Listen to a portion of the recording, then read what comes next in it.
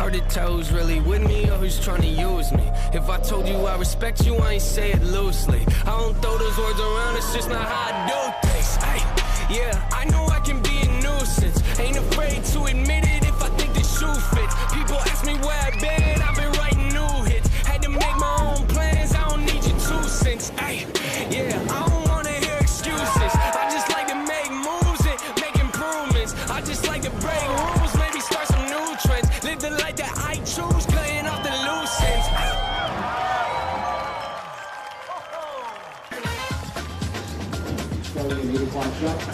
World number 1, Italo Ferreira, looks at the lineup after over a week since competition was held here at the Billabong Pipe Masters in memory of Andy Irons. All focus on the face of world number 1, trying to realize his destiny on what's in store for the Brazilian throughout today on finals day. Backed by the Billabong camp and off the wall, the Stilken shirts will be proudly waving in this first heat of the morning. Italo Ferreira, jazzed to be competing today. So much energy and so much hype over the last couple of weeks throughout this waiting period, and he's been handling the pressure like a champion. Italo going for a first title. Medina right behind him, fighting for a third, and Kolohe Andino still with an outside shot as we're here in the round of 16. Thanks for being with us. Joe Turpel alongside 89 world champ Martin Potter. Morning, Joe. It's been a long wait, but it looks like game day. It is game day. You know what? It's we have these waiting periods for reasons. Obviously, we've waited 8 days to get what we've got today, but it's definitely the best it's been. So they've nailed it. The guys are super excited. We can't wait to get this thing going, but it's going to be a cracker of a day. Interesting, knowing that Tuesday was meant to be the finals day. A few days ago, Italo stayed in the lineup for almost 2 hours, anticipating a start to what would have been a massive day. He had to get out of the water, reset, a few days to think about his destiny a little bit further. But as you can tell, the clock's already on for finals day of not just the event, but for the 2019 World Surf League Championship Tour season. Let's now see if we'll get an opening wave here. Italo out in the water with Pedersen Crisanto, and we'll make it official with the call. Big good morning and happy finals day to Rosie Hodge and Marty Thomas. Good morning, you guys. 6 weeks on the North Shore for the Vans Triple Crown of Surfing. Marty Thomas, let's make it official. Is this finals day? What's the running order? Yeah, we're on today after 8 lay days. We had some tough calls last Friday and Tuesday. The waves just didn't quite pan out, but we rolled the dice on today, and the surf's looking really good. 6 to 8 foot, great conditions, offshore. Finals day, we're going to decide the world title, the Pipe Masters champion, Triple Crown champion, and also Olympic qualification. So it's going to be a huge day here for the final day of the Billabong Pipe Masters. I love it. And with so much on the line, what can we expect from the conditions throughout the day? Well, it's going to grow gradually. It's going to peak around midday and then taper off slightly in the afternoon. It should be 6 to 8 foot. It's going to be a little bit consistent because it's out of the west, northwest swell, long intervals. So we'll have some downtime and then we'll have some pulses. Full day of competition. We're doing 46-minute heats, maximizing the time allowed, 35-minute quarterfinals and semis, and then a small break and a 35-minute final. Sounds like a great day to me, guys. Have an epic day. Send it back to you, Joe. Thank you so much, Rosie. And Marty Thomas, our competition director, former top 10 in the world, making the call for the end of the season. We'll be crowning a Pipe Master, a Vans Triple Crown champion, a world champion, deciding Olympic qualification, a lot going on. So let's get a morning report with big wave champ Peter Mel. Morning, Pete.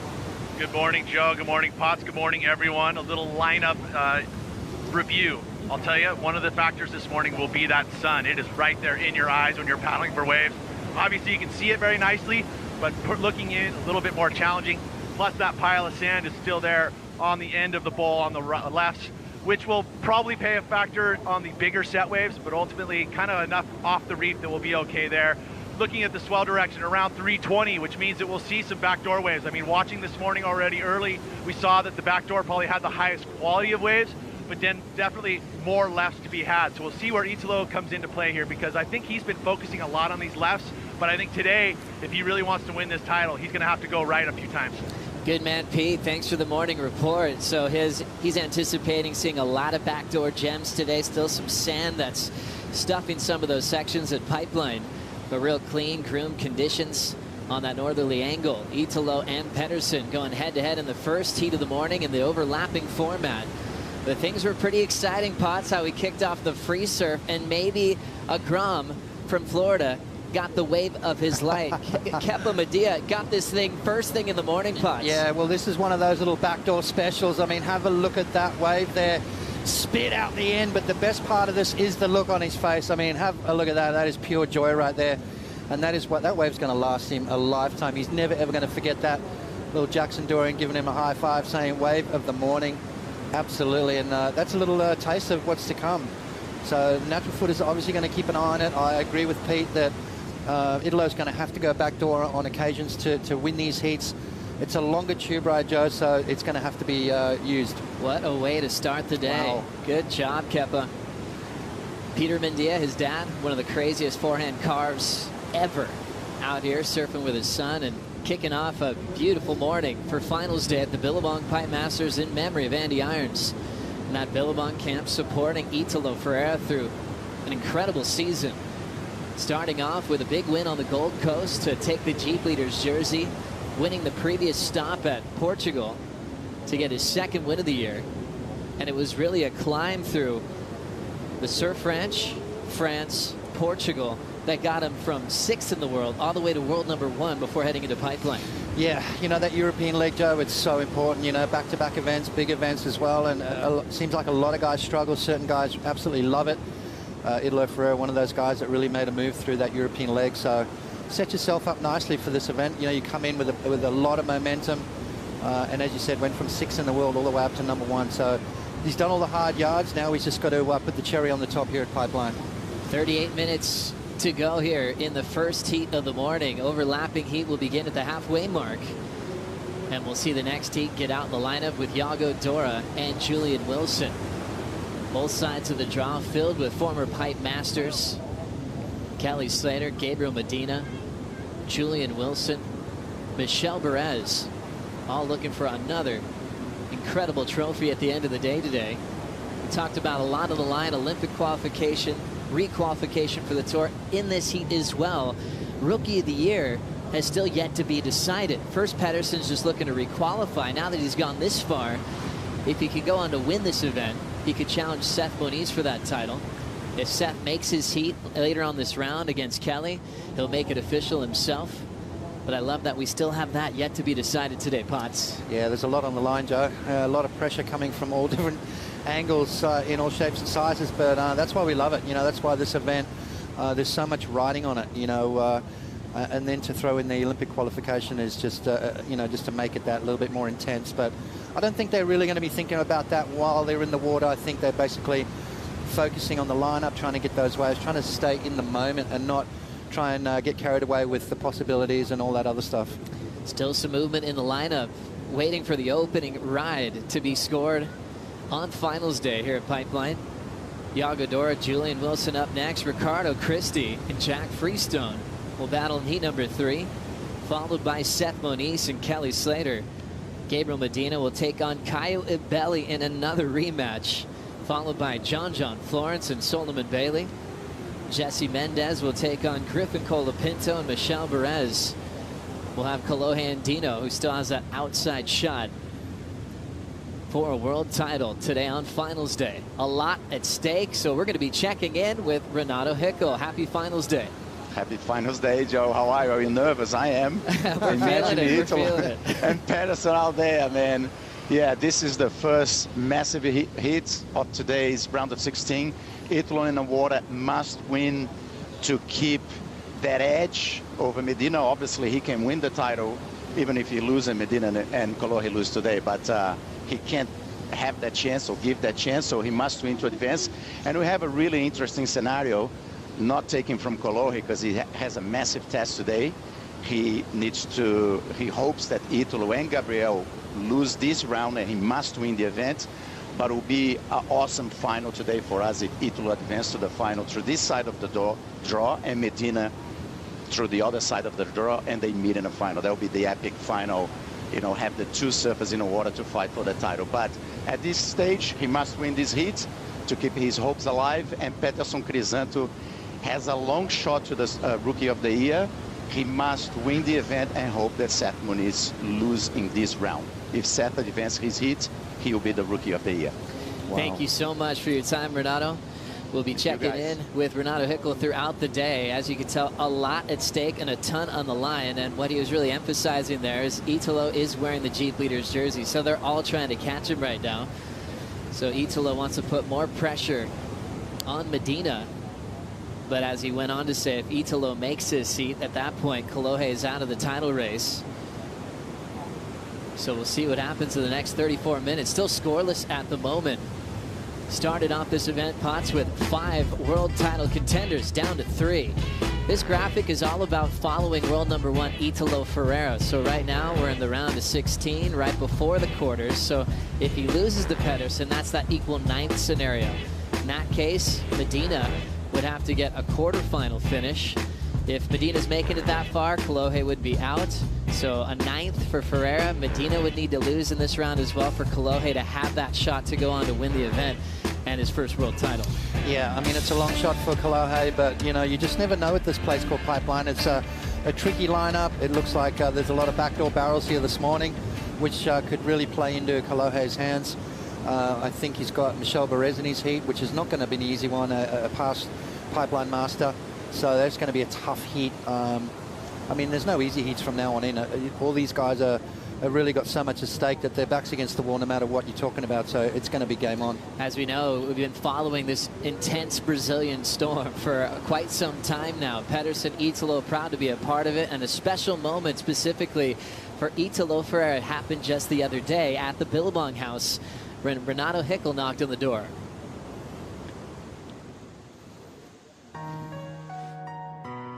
This is the official present flag from WSL to you, acknowledging you make the provisional spot for the Olympic Games representing the country of Brazil. Congratulations. And I'm so happy right now to represent Brazil in the Olympic Games with Gabriel. I hope I can represent Brazil, yeah, maybe with a gold medal. What a special journey for this man, Italo Ferreira, in the title race, making it official for next year, Tokyo 2020, as he'll be dangerous to fight for the gold, as we know what he did earlier in September in Japan. Showing up late from some passport issues, surfed in jean shorts because he didn't have trunks, borrowed a surfboard, went on to win that event. All heart, all passion, which makes him one of the greatest entertainers on tour. Now, with a lot on the line, Potts, how do you break down Italo's version of pressure? Do you see him carry it at different stages of the year, and how is he carrying it now?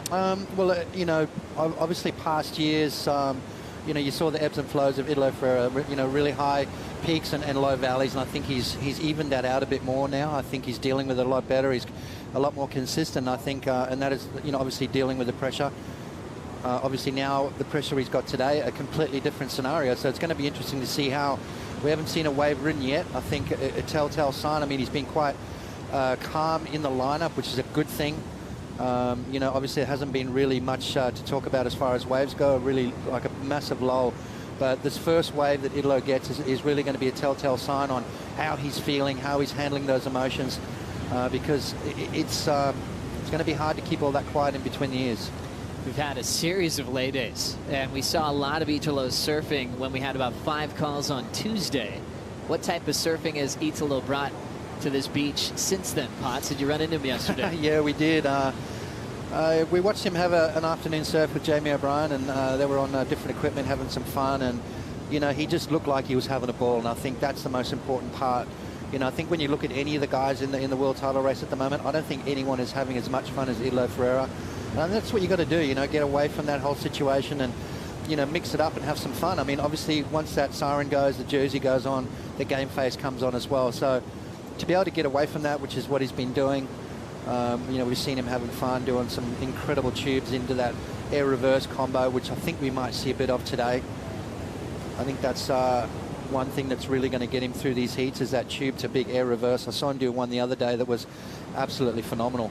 So, you know, the perks of living right at Pipeline, you get to watch these guys practice and warm up, and Medina wasn't too bad the other day, by the way, as well. I think he got like 7 tubes in about half an hour. So Medina looking sharp as well. So Italo Ferreira fired up and has got a great quiver under his feet to prepare for finals day, and looks like Kaipo Guerrero has made his way to the Billabong house. Yes, I have, Joe. And you talk about quivers, well prepared for all the surf. We saw young Kepa out this morning get that barrel. You guys reviewed the youngster. Let's look at his equipment. It's a 5.0, 16.5 wide. Kids start really young. This is the baby board over here. We got the big boy boards in the back. Jack Freestone, he's got a quiver of Pizels back there. He's coming up against Ricardo Christie in heat number 3. But it all's happening right here at the Billabong house. But talk about mini equipment, 5.0, 16.5, and just 2 1/16 thick. Unbelievable. Think you can surf this? It's like a roller skate for me. That is incredible. And that board took young Kepa Mendia to victory this morning in the free surf. Got the wave of the morning to kick it off. He cannot wipe that smile off his face. What a special day for Kepa. Watching the world's best now compete. Kaipo getting us some access to the Billabong yard there. Right it off the wall. And a lot of focus has been not just on Italo, Jack Freestone as well, who's got that outside shot for Olympic qualification, but we did get the first wave of the morning, Potts. Yeah, we did. Italo taking a little bit too long to get into that wave. Snuck underneath nicely, but that thing just ran off a little bit too quick, so maybe a quicker entrance into that wave. It looks like he's riding a smaller board than what he has over the last few rounds we've seen him, but obviously conditions a bit smaller today, nice and clean, so we're going to see these guys riding shorter boards for sure, but they're maybe needing a little bit more length to get into that wave. You know, backdoor's got kind of a ledge where you paddle, you think you're in, and then it's then it ledges and you've got to get down it, and just a little bit too late on that occasion, but that wave stayed nice and open. Had he come out of that, it was going to be a massive score. Now getting a start in the priority rotation, Crisanto now has right away.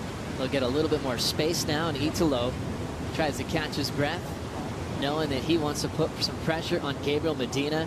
Out of all the world title contenders, everyone knows how dangerous Medina is. 3 finals, defending Pipe Masters champ, who has no weaknesses. Madi, Italo's partner, all focused, waiting to smile once he gets spin out of a barrel. And it's been some time, Potts. Tense. Free surf looked very consistent, as it typically does with more surfers out in the lineup. Things are dramatically getting pretty quiet in this first heat of the round of 16. Yeah, you know, Mother Nature just playing into creating a little bit more drama, you know, ticking some time off the clock, which means these guys are going to have to make these next few waves really count. You know, that's the whole nature of the beast when it comes to professional surfing. The playing field that is ever changing. You can never really master it. You kind of work it out now and then. You have a lend of it for a little while, and then it takes it right away from you. So Pipeline's one of those spots. One day you paddle out and get every single good one. The next day you can't find one. So you've got to be really on it. You've got to be vigilant. You kind of got to hunt them down. You know, sitting in one spot, yeah, but keep repositioning yourself on the reef. Keep looking for those little signs of those backdoor barrels. Well, it's finals day here at the Billabong Pipe Masters in memory of Andy Irons. Italo with a 1. Pedersen still scoreless in the first heat of the day. The third stop of the Vans Triple Crown of Surfing and the final stop of the World Surf League Championship Tour, the Billabong Pipe Masters, is brought to you by Billabong, the official apparel of the Billabong Pipe Masters. By Vans, the official footwear of the Vans Triple Crown of Surfing. By Jeep, the official vehicle of the Championship Tour. And by Michelob Ultra, the official beer of the World Surf League.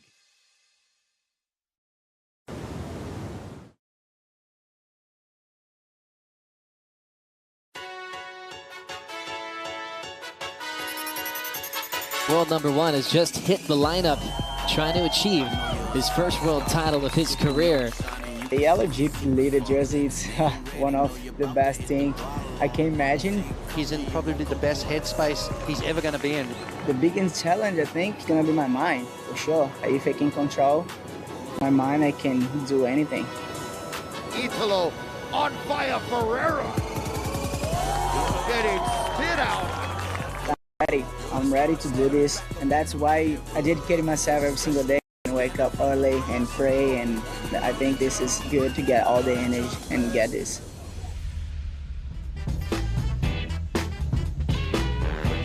World number 1 is prepared for this moment. Right now, an opportunity at Pipeline for Italo Ferreira. Nice casual pump driving through that barrel. Winds up for a finish. Front foot slips off. Almost looked like a board to the face. Italo, though, capitalizing on what will be the best ride so far of this sleepy matchup, number-wise, as we take another look. Yeah, beautiful little wave here from Italo Ferreira, just wanting to get one under the belt. Just seamless, so easy. And then I think it's just due to the fact that he is absolutely fired up right now. That front foot just slipped off, but beautiful takeoff, knifing straight into it. I mean, it doesn't get any better than that, but then finishing off with a board to the face. So not an ideal finish to that wave, but a great wave there nonetheless to get the ball rolling. And then this one here from Pedersen. Well, that happens a lot out here at Pipeline. You think you're into it, you need that extra stroke down the face of the wave, and well, over the falls he goes, Joe. And pretty crazy. I'm still just taking that statement in that Pedersen made the other day, that he had really never spent time out here. Got his jerseys, made some heats, already into the round of 16.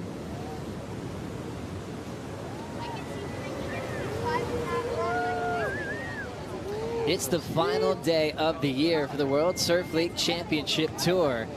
And world number 1 is in the lineup now. Italo Ferreira taking on Pedersen Crisanto in an all-Brazilian matchup.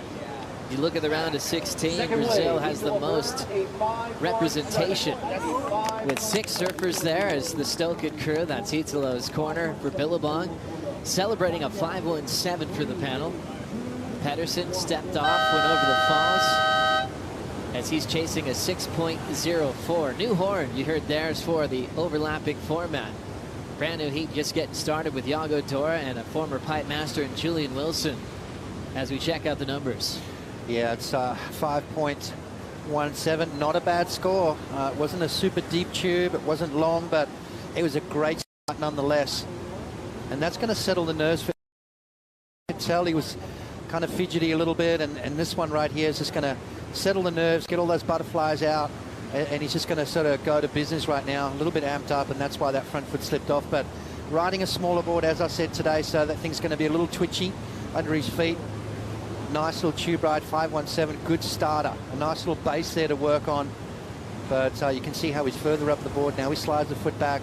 Have a look at that back foot, Joe. That back foot is kind of right off to the side of the board on the rail just to make sure those fins are nice and engaged. But good stuff there from Italo. Italo's going to roll in again, trying to sneak into a pit at backdoor. And you're always just watching down the line just in case he can pull off a miracle exit. Incomplete on the effort. There's the board popping up now. Back to business. Looking to drive through a sneaky little section. And getting the completion there.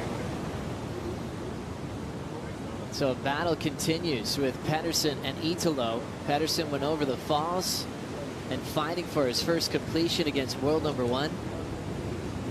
Non-priority heat just getting started with Iago Dora and Julian Wilson. Remember, Wilson finaled here last season when he was dealing with all that world title pressure. He's another guy that can play a serious spoiler this season on finals day. Iago got to start. Yeah, Iago, a quick little in and out. This is just kind of the beginning of their role. They're going to take the scrap, so to speak. I love this little doggy door scenario here for Pedersen. Somehow fought his way out of that, so that's going to give him a lot of confidence moving forward. Great tube riding technique there. This guy's a nugget, super strong, and he fights his way out of that. These guys have got to be super careful, Joe, because backdoor at the moment is really, really shallow through that inside section. Iago Dora able to burn some speed with the double arm bar. Throw tail reverse, incomplete. One of the most stylish surfers on tour. Gets a cool combination, almost complete with that finishing move. Rolling in now, 2014 Pipe Master up and out with Julian Wilson. Yeah, I agree with that stylish comment for Iago Dora. Just unbelievable to watch. Talk about possible spoilers. I mean, this kid could go all the way today and win this thing. That's how good he's been surfing out here, Joe. It's so interesting watching the year for Wilson coming off last year where he had an entire country cheering him on. He was the only surfer not from Brazil to win a couple of events last season. Wow. And it was between himself and Medina. He went all the way to the final, and now he's looking to get another pipe trophy to take back home to Coolum Beach. Let's get caught up with the Surfline forecast, and I say good morning to Strider Raspberry Wasilewski. How you doing, Waz? I'm coming out of my skin at the moment, actually. I'm a little freaked out up here. Just watching this heat, watching these scenarios. It's like, you know how I am. I froth out, guys. You know me. So I'm really excited. I love it. Thinking about waves and what we can expect throughout finals day. First, your first impression of what you're seeing in front of you right now. Well, I'm seeing, basically what I'm seeing is we got a lot of waves coming down the pipe. So we have basically the buoys all night long. We're cracking. We got probably 8 feet at 17 seconds for like 10 hours. I mean, that's a lot of surf hitting those buoys, which is just going to continue to roll in here all day, which is something that we've been waiting for and wanting. And we see those sets rolling in, and when they get here, they're just amazing. We saw that wave Italo had. We saw Gabriel Medina get an amazing wave this morning. The backdoor is good. And you know what? I'm ready for some information from Professor Pete, because that man has got so much info, even in his wetsuit out there. Thank you, Strider. And as you had mentioned, the length of the 8 at 17 is really critical, because we see a little inconsistencies that we saw this morning, but hopefully that day as it fills in, we'll see that consistency lift. Although 17 seconds for that long a period, it means it's coming from a long distance away, which is good for the energy and the power of the waves, but again, a lack of consistency. So the boys are going to have to be very selective today. They're going to have to find those best waves, and when they come, you better be on them, because considering you may only have 2 or 3 sets of heat, you better capitalize. Back to you, Joe. Thanks a lot, Pete Mel and Strider Wasilewski, for the condition report. And they got even deeper talking about buoy readings. When you hear a guy like Pete say 8 at 17, he's saying swell height 8 feet, 17-second intervals. Longer the interval, the more powerful the swell, the deeper it's hugging that ocean floor and that bathymetry of the lineup. So you'll see a lot of power in the sets that do come. Might be a little few far in between, but that'll just create more drama here on finals day. Italo's camp very quiet at the moment, as this thing is still yet to really open up. 5.17 compared to Pedersen's 3.33 is keeping this heat ultra close. Pedersen just needs a 2.85 to move on to the quarterfinals. Yeah, just small scores so far, and you've got to also think the judges are kind of keeping the, keeping the scale down a bit, Joe. We've got a long day ahead of us, plenty of waves on the way, so anticipating things to come, especially from Italo Ferreira. 5.17, not a bad wave there. That's a great little backup for him. If he can match that or better it, and he's going to put a lot of pressure on Pedersen. You can see some Brazilian fans traveling really far to come here to support all the Brazilian athletes on tour.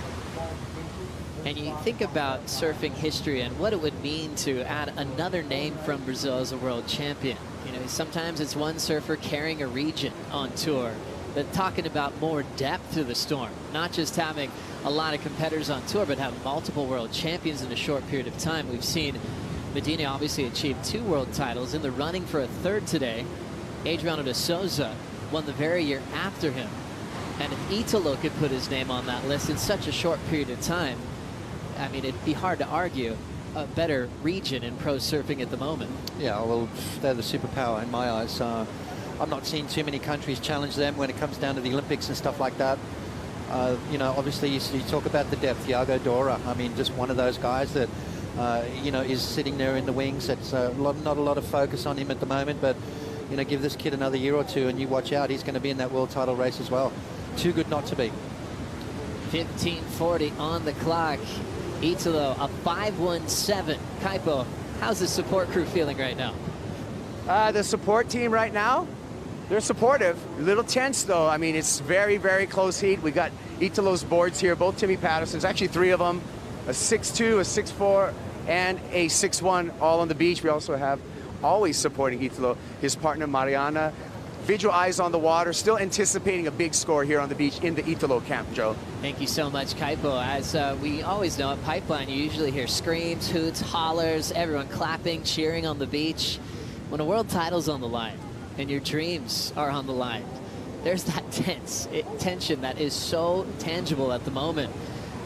Contest officials were making that call this morning. There was a lot of smiling faces knowing that today would be the last day of the year with some clean conditions. Italo showed up, walked through the deck, and just parted the sea. Everyone was just trying to get out of his way. His look was so focused Wasn't a lot of high fives being thrown. They knew that he needed to study this lineup, and everyone gave him his room. I've never seen such a look like that on Italo's face in his entire career. Yeah, well, so he should. You know, you don't want to be that guy walking down happy-go-lucky. It's business today. It's probably one of the most important days of Italo's life right now. This heat especially. I mean, he needs to get through this to keep that ball rolling, to keep that pressure on Kolohe Andino and Gabriel Medina. This is, as I said, one of the days that Italo may want to forget or may want to remember for the rest of his life. So it's up to him right now. The ball's in his court. It's his to lose. And there comes along a lot of pressure with that. Remember, Gabriel Medina, current world #2, defending world champ and defending Pipe Masters champ, has Caio Ibelli in a rematch from Portugal. Caio has his own goals, looking to play spoiler in the title race. Also, Kolohe Andino, still a contender. We'll have Michel Perez, a Pipe Master to deal with at the end of the round. Okay, Joe, here we go. This is what we've been waiting for. Talk about that long period swell. I think we're just about to see one of the first real set waves come through here during this heat. You can see them starting to cap out the back on that second reef. Gives you a little indication that they're on the way. Now the work is to get yourself into that position. This is where all that hard work, all that practice comes into play. Am I in the right spot? Have I picked the lineup right? Here we go. Italo lets Pedersen go, grabs his rail, nice positioning. Crisanto gets caught on the exit. Italo hangs on to priority. As this set still pours in, Dora looks like he'll capitalize on some room to move in the lineup. Iago just up and out. Nothing of consequence there number-wise. And that's still going in the non-priority heat. Iago versus Julian Wilson. Italo hangs on to priority. When Pedersen set his rail, you're almost thinking, was that a mistake? Just got clipped at the end. And Ferrer able to hang on to priority and hang on to some of his nerves at the moment.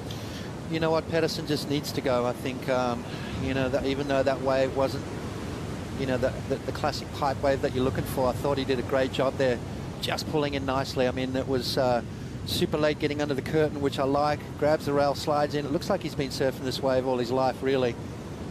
Good positioning there. Just kind of got dragged down the face a little bit too much. That wave bent out to sea with that north, and that's all she wrote. So I like the fact that he's just getting those waves, pushing, you know, Italo into maybe thinking about it.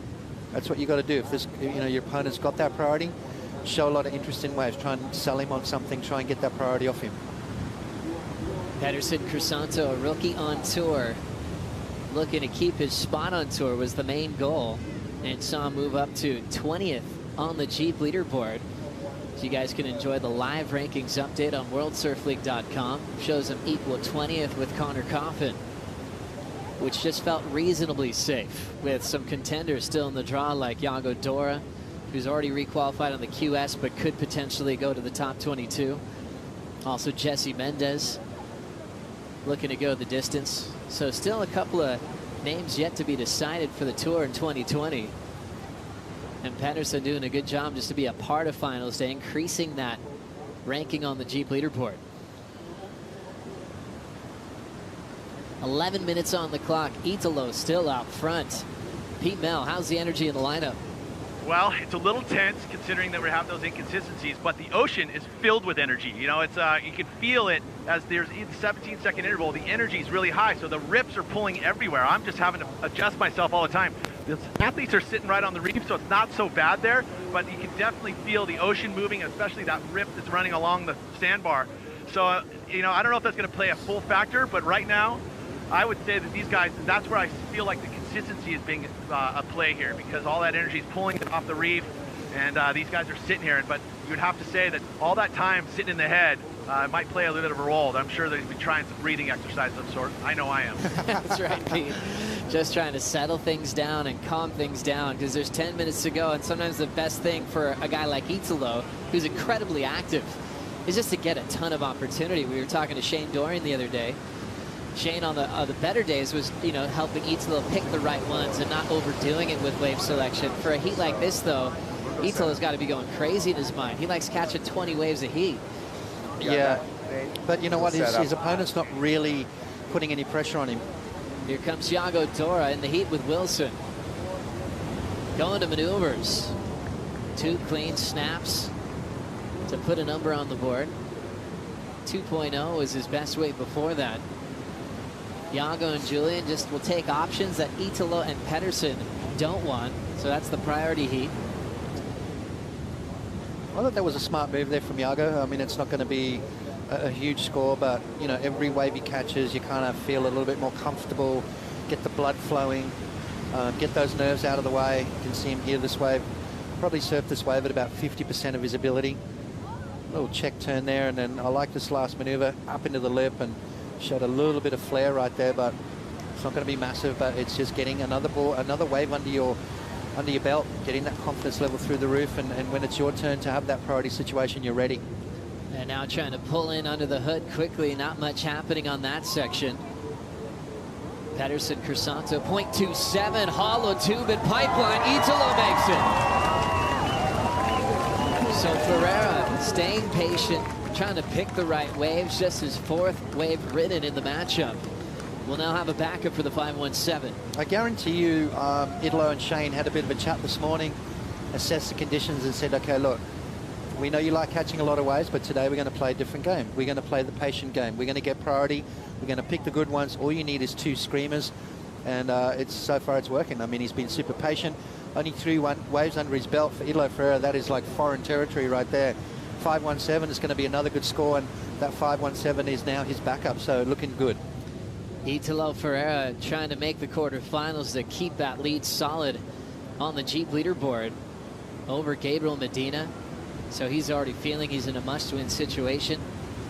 For a guy that thrives on passion and energy, he's only made what quarterfinal once in his career at Pipe. Let's see what happened here. Yeah, late drop, which he loves. Pumps through that section and squeaks out the end of it. A little bit of a fist pump there from Italo. Julian was having a close look at that one. Super late drop, double pump in the tube ride, and it comes out nice and clean. The crowd love it. And Italo Ferreira with that little fist pump. Joe, have a look at that score. Good one. 6.67 for Italo. 517 was his wave before. So a much better number for world number 1. Now putting the pressure that he was hoping for on Pedersen Crisanto, who now needs an 8.51 to take the lead. Crazy tension in the lineup with a world title on the line. Ferreira probably feeling just a bit better, but Pedersen has been connected to this wave, that pipe and backdoor, with no experience out here in the lineup. Still giving it all he has to make sure he's on tour next season. Crisanto needs an 8.51. You know, anywhere else in the world, you kind of go, well, you know, that's going to be a tough call. But here at Pipeline, it's there's 10-point rise just around the corner. So you've got to stay in this.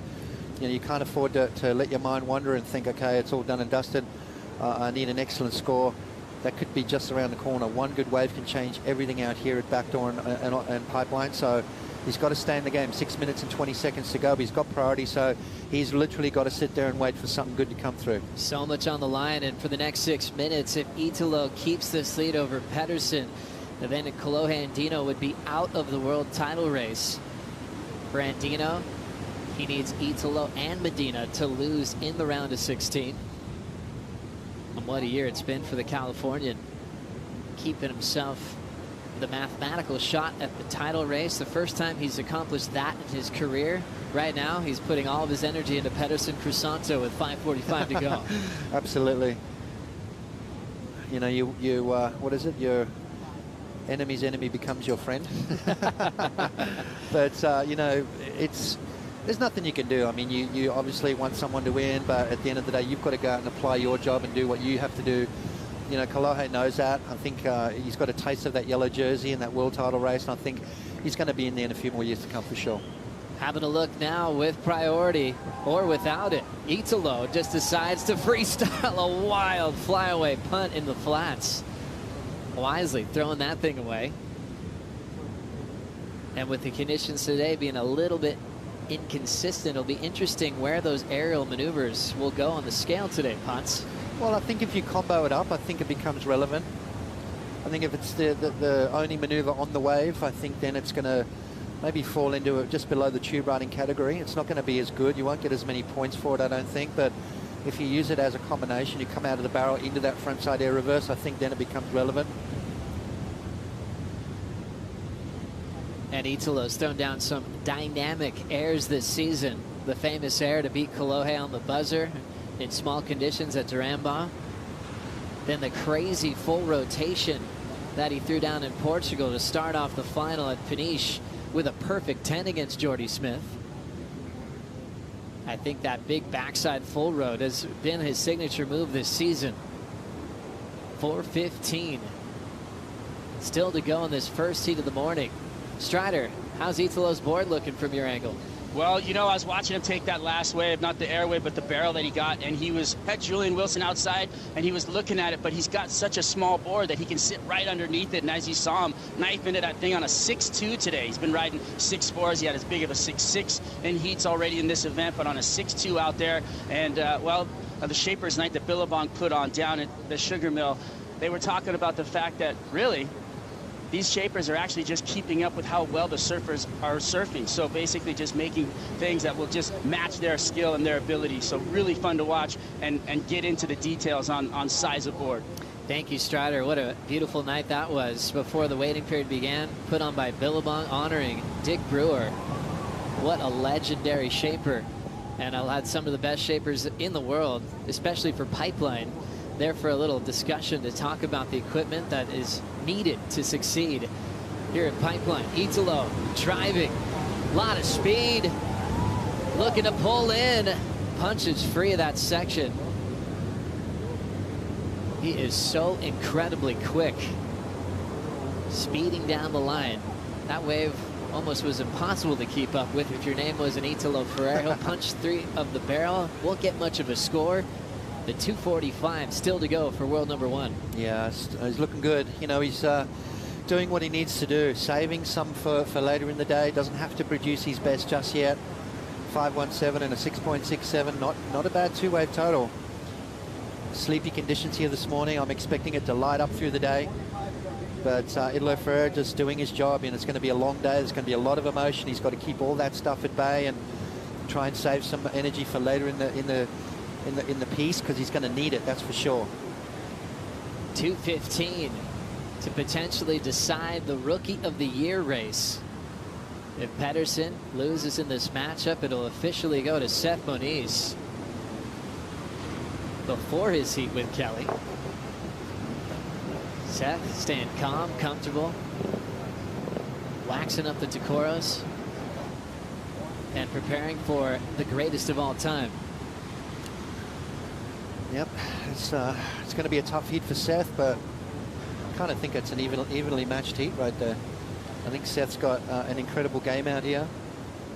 You know, with that inconsistency, I think that's going to come into play as well.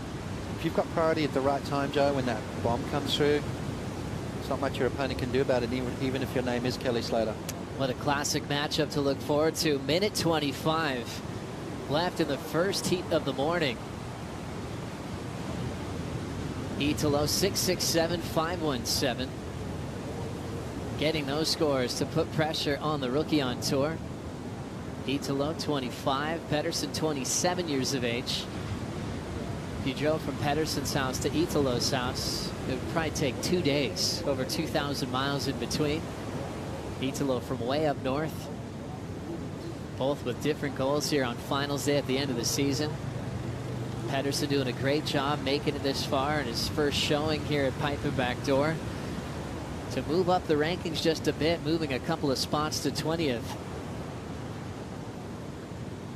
And then we heard the news that he'd have to go on to win the event to challenge Seth for that Rookie of the Year race. Down to 30 seconds.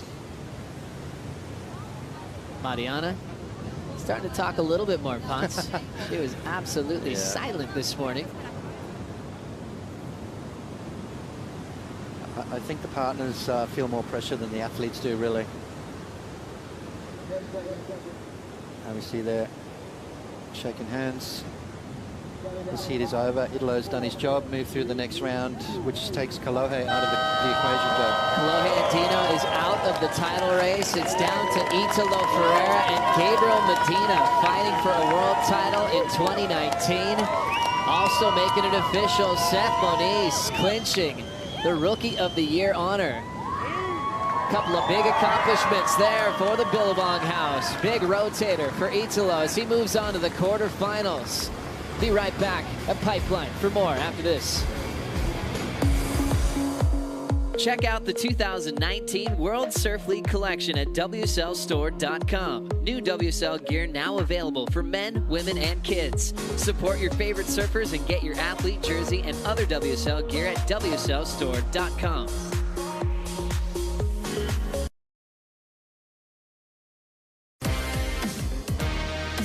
Welcome back to the Billabong Pipe Masters in memory of Andy Irons. Big news coming through here. We have the 2019 Championship Tour Rookie of the Year, Seth Moniz. Seth, how you feel about that? Oh, I'm stoked, just paddling out for my next heat with Kelly, and it's just more good news, and still a lot to do today. It's a big day. I have big goals, try to take out this comp, but one heat at a time. Got the GOAT coming up. It's going to be a good one. Your thoughts on that matchup with Kelly Slater? It's going to be fun. I had one heat out here with him in the Vulcan Pipe Pro, and I don't know, the waves are pretty good, so I'm just looking to get some good waves and do my thing. There you go. Let's get caught up with the action. Congratulations, Seth Moniz. We'll see him with Kelly Slater next heat. Thank you, Kaipo. Big moment for Seth Moniz. Good boy. And his friends and family, Mizuno, Father Tony. Still not done. It's just the beginning, They're trying to remind him not to celebrate too early. He's got the heat with Kelly coming up next. Sliding into the pit quickly there, Wilson. Gets the exit as he's still battling with Iago Dora. Iago Julian take priority now in the water. Over the next heat with Ricardo Christie and Jack Freestone. Let's see what happened on this effort. Yeah, Julian, well, a pipe master in his own right, one of the best tube riders in the world. Kind of baffling he's not in that world title race for me this year, but did all the hard yards last year, and you've got to feel a little bit of fatigue maybe coming into the following year after getting so close. Just emotionally and physically, it's got to drain you. It's got to take a lot out of you, and then to get yourself back into that race. I think Julian is worthy all day long, but he's just going to have to settle for maybe a win here at Pipeline. As we look at the new heat, getting set, Ricardo Christie, number 33 in the world, taking on Jack Freestone. And Freestone turning in one of his better seasons on the championship tour.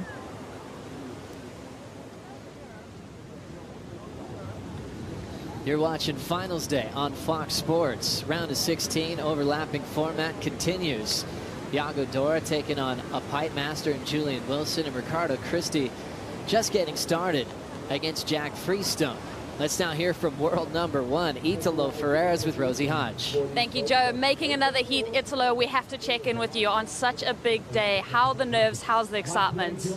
Yeah, it's a lot of pressure, but I'm trying to feel the moment, like enjoy everyone here, like all the energy and everything. So I know what I was like, so relaxed and calm, and try to get the best waves off the heat. And yeah, that was a good hit, just to start. And yeah, I think it's gonna be a good day for sure. As you roll through to the quarterfinals with that heat, when you've eliminated Kalohe and Dino from the world title race, your thoughts on that? Yeah, that was a good hit, and now I'm in the quarterfinal, so I'm so happy, I'm so stoked on that.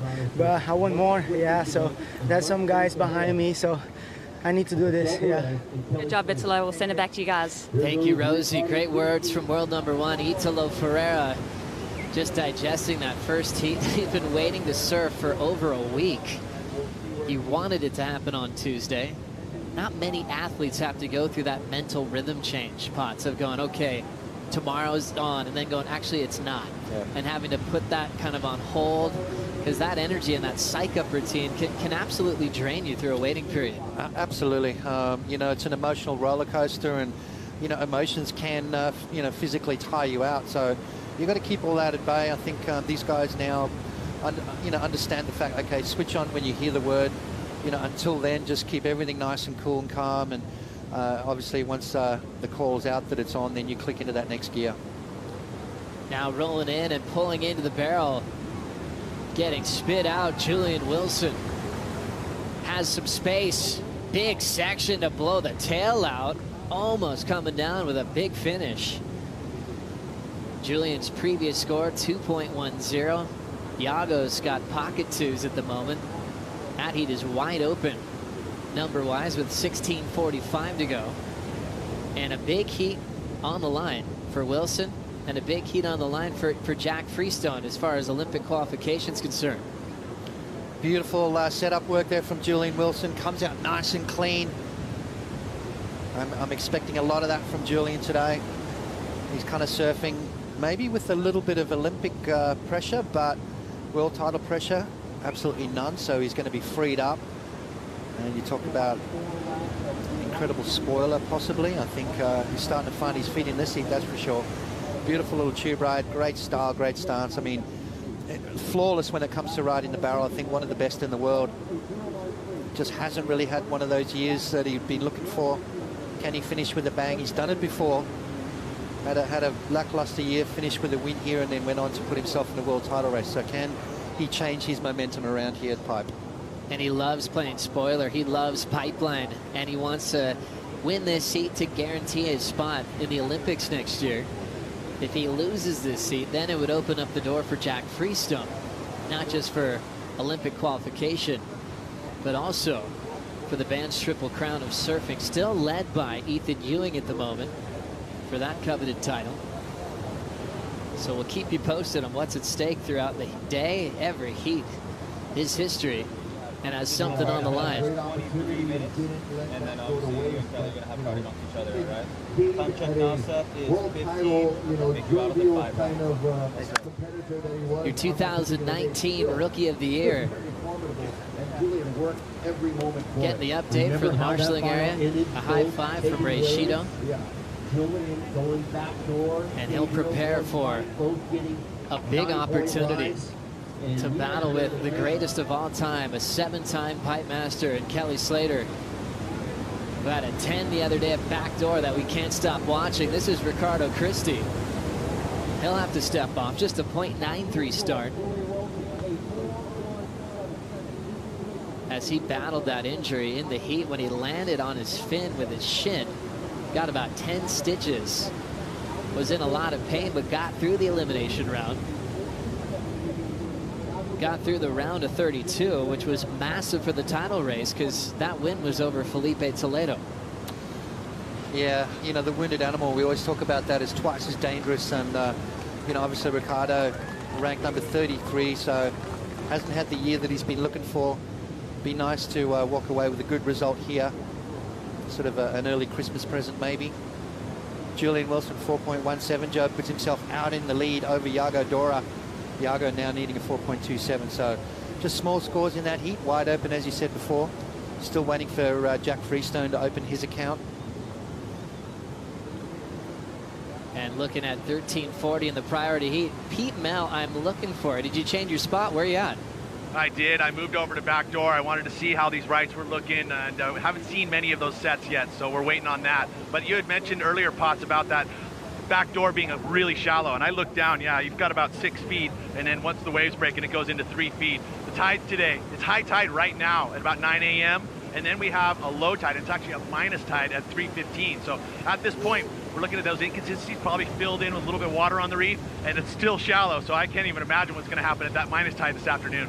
Thank you so much, Pete. It's really cool to see how the tides really do affect things all around the world. You don't see a dramatic shift in the height and depth of those tide changes in Hawaii, but you see a dramatic difference of what it might be like to ride over a shallow section of backdoor. The most dangerous wave in the world here at Pipe. So many crazy injuries over the years. We've seen in competition when it's absolutely bombing, or even a little bit smaller. There's been some scary ones. Pete Durbich surviving one of the most radical wipeouts. Went on to recover and surfing better than ever. A former Pipe Master champ himself. And a big part of the Australian Olympic team program. 12:15 beat, and the Australians are watching these two heats very closely to see if it'll be Julian making it official for Tokyo 2020 next year, or if it'll open up the door for Jack Freestone.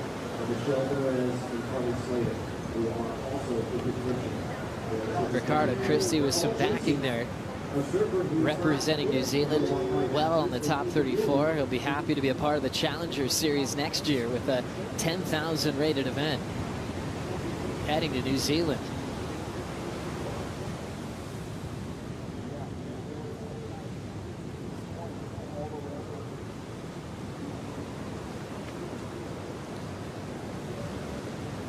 Vans Triple Crown to surfing title race also continues.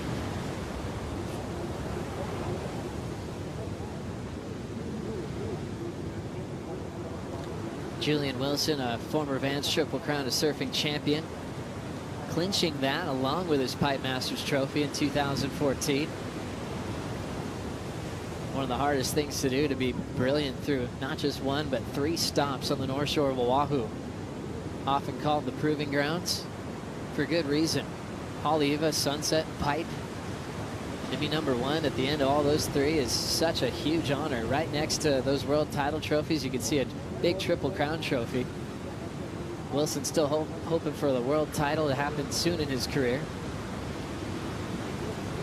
And Freestone knowing if he wins this event, can potentially clinch that Vans Triple Crown title. Have guys like Michelle Perez, Kelly Slater still in the mix as well. Believe it or not, Michelle hasn't won a Vans Triple Crown title yet. But he's won every event. He has won every event. Yeah, got to be consistent. I feel like he's winning every time I see him. Yeah, you got to be consistent, you know. And I think, obviously, back in the day, through the 80s and 90s, this Triple Crown, each event counted for the world title as well. So there was that added pressure. It wasn't a pick and choose. Do you want to surf in it or not? You had to. If you wanted to go on to win the world title as well as a Triple Crown. Sets out the back. This is more like it. That long period swell starting to fill in. Yago Dora with priority decides to let the first one go.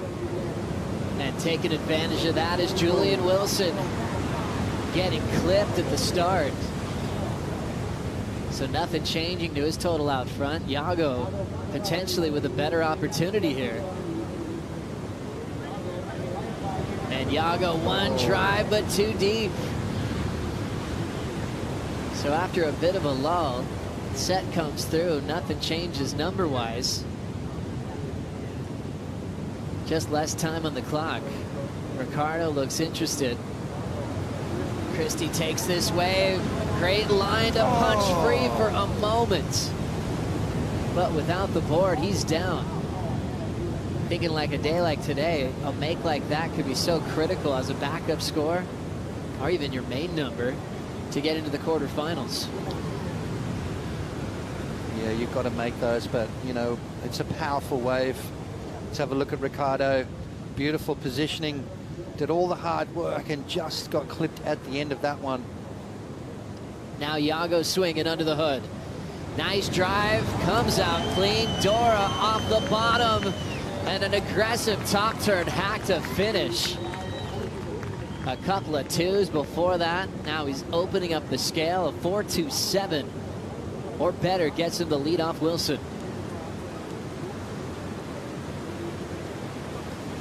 .819 on the clock here in the round of 16. Heat number 2, Yago Dora just got barreled and stayed on his feet for a major combination of moves.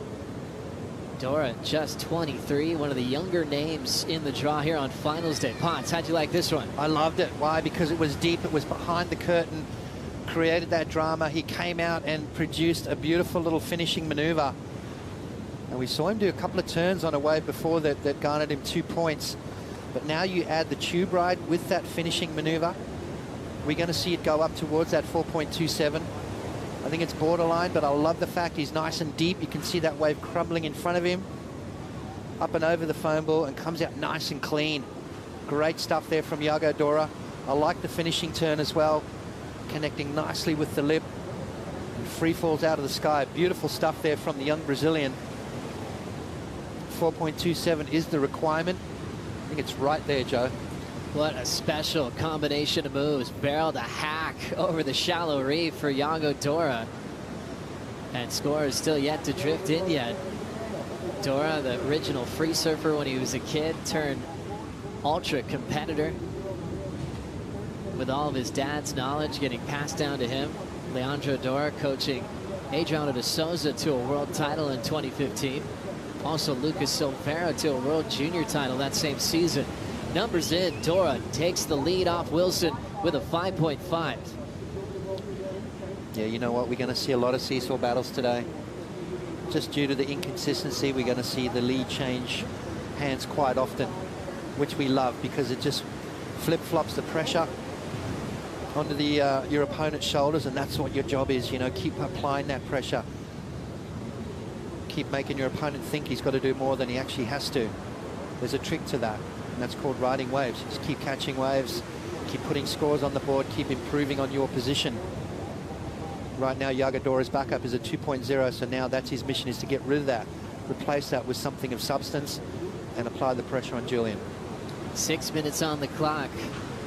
Yago's family found a really cool stretch of beach called Rio Tavares, and you see Yago write that on his board just to represent his favorite wave in the world when he's home. It actually used to be a secret spot.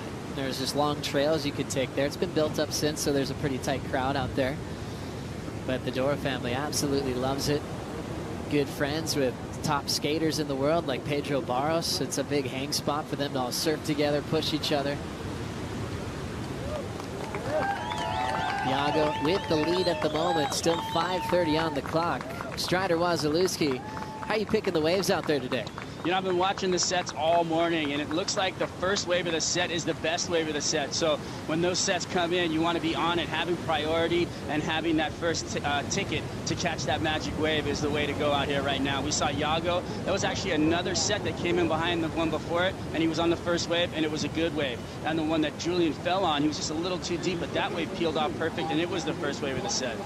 Thank you, Strider. All these little things could make the difference in getting you into the quarterfinals. Wave selection, so important, especially on days like today when you might not have that many opportunities. Wipeouts have a whole nother meaning because you might not get another shot, especially when you're down to 4:40 to go. Saw Freestone get a wave, not much happening there. Christie still just a 1-2-3, so that non-priority heat just getting underway. For Christie, he's out of contention to requalify. He said he just wants to enjoy this Pipe Masters event. When he hurt himself, he was devastated, but he's turned on a brilliant performance. Right now,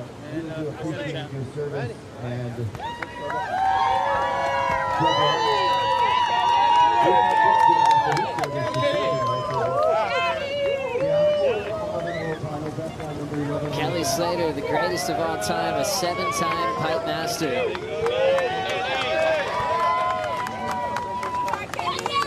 Is now preparing for Seth Moniz. I think he knows every grain of sand on this beach by name. I think he's named every grain of sand. Definitely super focused. In it to win it is Kelly Slater. There's some sort of magic that you see with Kelly when he gets a certain type of wave. That wave the other day at Backdoor to get a perfect 10 changed everything in his demeanor, his energy, his smile. All of a sudden you can see he's completely connected to the task at hand as we watch another opportunity at Backdoor. Wow. And trying to fly out the other end. Jack Freestone ends up getting clipped on the exit. Now Yago Dora back to business and Pipe up and out.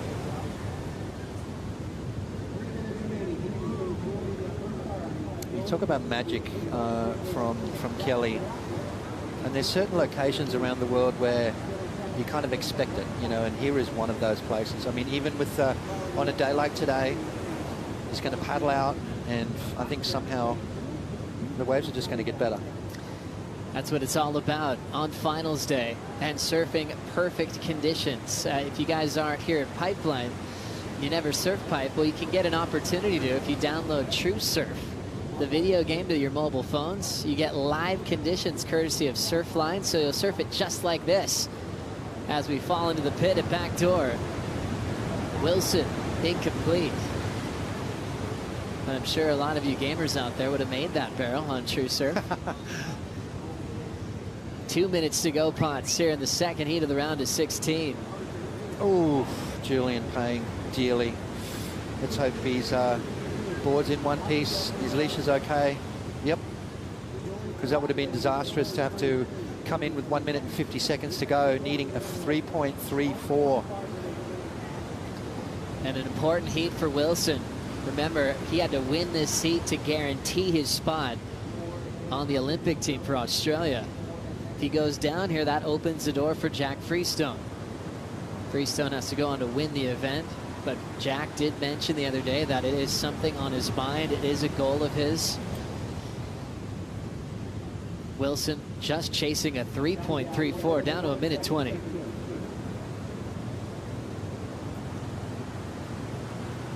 Priority with Yago Dora. Remember, winner of this heat will have world number 1 in the quarterfinals.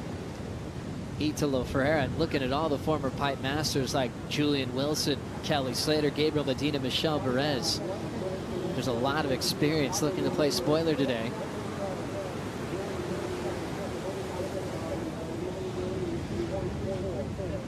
And with Yago holding priority, Wilson clearly showing his frustration. Yeah, he just didn't get off to the start that he was looking for. One wave of a 4.17, it's just not enough at this level. You know, you need to have a couple of good backups, but even with Yago, kind of left the door open with that 2-point ride as a backup as well. That just shows you how tricky and how inconsistent it is. So the premium on getting the right wave, capitalizing, making sure you finish it off is so, so important. Have that priority at the right time. Have a little bit of luck go your way today, I think, is probably part of it as well. But very, very tricky conditions here this morning. Into the countdown for the round of 16, heat number 2.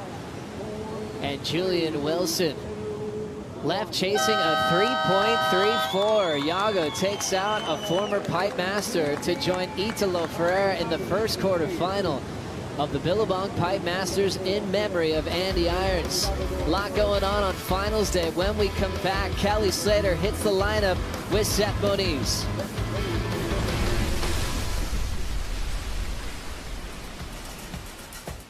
I'm taking you guys with me on the nightmare of packing big wave boards. Yeah, I take 3 boards, 2 9/8, and we're deciding on 9/6, or do we bring a 10-2? And it's going to be Nathan Florence gliding into this one. First things first, we're gonna put these leashes on. Big wave leashes are a little different. They don't have a Velcro.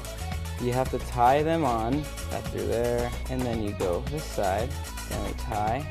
The 10-2. It's so big. I'm bringing it. I bring a inflation vest that is the first line of defense against a big hold down. This is second line of defense. A tailbone pad, quad pads, rib pads. Okay, we got our canisters. Gotta check if these are clear for takeoff. Sealed, screw them back in. Okay guys, we'll see you channel side at Jaws.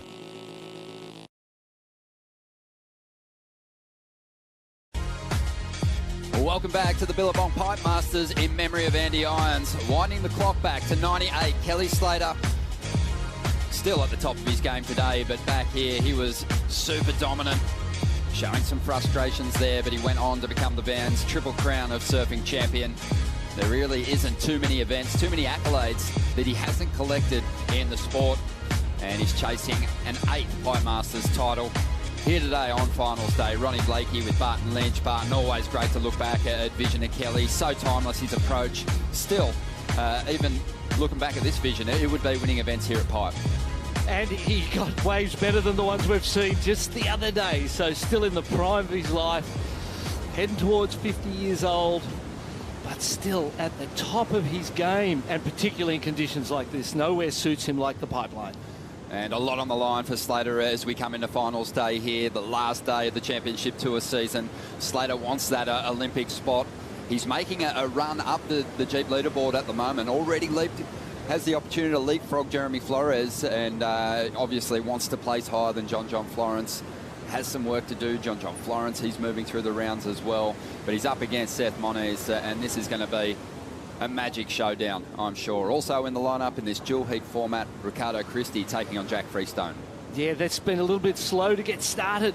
Ricardo and Jack, and now Seth and Kelly have hit the water. Those guys will pick the eyeballs out of the lineup. They know where opportunity sits better than most people in the world, so expect some action in this next period of time as those two champions Look, the youngest Rookie of the Year.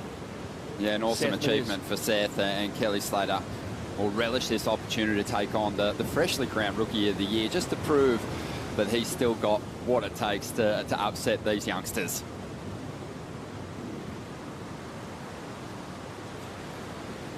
Great to have your company here on finals day at the Billabong Pipe Masters in memory of Andy Irons. Ronnie Blakey, joined by a man that you could honestly put some jumper leads on at the moment and start a flat battery with. Barton Lynch is feeling the electricity, and it's great to be here with the 88 World Champ. Good to see you, mate. So good to be here. What a day. These are the days we live for, Ronnie. You know, you live for them as a competitor. Now as a commentator, it's even better, really, because you get to share in other people's joy. And today someone's going to be extremely elated, have the day of their life, and someone else is going to be heartbroken. And then we've got the Vans Triple Crown, Olympic qualification. We've got so many things on the line here. It's an amazing day. And the conditions are so much better than what they were the other day. So great call not running a couple of days ago and waiting for today. A little inconsistent, but when they come, they're really good. Let's check in with the Office of Tours and Competitions for the World Surf League. Renato Hickel joins us. And Renato, plenty on the line here for all the competitors out there in the lineup at the moment. That is correct, Blakey. And we can't forget that in '88, Barton also was the Pipe Masters champion. Back there, clinched the title here with that win. And hit 3 first. So Jack Freestone got the door open with the loss of Julia Wilson on a prior heat. He has a shot now at Olympic qualification for Australia and at the title of the Vans Triple Crown. The only way, he must win pipe. It's the only chance he has. So he must win this heat and go all the way to the final, win the event. On the heat 4, Kelly's fighting for that spot with John Florence, as you guys explained. He obviously needs to win this heat and finish 2 spots ahead of John in this event.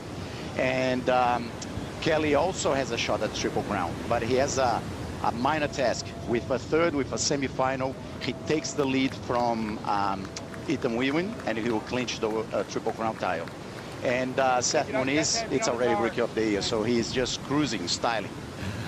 All right, he wants to finish the year with a bang. Thanks for that, Renato. Absolutely. And it's going to be fun to watch all the heats play out today in the round of 16, because we mentioned there's a lot on the line. For Seth Moniz, he has an opportunity to crack the top 10. Getting past Kelly Slater will put him in a great position to do that.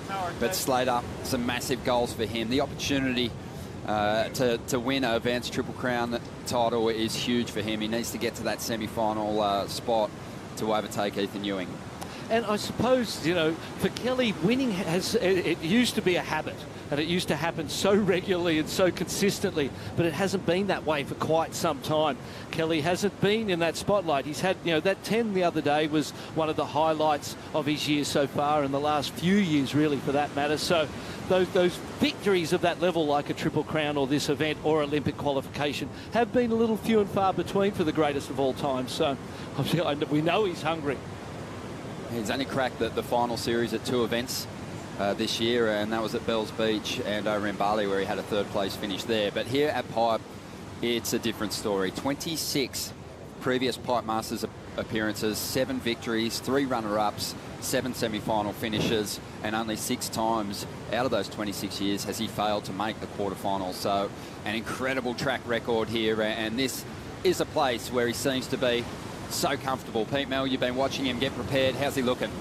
Yeah, he's looking good, and one of the preparations that he's been doing, as you mentioned, all of that experience here at Pipeline, but he's constantly trying to refine himself. What he's been doing lately has been working with Mark Visser throughout this winter. He's been doing some training, putting himself in super stressful situations and learning to get himself out of those situations and putting himself into the present. So difficult to do, but he's been doing this course with him, and he's really liking it and getting a lot out of it. Working on the breathing so he can actually settle himself down when he needs to, and he knows how to pump himself up. If he gets into a stressful situation, he's able to get himself into the present. And a guy at 47 years old, able to keep refining himself. I mean, that's why we're seeing him at this top level. Yeah, it's the Ocean Warrior course that you're talking about, and it was Shane Dorian that towed him into that class and that new way of thinking. And Kelly was hearing a lot about the work Mark Visser was doing, working with Navy SEALs and some of the techniques that they use with their breath holding tech.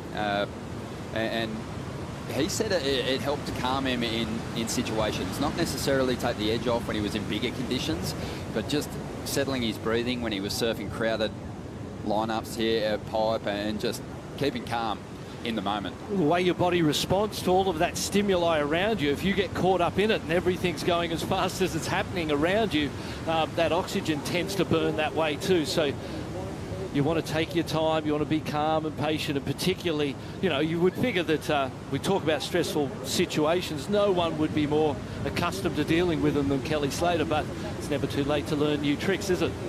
13.5 minutes remaining in Heat 3. Jack Freestone has a very slight lead over Ricardo Christie. Waiting for that exchange to really catch fire here. We're yet to see the first rides for Seth Moniz and Kelly Slater out there in Heat number 4, but we have some set waves approaching and surfers scrambling to get themselves into position at the moment.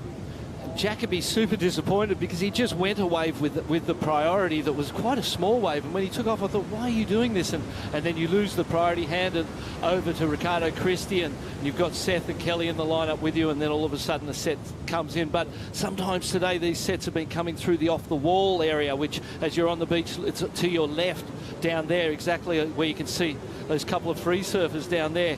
A lot of swell has been funneling down that alley.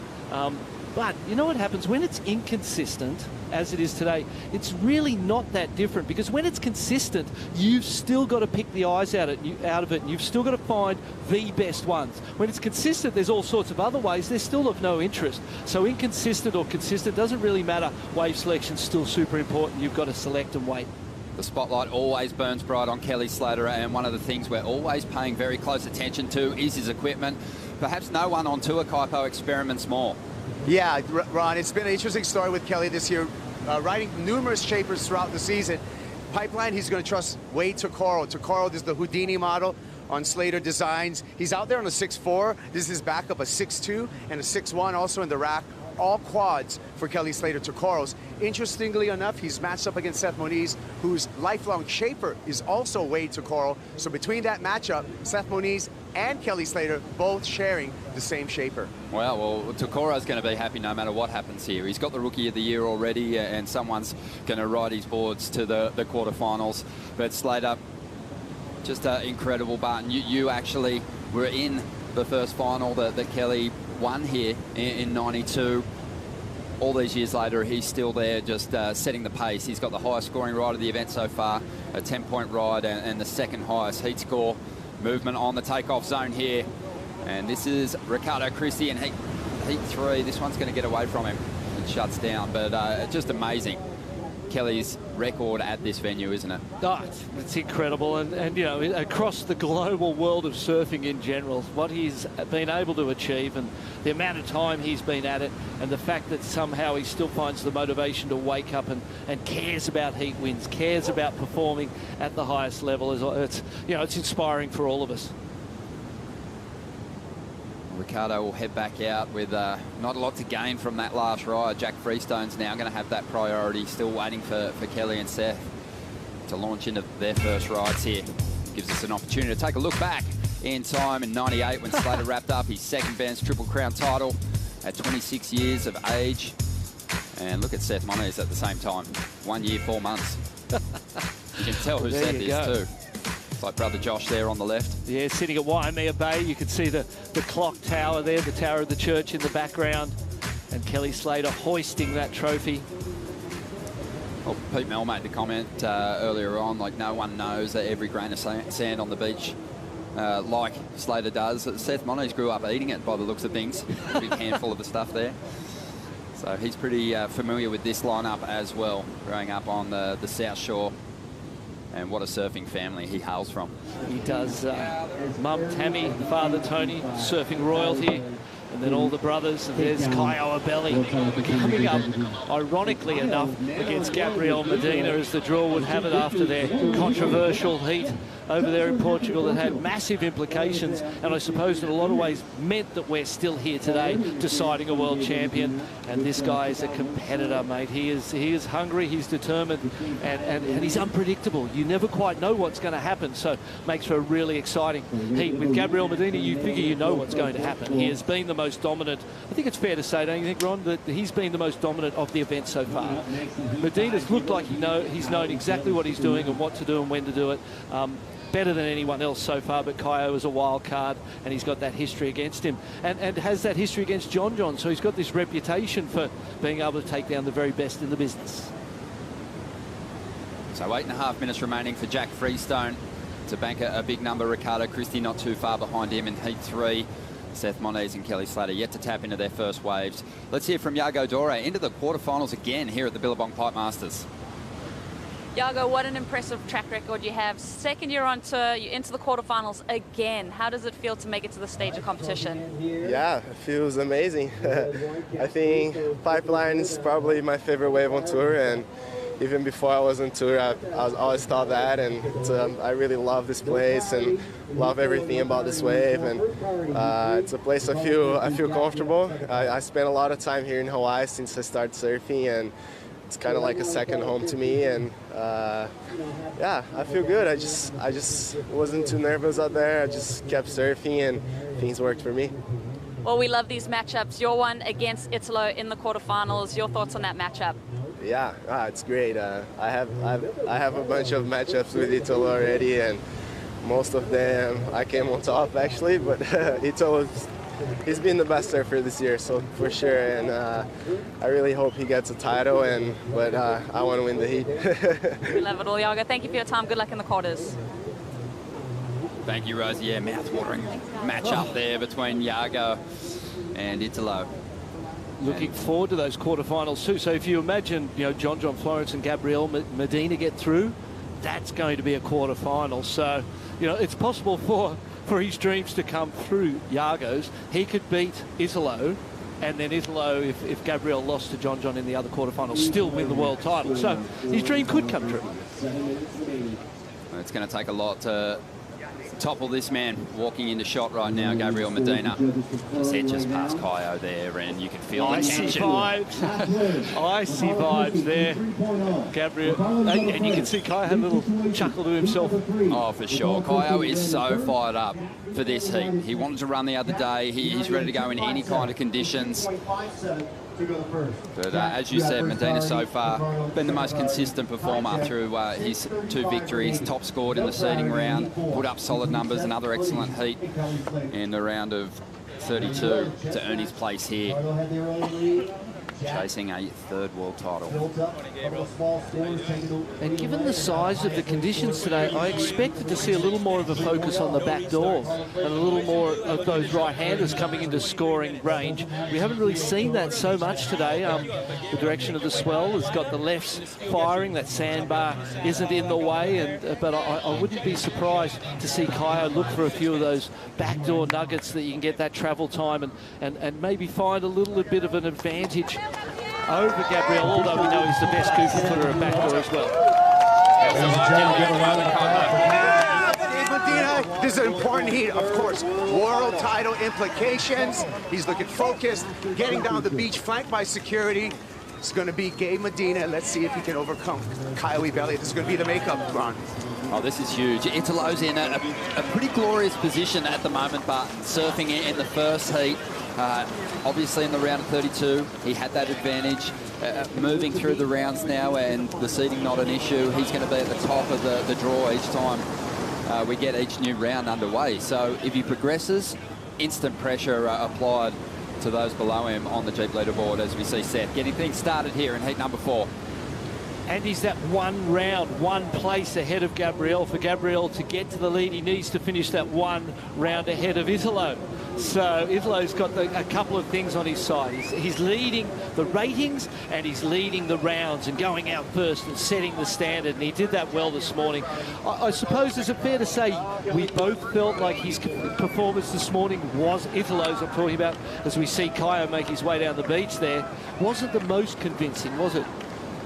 I felt there was some nervous decisions made in that heat, and maybe against a more experienced pipe surfer, Italo might have found himself in 2nd spot at the end of it all. But at the end of the day, he's got the win, and he's also got Shane Dorian in his corner. So I'm sure they'll reflect on the good and reflect on the bad as he moves into the quarterfinals. Medina just getting focused for a monster heat. Been in this position so many times before. Just an incredible run he's been on. Since he won that world title in 2014, he hasn't finished outside the top 3 And he's had years where he's been a long way back at the midway point and somehow still got himself into a shot, a mathematical shot at a world title this year, just one heat behind Italo coming into this final event. And when he's in that mathematical shot, nobody handles that pressure and thrives on that situation more than he.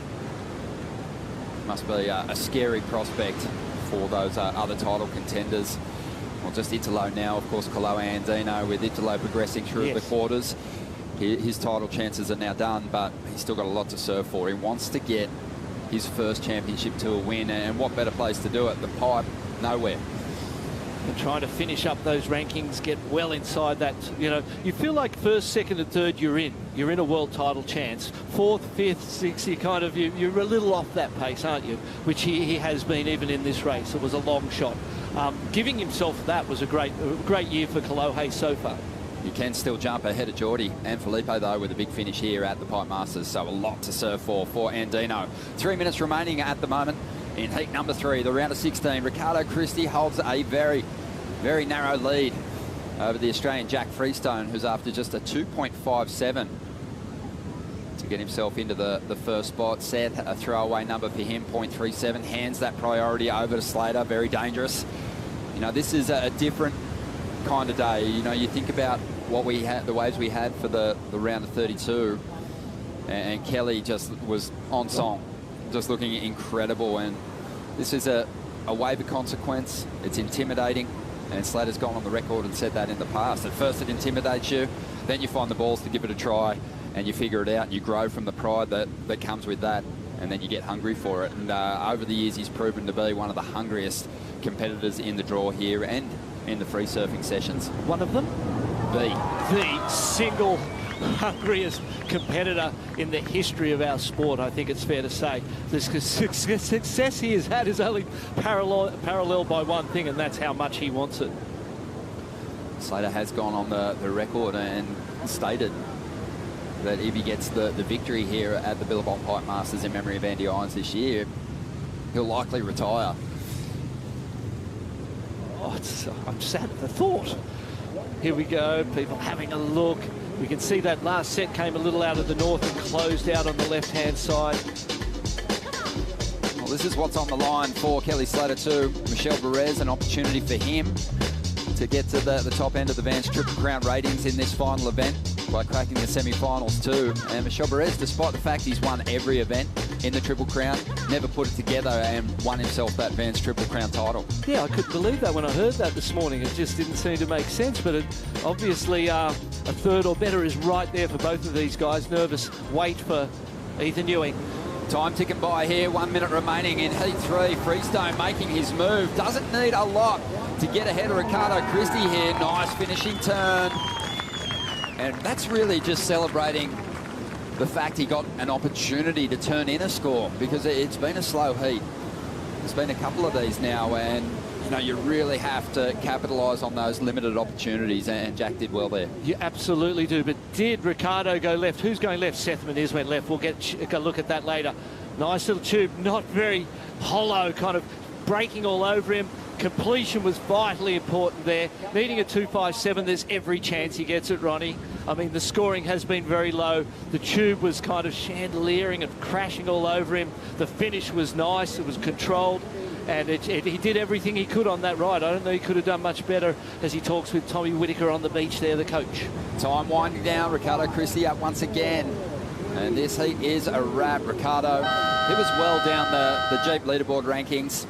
And even with the victory, couldn't crack the top 22. So just looking for a highlight to finish the year. Not sure he's going to get it on this occasion as we wait for the numbers to come through now for Freestone. After a 2.57, looking pretty good for him at the moment. One more score to come, and we'll find the average. He's got it, Ronnie. No doubt there. Professionally controlled the pressure and the opportunity, delivered, and gets the score. It doesn't matter how you win as long as you do. And there it is, 3.33. Freestone makes the jump up in a first place. Riccardo Christie with another score to come through as well, but it doesn't look like it's going to be enough. He was left chasing a 2.01, and he's going to fall short. So Freestone stays alive. Slater finishing off a wave there. We'll get a look at the start of that ride in a moment. as he now pays his dues there on the inside. Not too big there today, though, so no dramas for Slater. Let's have another look at it. Oh, it's that backdoor nugget. He knows them better than anyone, and he's found another one of those ones. Obviously, a much shorter ride, one very clean section, but one of the better backdoor ways we've seen this morning, and the first one we've seen in this heat. Going to be a good score. Stick around after the break. Gabriel Medina hits the lineup against Kai Oebeli.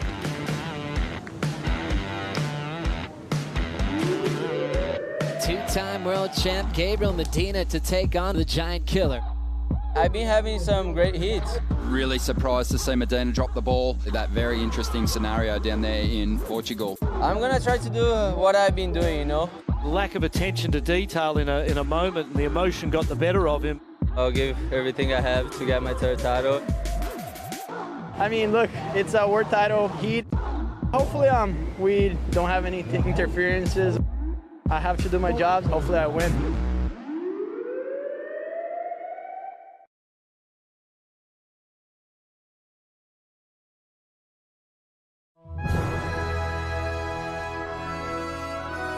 The sport of surfing isn't just the athletes. There's a bunch of people that kind of travel around and they make it a special place to be, and Stephen Bell has always been one of those people.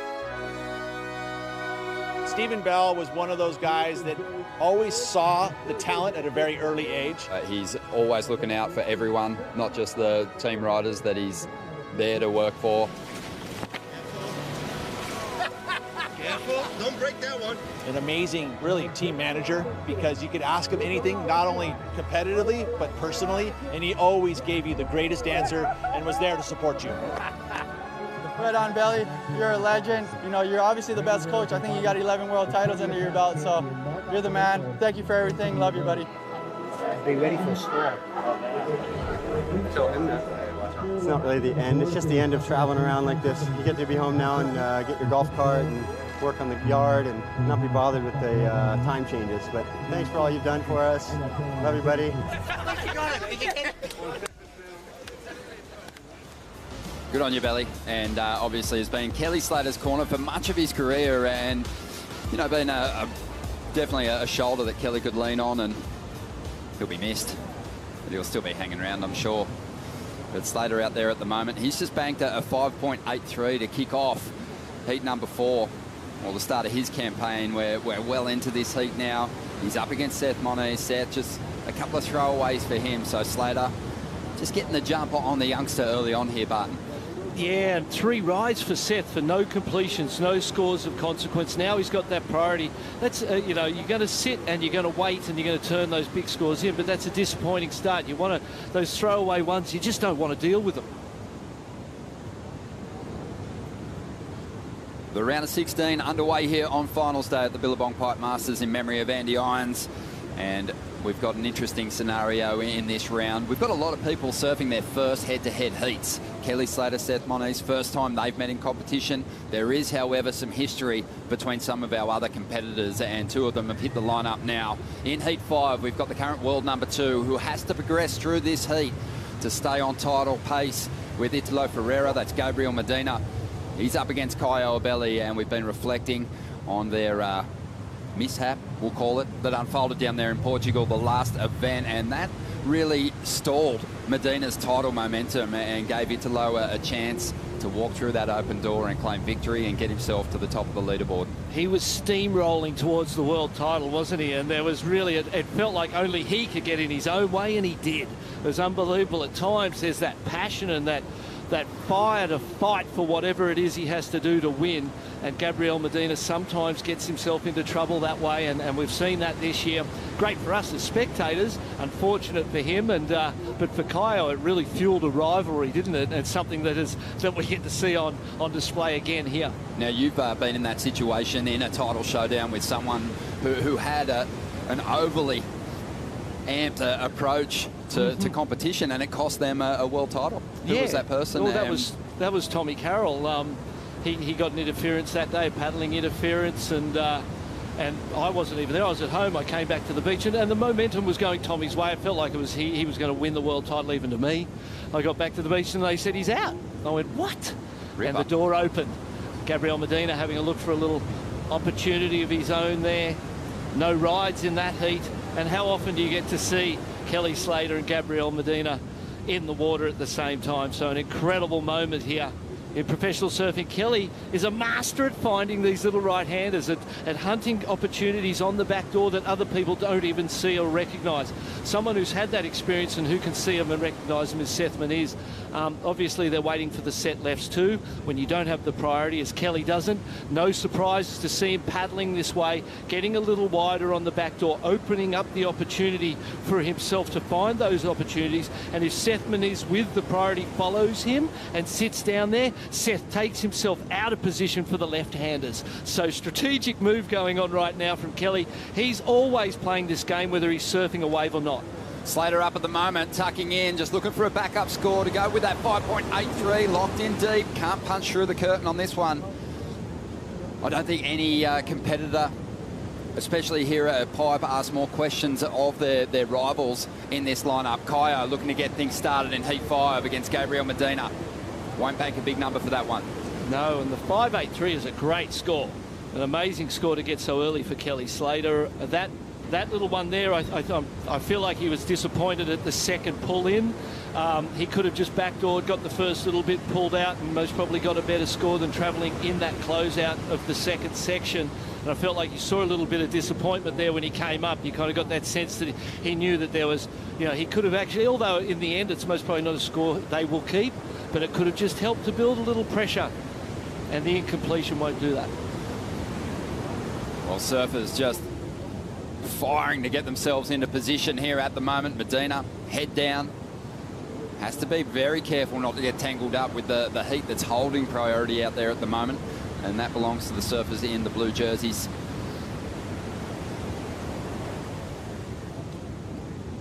Gabriel's got that priority over Kaio in their heat. Seth's got the priority over Kelly. And Kelly, that was just a masterful little move then, the way he moved down the back door section, got a little wide, tempted Seth to go with him. And Seth was going with him for a second, then was like, oh, I'm in two minds. And that's all you need to do, is put them in two minds. Create out of your movement in that lineup that it's like a game of chess that we're watching, and the positioning that you place yourself in puts pressure and has an effect on your opponent. And we saw everybody then having to scramble back to the lefts because Kelly had dragged them over to the back door. Here's the 5.83 from earlier on from Slater. This got him in front of the youngster. And now looking for that backup score. This one came through. It's the 5.83, another angle of that. And that's a keeper score today. A 5.83 from what we've seen this morning is a score you can keep and carry to the end. So one done for Kelly Slater. Obviously you look to improve on that, but that's second base. He's on first base now and he's done that beautifully. Well, let's see how Kelly's long-time travel partner and coach Stephen Bell is feeling about what's unfolding out there at the moment. We just celebrated the career, 3 decades in the game. Stephen Bell, they call him Belly. He's right here with me at the Quicksilver House. Belly, so many titles you've seen, so many competitions. You've ushered up a lot of pro surfers. What's some of your most memorable times in these 3 decades? There's plenty, Kaipo. It's been a great career. Obviously watching Kelly win all those world titles, having a big fight with the rival with Andy in the 2000s. I think that whole era was a pretty special era, and I was fortunate just to be standing on the sidelines watching it all go down. What kind of magic do you happen to have? Because your support has really led to a lot of heat wins. No, it's not me. I think I was just in the right place at the right time. I was just fortunate to have a bunch of really talented people around with Kelly, obviously, and then, the junior kids coming up and his rivals, that whole era of Andy and, Taj and Joel and Mick, and it's a special era, and hopefully the era of today they've got something really to live up to, and those guys have set a benchmark for it. There you go, the legend, Stephen Bell. Thank you, Kipes. Yeah, he has been right there for some of the sport's biggest moments. Kelly chasing another one here at the moment, out in front over Seth Moniz. Great shot there. Kelly Slater, Gabriel Medina on screen. Slater 11 world titles, Medina chasing a 3rd here on the final day of the season. And I think when you look at the heat draw today, you've got obviously the 2 surfers at pipe end backdoor, regarded as the very best in John Florence and Kelly Slater in the mix. Gabriel Medina, he's proven over the last few years that he is a force out here, and I think the surfing that he did at backdoor last season has kind of put him right up there in that group as well.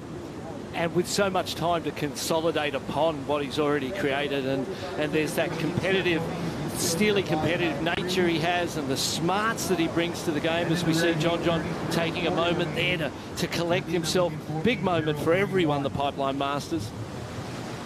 It's the event we all want to win. It's the one, mate. It's the, you know, this is it. Florence with the highest heat score total of the event so far, 18.5. He really bounced back well after having to surf his way through the elimination round. Another surfer that's turned their year around in the last 3 events is Jack Freestone. He's with Rosie Hodge. Well, Jack Freestone, Julian Wilson fell out in the heat previous to yours. You making it through, advancing, keeping that Olympic dream alive. Tell us about the run you have to go on finals day. I know, everything's so dramatic today. Yeah, I think I have to win to overtake Jules. And, yeah, I'm comfortable with whatever. Like, I just want to assert myself in a good place, and you know, if I don't win, hopefully just be a good backup for Team Australia. And Jack, you did some late night lumberjacking. Obviously, there was a pinnacle right at the end zone of backdoor. What did you guys do? Yeah, all the competitors can thank myself and Hampo. Last night, there's a big tree out, like right in the worst spot at backdoor. And we swam out and we ripped it out of the reef with our bare hand. We didn't realise that. We didn't really. We just dislodged it a little bit, and then we woke up and it was up at the beaches. So, yeah, just trying to make things a little bit less death-defying.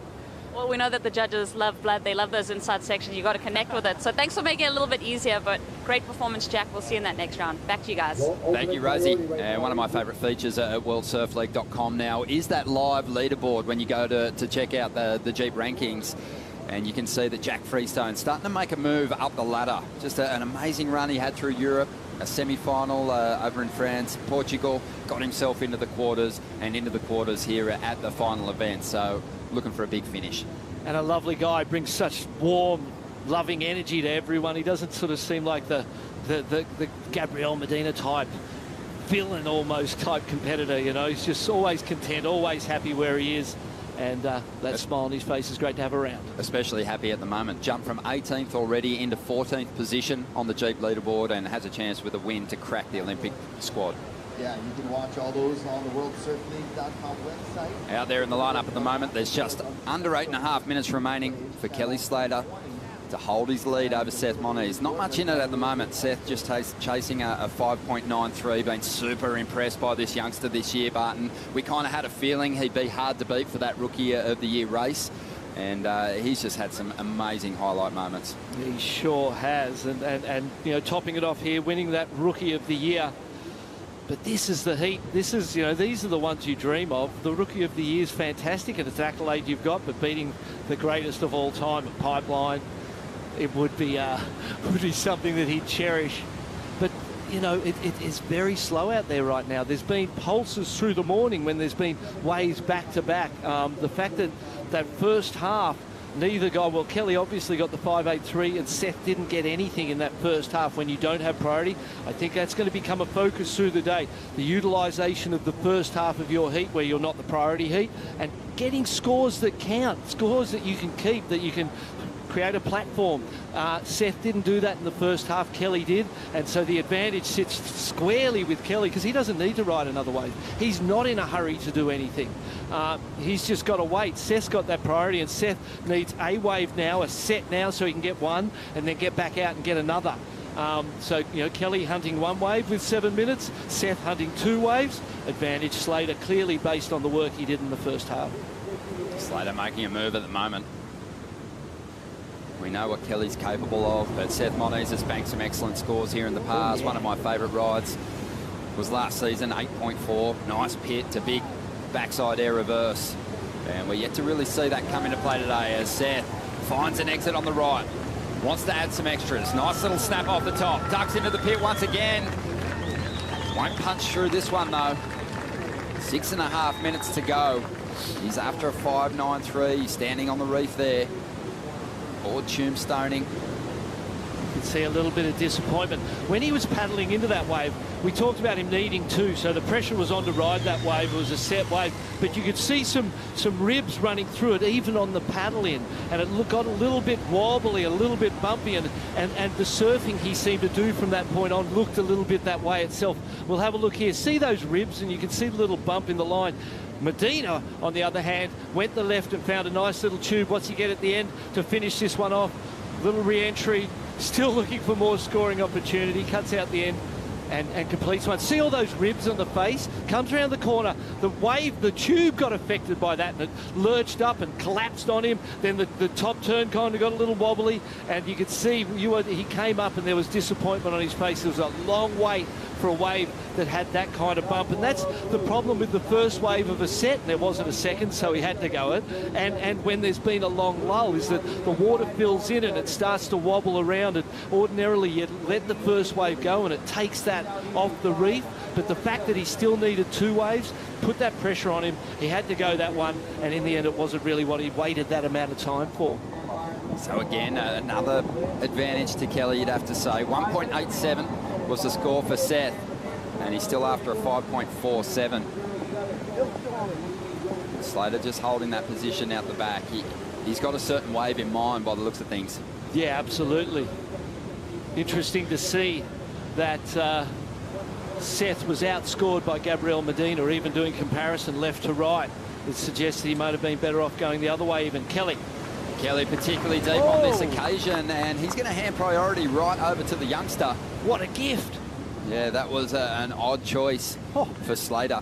Barton, obviously with Kelly, John, Gabriel in the mix here at the Pipe Masters on finals day, you kind of have some favourites, but how are the conditions going to level the field today? I think that's the great thing about our two world title contenders, if we just think about them. It doesn't affect either of them in any way. They're both incredible tube rides. If it's perfect pumping pipeline or backdoor, I'm going to give Gabriel an advantage in pipeline. On experience, competitive experience, and the way he rides this wave, he's dominant. But when it comes to, say, it's backhand attack and the manoeuvres, they're both equal. Say it's going to the air, they're both equal. Say it's manufacturing tubes and trying to find, they can both do that. So in our world title campaigners, it's a very even matchup, and the conditions almost even equalise it more. Love those insights. 3.5 minutes to go. Pete Mel, what's happening with the conditions out there at the moment?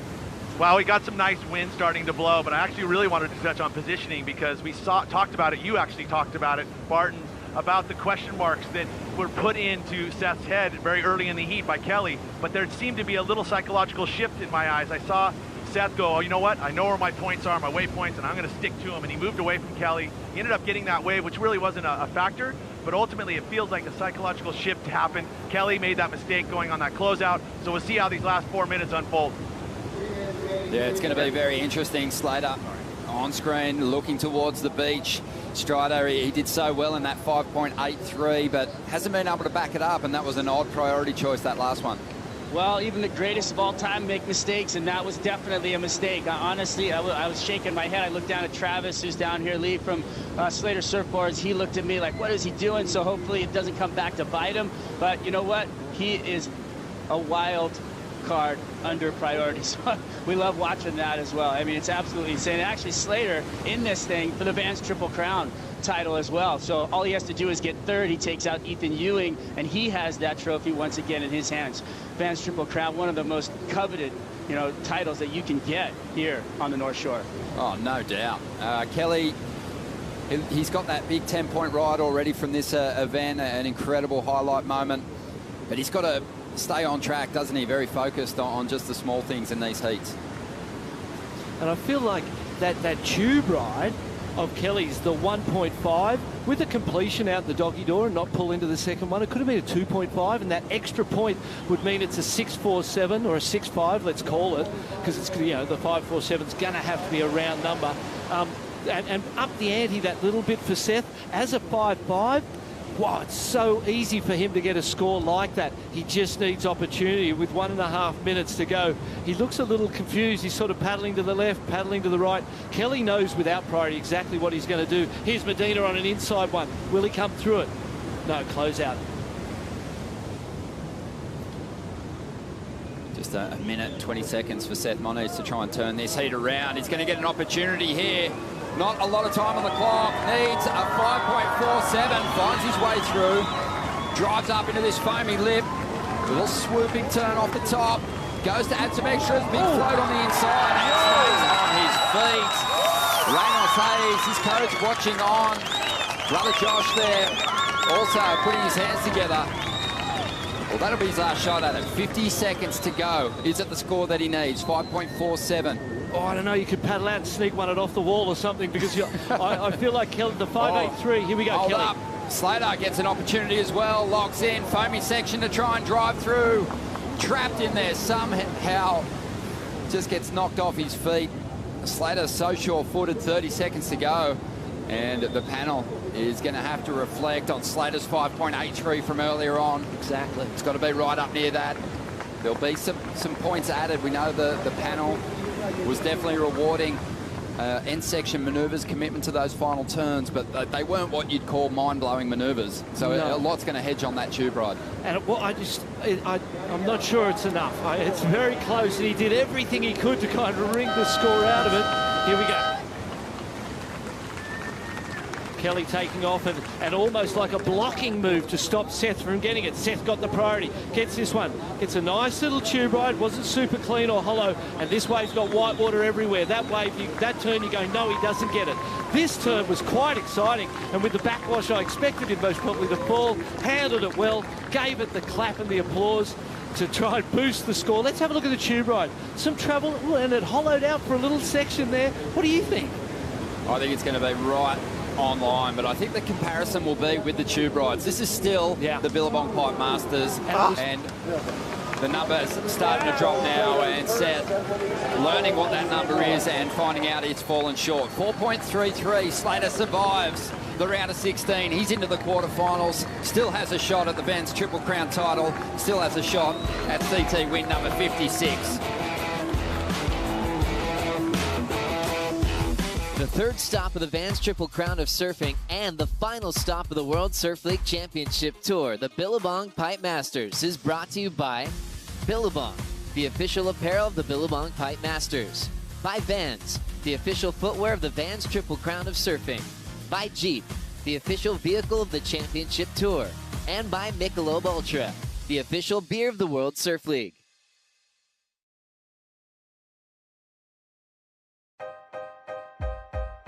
This is maybe my 5th year fighting for the title. It's a situation that I'm kind of used to. I don't need recognition. I remember the 2 years that I won the title. It was a good memory. I want to do it again. I feel good. I'm feeling confidence. I'm just excited to have another opportunity. I'm on a mission. Yeah, let's do this. I'm doing great. Another world title shot for Medina at the end of the 2019 season. Really turned things around again, as he has done in the past so many times before. Dropped the ball a little bit in Portugal, but still just one heat behind Italo Ferreira at the moment. You could say 2 heats at this stage, because he's now got to get into the quarterfinals and progress out of there. Italo setting the pace in the top side of the draw. Medina's got to progress past Caio Abelli to have a shot. 19.5 minutes remaining. No big scores on the board for either competitor at the moment, Barton. And you are twitching in your seat at the moment. Oh, I'm on the edge of my seat. Here we go. John Florence out there in the lineup now, serving against Solomon Bailey, the Australian. And Florence just trying to max out his time behind that section. Gets pinched. Great to see John back. Of course, was setting the title pace at the beginning of the season. 2 victories early. Incredible consistency, so many highlight moments. And then over there in Brazil, on his way to a quarterfinal, blew his knee out completely and required surgery. Oh, Caio, do you lose priority for that? There's an interesting call right now. Gabriel in the second priority. Caio did. Gabriel's got the priority. What a mistake. Intense situation there for Caio. He waited a long time for a shot at that wave, but he's made a very vital error. Medina gets priority with 18.5. Heat 6, the round of 16 out there in the lineup now here at the Billabong Pipe Masters. Florence up against Solly Bailey. And both these competitors have had victories here at Pipe, but not here in the Championship Tour event. John Florence, multiple Vulcan Pipe Pro Champ. Solly Bailey also has claimed that honour once, and on his road to getting that victory, he actually overcame John Florence in a 4-man heat in pretty tricky pipe conditions, but it's still just a little hunk of confidence he can take from that exchange and into this heat. Oh, any win at the Pipeline's a great win. The Vulcan Pipe Pro has been a platform that... Oh, Gabriel. Now, there was a situation that had Portugal written all over it. Caio was on the inside. He'd given up that priority. Here's the use of it. He's paddling for this wave. It's a big set wave, and you figure he's got to go. But he's a little late, and you could see that whitewater fall down in front of him. He wasn't going to make that ride. So self-preservation was most probably the right move, but in terms of handing that priority over, it was not. And then immediately after it, there's an opportunity and a wave that Gabriel's looking at. Caio's on his inside. He has a look at it, and Gabriel just goes, I'm not going anywhere near this wave, and paddles away from it instantly. He has learned his lessons, and you'd be looking up and checking that you do have priority on this scaffolding that we're inside of, and making sure, because that mistake in Portugal may still cost him a world title at this point in time, and great to see him having learned and going nowhere near it. Looking at the head-to-head history between these two competitors, it actually favours Caio Belli, but the priority interference, that really works against Gabriel, because he had Caio well and truly covered in that heat this year. There are other heats at Margaret River. Caio got the jump on Medina this year, and also in Portugal back in 2015 it was Medina beating Caio. So he's got a lot to feel confident about, and he always turns up against the big names, maybe more so than the lower seeds that he faces. He is one of those guys, isn't he? And he's got that against John as well. So he's out in the water now with two of the very best we've ever seen in Gabriel Medina and John Florence. And Caio, who's out there with them, has both of their numbers when the pressure's on at times. So you can see him moving away, moving down to the right, Gabriel following him. When you've got that priority, sitting near within striking range of your opponent gives you the ability to control what they get. And now they're going back the other way, and you can see that Caio's got that ability to tempt Gabriel, to interest him, and to get his attention focused on him. They both stop paddling for this one. Caio stops, Gabriel stops, and the cat and mouse is well and truly on. John. Wow, he did well there. A lumpy wave, a lot of bump on the face, and Florence manages to get covered up, gets a nice little finishing turn as well. Won't be a huge score, but it just goes to show that even in a tricky lineup here at Pipe, there is a local advantage. 100%. He knows this wave, and within a non-priority heat, he is finding opportunity. He knows the key here. Didn't look that comfortable. He had to squeeze into that one. Nice little snap out of the top. So John Florence, that was a great ride for the non-priority heat, and to start to build pressure early on Solly Bailey. And his intentions are obvious. When you look at Medina, he's ridden the 5 waves. Caio won. Now John Florence is on his second and starting to build momentum. We saw Kelly Slater do it too. So the non-priority portion of your heat, an important time to build a platform for when you get the priority. If you wait for the priority part of your heat and don't really take advantage of the first half, and in that second half with the priority feel like you're going to do it, Mother Nature may have other ideas, and given the inconsistency we've seen in these last couple of heats, you may not even get a chance. So it's good to see John Florence understanding exactly what he's got to do. Gabriel Medina on that same program. A 3.33 for John. Nervous heat for the Medina camp at the moment.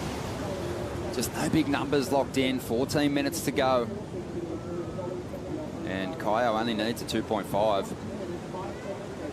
I mean, Barton, you've lived these moments. You've been in title showdowns. You've won a title here at Pipe, but you've also lost coming into the back half of the year. How do you recover from that, and what's the feeling that you take away when you find yourself falling out of the mix? Well, for me, there was this moment of surrender. That event, the last event of the 1987 tour when Damien Hardman won, and I'd sort of been leading most of the year, was at my home beach. I thought it was my destiny. I was going to win at home. Here we go. Caio, without priorities, moved away, found some space. Oh, wow. Unfortunate slip down the face there, because that would have been a keeper score. Really trying to stuff that body and that rail in hard. to maximise that time behind the curtain. Everyone fully aware that even though conditions are smaller, this is still a tube riding contest, and Medina gets up, has a lot of speed, rolls through the first section, still gunning, hanging on, fighting for the finish, but incomplete.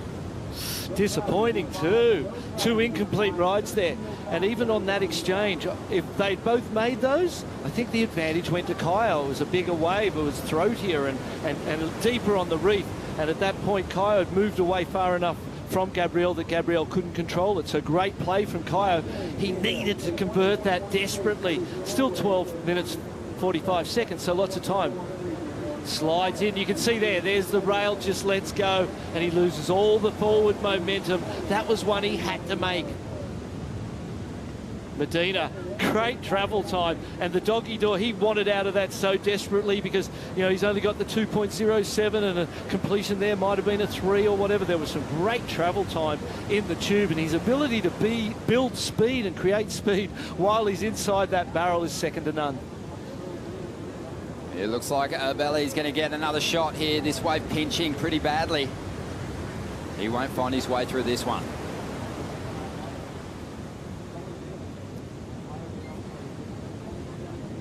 So the 2 most recent world champions out there in the lineup at the moment. John Florence, he had a 3.33 moments ago, also hanging on to the throwaway score at the moment. Solly Bailey, we're yet to see him make a move.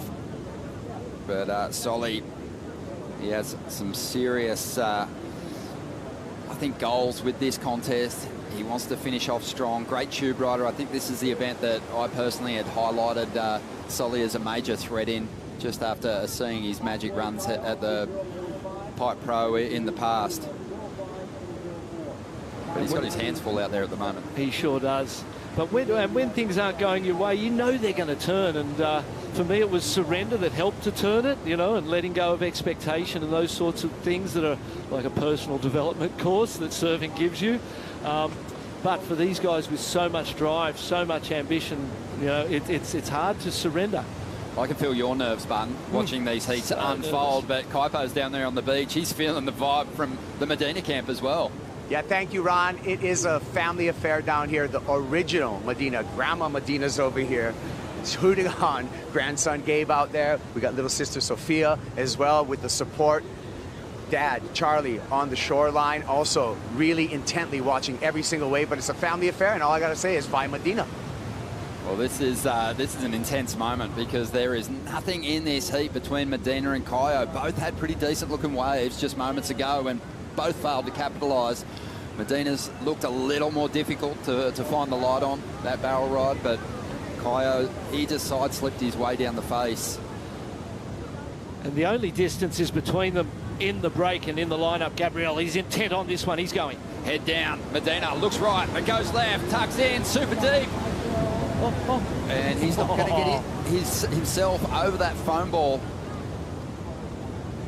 Our cameras always watch the exit a little longer with Medina because you know that he's capable of overcoming some of those tricky foam ball sections. As we see now, Solly waiting a long time for this wave with priority, and it just looked like a complete lemon from the outset. 7 rides for Medina, not a score that he could keep. Kaio. Oh, late entry into this one, bit of foam to deal with. Doesn't have the momentum to get over that whitewater.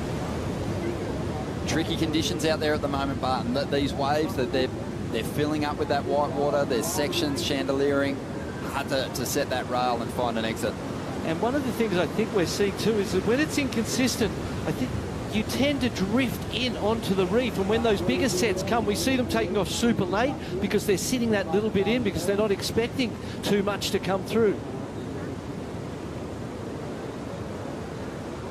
Huge crowd building down here in anticipation of these world title heats. Medina out there at the moment, and he is far from safe at this stage. Holds priority. He's where he wants to be. He's got the single highest score, but really it's not a number he's going to be happy with. Just a 2.07.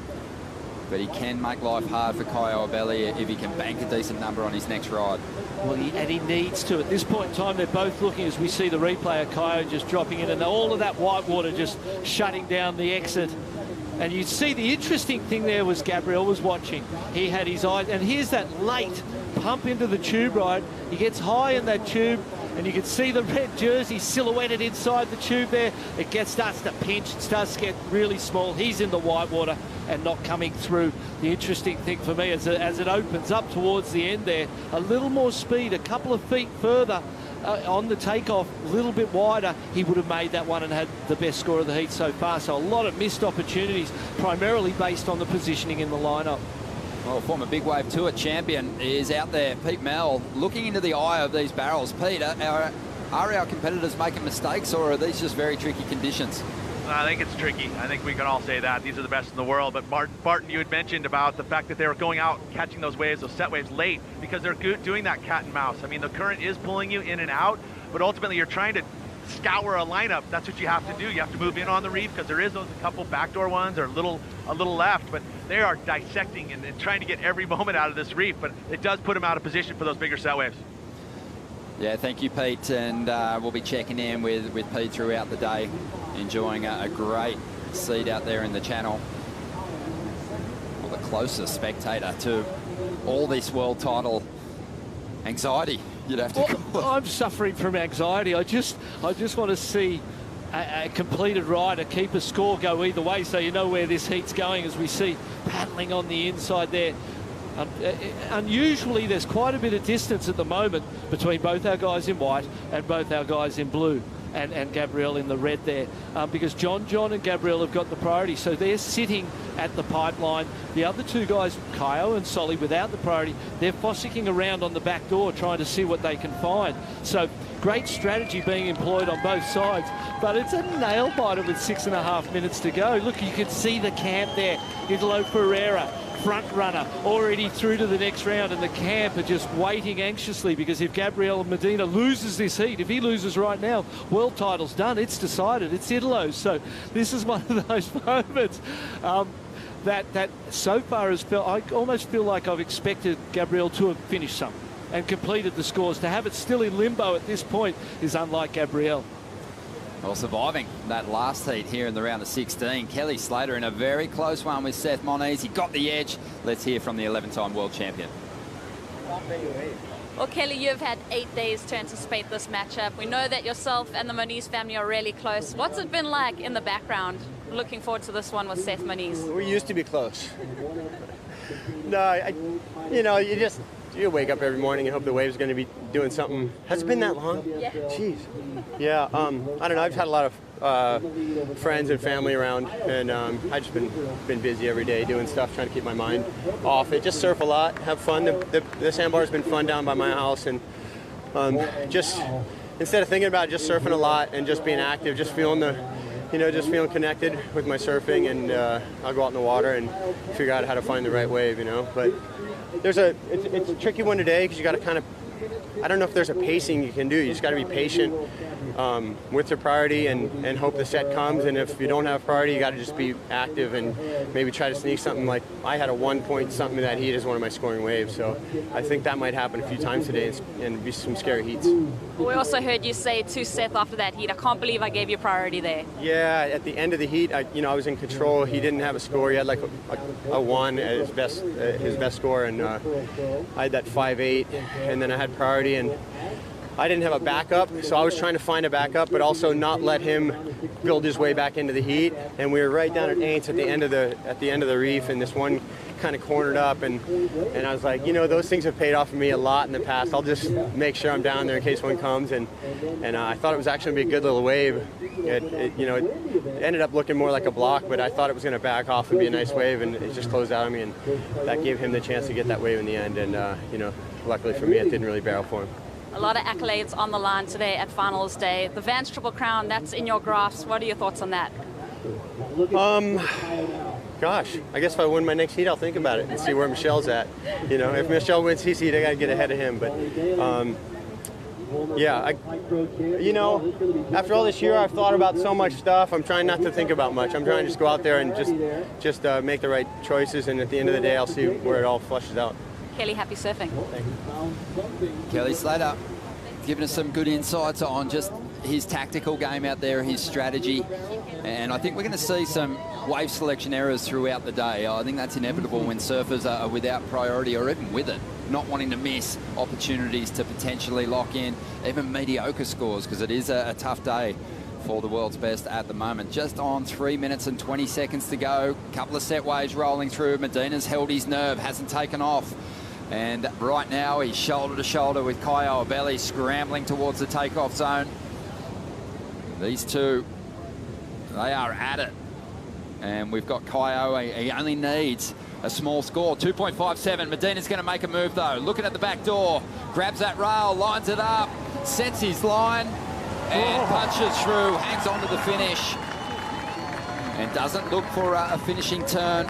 He's usually that guy that eats the apple and demolishes the core as well. But on that occasion, he wanted to get back to the takeoff zone. He's still got that 2.0 to get rid of now. And obviously that 1.13's out. That's the best wave of the heat so far. And it's the first moment where this heat has felt like it's sort of energetically and mathematically gone in a direction as we see the replay. Drives in, doesn't try to get too deep. He realises, and right there was an opportunity for disaster. He handles it with that steely nerve and experience of being in those situations that he has had before. Even when this number drops, this heat is still anyone's. There is just 2 minutes remaining. We're seeing the replay. Looking into the tube now. You're right, Barton. He got right on top of his board, didn't he? Clearly balanced, centred on his board, and was really confident about getting through that white water, because that was disastrous. But as you said, looking at Kelly Slater's 5.83, those sorts of scores, this score's not going to come in that high. It was a shorter ride. He did get barreled. It was on the back door, which on your backhand is difficult to do, so there's some appreciation there. But it's around a 5, something in that ballpark, you would think. And the early indications are it's a bit lower at 4.23, so the 4.23 and the 2, meaning that Caio only needs a 5, 6, 7. He's got the priority. He's got 1 minute 20, and that's a score. If Mother Nature gives you that type of wave, that's a score he could easily get. So no comfort for Gabriel yet at nervous times. Oh, the human megaphone on the beach too. Yeah. Charlie barking instructions out to Gabriel. Caio chasing a 5.67. 1 minute remaining. Will he get an opportunity? We talked about feeling not that confident around Itlos as he puts the thumb up. He's understanding the information. He knows what he needs to know, and he's prepared. Here we go. Have a look at this one. Oh, it's a pipeline wave. Oh, Medina! He did it again. What is going on? What happened? This is outrageous. 35 seconds to go. Oh, I mean, absolute Medina shock. Has just taken off. And as far as we know, Caio Ibelli was holding priority. It looked that way. The P was there, and Gabriel, I don't know what to say, Ronnie. I'm absolutely baffled, because that is either one of those brain snaps that will cost you a world title twice in 1 year. He looks at Gabriel, Caio, he says something. He almost looks like he knows what he's done. What has happened come here? to an end. This heat has just come to an end, and we are waiting to find out what the panel's decision is going to be here. Never in my life have I seen something like this. That wave was never going to be the score for Caio. Well, it might have been, but it's no reason to drop in or interfere. Well, did we just hear that on the beach announcement? Priority interference, red on white. I felt like I heard it in the background. Well, priority interference, red on white. Can he still win the heat? He can still win this heat, though. Oh, my gosh. Let's see what unfolds here. That was unbelievable. And Medina, he's running up the beach. Did he mathematically know he could win it with a priority and take it out of the control of Caio's by dropping in? This might be one of the cleverest tactical manoeuvres we have ever seen in the history of the sport. While we feel like it was an absolute disaster or a brain snap, it might have just consolidated his win. This is unbelievable. I feel like he knew what he was doing, and I feel like he just took the score away from him and knew that he only had 0.5s and 0.6s in his count and was going to win the heat even with the interference, and did it on purpose. Unbelievable. Everyone is shaking their heads, but right now we are seeing Jesse Mendez trying to save his spot on the championship tour. And we will be digesting what just unfolded for a long period of time. But stay with us. We're going to take a quick break as we see Griffin Colapinto tucking through the back for close out here. We're going to step out of the booth and bring in Joe Turpel and Martin Potter to break things down.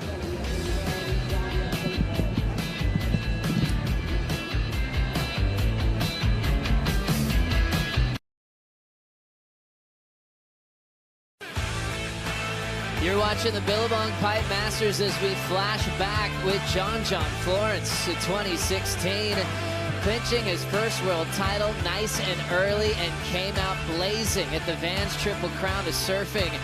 Dominated the Hawaiian Pro at Haleiwa, won in a tie-break decision. Went on to Sunset and Pipeline, surfing as free as he's ever been in his career. Finally achieving that destiny and that lifelong goal, and his surfing went through the roof to the Vans Triple Crown of Surfing. That title is still on the line at the final event of the season, as we just catch our breath and the buzz in the air from what Medina just did against Caio Ibelli in the previous heat. Unbelievable tactics from a two-time world champ, getting the priority interference, knowing he had enough in his high single score to win, keeping Caio off the final wave. And it was so eerie how it was them two at Portugal. Obviously that time the priority interference went against Medina and got paid back against the same man to keep his title hopes alive into the quarterfinals.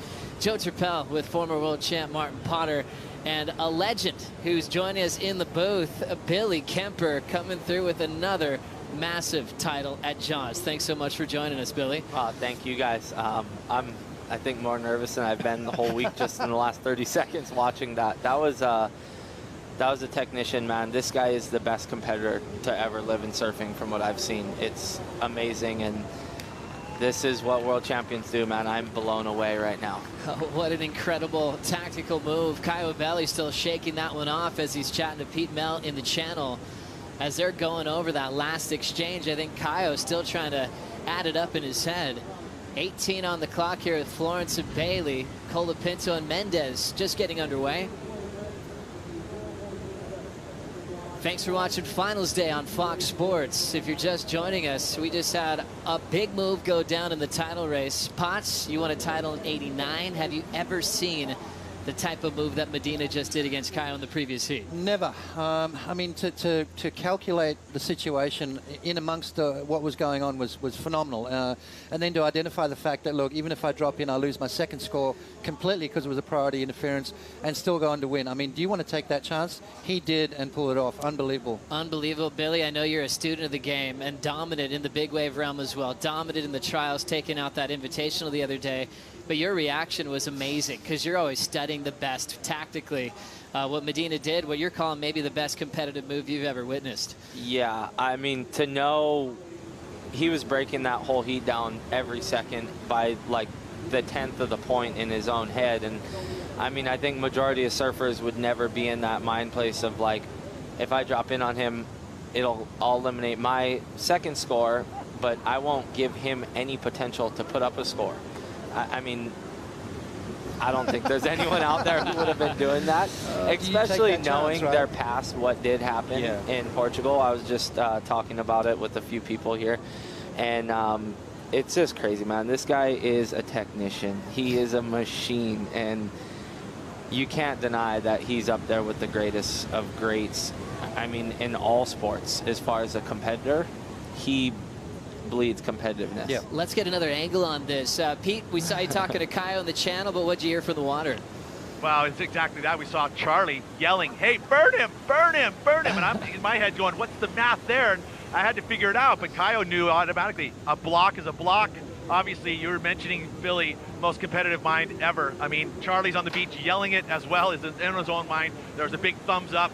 from Gabriel, and he literally just burned him, and that was it. And I was thinking to myself, why is he doing this? Does he want Italo to win? You know, like doing the math, and I was a little slower at math, just like in high school. Same here. We're all with you there on that, Pete, because I think there's a reaction from the beach. People are running to screens, back in the houses going, did that really just happen? But the Medina camp as well. So Charlie, understanding the game, signaling Medina to burn Caio on that final wave to shut that one down. And on a day where we're comparing 2s, 3s, maybe 4s, that play is going to be so important today on finals day. Oh, absolutely. I mean, was Caio going to get the score on that wave? Probably not, but Medina didn't want to take the chance, did he? And, you know, identifying the fact that Caio had 2 waves underneath 1 point, so there was no danger there at all. But, you know, to think of that in the heat of the moment, are you prepared to take that chance? Oh, man. I mean, to know already that his nerves are obviously at the highest of all. He's surfing against somebody who pulled him back from being #1 in the world on probably the biggest mistake in his career. And now he's, you know, basically one result away from winning a world title here at Pipeline. So I think that, like, to have all that going on in your mind, you know, there's so many nerves and adrenaline going through you. To be able to break a situation down in 30 seconds left of a heat at Pipe is, I mean, that is unheard of. I mean, if there's other athletes out there who are doing that kind of stuff, that's going to go up with like the LeBron James and that kind of stuff, you know, where they throw certain balls or, you know, do certain things with 10 seconds left to give them that shot at 0.5 seconds left. It's kind of like a prize fighter letting someone knock you out on purpose or something. Exactly. That was I'll handle it. Don't unbelievable. worry. Yeah. Let's hear from the man of the moment, Gabriel Medina's with Rosie Hodge. Well, Gabriel Medina, that seemed a bit premeditated. You want to run us through that situation? You had your dad shouting to you on the beach. Just break it down for us. Yeah, I mean, the waves were really hard. Stoked to make it through. And yeah, just play the game. You know, it was my priority. I knew if I had interference, so I was going to count my big wave. And that was like 20 seconds left, so it's all good. Did you feel like Caio may have got the score on that last wave? I don't know. I wasn't sure. That's why I went. He needed like a 5, but I don't know. It was really hard out there. I just had to play the game, you know. Sometimes if it's in the rule, you gotta play the game. And yeah, I'm stoked to make it. You're very calm, but that also seemed like it could have been, you know, a bit of a sketchy maneuver. Was there any second thoughts? No. I knew in my head, you know, what I was doing. So everyone was like, "What'd you do?" I was like, "Okay, it's all good." But as I said, it's on the road, so. And now you're heading into the quarterfinals. How does that feel? Feels amazing. Hopefully it gets good, you know, because it's really hard out there. I didn't find any good wave. Yeah, just hopefully picks up a little bit, you know, so we can get some barrels.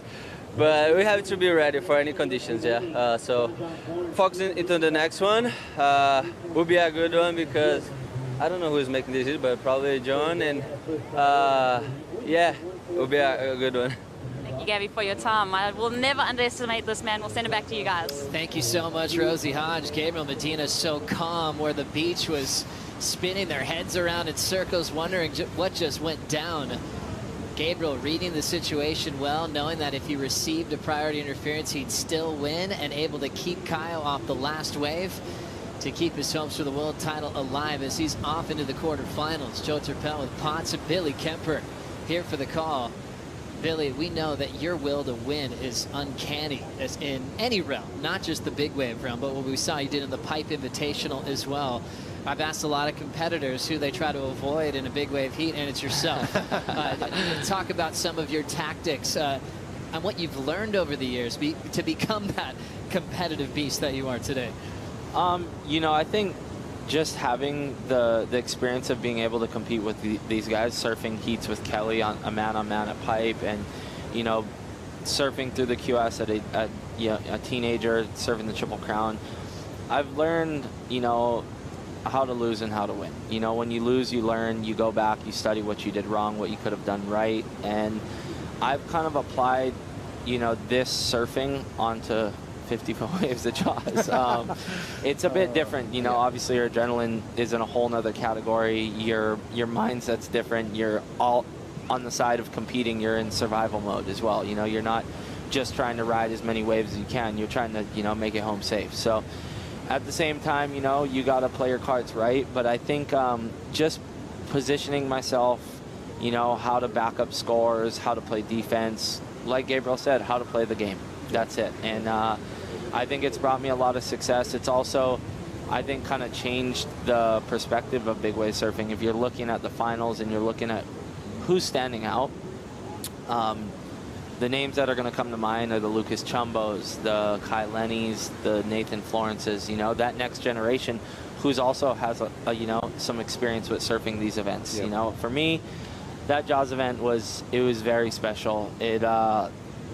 I had a dogfight getting to the final, but there was never really that feeling of loss. It was just more so, you know, I'm running a marathon right now. When I get to the, you know, that last mile, I'm going to give it 150%, and that's kind of was my mentality going into it. Was from last year, I kind of came out guns blazing, and I definitely felt it. You know, I had a somewhat of a blackout on my second wave in that first day of the event, and I was pretty beat up from that fall on that wave. And going into the next day, I was definitely worn and torn. But to walk away with the win, I was very stoked. But this year, more so than ever, just seeing seeing people claim every wave and really trying to, you know, sell a win and just fighting for everything they have, and to, you know, that my surfing and my wave selection just outclassed them was really rewarding. I went straight home and watched the whole final, and I was very stoked on the waves I chose and how I rode them. So special. Yeah. Undisputed Jaws champ Billy Kemper.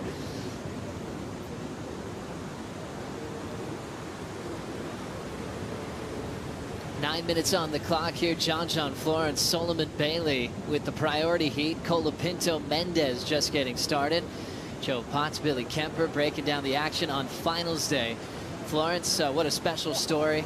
Billy, as we know, you're just with his brother over at Jaws, but now we're at this point where now John's just coming back into the spotlight again. The Florence family so proud that John's back. Before we dive into that further, you're getting a question from the water. Pete Mel, what do you have for us? Hey, Billy, I got to ask you a question. I mean, you've already achieved 4 wins at Jaws, and your career is on the up. What's next for you? You know, what is the next goal? You know, what you're sitting out at right now, these 3 events here on the North Shore, to me, is my version of a world title, you know, and I worked really hard this year, and this was my, obviously Jaws has been, you know, on the top of the totem pole, but to get up there and to get a Triple Crown win would mean the world to me. And you know, now it's kind of, I do have a few events. I'm going to compete in the QS, the Volcom event, Sunset Open, and basically try to, you know, ride the best waves of my life throughout the Southern Hemisphere as that pumps up. And, you know, coming to next winter with that same mentality and same mindset of really doing everything I can to get a Triple Crown. That would really top it off for me. I think I've done Jaws 2 in a row, and then I got second, and then 2 in a row, and I think a three-peat is something that only the best athletes in the world can overcome and conquer, and that for me is something that I really want to do more than anything. And if I can pull that off, which I know I can, I just got to put myself in the right place at the right time, and, you know, anything's possible. So, you know, just staying busy and focused with Coach Kahea, and yeah, taking each step forward, not backwards. Thanks, Pete, for the question. Wow. Great answer for Billy. You know, in a fan's mind, you might just go 4 out of 5 and a runner-up, undisputed champ. There you go. But for him, a mind of a champion, already thinking of new goals, new accomplishments. 6:55 to go. Mendez in the cave at Pipeline. Spit out with some speed. There's the finishing move, super clean. Mendez trying to chase the lead off Colapinto in the non-priority heat putts.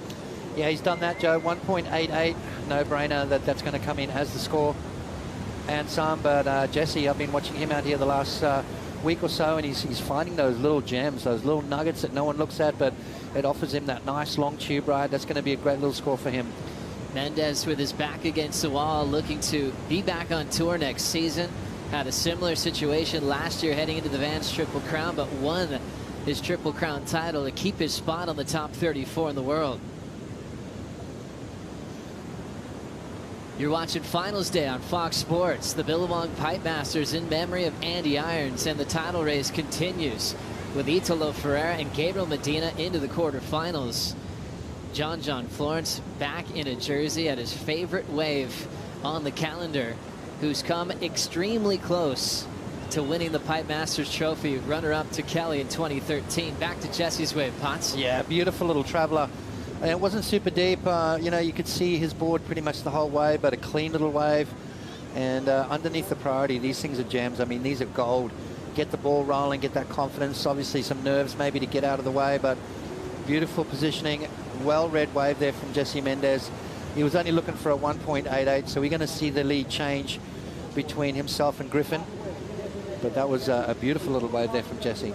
Billy Kemper still with us for the call. Billy, I don't think when people know that you surf big waves, you have to remind everyone you love surfing just every day, no matter what the waves are looking like. Break down the challenge of succeeding on a day like today at Pipe and Backdoor, and maybe the glory, too, that's still out there. I mean, that wave right there, I would call that like a sandbar runner, kind of right off the reef, which under priority as a goofy foot, I mean, you couldn't put yourself in a better place. There are those waves. The swell has quite a bit of west in it, which is going to allow, as you guys can see, there is a big sand bar coming through that channel from Pipeline into the Gums Peak, which will allow those waves to come through. And I mean, you'll see a lot of scores like that on the west days. And as a regular footer, I would probably position myself on the Aints Reef, the complete opposite, looking for the little backdoor waves underneath everyone.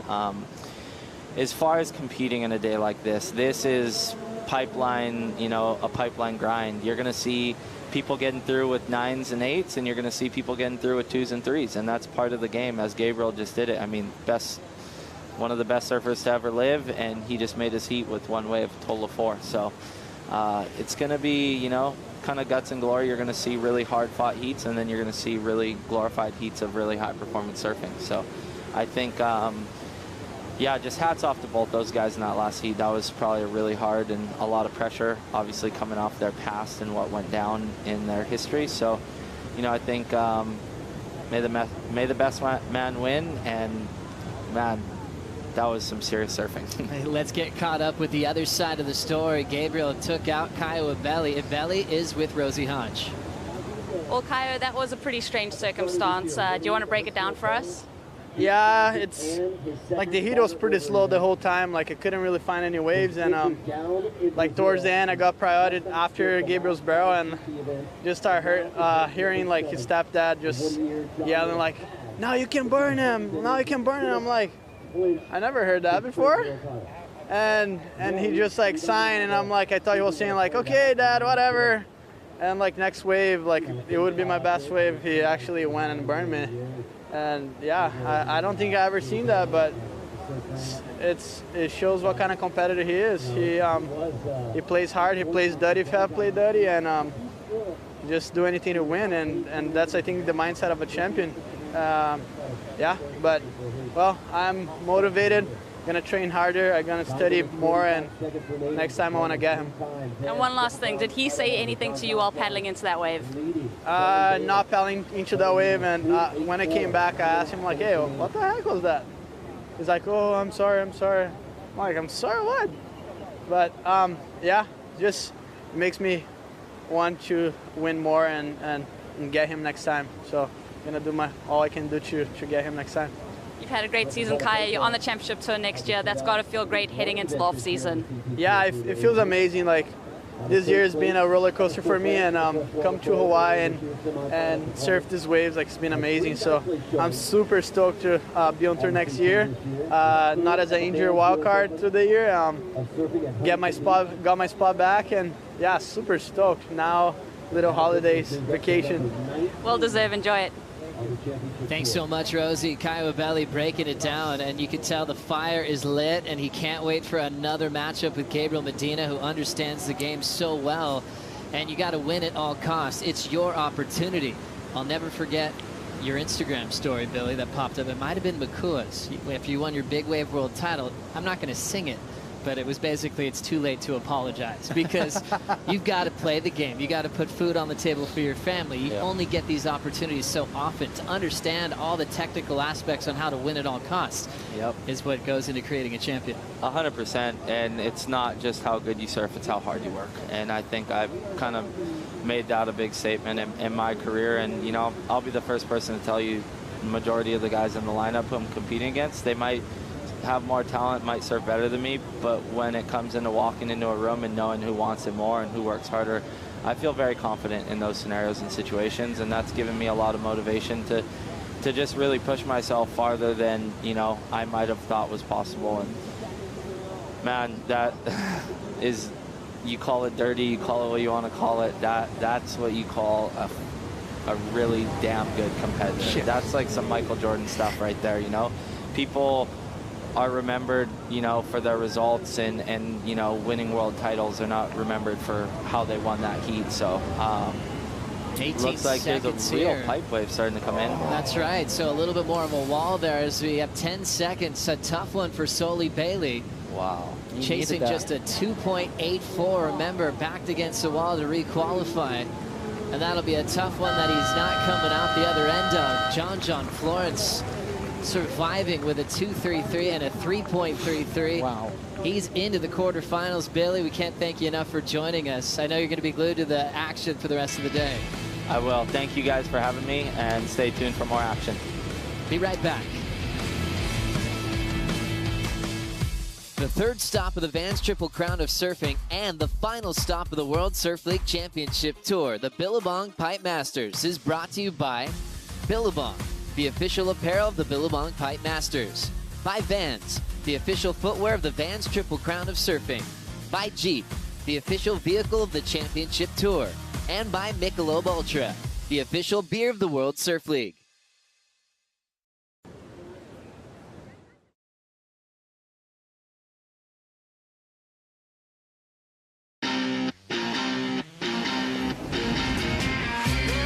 Last wave, Kelly Slater, a 6.93. He goes to second.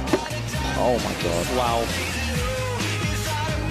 And our champion of the 2019 Hawaiian Pro, Frederico Moraes. Jack Robinson, Tokyo Drift on his fins. Sometimes you gotta just man up and get it. Oh, sealed. Your Vans World Cup of Surfing champ, Jack Robinson.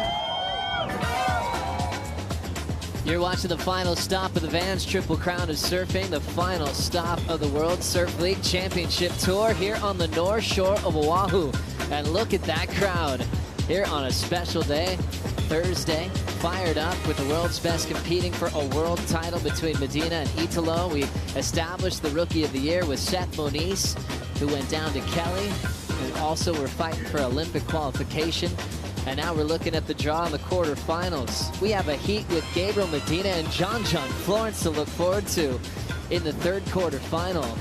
Kolohe Andino hitting the lineup now with Michel Perez. And Kolohe was in the world title shot until this morning when Italo Ferreira got the win over Pedersen Crisanto, but still celebrating one of Kolohe's best years he's had on the championship tour. He's not done yet, Potts. He wants to win his first event. Why not be the Pipe Masters? Yeah, why not? Absolutely. You know, his consistency's been absolutely amazing this year. You know, he's got that taste of the yellow jersey. He's got that taste of feeling what it's like to be a front runner. And it kind of still baffles me, Joe, that this young man is still yet to win a WCT event. So if he can manage to do that somehow today, that's going to just open the floodgates for me. I think that's basically the only thing really that's holding him back. If he can do that, he'll be on his way. You're watching the Billabong Pipe Masters in memory of Andy Irons on Fox Sports. You can see all those special homes there that have housed the world's best surfers for decades. Starting off with the early Pipe Masters back in the early 70s. Fred Hemmings getting a little table together and a couple of invite lists. It was a single heat event for a handful of years. Didn't really have much of a prize purse. And it was just the best specialists that were out here fighting for that big prize.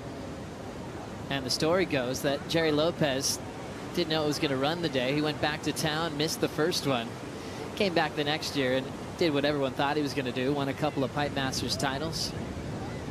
Kolohe Andino, number 22 is his jersey number because he's a diehard Dodger fan. Picking that number because his favorite player is Clayton Kershaw. Prepares himself like a true athlete. I think it's really special here in Kolohe. Talk about provisionally qualifying for the Olympics next year. It feels like something he was born to do. Yeah, absolutely. You know, it's a big deal, I suppose. You know, to represent your country, I don't think there's anything more important than that. You know, obviously surfing into the Olympics, I mean, I never dreamed that was going to happen. So now that it has, obviously the importance on the Olympics is super important here in this event, especially for this man just about to take off. Rolling in now, Andino from San Clemente.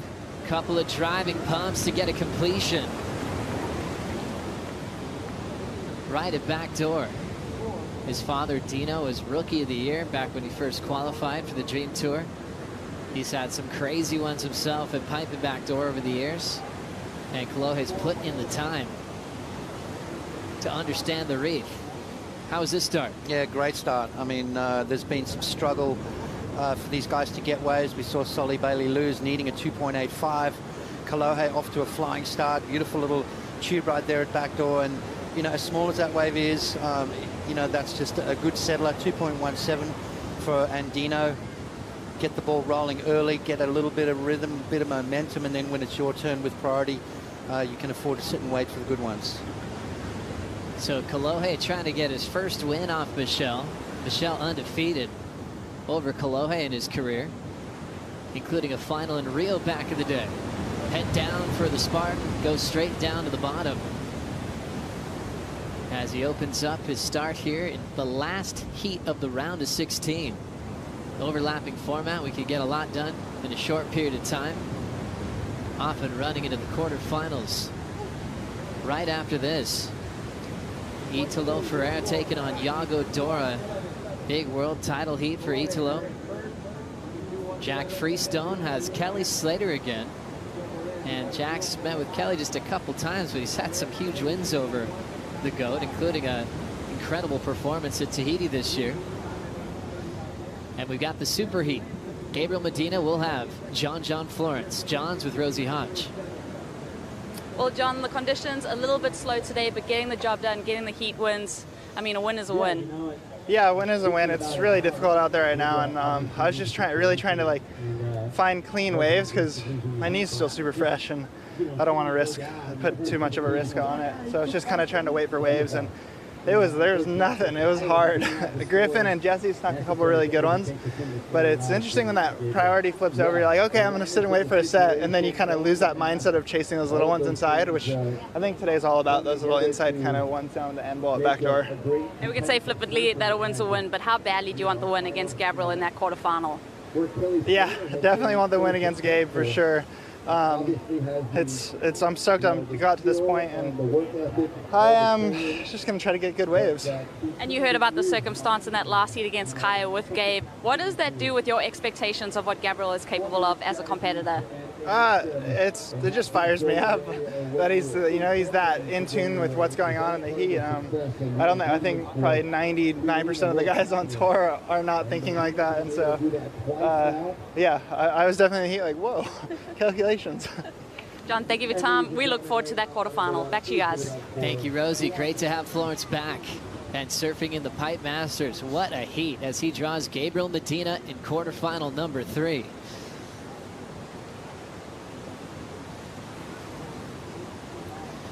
John Florence was so impressive at the start of the season, opened up with a semifinal finish on the Gold Coast, then won bells for the first time over Felipe Toledo in that final. Won Margaret River again in a repeat final over Kolohe Andino, as they've had that in the West in the past.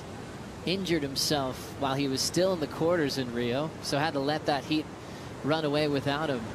Sidelined for the majority of the year, still had a spot in the top 10, 8th in the world, and that's already moving up in the rankings, as he made it clear his intention to qualify for that USA position for Tokyo 2020. He wants to join Kolohe. Kolohe's in the water now, and backed by his coach, Mike Parsons. Strider, do you have any insight for us? I do. You know, I was just thinking about catching up with them, walked over, got some words from Mike Parsons, and Mike was talking about, I asked him how his mindset was after, you know, his world title hopes were crushed. And he kind of looked at me and he's like, you know what? It freed him up. There's so much left in this day for him. This could be the best day of his surfing career as well. Still, he could still win his first contest that he hasn't won yet. He can, you know, better his results here on the end of the year, which means his campaign going into the new year is even stronger. And all of those things are in his mind, all of that looking forward. So he's got this really freed up sense of, I'm going to go out there and make this still the best day of my life. I love that, Strider. New goals quickly scripted for this man. Kolohe Andino grabs the rail, pulls up and under the hood. And that lip section takes out the Californian. Mike Parsons chatting with Buzzy Kerbox. Your ride here in the vicinity is going to be called Pipeline. Buzzy, big wave charger. Snips, big wave charger. Those guys like sticking together, don't they? Yeah. Big wave chargers. We just had one in the booth. How intense is Billy? It's amazing how, I mean, his eyes were so wide open, just to the sheer fact of what he witnessed with Gabriel Medina and that kind of stuff. You know, you don't think Billy's put that in the memory banks for maybe later when he's got, in a situation like that. So watch out for Billy Kemper, guys. He's an absolute beast. 12:15 to go in the priority heat. Jesse Mendez fighting for his spot on tour.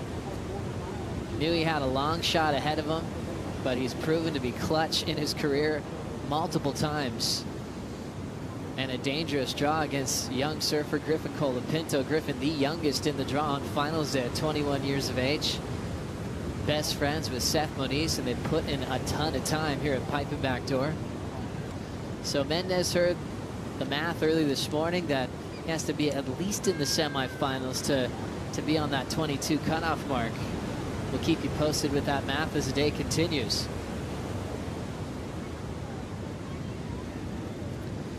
So Jesse accomplishing that Vans Triple Crown of Surfing title last season. There was a goal for Kolohe a couple years ago, and Griffin took it off him as they were surfing together. Kolohe mentoring for Griffin, and then Colapinto snuck it off him by basically less than a heat win. The numbers were so close. 11 on the clock here, no takers on that set.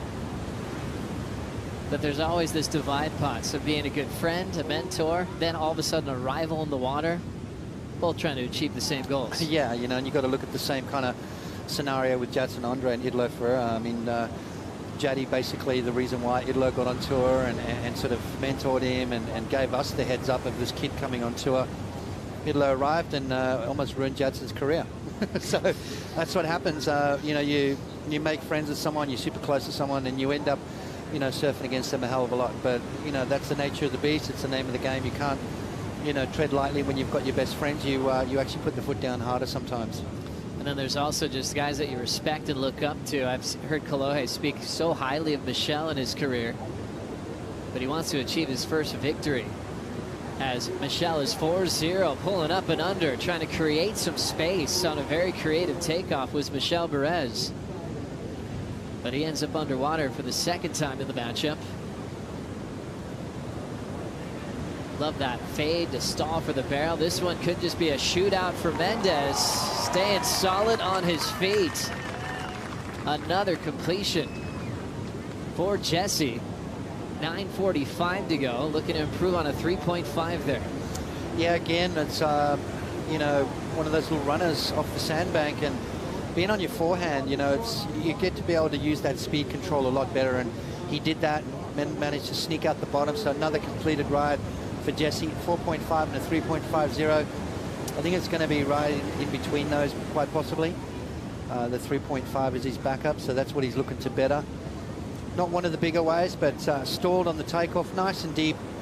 And just a little messy of an exit, but a completed ride nonetheless. Beautiful positioning on this wave.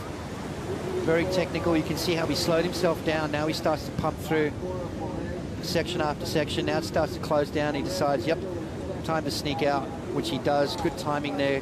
A well-read wave. Now stalling, rolling in on the backhand. Kolohe Andino will get the exit of Pipeline. Backside throw tail incomplete, but complete on the tube. That'll go into his top two. Now swinging into this one, his good friend Griffin gets spit out. So back-to-back pipe waves for two kids from San Clemente. Hacks it, right on the inside and steps off. Now this is going to be interesting, this next exchange from Griffin and Jesse. Jesse on a smaller but longer barrel. Griffin with maybe more of a, what we could call a semi-pipe wave, is what kind of what you've been looking for. A bigger wave, a little bit wider open. So I think we might see Griffin get a little bit of an advantage on that score. Score's coming through now for Jesse Mendez. There it is, as we thought. But Griffin's wave, a lot cleaner, a lot bigger, comes out with the spit. So Jesse Mendez with a 3.93, Joe, so improved his situation. Griffin needing a 3.50. Is that going to be it? I think so. I think that could be the best wave of their heat at the moment. Beautiful style. I don't think those turns are going to make any difference. Kolohe as well with the make. Beautiful little wave there from Andino. Currently with a 2.17, so he's going to improve his scoreline as well. Michel Bourret struggling at the moment. Love that front foot there from Kolohe. Just rolls the ankle over. Right there again, you can see him using that front foot. Beautiful speed control there from Andino. Nice and compressed. Squared up the shoulders, you know, facing his way out of the barrel. Beautiful stuff there from him.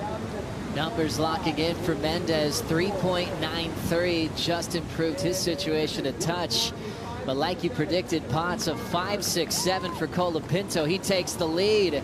Mendez looking backdoor. Somehow finds a way to pull into a messy section. But he's staying on his feet, so making smart decisions. Looking comfortable even under pressure. And Potts this morning is moving by so quickly, losing Ricardo Christie, seeing him fall off tour this morning. Also, Solomon Bailey, a guy that you backed from day one. Offering words of wisdom in the offseason for guys like Ricardo and Soli Bailey. Yeah, just stick to it. You know, this year's not going to define who you are. As we watch Jesse slide in, great balance there from Jesse Mendez to fight his way through that messy tube ride, looking to better a 3.93. You know, I think for guys like Ricardo and Soli, I mean, you know, go back, work harder, keep banging on the door, and you know, it'll eventually open. I mean, you've just got to go back and think about the great Andy Irons. Got knocked off tour, went away, had a good long hard think about it, changed a few things up, qualified on tour and went on to win 3 world titles. So, you know, just because you failed to make the cut this year doesn't mean it's the end of your career. So go home, train harder, enjoy the off season, but make sure you work your absolute butt off. And that's what's so exciting about the Challenger Series. Next season, seeing guys like Solomon Bailey, Ricardo Christie, with all they've learned this year to pack it into all those big 10,000s for next season. Challenger Series is going to be fun to follow. And remember, we're going to be welcoming some new names to the top 34 next year. And a lot of returning faces, from Federico Moraes winning the QS. He was a wild card call-up. He'll be back on tour. You know, Jadson backed himself up. Alex Ribeiro, who's already had the taste of the top 34. It's been a few years since he's made a serious comeback. He's been ripping all season on the North Shore. Iago Dora, who is still in the event, coming up in the next heat against Idolo Ferreira in the quarterfinals. He's also qualified through the QS. And you always look at that one spot out of officially qualifying, because you go to the last QS event, which is the Vans World Cup at Sunset Beach, but there's always someone waiting for double qualifiers. Morgan Sibilic in Australia is waiting to see if he will be joining the top 34 next year. How exciting. I mean, you know, he's got to be sitting on the edge of his seat, biting all the nails off, that's for sure. But yeah, Morgan had a fantastic start to the year and then injured himself halfway through. Came back and did all the hard yards here in Hawaii. Good, solid young surfer. I love it. I love seeing the fresh faces. I love seeing these new guys come on tour, mixing it up and keeping these big boys on their toes. That's right. So for guys like Iago Dora, who's got his spot on the QS, so, you know, Morgan wants him to re-qualify inside the top 22 in the world. Mendez under pressure to perform here. Needs a 6.10 to avoid falling off the top 34 as we check out the heat recap. Griffin Colapinto, the youngest man on finals day, getting a nice vision to kick off this heat at backdoor. Yeah, beautiful stuff there from Griffin. I've been loving the way this guy's been surfing here in Hawaii. Jesse Mendez has found a couple of beautiful little runners as well. Kind of a smaller tube rides through that sandbank section at Pipeline. And then this wave right here. Best wave of the heat so far from Griffin. Slides into a semi-pipe barrel there. That's more like it from Griffin Colapinto. A 5.67 and a 5. That is a great two-wave total here this morning. We saw Gabriel Medina win with one wave in the 4.27 range. So it has been very, very challenging for the world's best, but that's why they're the world's best, because they can handle whatever's thrown their way, Joe. You know, for people at home thinking, why isn't it this big, beautiful pumping pipeline? Well, Mother Nature has the last roll of the dice, and we're running out of time, so game on, and these guys have got to dig deep and produce some of their best in mediocre conditions. But that's why they are the best, because they're making this look fantastic. 2:45 on the clock as the battle continues from the last 2 years of our Advanced Triple Crown champions. Mendez last year, Colapinto the year before. Have 2:30 to decide Mendez' career. If he can come back in this one, get into the quarters, he has to continue his role at least to the semifinals to have another go next season. As we look at this lineup here, all the sand is always the big talk, along with the swell, but the sand was making things a little bit difficult the last few days. Yeah, I think it was more the swell direction, Joe. I think, you know, with the sand the way it is, the beach is quite flat, which, you know, generally with a lot of sand here, the beach is quite steep, and what happens is we get that backwash when the swell picks up. So with the beach being a lot flatter, you know, I think it was more the direction of the swell that was the issue. We had that really good sort of northwest swell, but with that really strong trade winds, it kind of chopped the swell up and it didn't really eventuate. So, you know, Mother Nature, even though we've got these unbelievable forecasts, you know, she can change her mind halfway through, and we just got to basically deal with that. So, you know, it happens all year round. That's why we have waiting periods to try and maximize the best conditions through these events, and we've done exactly that. 90 seconds remaining. Colapinto and Andino had big plans to join each other in the quarterfinals here at Pipe, both with their heat leads, both in the water together, but against different opponents. You always wonder in the overlapping formula, how much can you help out a friend in a heat that's underway at the same time? Well, I suppose if you kind of think about it, you can, for sure.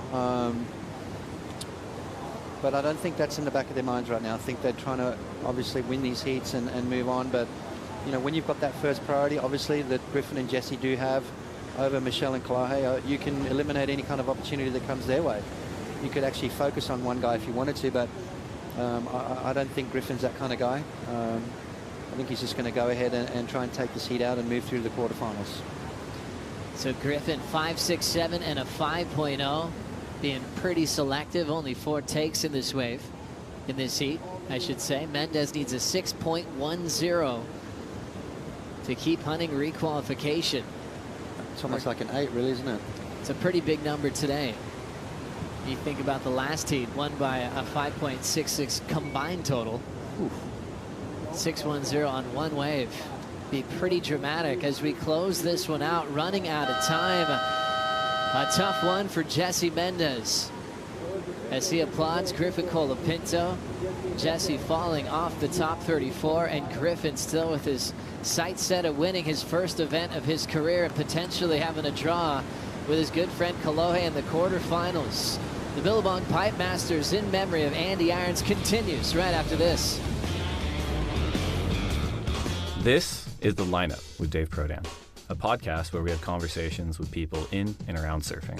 I talked to every Grom in the lineup because it's exactly how I was. How did you get so good? We were there all day. You know, we were down there in the dark and we went home in the dark every day. Would you consider speed one of your greatest assets? Yes. It's what I try to do in the wave, you know, go as fast as I can. These are honest discussions with people in the surfing space. Check it out on worldsurfleague.com and wherever you get your podcasts.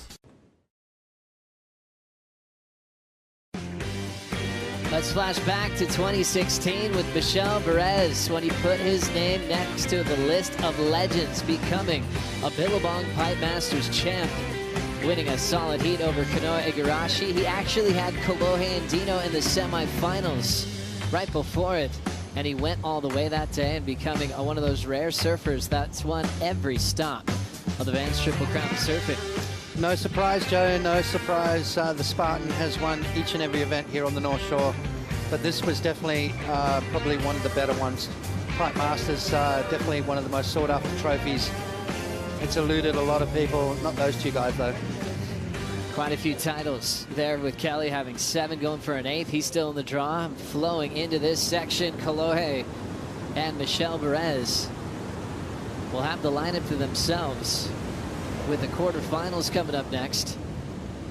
And Dino going as far as that semifinal finish for his personal best. His technique looking solid on this one. You just know he wanted more of that barrel putts. Yeah, you know, maybe another foot or so further back, but you know, you want to make it. You know, I think that's Kolohe identifying the fact there's not a lot of good ones out here. If I do get one, I've got to make sure I complete the ride. I don't think that's going to go into his top 2, just not deep enough, Joe. And now checking out Andino on the right. He's up and out quickly. Out of the title race now, but with goals of winning his first major championship tour event, and it could happen today. For Michel Perez, he's got Vans Triple Crown of Surfing hopes. Ethan Ewing still out in front. And Michel has to at least get to the semifinals to take over that lead. Yeah, big set waves coming through, but just due to the direction, it's not quite hitting the reef properly. 19 minutes on the clock here as we just saw a set pour through. Not really offering too much scoring potential. Challenging day to find really healthy, wide open pits. Coming off a highlight reel we had about a week ago from Kelly's 10 at backdoor. Zeke threw down a 9.73 in a crazy performance in the early rounds. John 9.7 at Perfect Pipeline when he ended up knocking out Zeke Lau from competition. Imai Kalani to vault, incredible as well in the heat with Medina, getting a 9.57 for one wave. And then just learning to adapt when those types of waves aren't coming through, learning how to win in changing conditions. Kolohe 2.17, 3.0. He's done a great job with what he's been handed so far in this matchup.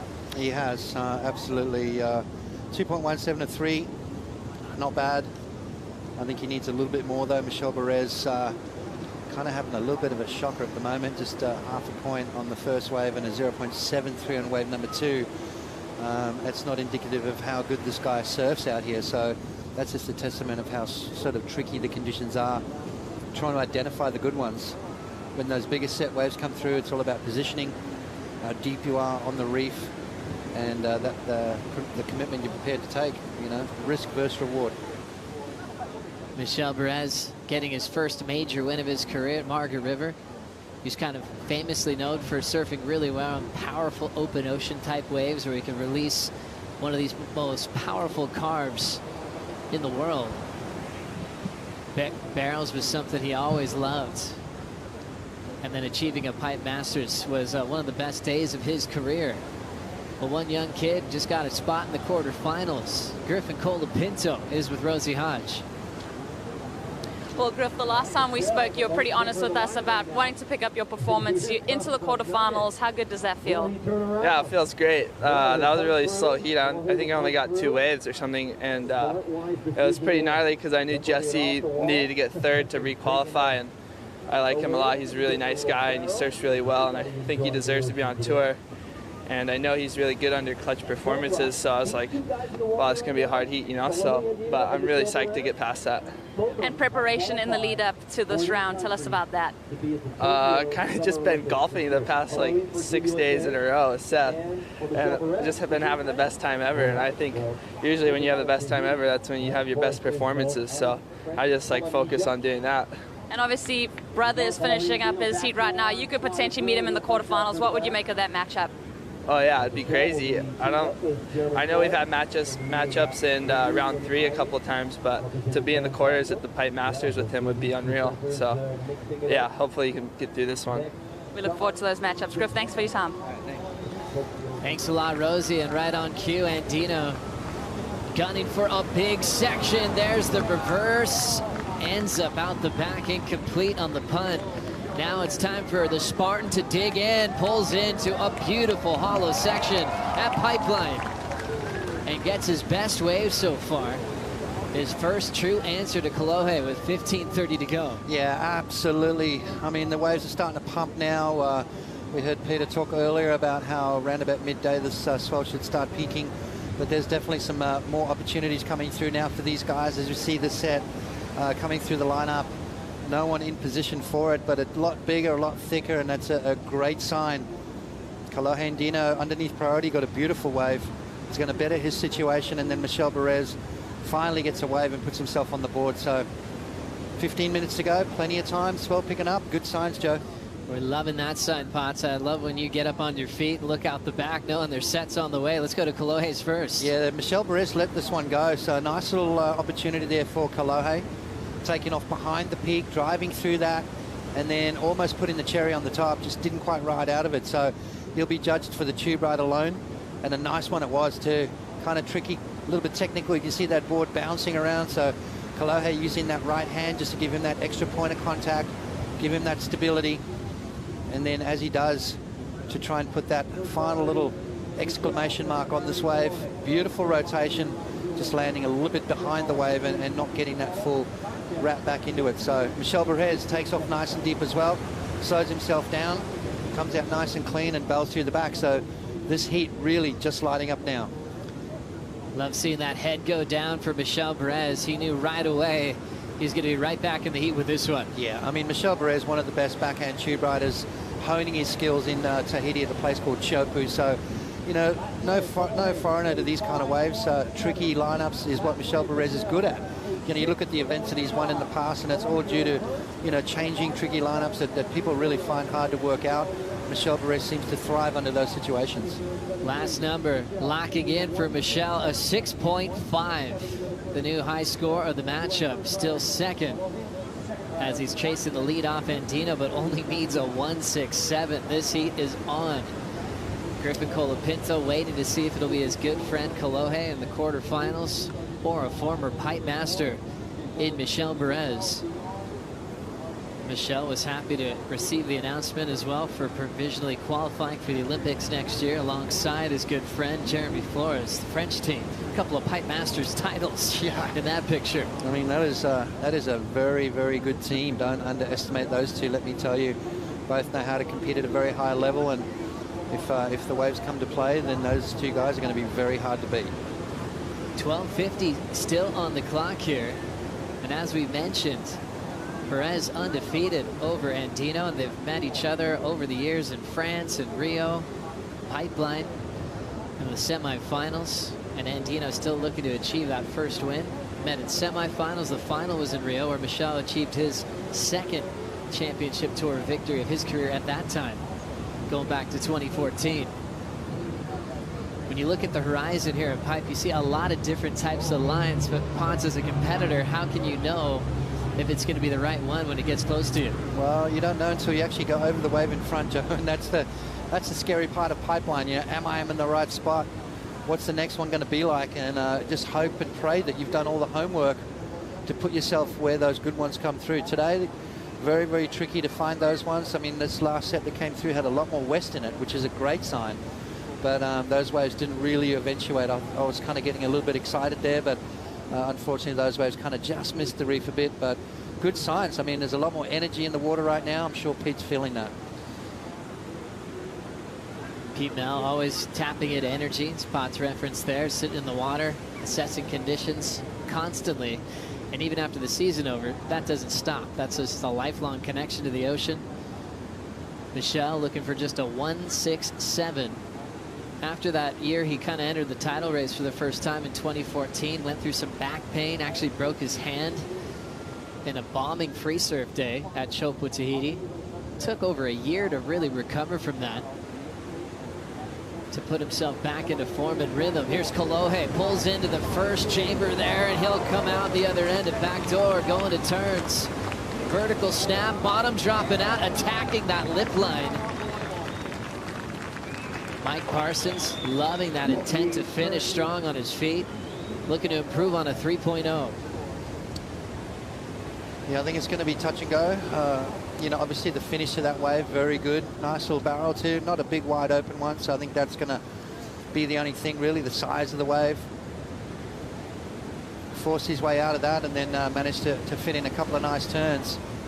I like this maneuver right here. Big speed float, total commitment there from Andino. The tube ride though, this is where the bulk of the points will come from. He navigated that one perfectly. Kind of a messy barrel, but came out nice and clean and then finished with a bang.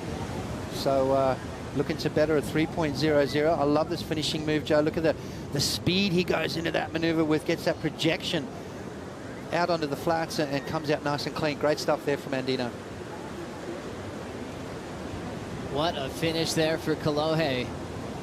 4.33 on the last score, putting some pressure on Michel, now needing a 3.0 as we have some big news for the 2020 Championship Tour season. Kaipo Guerrero is with Morgan Cibilic.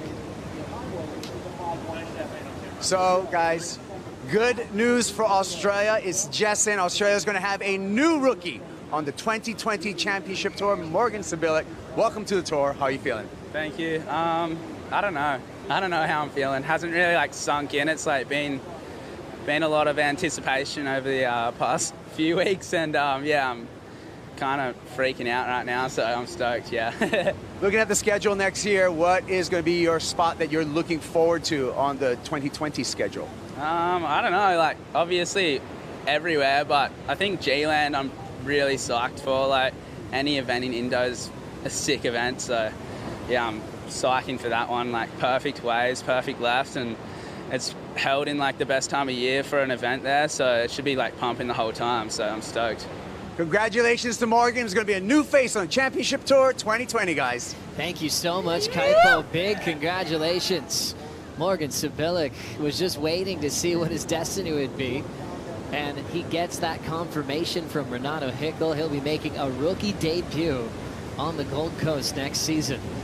What an accomplishment. Awesome stuff. I mean, life-changing, right? I mean, that's he's guaranteed a job on the World Tour for next year to mix it up with the big boys, and he's already picked out G-Land as one he's looking forward to. I mean, it's called the Dream Tour for a reason, isn't it, Joe? Exactly. And one man who's been loving the Dream Tour, maybe the most this year, world number 1, Italo Ferreira checking in. Yeah, no restarts. His top two waves, his 8 and 9 points of the season. Yeah, I mean, proving that staying busy has been a good formula for him in this particular heat.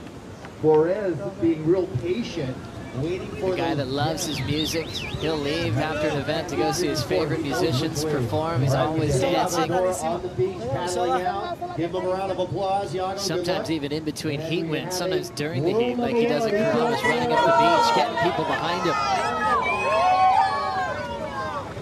But all that is way behind him in the rear view. His time is now. Italo looking to achieve his first world title, as he'll be dealing with Yago Dora in this first quarterfinal matchup.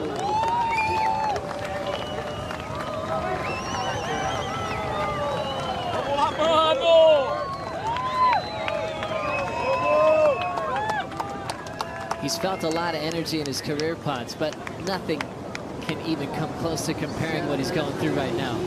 You know, I'd honestly say that these guys are used to it, though, because you've been to Brazil, you understand the crowd, how intense they are. I mean, that is energy like you've never felt before, but the energy that he's feeling right now is more the energy because he's going for a world title. I think that's a whole different ball game right there. Mentally, physically, you've got to keep everything in check, quieten everything between the ears, focus on the job at hand. You've done all the hard work. You deserve to be here. Got the yellow jersey. Everyone's chasing you, so you set the scale, you set the pace, move through the next round, apply the pressure on your opponent. But he's got Yago Dora, who's no slouch, so it's going to be game on. Yago Dora with his own goals to hold that Pipe Masters trophy. Back-to-back quarterfinal appearances for Yago Dora is a very impressive statement to find consistency. Will he play spoiler, or will it be Italo putting pressure on Gabriel Medina?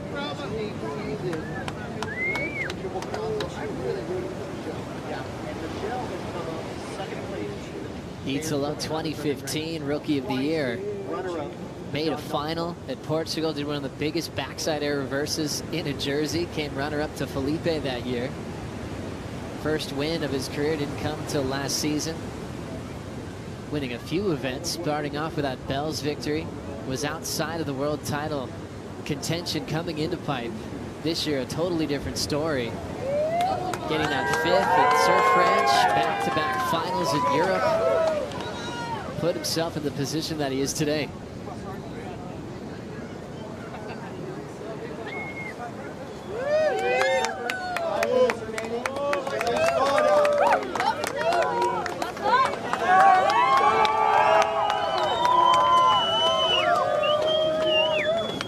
Little pop shove at enter the lineup from Italo Ferreira, who has a massive support crew, one of the most likable guys on tour, a fan favorite, earning the Surfer of the Year award at the Surfer Pole Awards before this event even started.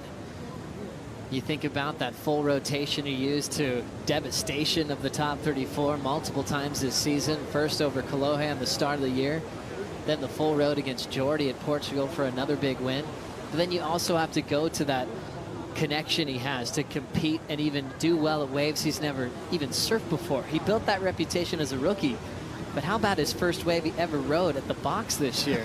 One of the best waves of that day. Are you surprised with that? Not at all. Yeah, exactly. I mean, to watch him come in onto the tour and look so comfortable in those waves of consequence, I mean, it takes guys years and years to work that out, and you know, Italo's done it in a very short space of time, so nothing this kid really does is surprising anymore. We check out a wave down the line with Kolohe. He's forced to kick out. Michelle still priority. Just looking for a 3. Yeah, 3's like a 6 at the moment though, Joe. It's still a fairly good wave. You look at Andino's last wave, that beautiful little tube ride, and then a couple of solid maneuvers, a 4.33. So Michelle's really got to find something good here. 3.5 minutes to go. He's got priority and he's been very, very patient. He's only caught 3 waves in the last 43 minutes. So he's been very selective. It's not about how many waves you catch, it's the quality of the ones you do. He's got one quality wave at a 6.5. He's looking like he's interested in this one. Michelle digging in. 3 minutes on the clock, needing a 3. Aggressive pumps, deep in the barrel at backdoor, punches free for the exit. Unbelievable amount of drive he got on that first section. Just chasing down a 3 to take the lead, 2:50 to go. He was not going to be denied on that one, Joe. He spent that much time waiting for that wave. He said to Backdoor Pipeline, you are not kicking me off this one. Takes off, super deep, double pump, races through that deep section, fights his way out of the end. That was great stuff there from the Spartan, Michel Perez. He won the Pipe Masters with waves like this, Joe. A few years back, comes out nice and clean, and look at the emotion right here, pounding on the chest. Stay out of my way, he says.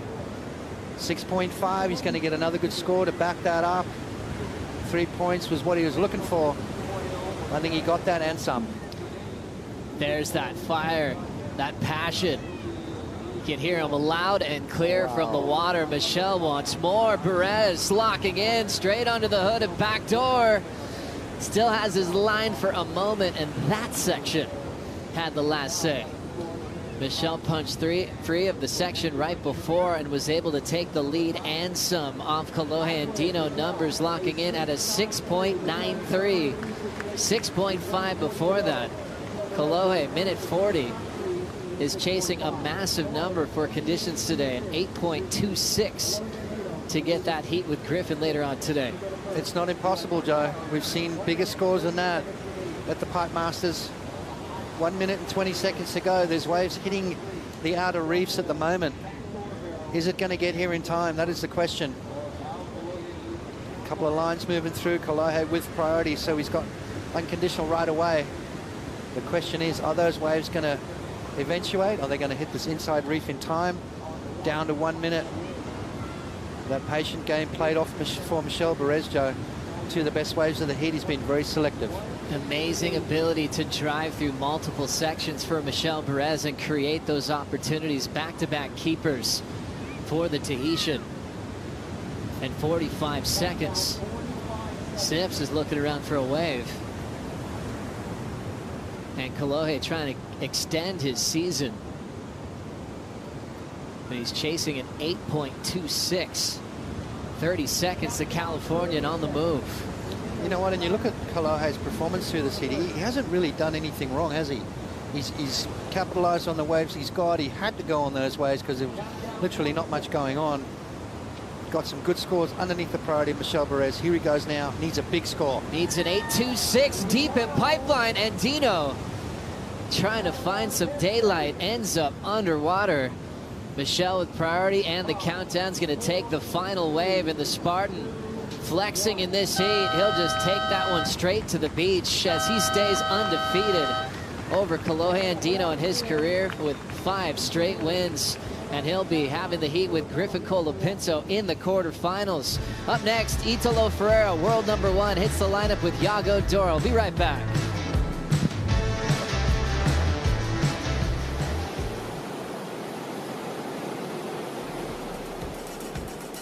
Hey, what's up, you guys? My name is Mike Moniz. We're here on the North Shore at the Billabong House. I'm gonna show you a tour. Come on in. We're gonna go check out the dungeon, is what we call it. For the first couple years when the guys come, this is normally where everyone stays. It's actually a pretty nice dungeon. Bunk beds, a pull-out bed. And so to make it up into the better rooms, you gotta be ranked on the QS or the CT. Andy used to stay in this room, but Ryan's staying in it now. This room has the best bathroom, has a tub and a shower. So I'll take you guys up top. This is Seth's room right here. And then the next room, probably the best, coolest room to stay in because it's kind of, you got your own, and it's this guy's one right here. So yeah, #1 has to stay in this room. Now let's go check out the boardrooms. We have 2 separate boardrooms. So this is the boardroom #1. And this is the other boardroom. It's more of a storage room for all the boards. Thanks for coming and checking out the house. If you ever want to come over, leave your shoes at the door.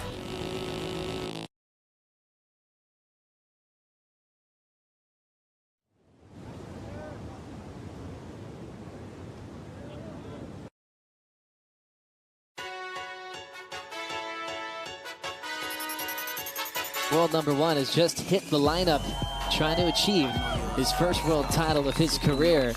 The yellow Jeep leader jersey is one of the best things I can imagine. He's in probably the best headspace he's ever going to be in. The biggest challenge, I think, is going to be my mind, for sure. If I can control my mind, I can do anything. Italo on fire, Ferreira. Getting spit out. I'm ready. I'm ready to do this, and that's why I dedicate myself every single day and wake up early and pray, and I think this is good to get all the energy and get this.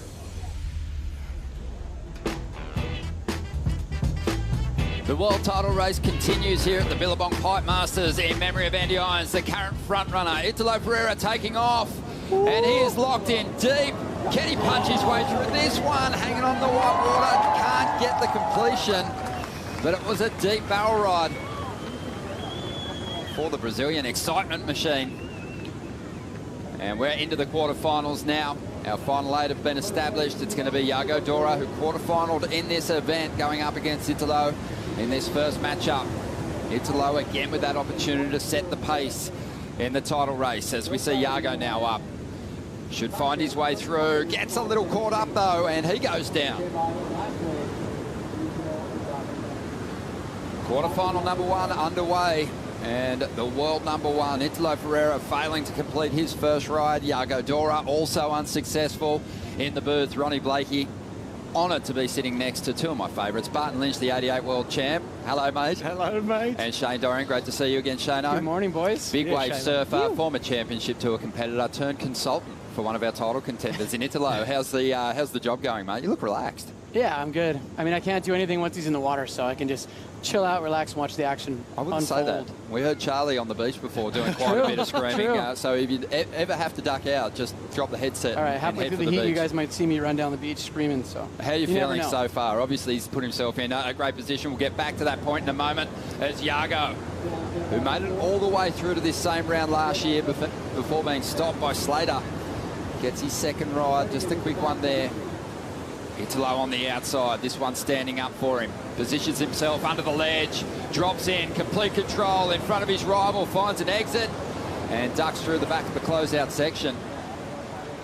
So both surfers getting through those second rides. But your thoughts, Shane, on how Italo went this morning? It was probably an anxious wait for that first heat to get underway. For sure. I mean, you know, there's been a lot of nail-biting moments this morning. It's, you know, the conditions are really allowing some amazing scores out there. But, you know, in between sets, it'll just go flat sometimes for 6 minutes, 8 minutes, and then I'll have a set, and sometimes there's no scoring potential on those sets. So you really have to utilize and really maximize your opportunities, because, you know, I mean, like once that clock starts ticking down, it gets, you know, it just gets really stressful. But he's surfing great. He's in a, you know, he's in a great state of mind. He has really good energy right now. He's super confident. He's been here for a whole month. His equipment is dialed. You know, I love his chances. Tell me boards that he's riding. We heard earlier from Strider, he said he'd actually gone down to a 6.2 perhaps? Yeah, he's riding a 6.2. Just the other day he was riding a 6.6. He was kind of a small guy. He's about 5'6". So a 6.2 is actually a pretty good sized board. But, you know, it really allows him the maneuverability and the you know, the freedom. But I mean, both of these guys, I mean, Yago is one of my absolute favorites. And he's a very tough draw here at Pipeline. He's, you know, he knows the reef really well. He spent a ton of time in Hawaii, and it's going to be a great matchup. Sure is. Some missed opportunities there early on that opening exchange too. We saw, you know, if Italo had made that ride, hold on. Oh, Yago Dora, great entry into this one. Can he find his way through? Oh! Gets lost in there somewhere, but the positioning was perfect. We know how crucial that is to a big number here at Pipe. And Yago well placed to spend a lot of time sitting on the deck here at the Pipe House, Jerry Lopez's old residence, watching this lineup, and definitely knows where he wants to be. I thought he was coming out of that for sure. It felt like it, didn't it? Yeah, it sure did. He just had perfect positioning, amazing drop. He was just deep enough where it looked like he was super deep, but still going to make it, and it looked like the foam ball just kind of ate him up in there. Numbers coming through from those early exchanges, 6.83 for Italo. Yago had a 4-point ride. They're the ones that count at the moment. Dora back in second place, looking for a 4.64. And Shane here in the booth. I'm like, what is he doing? Directing traffic. Yeah, Italo. Yeah, I'm like trying to mentally to let, you know, just like vibe him to like paddle to his right and get back in the you know, the sweet spot out there at Pipeline. There's, if you're a little deep on the lefts, a lot of times the waves tend to like stretch out and clamp a lot. So I was just really going over that this morning, like the hot zone out here at Pipeline, just on any normal day, and especially right now, it's not super deep on the reef. It's not down towards off the wall. It is right in that, really close to that sandbar. You can see on your screen right there. There's that as the water turns that light blue color is where it's hitting the sandbar. You really only want to be maybe 20 feet deeper than that sandbar. Well, just under 27 minutes remaining here. Our man out there in the water, Strider Wasilewski, finding his place, getting set for an epic final show. Strider, two surfers who've had great highlight moments in the event, but also fantastic free surfing moments here at Pipe this year. Yeah, unbelievable. Both of them have been out here surfing every day. Yago said it's his favorite wave on tour. And you know what? The waves have just turned on. It's absolutely beautiful out here. It's pulsing, you guys. You feel the energy in the water. There was a rip through here in the channel before. It's moved down to gums where it should be. The stars are aligning, my friends. It'll be one of the best days ever to finish this thing up. Awesome, Strider, and we'll be checking in with him throughout the day.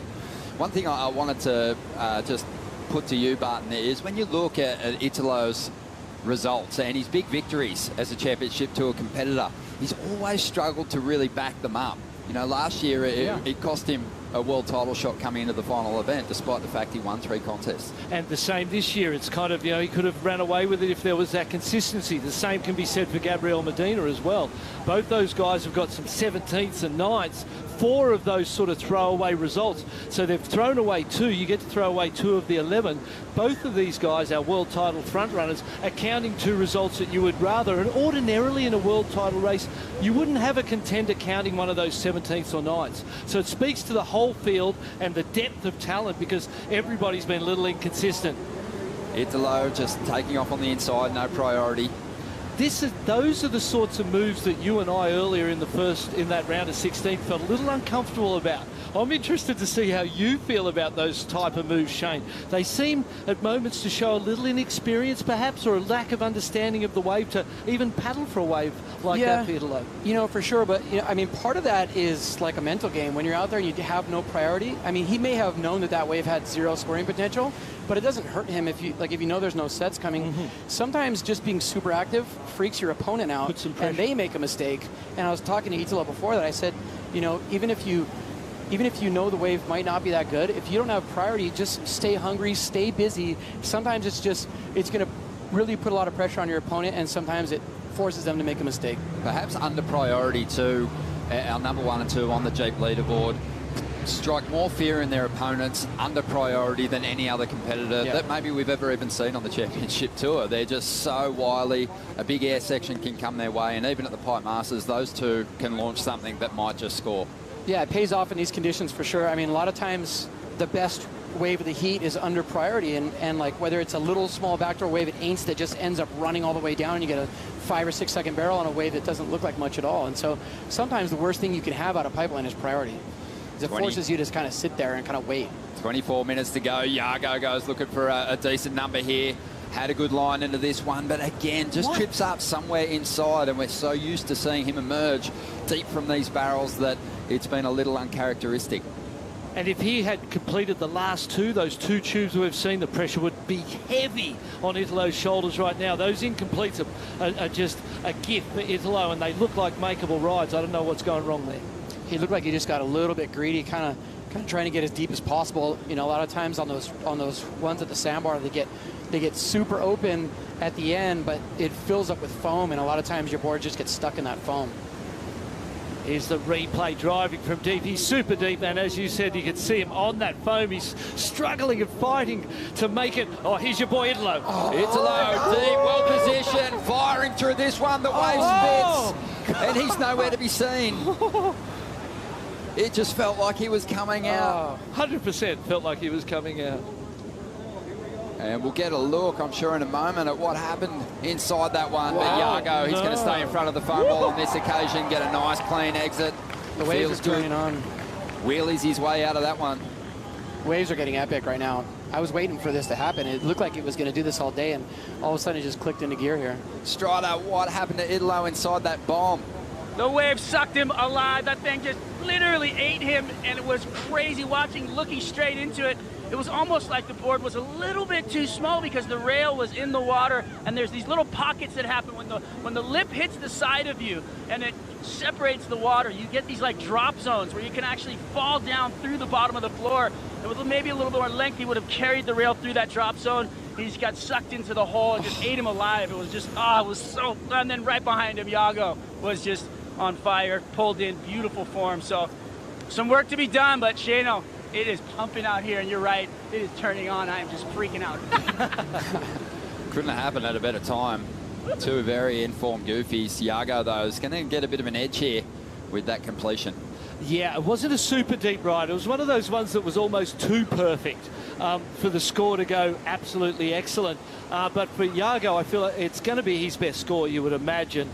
Nice big set wave, and it was one of those dreamy ones that you just want to ride. They're just so perfect, so clean. When you look at Italo's, there was most probably a point in there, Shane, where a couple of pumps maybe to get in front of that foam ball, and an average complete would have been better. Well, Italo just clutching at his elbow too. Might have come into contact with that sandbar just on 21 minutes remaining. He's going to be chasing the score. Italo Ferreira is going to be up against it here. Numbers still coming through from the panel for Yago Dora's last ride. Yago already making the jump into the top 22. He was already safe with a good run on the qualifying series this year, including a win at the US Open. So he's done very well just to secure his position on the leaderboard via the championship tour. Everyone sort of is after that goal when they first come on the tour. Absolutely. You don't want to use the backstop of the QS, but if you have to, it's a great thing to have for your confidence. Judges taking a lot of time because this is a super critical score. because obviously the 6.83 is a great score for Italo. If something matches that, comes in right around that same area, it's game on, it's going to be equal. But this heat so far has been the story of missed opportunity. Exactly the same score, 6.83. The 4-point ride has given an advantage to Jago at this point. But as I said, this heat has been the story of missed opportunity. Some absolutely perfect waves not completed from both surfers. Well, Jago got back out there and got that priority too. And he's got another nice looking wave here. Well positioned, drives into that first section. Wow. No doggy door exit there for this Brazilian competitor in his second year on the championship tour. And Italo now swinging. He's got a beautiful looking wave. Pipe starting to flare. He's rolling through this one. Goes looking for the air to finish it off. Massive flyaway for Pereira. And his support crew are cheering him on. Make the comparison in your own mind to the 6.83 that he scored, that Jago scored earlier on. It was a much deeper barrel. That's the score of the heat, Those big flyaways always get the crowd engaged. And Italo's a real showman. You know, he could have kicked out of that wave and just taken his run back to the takeoff point, but he just wanted to work this crowd into a frenzy. He's done just that. Well, he surfs with his heart too. You know, he for sure he wanted to stick that, and I mean, he could have just kicked out and got priority, but that was a filthy barrel, boys. Yeah, super deep, perfect positioning for the takeoff, disappeared completely, and then got that nice travel time, a little extended time in the tube. You see it, he's behind the peak, beautiful line, it dropped absolutely where he needed to. He wasn't done. That's why this guy would be a very fitting world champion if the game plays out this way, because he just goes for it. Well, I loved it too because he didn't stall one time in that wave. He took out, he put himself so deep on the peak that he was able to pump through that whole thing with tons of speed and still be deep the whole time. 8.83, the scores are in, and the heat and the world title race is alive. It's alive and well, boys. Solid recovery from Italo there. 18 minutes to go, and the current Jeep ratings leader is out in front now, making a jump, making an adjustment after falling on a very high quality ride just prior to tapping into that 8.83. Jago Dora now after an 8.83. These surfers very evenly matched. Let's have another look at it, Shane. Take us through it. Oh, beautiful wave selection and use of priority here from Italo. He just really positioned himself perfectly on the peak, like I said, and his board looked perfect. He just looks like in just perfect synergy with that wave. He really dodged a couple bullets in this heat so far, and I feel like that was such a critical point of the heat right there to really make it count. Little details, Barton, when you're watching the replay there. Sometimes you just get the benefit of a little kick of the foam ball, which will show your board do a little flicker, and it gives the judges that appreciation for how deep you were in the barrel. He found that through that first section. It adds that element of drama, doesn't it? That ride was all about the takeoff. It was just perfect, and he's jumped to the feet. He was more or less under the lip, and just as the lip was throwing, he jumped to his feet, just slipped underneath it, and that yellow jersey is not on his back for no reason. I felt like the pressure was mounting, and it was the energy had changed, was going Jago's way. Italo just answered back with the exact sort of ride you needed to. Nervous moments for Italo's camp, but they're feeling pretty good after that last ride, Kipes. Oh yeah, the beach exploded. This is Italo's camp right here. They're well behind him. Stoking for Italo, and he's in the lead. But I want to show you guys something else. There's some also signals going up. If we look at the third floor of the pipeline house, you can see that yellow towel right there in the Volcom compound. That could be some signals to Jago Dora out in the lineup as far as wave selection. For more on that, I want to hear from the water. What do you got for me, Waz? Yeah, you know what? That yellow towel, they're up there waving around up there. You can see them up there telling them whether to go left, right, stay right in the center. You know, it's an old trick back in the day with Jerry Lopez and the house, and the guys waving the towels for him. So I love to see that tactic going on from the beach. But out here in the water, there's still that little bit of backwash. There's always a little backwash in pipeline, and these waves are breathing, and as they open up, you have to move exactly with that moment and actually compress as that barrel compressed. Well, on Jago's wave, it breathed and he didn't compress, and then we watched Italo compress and pop through this section. It was so fun to watch, to see his rhythm with the wave, and that's what you have to have. You have to be in perfect synergy with what's happening in the lineup, and you know what? That 6.2, only board that would have made it under that hook, so maybe it's better that he's on a shorter board. Shane, did you have conversations about maybe stepping up to a different board, or was the 6'2" always the go-to? No, Matt. I told him he should really feel confident on the 6'2". The waves are a little bit smaller today, and I mean, he's probably 5'6", so a 6'2" is actually a pretty good board, and it's it's got some beef in there, it's got some volume. His boards feel really good. They're not too light. They're like that really nice weight where they're not going to flutter too much. Even his smaller boards look really stable and just really rock solid. So I mean, he felt like a 6'2" was a good call, and I mean, he would surf good on anything out there, to be honest. But that last wave he had is really good score. He was able to sit underneath it and get that. Another exchange there where both surfers didn't find a scoring ride. But Yago, he wants to try and get back to that takeoff zone. He's after an 8.83 at the moment, Barton, but just pretty impressed. It was a big gut check for Italo because you look at his heat scores going through the rounds, and really he hasn't been pushed. No one's dropped a big number on him, and he's been progressing with pretty low heat score totals, especially compared to his title rivals and some of the favourites in this contest. But when Yago put up a 6.83 and a 4, that was already bigger than any heat score that Italo put together in the event, so he had to do something. And there were other opportunities there for Yago that completed would have really put a lot more pressure on Italo. Really, the incompletions by Yago and Italo for that matter, but sort of took that pressure off and left that door open. And Italo answered the way a champion does. He got the sort of wave, exactly the sort of wave, the sort of surfing, the score that he needed at that point in time to sort of put it. Kind of feels like it's now out of reach almost to a degree, and it's Italo's, it's kind of in the back pocket. He's ready to walk on to the next round, put more pressure on Gabriel Medina. It's definitely not out of reach in this heat, man. Anything that happen right now is this pipeline, and the waves are turning on, which is, I mean, that's the whole reason it's so exciting, right? Great to see the consistency improve through the morning. Most definitely. 13.5 minutes to go. Italo out in front. Yago Dora chasing an 8.83 in quarterfinal number 1.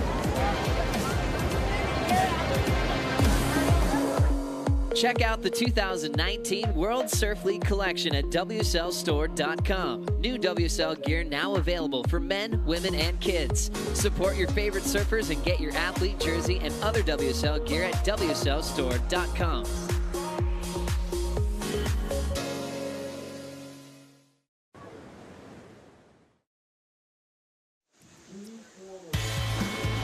Calling all surfers. Have you ever dreamed of competing on the WSL Championship Tour? Now may be your chance. ABC and WSL Studios have partnered together and are on the hunt for the ultimate surfer. If you think you have what it takes, go to the address on your screen and apply. You might just get a shot at it. We'll see you out there.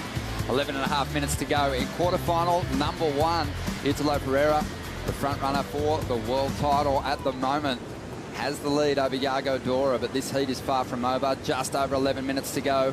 Yago's chasing an 8.83. The conditions have come to the party, and we're seeing two guys exchange some pretty high-quality waves out there at the moment, Barton. But this is a fun scenario for you and I. We've got Shane Dorian in the booth with us, and Shane being employed by Italo as a consultant for this final event of the season. Hearing you talk a little earlier in this heat about the pressure you can mount on someone by being busy, by catching them and playing the game to the point where you might even ride a wave you're not even interested in just to cause an effect. Yeah. Did you think like that as a competitor, do you think, or is it something when you're in that coaching role you start to sort of, I wondered This is all new to me, BL. I would, I never really thought in those terms. I always just I just wanted to literally only win with how I surfed on the waves only. And it's, now that I'm older and wiser and I've watched all this and I see what sort of wins heats, I mean, a win's a win. So if applying pressure when you don't have priority and flustering your competitor or pressuring them wins, you move on to the next round, whether you do it strictly on your surfing or whether tactics play a part in that. So, I told Italo, win however you feel.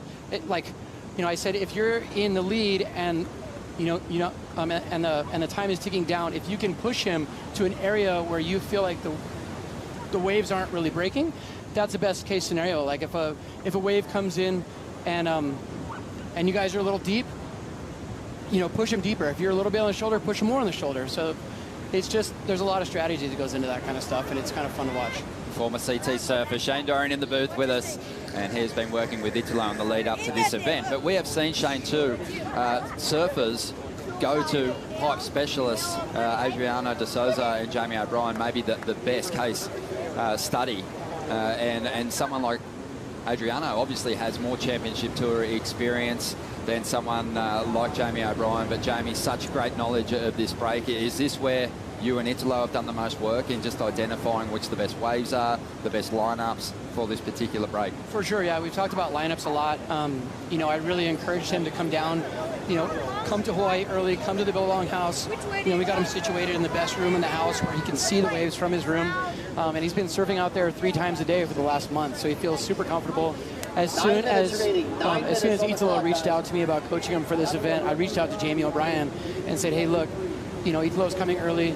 If you're cool with it, will you surf with him at pipe and show him line up a little bit? If you see him out there, you know, try and encourage him and give him, you know, all the tips you can. And Jamie was really great about that. And you know, I think Italo was really surprised at how welcoming and how stoked everybody was to see him here early. Here we go, Italo taking off again, already has the lead, trying to get rid of a 6.83. Bursts through the end of this one, goes looking for the air section down the line. Radical spin. Doesn't complete it, but the points were already in the bank. And will that replace the 6.83 bar? Let's have a look at the replay. I feel like it's in that range, but I love the fact that enough is never enough for this guy.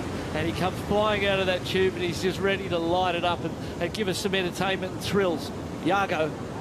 On the outside, beautiful looking wave, starting to taper off a little bit, but he finds his way through this one. And he starts looking down the line for extra points. Launches the big frontside air reverse, hanging onto it but can't ride through that turbulent water. So just on 7 minutes and 45 seconds to go, waiting on numbers for both competitors. Great exchange there. Fantastic exchange. Can't wait to see it. It's interesting. Back to what we were talking about briefly, I always was of the opinion that for Kelly, most of the people in his generation, you included, most of you guys weren't actually as competitive in nature as he was. Here we go, Italo from behind the peak, and then that all chandelier fell down on top of him. Didn't even bother him. Then the frother that he is, he just wanted more and just pumping into that closeout section.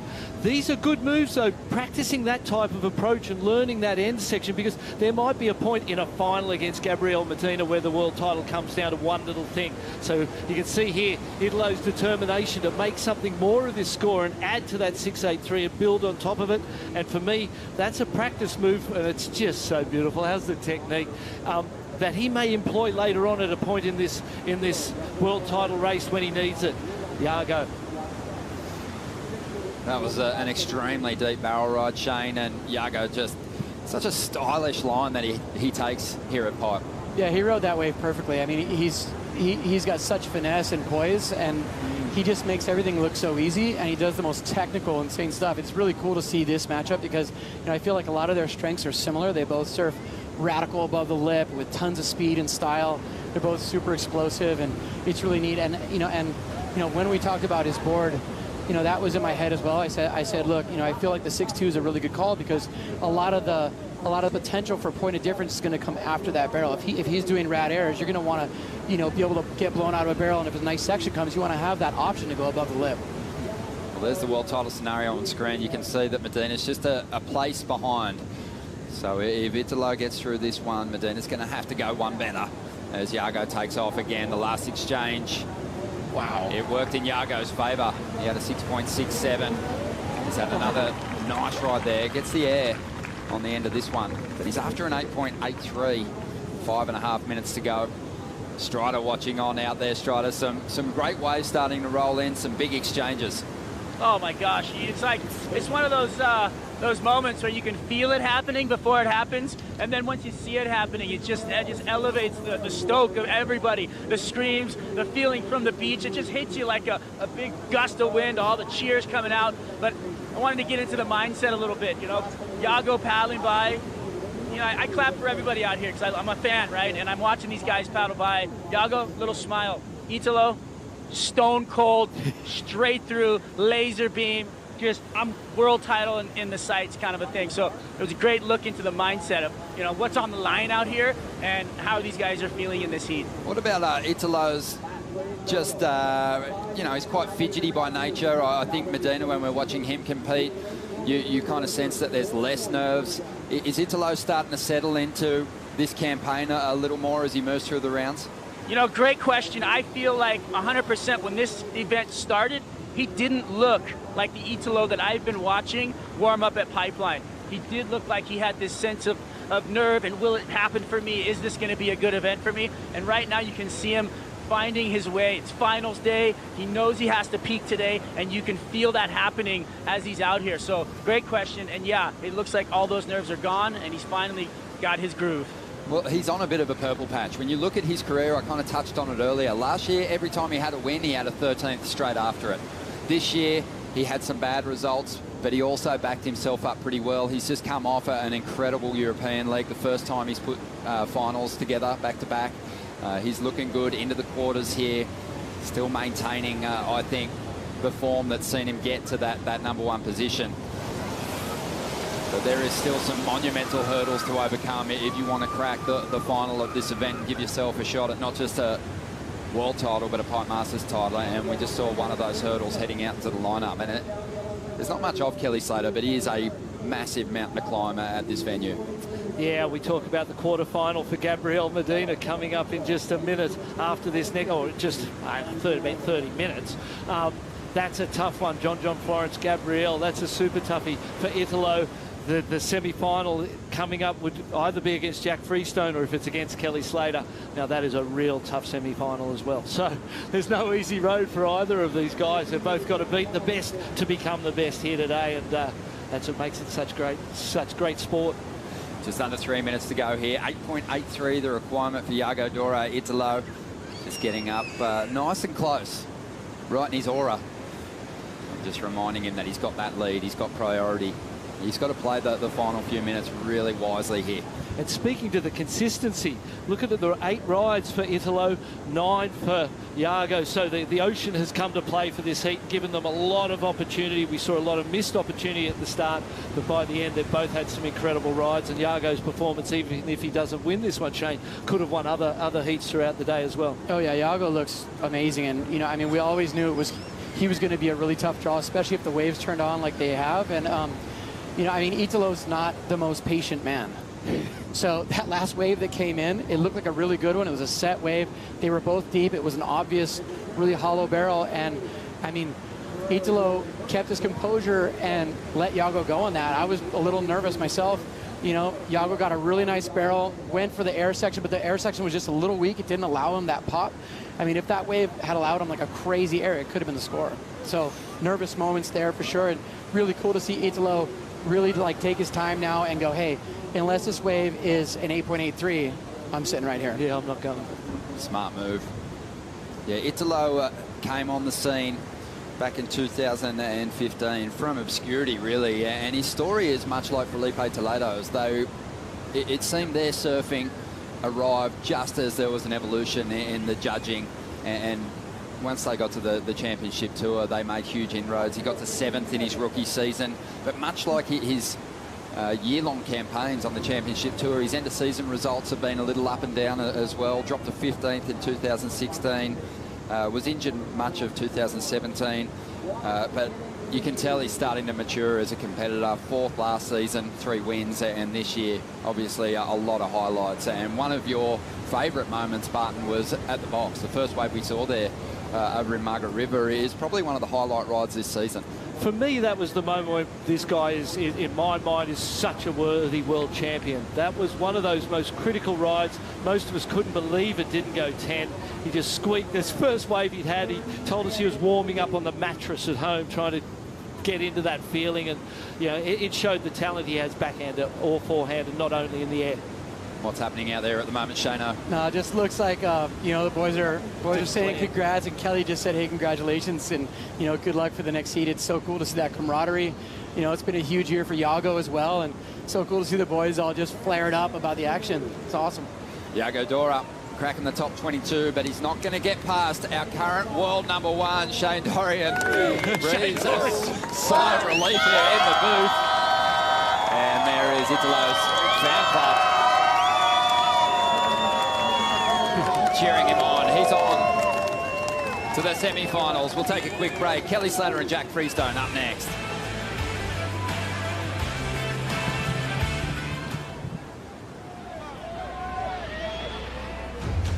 Kelly Slater, the greatest of all time, against Jack Freestone. Tough draw for Jack Freestone.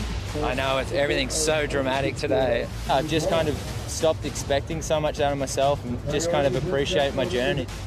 I've surfed this whole year kind of behind the 8 ball. I'm trying to catch up. Where's Kelly? Come on out. I'd rather surf this heat from the front. It's just a mindset you put yourself in.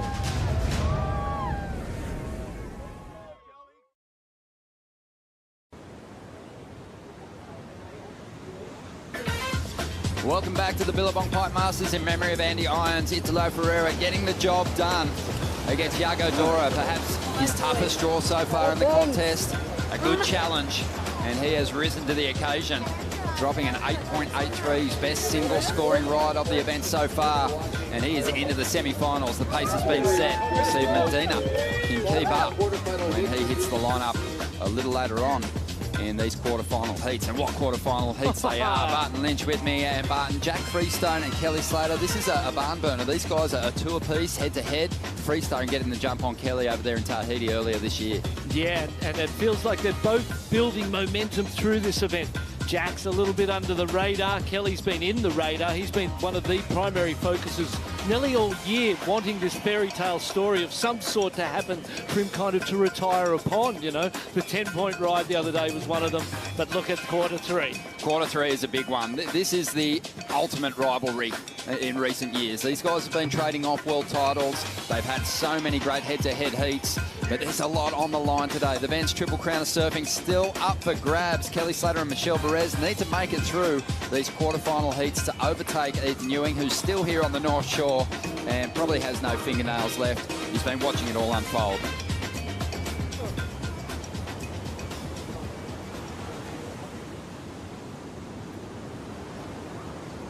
Getting eyes on the lineup once again here. Jack Freestone up against Kelly Slater. The Australian's been charging up the Jeep leaderboard in this final event. In fact, he's hit a bit of purple patch in the last few events of the season.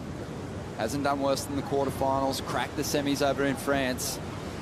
Slater, on the other hand, hasn't been into a final series since Bali, so let's see what he can do. This one during the break, Slater loads up on that rail, driving hard, but can't get through it. Little backflip over the falls. Interesting how dominantly he charged at that wave, just paddled straight past Jack, almost singly blinded for that right-hander, just wanting to get a good start, a 1-point ride. So looking dominant in the paddle, but on the wave face, there was a big bit of white water he just couldn't bust through. The greatest of all time out there. We spoke earlier today, Barton, about just his record here at Pipe, how incredible it is. 7 victories, chasing an 8th this year. But equal to that, his run as a championship tour competitor is phenomenal. Sublime. 55 championship tour victories. This is his 27th year on the CT. He's only finished outside the top 10 twice, and this year he'll finish inside the top 10 once again, already climbing up that leaderboard when we look at the result that at worst he'll take from this contest, the 5th. So Kelly just continues to impress. He's timeless. Absolutely, and it's inspiring. It's been inspiring for decades. And that this, you know, every heat you go into, it's a 50-50. They start, it doesn't matter whether you got Kelly Slater or Gabriel Medina or someone else way lower down those rankings. Every heat you go into, as I see it, is a 50-50. Doesn't matter who they are, and the bigger they are, as they say, the old cliche goes, the harder they fall. Kelly Slater has a good friend out there watching on from the channel. They've shared this lineup plenty of times. Strider, how is he looking and feeling heading into this heat? Double shakas, so they've thrown him up, and he was stoked. Jack the same way. Just wanted to get a little insight on that opening wave of Kelly Slater. Wave arrived. Slater, before he even paddled for it, identified that it was a perfect right for him. Never looked at the right once. Paddled directly for Jack and in position for the left, and Jack was just convinced that it was a good left, and then he just no-looked the right takeoff. So it was pretty impressive to see the mindset of what he can do even before a wave arrives. So watching Kelly, he's basically the best there's ever been at the head game. Strider, when we crossed you before at the start, you were talking about the conditions. It looks like you are now sitting in quite a lot of current, and the water seems to be moving in quite some different ways to the last cross. Yes, so what's happened here is after all those sets and all that energy arrives, it has to go somewhere. And it's pulled out through the lineup. It's got me moving outside, you know, as I'm sitting here, and that will tear the lineup a little bit. It'll change the way the face of the lineup looks, but then after that goes away, we'll be back to, you know, a smoother surface, and we'll see all of that dissipate. And then when those next sets arrive, we're going to see big barrels. Thank you, Strider. Great to get that insight. And, you know, Kelly, just to touch on that ploy at the start of the heat, he used it to good effect against Jean Doroux earlier in the event to get his 10-point ride.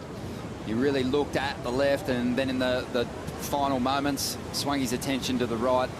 You've got to watch him. We've seen a day of some great competitive strategy already, and seen some of the more intricate parts of professional surfing that aren't always on display. And so to see Jack could have easily, right at the back there, he could have easily taken a couple of strokes, jumped up and gone right and got Kelly Slater on interference. Kelly was dogged and just determined. Didn't even, once he felt like Jack had bit on the left and thought he had the inside for the left, he knew he didn't have to pay attention to Jack again. Freestone's going to get pinched in this one.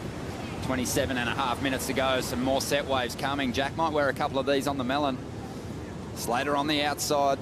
Had a good look at it. Surf fans lining the beach at the moment. As we get closer and closer to wrapping up the 2019 season, what a year it's been. The waves a little slow when we kick things off this morning, but some more set wave action today as one of the big fans of surfing. Max Holloway, UFC champion. Yeah. And he turns up most years when the Vans Triple Crown is underway. And he's enjoying himself watching the show unfold with his family down here today. A little more pleasant at the beach than at the Octagon. But I suppose out in the lineup here is our Octagon, isn't it? The pipeline. What would you rather? Step into the Octagon for a couple, or go a couple of rounds in the Octagon with Max? I feel like I could most probably manage pipeline a little better. Here's Kelly having a look. Slater grabs that rail, tucks in. This one reeling onto the sandbar. He's going to have to really get going to make it out of this ride, though. He pulls through. So Slater with 2 unsuccessful rides, Freestone with 1 as well. So it's all throwaways at the moment. It's almost like the ocean's having a little pause. It needed a little bit of a break after the world title heat with Italo and Yago. The ocean turned on, the waves were consistent. Seems like the wind has kicked in a little more trade, so you know, an easterly or even a southeasterly here is a beautiful offshore wind. The more it goes round to the north, it comes in a little bit from the side, and I think we can see that in some of the chop moving down. And when you look at the spray off the top of the wave, it's kind of coming a little bit further from the north now, which does make it a little more challenging, but not for the world's best. Also got that Olympic story unfolding here. Everyone's trying to get that provisional qualification. As we see Freestone just standing back on the tail, lining up his options. And that one's going to get away from him. He'll make his way back to the takeoff zone. Just over 25 minutes to go. Kelly has a narrow lead at the moment, but Italo Ferreira is through to the semi-finals. He's with Rosie Hodge.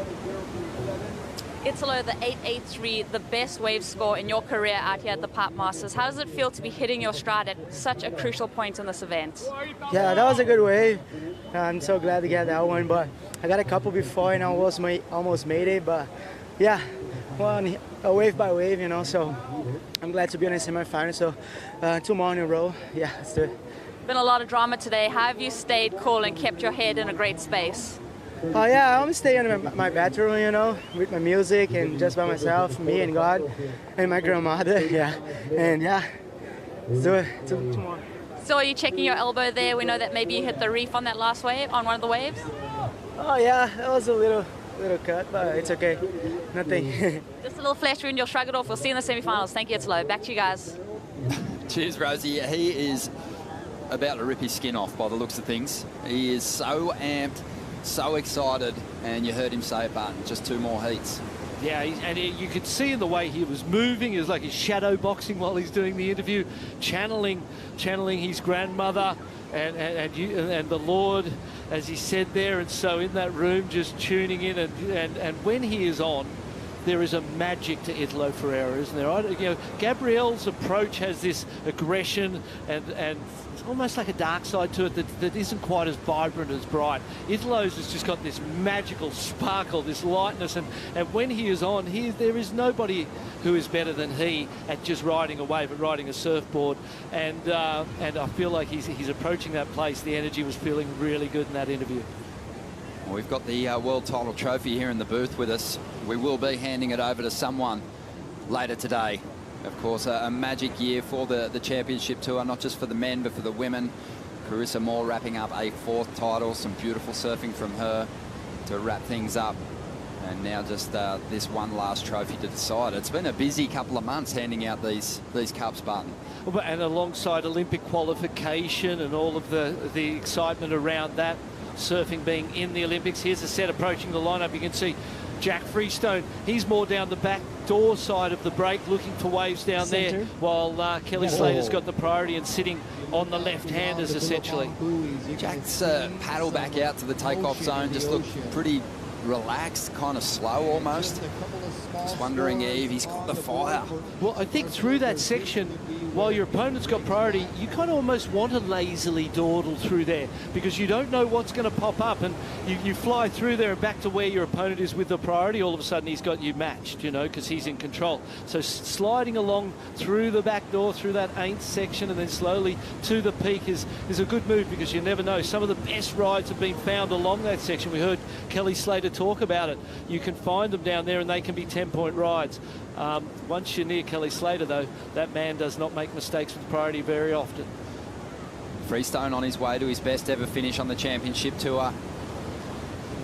Really relied on his qualifying series results when he's made the grade in the past, but this year, big charge through that European leg, and obviously finishing off with an exceptional performance here at the Billabong Pipe Masters. Jack already jumping from 18th to 14th, and with a really big finish, has an opportunity to overtake Julian Wilson. Needs a victory to do that. And if he can, he'll obviously get that Olympic spot for next season. 21.5 minutes to go. With a 1 and a 1.07 for Kelly Slater, you can understand Jack's move just then. Ordinarily, you might look at that move and go, what was that? Why would you go away that small? But in the end, if that's a 3-point ride, you go into the lead, and even though it's tiny pressure, you're starting to build pressure, you're starting to build momentum. So a nice move from Jack. He's got that will be the best wave of the heat so far, I imagine, and he's back out the back now next to Kelly and kind of put a bit of pressure on.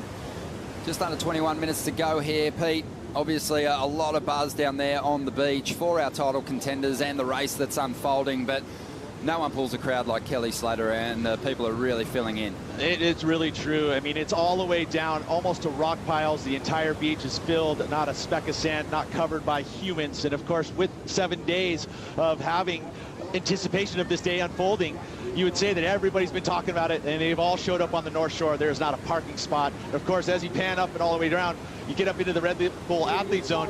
I don't see a whole lot of athletes. I see a lot of people that are watching the event, but that zone there has been a big part of this season. Gotta love it, and I love the vibe, because as soon as anybody catches a wave, it is lit up, and you can't help but smile and watch the action. Absolutely. Thanks, Pete. And I think, Barton, too, people are maybe anticipating that Kelly could get on one of his magic runs here and seal the deal at the Billabong Pipe Masters, which he has said he will retire if he does that. So people might be feeling like this might be a last opportunity to see the greatest of all time at work. Yeah, I don't know how I feel about that. When you say that, there's a part of me that almost I just become a little disappointed. Like, no, he can't go. He can't. It's almost like you expect him to be here forever.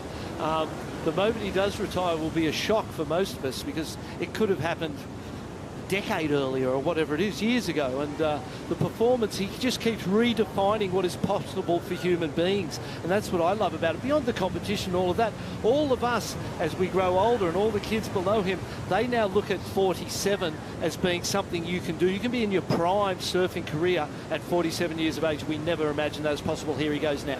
Slater grabs that rail, tucks in at pipe, good looking wave, hits that sandbar, starting to really stretch out, and he can't find a spot to reappear, and he's going to go down. It's going to be another throwaway for Slater. On the outside, Freestone lines one up. late drop into this one. Does well to hang on to it. And he's going to get the finish. Throws the arms up. He's been searching for a solid moment of his own. The best score prior to that one, a 1.93. That'll be the best wave of the heat. It will be, and it will be the second best wave of the heat for Jack. He'll have the 2 best. Incredible late drop. Kelly, it'd be great to see that. I don't know what went wrong there, because I thought he was coming out. Obviously, right towards the end, it did zip off very fast onto the sandbank and closed out, as we see the deep stats there, the 2-2 that you referred to before. And really, when you look at the average heat score, there's a slight advantage there to Kelly. It's the replay of Slater's ride. Slides in, gets connected with the foam ball. That's where it went wrong. Needed to let it off a little bit, get some speed through that section. Really late takeoff. Very, very critical takeoff for Jack. Really deep tube as a byproduct of that. He really had no right to make this one, I don't think. Look, board sideways, he's slipping. At that point in time, he's so far at the bottom of the wave and all his energy is going sideways. How he handled all of that whitewater, as we see it here, and just held on. Great ride for Jack. It's going to be a big score, I imagine. It's a smaller wave, so it can't go that high, but the level of skill and ability involved in making that tube, making the drop and making the tube ride and getting the exit can't be underestimated. That was a great ride. He loved it. Strider, the technique looked a little flawed, but the result turned out great. He just held on and came through that one. You know, that was actually technically really incredible. The way that he actually put that thing together. I mean, he really did take off super late. And then once he gained the rail control was when he had to actually like wiggle through it, almost just, you know, get as low as possible. It wasn't a big wave, so the technical side of it, really hard for Jack. Big smiles, paddled by and said, I can't believe I made it out of that wave. So even the best stoked on their own performances. The number came through at a 7.33 Strider. It wasn't a huge wave, so the judges really rewarding that difficult takeoff. Yeah, I think that was a large score. I mean, bigger than I thought it was going to go. But to be honest, when I watched what he did, the technical side of it, how deep he was, and when he literally disengaged on the drop, and then as he drove out through that, re-engaging the rail, then having to drive the line, getting the speed back, and here comes the bomb. Slater's looking at it. I'm duck diving. Well, Slater eyeing off this backdoor ride. The wave starting to stretch out. Ooh. Very deep section, that one. He won't come through it. 16 minutes to go. Freestone out in front. Very deep on a very shallow section. You saw the whitewater explode up there. And you can see the wind having an effect, causing some ribs on that backdoor wave. And really, with priority, you've got to consider that a mistake. You referenced the sort of casual, relaxed paddle of Jack Freestone. And when we saw him paddling back to the lineup after that left, he was in no hurry to get there. He was just cruising along, and sometimes I suppose you want to find your zone. You're against Kelly Slater, you're against the greatest of all time. Maybe you don't need to, you know what I mean? You've got to find your best, your place, and it looks like Jack's doing a good job of that so far. 15 and a half minutes to go. Freestone got some big dreams. He's going to have to win this event to accomplish one of them. He wants to try and overtake Julian Wilson for that spot alongside Owen Wright, representing Australia at the 2020 Olympics in Tokyo. Slater, he's got the same goal in mind. He's got to hope that John Florence falls out of the mix in his quarterfinal heat, and he'll have to go on to win the event. 15 minutes to go. You wouldn't put it past Kelly. 7 victories here in the past. But I mean, the hashtag line for the event, Barton, is history made in every heat. History is actually being made every time Kelly pulls on a jersey. He is breaking records every time he paddles out. Oh, and he's been doing that for a decade. You know, you imagine he retired at 37 10 years ago. It's still an extraordinary career. You know, the great Mark Richards retired in his mid-20s. 28 years old was old back when I was doing it. People like, 30? That's ridiculous. And Kelly Slater has just blown those ideas out of the water and given life to all sorts of surfers at all sorts of areas, all walks of life, because we can be doing this until they're very old, apparently. Well, Kelly Slater's chasing 8.19 at this point in time with just over 14 minutes remaining in quarterfinal 2.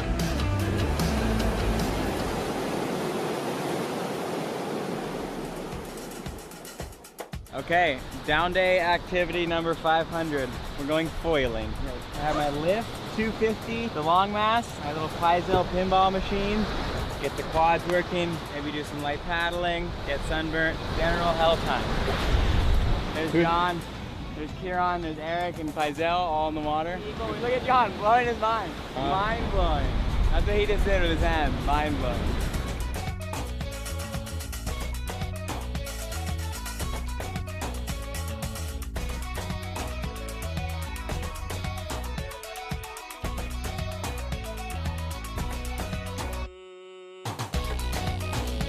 We jumped in the water. I quickly realized my shoulder was nowhere near healed.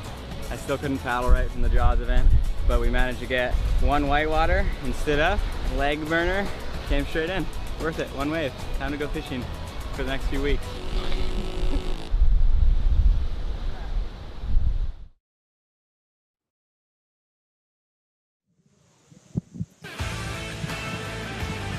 Welcome back to the show. This is the Billabong Pipe Masters, but we are making a call out to all surfers. If you've ever dreamed of competing on the World Surf League Championship Tour, now may be your chance. ABC and WSL Studios have partnered together and are on the hunt for the ultimate surfer. If you think you have what it takes, go to pilgrimgroup.com/casting/ultimate surfer to apply. We'll see you out there. Out there in the lineup though, Kelly Slater is currently on the hunt for an 8.19 to get ahead of Jack Freestone. Jack had Kelly's number over in Tahiti this year in a matchup in pumping conditions at Chopu that really no one gave him a chance. I'm sure Jack even felt that his chances were pretty short, but he manned up and he threw himself over the ledge of some bomb set waves, and he's given himself a great opportunity here at Pipeline as well. Yeah, sure has, and all he needs to do, as we see Shane Dorian, who joined us for Italo's quarter-final there, having a chat with Italo. You see the ice on that elbow. You know, they say you got to pay to play, and a little donation to the reef there from Italo is never a bad thing. And it was great having Shane in here. Shane, by his own admission off camera when we spoke at the end, I said to him, are you a better competitor now than what you were when you're a championship tour surfer? He said, I'm much better. So, you know, he's calling on the experience, but also just the knowledge that comes, Barton, as you know, with watching so many heats. And you learn that the surfing is one thing, but it's really not everything. There's so many other components to competitive surfing, and I knew that of that generation. I sort of saw them come in, the momentum generation, and watched. And Kelly was the only one really. You think Rob Machado, Shane Dorian, Ross Williams, Kelly was the only one who knew that this game was much deeper than surfing, and he was playing it on another level to what everyone else was. Hence his success and domination through that period.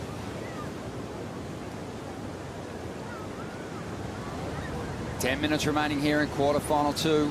Slater's looking for that 8.19. We've been talking about the role that's been played by the coach, and it's been a big talking point the last few years. Kelly has one of the longest serving coaches on the championship tour, and Stephen Bell. He's wrapping it up at the end of this season, but you think about all the surfers on tour at the moment. We've got Italo working with Shane Dorian at this contest. We've got a good looking set wave standing up here for Slater, and avoids that first air section. The disappointing thing for Kelly there is that he doesn't have the priority. That wave was really never going to be. Jack Freestone out the back with the job of improving on that 193. Pretty easy to do. Big set on the way. If Jack can get that ride up into a 3 or a 4-point ride, Kelly's going to be comboed, need more than one wave, and he can pretty much, you know, seal the deal, and it might be with this wave. Oh, it's a bumpy one. Oh, Freestone, late drop. Oh! Gets the drop right, but the wave turns incredibly ugly, and he gets swamped. You can see the effect of that trade wind. We can see it out the back of the line up there. You can see the impact of it on the waves, and that little bit of north is making things very difficult. Jack now, Kelly's got the priority. He's back out the back. So he's in that position he needs to be. Jack needs to improve on that 1.93, get it up to a 4, put Kelly into a combination position and take the pressure right off. Not that hard to do, but he's just got to find that right little wave without the priority to do it. Pete Mel with us. Pete, you've had some magic rides out here, but you've also tasted the reef a couple of times. Jack Freestone, what's he experiencing when he goes down in that situation? Well, he's hoping that he doesn't touch the bottom because it is like concrete. We've seen it with Italo already dealing with that elbow, and it's an impact. It hurts, you know. But I did notice a bit of a change in that lineup. You mentioned about that wind, and if you look directly over my shoulder, as I look to you, it's south. Over my shoulder is north, and then that way to the east. That wind is clocked a little bit over to the north, and it's affecting the lineup. It's moving those little ribs across the face, making it a lot more challenging. And I actually wanted to ask Strider if he's seeing the same results in the lineup as well. Strider? Yeah, 100%, Pete. Good call. You know, it was forecasted to switch at about 1 o'clock today, and that seems to be what's happening. Slater looking at one right out back door. Yeah, he locks in deep in this one, still rolling through it. It starts to stretch out though. 7.5 minutes to go. Still after an 8.19. Strider, just complete that thought on the conditions. It's unfortunate, but we had this wind on the forecast looking at it, and it said about 1 o'clock it was going to come around, but it was going east, but then clocking around northeast. So, you know, that can generate some lip line chunder, a little bit of like, you know, play in the lip, which really makes it kind of hard to exit some of the tubes. But on a positive note, that last set that we saw, that wave that Jack caught, if we see some more big waves like that, we are going to go through the roof, because that was a huge set, and it came all the way from deep west and just pushed across the reef, and it was a giant cave. I mean, unbelievable. The wave before Jack's wave was out of control, big barrels. So fun to watch these waves roll through out here, and good signs that swell is still arriving. 6.5 minutes to go. Slater with work to do after an 8.19, and Jack just picked his score off, his best score when the conditions were still clean. So this is going to be a challenge for Kelly. John Florence is coming up in the next heat. John, first of all, great to see you back in the jersey. This heat coming up, you can play spoiler in the world title race. Your thoughts on this upcoming heat? I don't know. I don't really care about the world title race. I'm here to do what I came here to do, is qualify for the Olympics. And one of the main reasons why I'm surfing here today with my knee, and why I trained so hard these last couple of weeks. So, yeah, I don't really care what Gabe's doing. I'm going to just get the best as I can. Look forward to it, John. John Florence wants to represent his country, wants to represent Hawaii at the Olympics. Carissa Moore earning that right on the women's side. We know Chloe Andino is already going to be representing the USA after a fantastic year. He fell out of title contention earlier today, with Italo progressing through to the quarters. And interesting to hear him say he doesn't care about Gabriel Medina. He's here to do a job. And it was very focused. It was very determined. He did. You and I both felt that in that first heat, he didn't look quite as comfortable as he did the other day on the bigger day when the waves had more space. And it felt like that knee wasn't really quite as comfortable as it had been a few days back. And he mentioned it there too. So it looks like the knee's top of mind, as is the Olympics. But he wants that Olympics. Yeah, well, there is, you know, obviously a lot on the line for John with that Olympic spot, but plenty on the line for Medina as well. Plenty of pressure as Freestone just gets that rail caught on one of those ribs and goes down. Slater on the outside with an opportunity here. 4.5 minutes to go. Scrambling to get into position. Finds a nice line into this one. The wave holding open. Kelly driving through this one. Finds his way through. Immediately sets his focus on getting back to the takeoff zone. Where is his number going to drop? The comparison will be made to the 7.33 of Freestones from earlier on. Less dramatic maybe that ride, but for me he got more time in the barrel. And a bigger wave, a set wave. Jack has ridden 3 waves since the 7.33 and not improved on the 1.93. That's the mistake. Going the first one was a mistake too, as he wears this one on the head. Kelly gets that section there, which was beautiful. That's going to be a good score. I don't know that it's going to be the 8, but it's definitely putting him in contention. And Jack could have let Kelly have the first one, gone that second one, or at least completed one of those rides with the priority. If Kelly gets back in and wins this off the back of that, it's going to be a bit of a Houdini act as time ticks down. But this guy's done it so many times before. Grabs the rail, puts the hand on the face, doesn't slow it down too much, starts to slow now, and even more so now because he realises the line is set. The wave's not going to run off too far. Perfectly positioned, perfectly timed, and Jack made some big mistakes there that led to that for Kelly. So the game just flipped right then and there. How are the judges going to respond? Only time will tell. 47 years of age, to still looking so agile. I have trouble touching my toes. Kelly reaching down, getting that rail, and in the guts of Pipeline.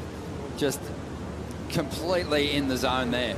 Well, most probably more comfortable there than he is sitting at home. You know, that's he spent a lot of time in that tube. As the judges' scores come in, it's not going to be enough, but it's going to put him right in there, and he's got the priority as well. So he's in a great situation to steal this from Jack Freestone. Jack has to go on the hunt without the priority and improve on that 1.93. It's been the job for quite some time now, and he hasn't got it done. And if he doesn't get it done, Kelly's going to steal this from him. Just over 2.5 minutes remaining, Strider. I mean, tactically, Kelly's playing a pretty smart heat here at the moment. Well, he's actually head dipped a couple of waves and made Jack go. So, you know, you're looking at one of the greatest of all time at Pipeline. He looks like he's going to go for a wave. You think he needs to go, and he's done it a few times in this heat, and he's sent Jack into a couple of, you know, unfortunate circumstances. But Jack's still on the lead on this thing, man. It's crazy to watch this thing play out. You know, that wave that they gave Jack that high 7 on, it was a big score for a small wave. So I thought, you know, that score for Kelly was going to be a little bit larger than we saw just now. But you know what? There's a couple minutes left in this heat. Let's see what happens. Low score of a 1.93. I got to agree with you on that. I felt that Jack's wave was clean, impressive that he recovered, but it almost felt like a mistake the way he entered that ride. But Kelly's wave 6.67, it's put him in a good position. He's got priority, and he's only chasing a 2.6. It is consistent with the way they judge. The critical nature of what you do, the drama in what you do, how close to disaster you are, is maybe more important than the perfect wave and the perfect ride if that is kind of easy. And Kelly's wasn't that difficult. That was quite an, you know, anyone really on this tour dropping in could do what Kelly did on that one. Jack's, on the other hand, was really quite a difficult thing. When it comes to the wave itself, though, it certainly looked like Kelly's wave and the whole impression of what it was better. But again, it is a consistent feature about judging where the technical nature of what you do, the difficulty involved, always plays a big part. Freestone up, and looking at an air section here, he's trying to get rid of a 1.93. He didn't have priority, so just taking some chances on the inside. Yeah, I don't know that it was ever going to happen there. And really, you think with time now, he may not get out the back, and that's his last chance to improve on it. So by going that wave, he's left this door wide open. Kelly needs the 2.6. He's going to get it, you'd think, with 45 seconds. Here he goes. Let's see. Making his move. Eyeing this, he's very deep here. Drives into the section. Slater locked in. He's rolling through. And he emerges in that big grab rail carve to finish. His partner Kalani watching on in celebration mode. Having a bit of fun on the inside as well. The GOAT. I tell you one person who's not real happy about that, and that's Italo Ferreira, because he now gets Kelly Slater in that semi-final. He would have much rather have Jack's Freestone. I've got a gut feeling that might be the case. Kelly Slater, what a freak. Yeah, solid stuff from the 47-year-old. Incredible composure in what was a high-pressure situation. He would understand that he only has so many Pipe Masters left to surf, and he wants to take full advantage of these opportunities. He did just that on that final ride. You know what? He may not think like that. He may think that he can just go forever, and he may very well, because he's gone longer than we ever thought. Here's the replay. Drops in. Beautiful deep through. The whole section throws. He doesn't risk anything. He just does it beautifully. And really, in a lot of ways, you've got to, when you're in that position, you've got to thank Mother Nature for giving you that opportunity. Could have easily have gone flat and not a wave broken in the last minute, but Kelly has willed and summoned Mother Nature to the game with himself, and Mother Nature came to play. He played it perfectly, and Jack is packing those bags back to Australia. Oh, the cutty was beautiful too. It sure was. Kelly Slater. A great performance from the 11-time world champion. He'll take on Italo in the semis. Stick around after the break. Joe Tapel and Martin Porrer will call Gabriel Medina versus John Florence.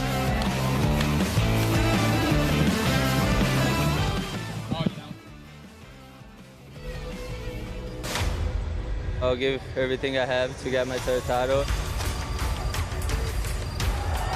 The most consistent performer here at Pipeline over the last 6 years.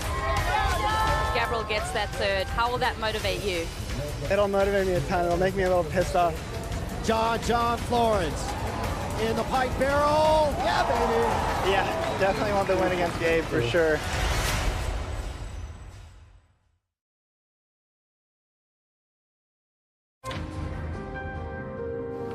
to Peniche. Welcome to Super Tubos.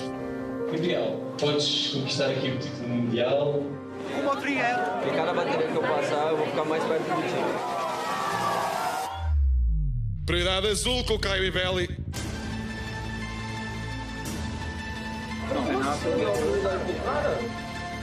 No. So they can come.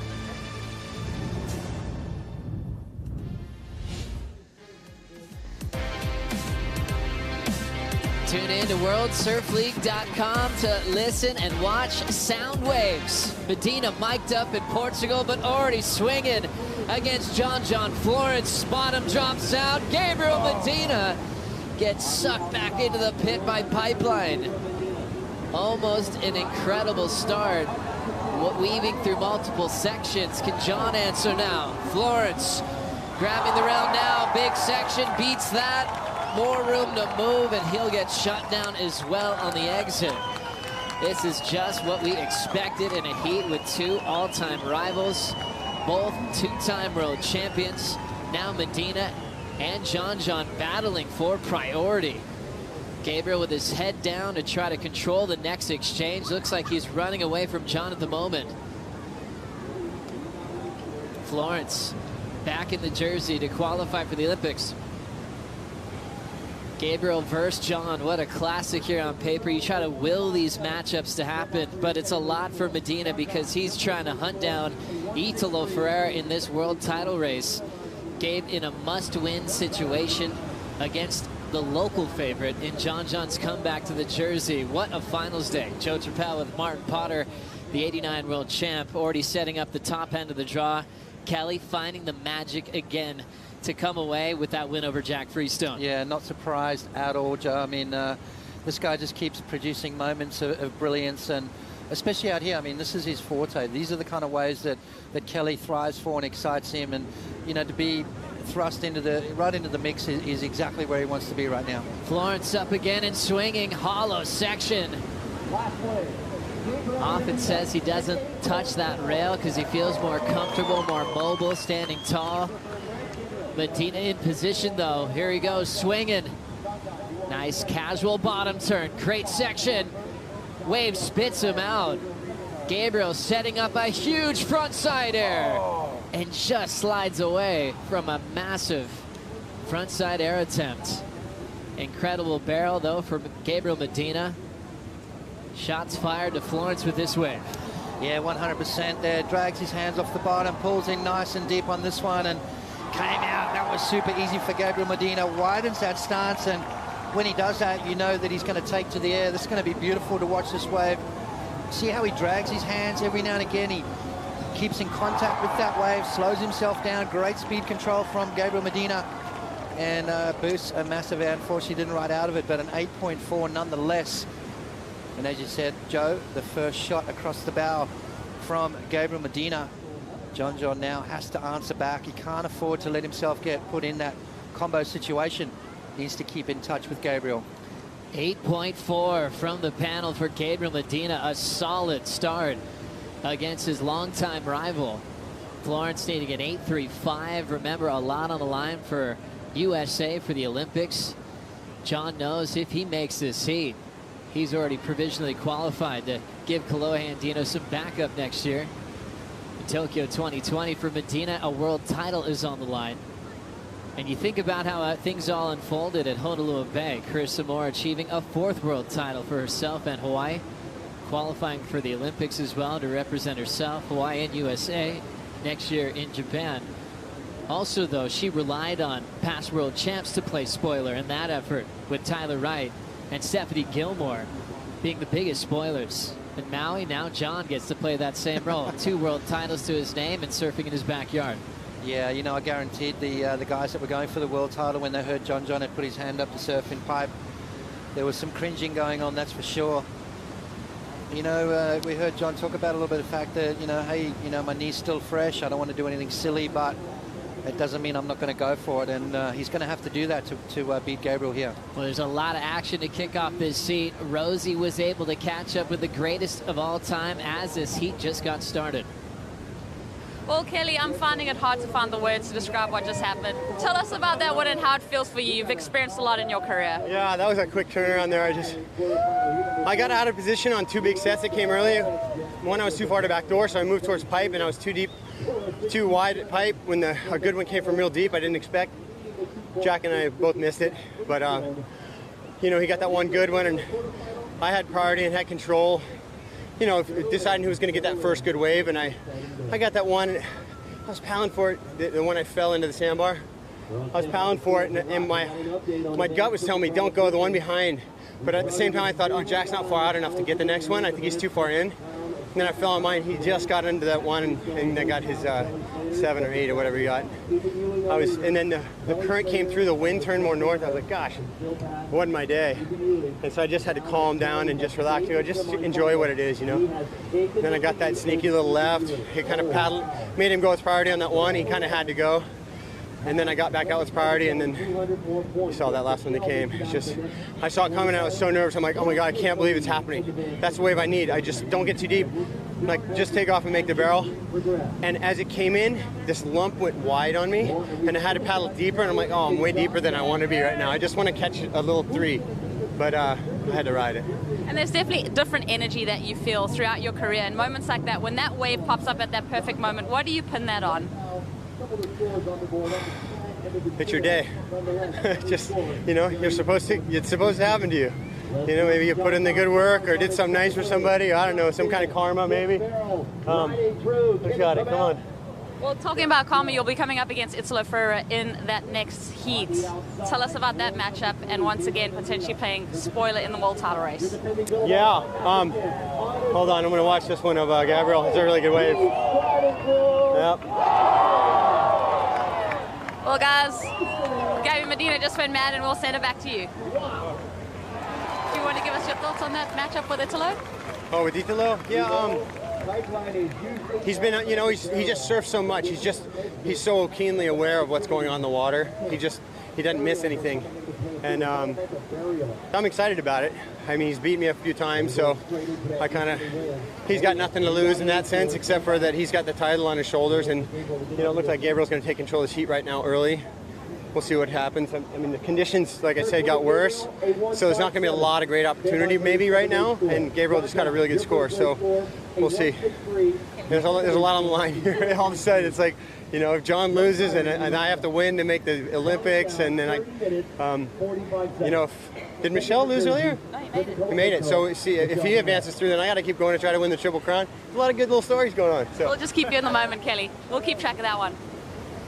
Enjoying the catch-up with Kelly Slater. As you can tell, he is fired up off adrenaline, and that's the way he was famously would take his competition apart for over 3 decades. You know, being back against the wall at Pipeline, you never count out Kelly. Yeah. At 47, got the barrel, didn't get the lead, but made sure he had priority to give himself a shot. Getting the wave of backdoor made the difference. You know, the way he broke down that heat, though, was incredible. Not just what he did, but what Jack did, and when he did it, and how he did it. I mean, that's the kind of stuff that, you know, Kelly sort of identifies and understands, and that's what makes this guy so special. I mean, he leaves no stone unturned, and, you know, if there's a mistake there through that heat, he would have identified it, fixed it up, and keeping himself in the moment. So, incredible stuff from Kelly Slater. Getting caught up with Florence at backdoor. Finding some space to get a completion. How did he get this one done? Yeah, well, one of the best out here is this man, John Florence. Pulls in and, yeah, just sneaks out the end there. I mean, a nice little wave, a good comeback wave there. Gabriel Medina with an 8.4, John with a 4.83, but that's just getting the ball rolling. 23 minutes remaining, so plenty of time on the clock, but it's almost like John needed that wave, even though it was not an excellent score. It just got him into rhythm, and Gabriel didn't get it. If he had, it would have been a combo situation. So good stuff there from John. Exciting heats to look forward to. Colapinto, Michelle Perez coming up next. You can see Kelly aware of Michelle's placing as well on the Vans Triple Crown ranking sheet at the moment. That catch-up with Rosie was at the start of this heat. We brought you all the live action first, and they got to hear from Kelly on the delay. Priority with Medina. Florence scoops into this thing. Slides out that tail. to get the most he can out of the barrel, and there's that local crowd screaming their heart out for Florence. John made that wave at backdoor 483. Here goes Medina, solid section, wide open. Oh, wow. Gabriel off the lip, a frontside punt on one of the best executed combinations of the day. Unbelievable effort. Strider Wasilewski is screaming his head off. How'd that look? It is firing out here, baby. Let me tell you. Look at this. John's going to whip it on this one, it looks like. And I mean, talk to me. Look at this wave just piping through. It's pipeline right now, baby. Let me tell you, that wave that John went on, Gabriel Medina just knew it. He knew there was a better one out the back. So Gabriel let John go on the first one. The next one was an all-out heater. I'm talking a cooker to air. Medina looking like he's on fire. But right now, sets are firing. It's on point.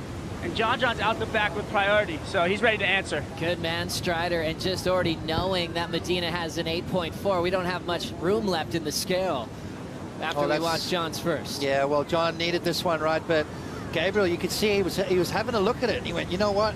I've already got an excellent ride. I need another good one to beat John Florence, and this is it. This is the wave of the day right now. I'm calling big, wide open tube ride, pipeline at its classic, even though with that wind, that wave stayed so wide open, finished off with an air. I mean, this is going to give us a great angle of what went on inside the tube, the ducking and weaving and the slowing down and the stalling. Gabriel Medina just one of the best at it. And that is why, you know, John's going to drop a great score, but Medina's going to get something close to perfection. I'm calling this is going to be very, very close to a 10-point ride. Medina, last year's Pipe Masters champ, capitalized on the ramp this time. He's fallen on a few of these moves today. Perfect execution to seal the deal after an incredible barrel at Pipeline. Gabriel and John famous for having some incredibly high-scoring matchups. Florence already ready to answer a backdoor. Ultra deep, that one's going to stretch out in front of him. And Florence just popping up there. Just like you thought, Potts, 7-5 for the effort as we see what happened on this wave. Yeah, John he knows he needs to get busy. He knows he needs something really special. And, you know, maybe one of those incredibly long backdoor barrels is kind of what he needs to get himself back in the mix. But it's starting to kick in. That swell is firing. It's looking a lot more consistent. Plenty of energy out there. So John's just got 19 minutes and 50 to go. Plenty of time. He needs to take his time, get priority, and wait for something very, very good, because he's going to need it once Gabriel Medina's next wave gets dropped in. So Florence 7-5, his best so far. Right behind it, though, Medina barrel to air combination, a 9.23. Sees Florence in a pretty heavy combination. A couple of judges throwing scores as high as 9.5. Drop the high and the low, get average the middle 3. And Medina with a healthy lead out front, 19:20 to go. Florence locks in. Quick pump there, that one just speeding down the line. Not much happening to the scoreline there for John. Right before he paddled out, he mentioned he's just focusing on his goal of why he came back to qualify for the Olympics. A heat win here for John sees him on that USA team. Obviously Kelly trying to do the impossible, come from behind. He's already in the semifinals, so that's still yet to be decided. Thing was, when the contest first started, John did mention how he wouldn't mind playing spoiler, and I'm sure if there was one guy he'd want to surf against, it would be Gabriel Medina. They qualified together. John beat him first for that Rookie of the Year honor, but then Medina got the first world title. John was the first to 2, now matched with 2 titles apiece. It's one of the best rivalries in the game. Yeah, it's almost the Kelly-Andy thing, isn't it? I mean, that's what we want in our sport. We want 2 gladiators, 2 of the best, you know, in all kinds of conditions. I mean, these guys are so well versed, no matter what it's like. These are the matchups we thrive for. But at the moment, John 17.63 is the 2-wave total required from John. We've seen him get massive scores in the past out here, and he's going to need a couple of bombs, a couple of 9-point rides at least to get himself back in the mix. Let's get some equipment talk for today with Peter Mel. Joe, when we talk about equipment and coming to Hawaii, a lot of surfers, they tend to bring, and the that's the shapers from here in Hawaii, because that is so crucial. These boards are so much different that you have to ride. One of the things that Gabriel has done is enlisted Wade Tokoro, to work with Johnny Cabianca, and it's actually a partnership. It's not a board that's designed solely by Tokoro. It's actually the templates and designs and rockers that would be used by Johnny Cabianca is transferred over here, made here in Hawaii, made by the Glassers that are going to make them. The rockers don't change much, but just the subtleties that Tokoro can bring to these surfboards is really helping Gabe have that extra confidence, especially at a place like Pipeline. Thank you, Pete. Nice. Great hearing that update and using that local shaper. Strider, you've witnessed guys doing that for a very long time. Tokoros have been probably the secret weapon for a lot of visiting surfers as well. Well, you know, there's just, the tools are so important. You've got to have boards you can trust. And I think, you know, 90% of surfing out at Pipeline is, you know, that mental edge, because all these guys surf really, really well. I mean, they're the best in the world, but it's that mental edge that you have to have, and you have to have things that give you that. So you have people in your corner, you've got, you know, like mentors, you've got, you know, your time you spend out here in the water, and then you've got your board, your equipment. Probably the, you know, that piece right there is gonna get you through that wave. And then you have to have the sense, the sixth sense.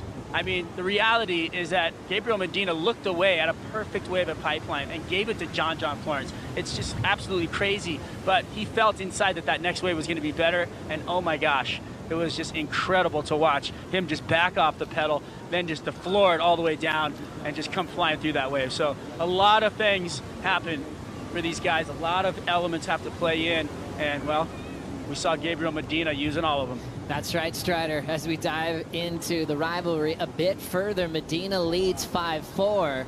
The last victory, though, was earlier this season at Bells. We woke up in the morning of the finals, pumping surf.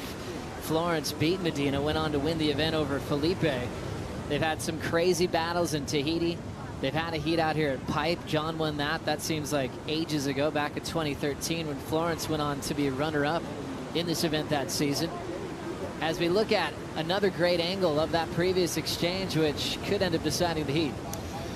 Yeah, well, I'll tell you what, priority with Gabriel Medina. Is he going to let John go? He does. And that was like the crystal ball moment, wasn't it? I mean, to have the guts, to have the insight, maybe the feeling, you know, and it's just been in tune with the ocean. And, you know, you heard Kelly talk about the fact that Italo has spent so much time out here over the last month that he's in tune with it. So is Gabriel Medina, though. Paddled out the other day and got 7 tube rides in about half an hour. So look at that thing, wide open. One of the best waves we've seen all day long. 9.23 for Gabriel Medina.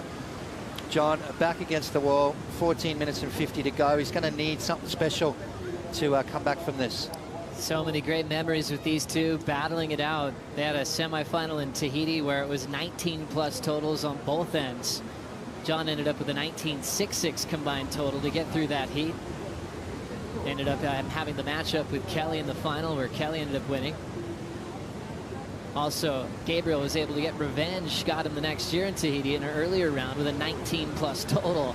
A couple of the highest scored surfers for good reason, battling it out with a lot on the line for Medina, trying to chase down a third world title. For Florence, he's chasing a spot on the Olympic team.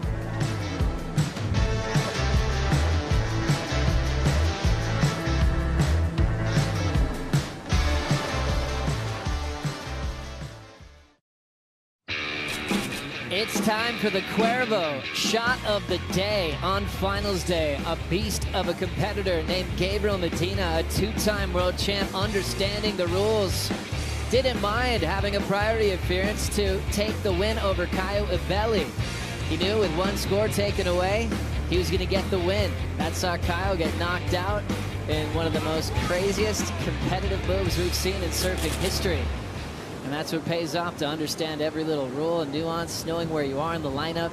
His stepfather, Charlie, who's actually ready for that signal, looked to the beach, thumbs up. You could take this wave and you'll still have enough to win.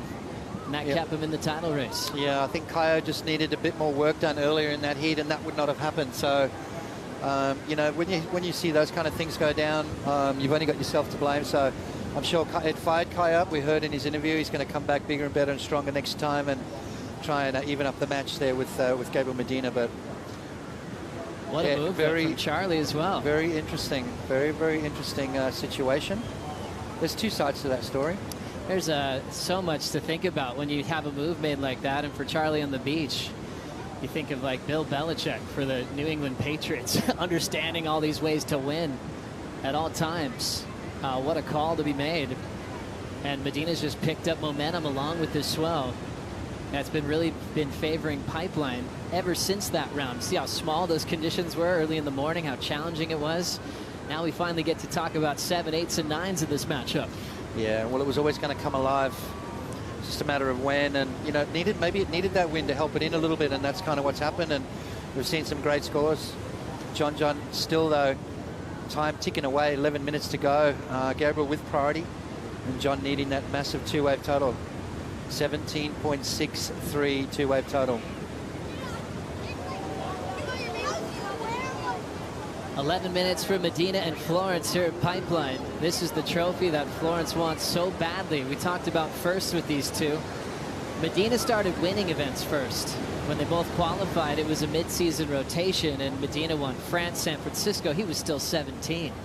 John, a couple of years older, ended up winning the full year on tour, the Rookie of the Year race, when he got his first win in Brazil over Joel Parkinson. The comparisons continue, and it's a brilliant one. Hawaii versus Brazil, Goofy versus regular. And with 2 world titles now, Medina was able to get the Pipe Trophy first over Florence. John came close in the final with Jeremy Flores. When there is 16 seconds left, Flores spoiled that story for the local boy. And also lost to Kelly once before. It's difficult to get that win that you desperately want. You know, John would almost give up one of his world titles to have a Pipe Masters. It's that important to him. Definitely feels that way as the Vans Triple Crown continues. Both these guys have accomplished that. John with 3, Medina with 1. And now with Kelly into the semifinals, Ethan Ewing has just lost his lead in the Vans Triple Crown of surfing. Now it's up to Michel Perez to match Kelly. Michel coming up next. Here's John. Nice deep section at backdoor. Florence goes down. Before that wave there, you watched Medina with priority kind of edge John out of the way on that last ride. He's amazing when it comes to being able to control the lineup with or without priority. Apparently, let's have a look here. He knows John's looking at backdoor. You can see how he just completely blocked John there from even having a look at that wave. That should be a change of priority right there, but as we see John pulling into that tube, not quite coming out of it. So Medina playing the game at a very high level as we speak. And Potts looking at the discs there, no priority change. Yep. John having to hold back, Medina just crossing his path there. And he'll keep that priority with 8:30 to go and a pretty solid lead. So you can see the dance and a fine line you can play when you have priority. And if you can keep priority longer and hang on to it with a sizable lead, Medina's one of the best at that. And I mean, John could have made a point, but it could have sent him over the falls if he committed over his back. I mean, back in my day, if I tried to do that, I'd get run over. You know, that's what we would have done back then. But things have changed, thankfully. We like that. Yeah. Now you just want to see the best surfer get out in front as we see the world title race on the update. Italo already into that semifinal position, so at least a third.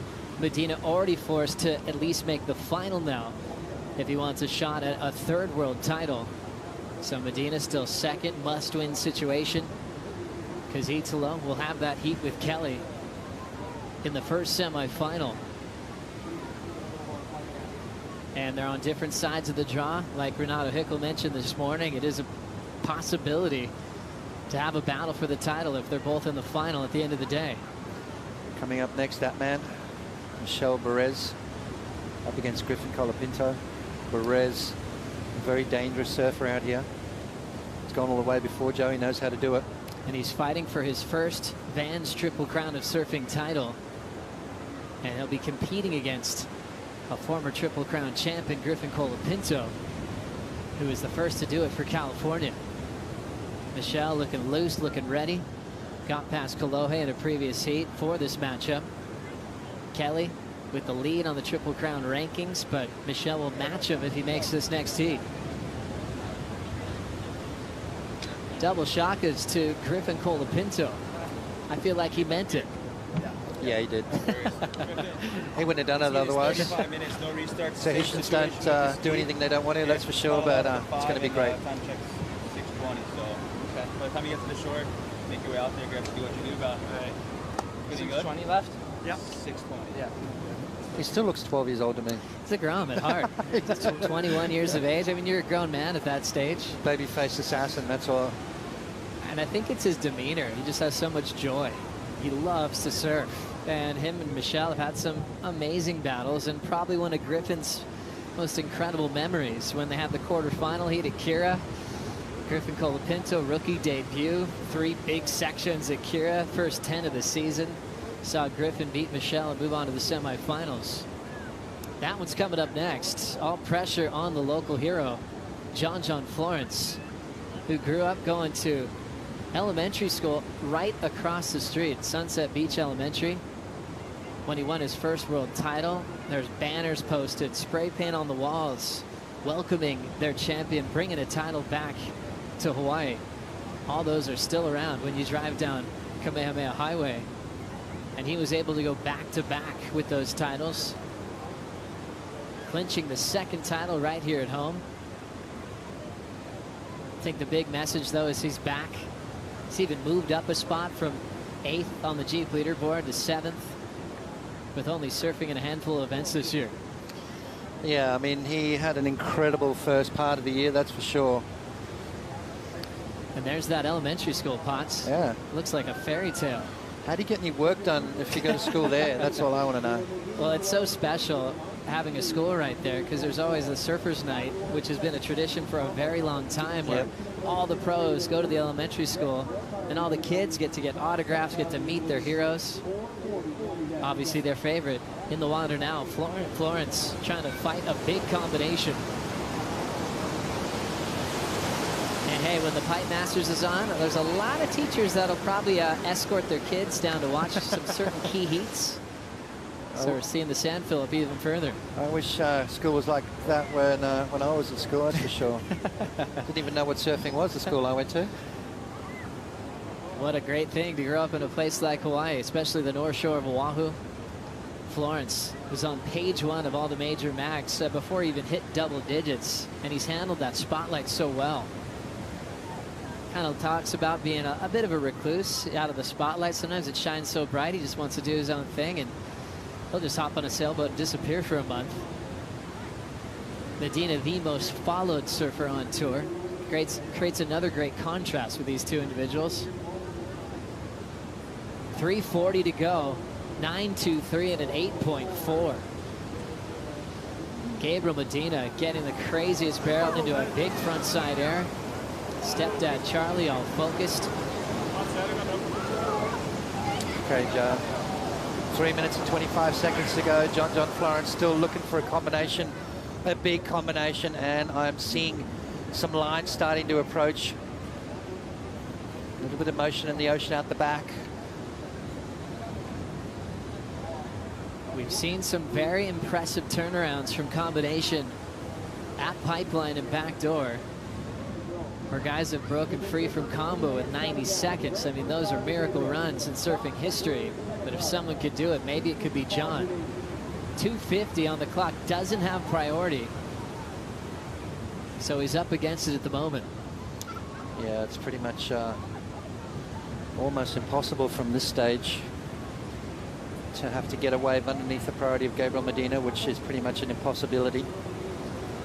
And then to drop an excellent score, get back out within that 2-minute period and get another one. I mean, there's very few humans on the planet that will be able to do that. So now John just focusing on the horizon, a view that he's seen his entire life, knowing that one more heat he would have clinched that spot for the Olympics next year for USA. And we'll see if Kelly can pull off a miracle. I guess for Kelly, he's famous for those moments. Came back from behind against Jack Freestone And that magic really began when he got the perfect 10 at backdoor a week ago. Yeah, I mean, he's capable of that kind of stuff, and he's kind of feeling it too. You know, to get the turnaround that he had in his last heat against Jack Freestone was incredible. But it's one of those days when there's those crazy backdoor barrels, and Kelly's the best at finding those. So Italo's got his hands full, that's for sure. World number 1, Italo Ferreira, dealing with a 7-time pipe master in the first semi-final. John already smiling over at Medina. Remember, I seen him do that to Jamie O'Brien years ago in a Pipe Pro event, and then snuck away and got a 10 at Gums to steal it off Jamie. This is a different scenario, needing 2 big scores at this point. And the 2 longtime rivals will plan on squaring off again. Florence 7-5 and a 4-8-3 in the decision here. And Medina catching 4 waves, but showing off how dangerous he is on John's local lineup. He's the defending pipe master. The whole decision to wait for the second wave of the set was basically the nail in the coffin. Yeah, that was huge. You know, to let John go on a good wave. I mean, John got a 7.5, so most people would have said maybe that was a mistake from Medina, but when he capitalized with a 9.23 right behind it, we knew that the writing was on the wall right there. So Medina moves through yet another step closer. Are we going to see Medina, Italo Ferreira battle it out for the world title in the final here? It's a big possibility today. 10 seconds on the clock. Everyone applauding John back in the jersey and doing a great job to get himself ready enough to compete. His whole goal was to qualify for the Olympics, and that's yet to be decided. Along with the world title race, Medina off to the semifinals as this finals day continues. Griffin takes on Michelle right after this.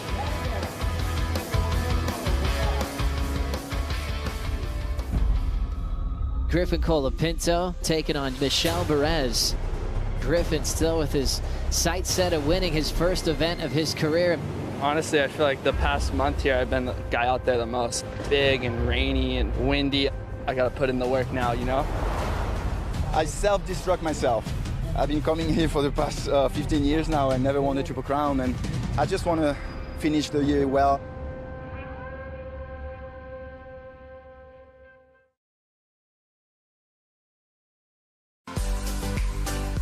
It is the last day of the season as you're watching the Billabong Pipe Masters in memory of Andy Irons. Andy, a 4-time Pipe Master champion.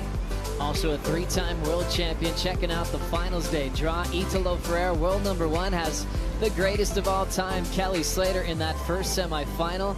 Kelly thinking about a Vans Triple Crown of Surfing title. If he achieves that, it'll be his 3rd. It's just up to himself and Michel Perez. Now with John out in the quarterfinals, Kelly knows that there's an Olympic spot on the line. He knows he has to at least make the final, potentially go on to win, to officially get that spot for next season and be one of the oldest Olympians in history. Griffin Colapinto taking on Michel Perez here. Michel, already a title here at Pipe to his name. He's looked in rhythm. He's improving heat after heat. Colapinto's got that youthful energy on his side, and boy, he's sent it on some crazy ones that no one really wants to be a part of here at Pipe and Backdoor on the scariest days. And it was really impressive for a kid from California to build such a crazy reputation so early. Yeah, I mean, I love the fact that he was talking about how he's, you know, in his eyes, he's been out there more than anyone. Those big, raining, windy, horrible days, those are the hard yards. Those are the days that really give you the power to move forward on days like today. You feel like you deserve it. You feel like you've worked for it. It's about 1:15 in the afternoon local time here on the island of Oahu, the most populated island in the Hawaiian chain. North Shore is known as the countryside.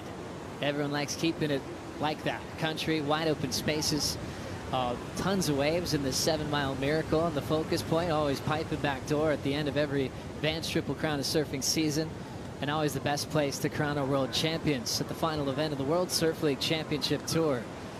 Going back in history with the Pipe event, you have legendary names like Jeff Hackman way back in the day, Jerry Lopez, Roy Russell, Larry Blair, and names like Jeff Crawford, who made a name for himself and the East Coast of the United States, more specifically Florida, for showing that they had a hard charger coming from Florida. He kind of set that pace, and we've seen so many Floridians step up in crazy conditions, and he kind of paved the way for Kelly, the Hopgoods, Lopez brothers, Charlie Kuhn, Pat Mulhern. The list goes on and on. Jeff Crawford still around here on the North Shore, probably watching this go down. Griffin Colapinto wants to join California. It's like Joey Baran, the California kid, said it was his destiny to win pipe, finally did it. Said he was on the podium and it just started raining and everyone disappeared. It's like, well, what do I do now? Classic. Lifelong dream finally came true. Took a while for it to sink in. Yeah, Joe Brown, I remember surfing in that one, Joe. It wasn't a very friendly Pipe Masters, let me tell you. It was big second reef bombs getting washed throughs every couple of sets. So it was definitely a very challenging event. And, you know, to be able to win an event like that, you feel like a man. You know, you feel like you're the guy, because it wasn't easy. It wasn't perfect. It was challenging. It was, you know, terrifying as well as tiring. And, you know, there was nothing beautiful about it. It was an ugly event to surf in, but to come out on top on those events really makes you feel good. Michel Perez, he's moved up a couple of spots on the Jeep leaderboard by making it this far. 33 years of age. Slowly found himself as one of the longtime veterans on the top 34. Loves being in Hawaii, feels the connection with Tahiti. And now 28:55, you see Michel starting to move around a bit on the lineup. Colapinto still scoreless as well. So a little bit different approach, Potts, from when you see these guys shoulder to shoulder in each other's faces. What's Michel's intent right here? I think Michel's basically looking to be deep at backdoor, I think, is what he's doing. Griffin's obviously got his eye on his spot. He's worked out, you know, and that's what you got to do. Do your homework. When you get out there, just start applying it. And both these guys have pick and choose where they want to sit. Obviously, Michel may be more in line if there's a pipe wave as well. I think Griffin's kind of more backdoor. So he's made that quite clear. But Michel's keeping his options open by where he's positioned himself. Let's catch up with current world number 2, Gabriel Medinas with Rosie Hodge. Gabriel Medina, your 10th head-to-head matchup with John John. You've had his number 6-4. What did that heat feel like with a two-time world champ? Yeah, I knew that was going to be a stressful one because it's always a fun battle, you know, because we got a lot of waves and a lot of high scores. And yeah, I love to compete against all the best, you know, so he was one of them, and stoked to win that one. And yeah, for a second I thought our heel was gonna be like non-stop waves, and then after I got my 2 high scores, it kind of stopped. I was just praying, thanks God, you know, I don't need more waves. I got 2 high scores, and yeah, now I'm thinking about the semis.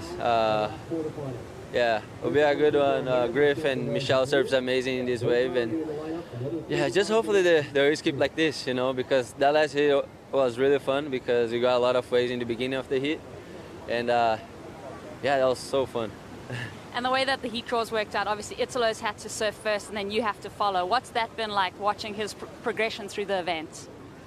I've been not watching him surfing. I've been just focused on myself.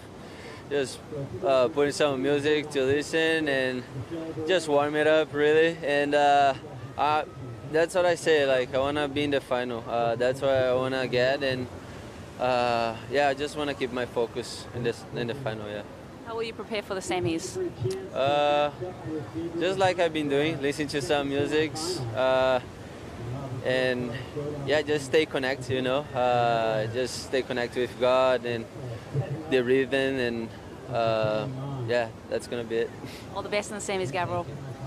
Thank you so much, Rosie. Medina showing a bit of excitement after a heat like that one against his longtime rival. Starting to see that enjoyment coming out in that speech. A little less business-like there, and you get barreled and do gigantic airs. I think that's naturally going to happen. Yep. But he knows his job's not done yet. He's into the semifinals, and we'll see who'll be matched up with Medina in about a half hour from now. talked about all the best in the world. Medina likes surfing against world champs. I mean, like yourself, Potts, it's a pretty select crew. Surfing history, there's only 20 of you guys. Wow. 7 Goofy Foots. And, well, we'll have another Goofy Foot if it's a third title for Medina or a first for Italo Ferreira. How are you feeling about the Goofies coming back? Yeah, I don't mind. I don't believe give you. the Goofies a couple here and there, but, you know, the natural footers are still holding the record, aren't they? So everything's a competition. Everything is a competition, especially when you stand the wrong way. I mean, think about it. You now it's coming up. Standing with your right foot forward, it's called goofy. I mean, you look goofy. No, I'm joking. I love the rivalry. It's great. It's what keeps us going. And there's Italo getting the rundown from Shane. On days like today, Shane's a master out there. He knows where to sit. He knows which waves you're looking for. Just a great guy to have in your corner. He's super calm. Doesn't get overexcited. Keeps things real. Great guy to have in your corner. Nice little debrief, and knowing that Italo is going to be dealing with one of Shane's best friends, Kelly Slater, the godfather of Jackson Dorian. Semi-final 1 coming up next. Let's get a little Goofy Foot backup and an update on what's at stake with Kaipo Guerrero. Thank you, Joe. Yeah, let's talk about some scenarios. Kelly Slater, if Michel Bourez was to lose in this quarterfinal, Kelly Slater would win his 3rd Vans Triple Crown of surfing. More scenarios. With John Florence being knocked out in the quarterfinals, if Kelly Slater were to win the Billabong Pipe Masters, he would earn that 2nd spot on the USA team for the 2020 Tokyo Summer Olympic Games. So a lot at stake. Every heat's history. Wow. Thank you so much, Kaipo. Massive updates every single heat this morning. Saying some goodbyes to some of the big names on tour as they failed to requalify and set their sights on the Challenger Series next year. But also that Olympic spot, the reason why John came back is now yet to be decided.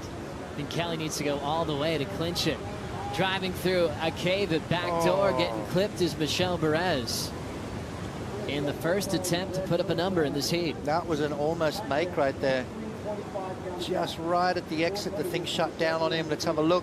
Straight into it. I love that from Michel Bourez. Now he hits the gas pedal, and you can see he was right there. That thing just filled up with foam and unfortunately takes you down. A super powerful wave when it gets through that inside bowl there. So unfortunate for Michel Bourez. Colapinto swings on his first. A pipe wave, letting him out. He'll look back to celebrate, knowing how tough it's been to find a completion. Advantage Colapinto, 23 minutes to go. That's how you want to start your heat. You know, you want to start it with a completed ride. You want to start it with something good. Build that solid foundation and then move forward on it. Michel Bourez so close to getting a great score.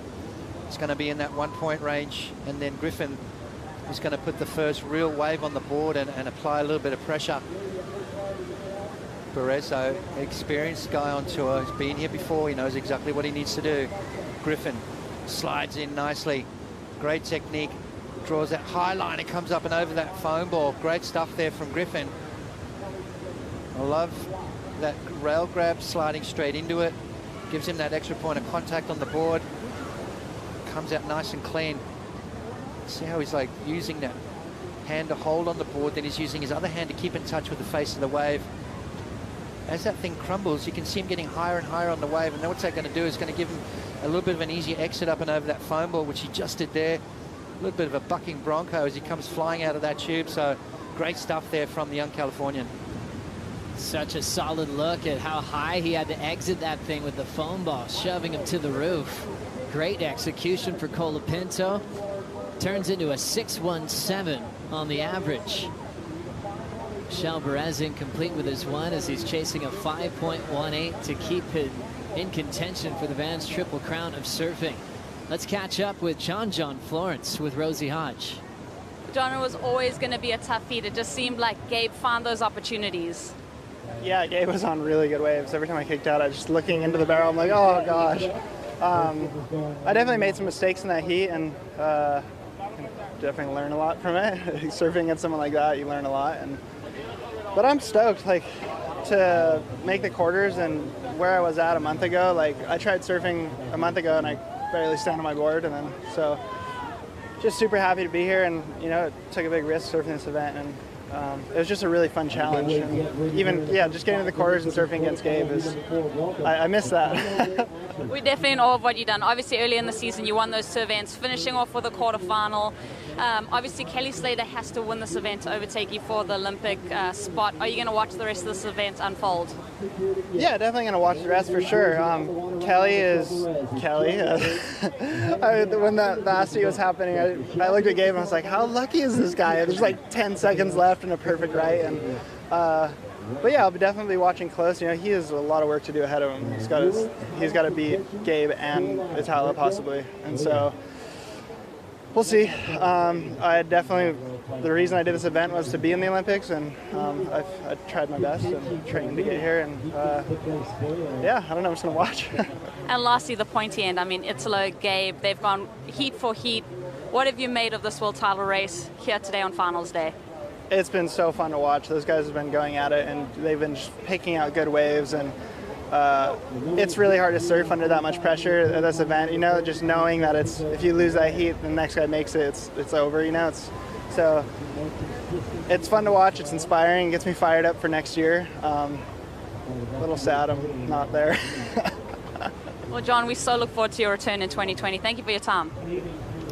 Thank you, Rosie. John Florence just giving us an honest review of his intention for this event to be a part of the USA squad next year, as surfing is feeling that history, being a part of the Olympics for the first time ever. Cole Pinto swung for this thing, Potts. Yeah, you know what, an interesting wave. Underneath priority, sneaks under the hood. Just a small score there for Joe, 0.77. It was a straight line, there was not much going on, didn't really get tubed, so bigger sets approaching now. Let's see what happens here. Michelle Perez out the back with priority, needs to get a score on the board. Looks like Michelle likes the look of this thing. Head down, eye on the prize for Tahiti.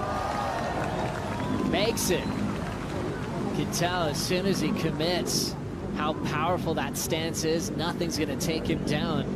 His best score so far, 5.95, gets him the lead off Griffin. Yep, that is a super late drop, and Joe, I'm standing up again. Why? Because there's big sets coming through. Have a look at this here. Michelle Perez slides in beautifully.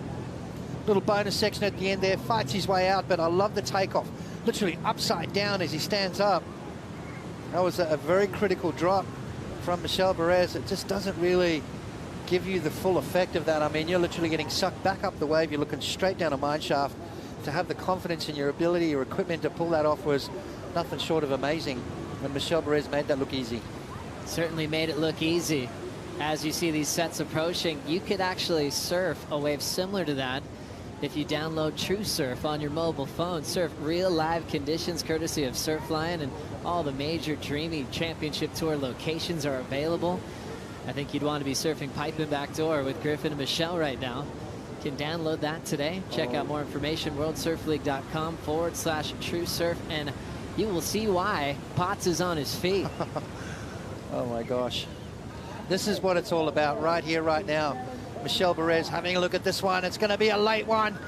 Michelle straight down to the bottom, super deep at pipeline.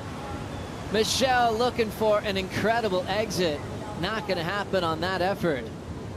But he couldn't have been any deeper. It was so critical. Griffin's turn. Hanging on to that rail and trying to burn some speed. Just a quick one. And he'll try to regain priority. Michelle Perez had to come out of that. It would have been a 10-point ride without a doubt. That was an incredibly difficult wave to ride. Let's have a look at Griffin's first. Slides in. Would love to have gotten a bit deeper on that occasion, but a good little backup for Griffin. Michelle Perez, look how he's putting in the hard yards, driving behind that section. That is what we want to see. Unfortunately, a little bit too deep on the occasion, but look at this. One hand does not leave the rails at all as he drives from behind the section. There was a lot of water unloading onto that reef, and I can only imagine it would have eaten him up and spat him out, but unfortunate there for Michelle Perez. No exit on that occasion, but geez, you've got to give him A for effort on that one. Michelle, famous for swinging for 10s for his entire career, and sometimes that would be the difference of him, you know, losing or winning a lot of events when he was younger. always charged, even as his pro junior reputation traveled through some of the European events, and he would go on absolutely anything. Sometimes he would just get that credit, being the hardest charging junior without the win. And then eventually he began to put the whole package together. He's got so much talent. You always expect him to be in the top 5 every season. Looking at last of Colapinto, 3.67. Wave previous for Michel, he had the 7.5. Griffin out front, Potts back on his feet. Now this is what we're talking about. This is starting to look like pipeline. Griffin Colapinto with priority. He's having a look at this one, Joe. Super deep, Griffin under the hood. What? On a radical attempt. Oh my goodness. That looked impossible before that wave even got to him. That was total commitment there from Griffin. Michel looking to answer, and another big wipeout as the Spartan slides out. Back-to-back beatings here in the fourth quarter final. With Griffin's fall, you knew Michel only needed a 2-3-4, but him wiping out as well keeps the situation the same. Let's see what happened here. Yeah, well, I can't believe Griffin even tried that there. There was no way he was going to make it to the bottom, never mind out of the tube ride. But that's the guts this kid's got. He's been doing the hard yards. He's been putting all the hard work in. And look at that, just underneath the lip. That is just total commitment right there. I don't even know what to say about that, Joe. That was just semi-self-destruction, but I love the fact he just didn't pull back. When you go into situations like that, you've got to commit to it, don't you? Michel Barrer's board skips out, and he goes up and over and pays dearly for that one as well. He watched Griffin take off on that first one and said, you know what, I kind of got to go now. That thing had teeth. Yeah, they both had teeth. Watch the ledge as he goes over, gets a bit of separation from the face of the wave, and you just hope that you penetrate deep enough. But on this occasion, watch Michel as he goes up and over. Does he get a breath? Yes, he does. Very important, that breath, by the way, because you're not ready for the wipeout. You're thinking you're going to make it. You get that extra little breath before the big wipeout. That was crazy, back-to-back wipeouts. That's the Pipe Masters for you. So crazy seeing these guys make incredible rides, but also wiping out with skill. You break that down a lot, Potts, because there actually is the right way to wipe out and the wrong way. As these two guys survive those beatings, back out the back in position, 13 minutes on the clock. Michel Barrez in a must-win situation to stay alive in the Triple Crown. The third stop of the Vans Triple Crown of Surfing and the final stop of the World Surf League Championship Tour, the Billabong Pipe Masters, is brought to you by Billabong, the official apparel of the Billabong Pipe Masters. By Vans, the official footwear of the Vans Triple Crown of Surfing. By Jeep, the official vehicle of the Championship Tour. And by Michelob Ultra, the official beer of the World Surf League. Let's flash back to 2017 when Griffin Colapinto became one of the youngest ever to win the Vans Triple Crown of Surfing, the first ever from the state of California, and did it with fine fashion and flow, dominating at Haleiwa and Sunset. He even lost early in the Pipe Invitational Trials, but still had enough to take that major win, being coached by Jake the Snake Patterson and just edging out his longtime friend and mentor, Kolohe Andino, that year. Yeah, this kid's got a bright future, that's for sure. A real good head on the shoulders as well, which really goes a very long way. Mentored by the likes of Joel Parkinson. How can you not be good when you got him in your corner? But yeah, I love Griffin. He's a great kid. He's an asset to the sport. And I'm thinking we're going to see him around for a very long time. Things were just clicking for Griffin, winning the Vans Triple Crown title, getting on tour last season. Saw him get the semifinal in the 10 against Michel back at Kira, going through 3 crazy barrels where he screamed that was the best wave of his life, let alone in a jersey. There was so much to celebrate so quickly. It felt like maybe this year was that first year he had to deal with some ups and downs.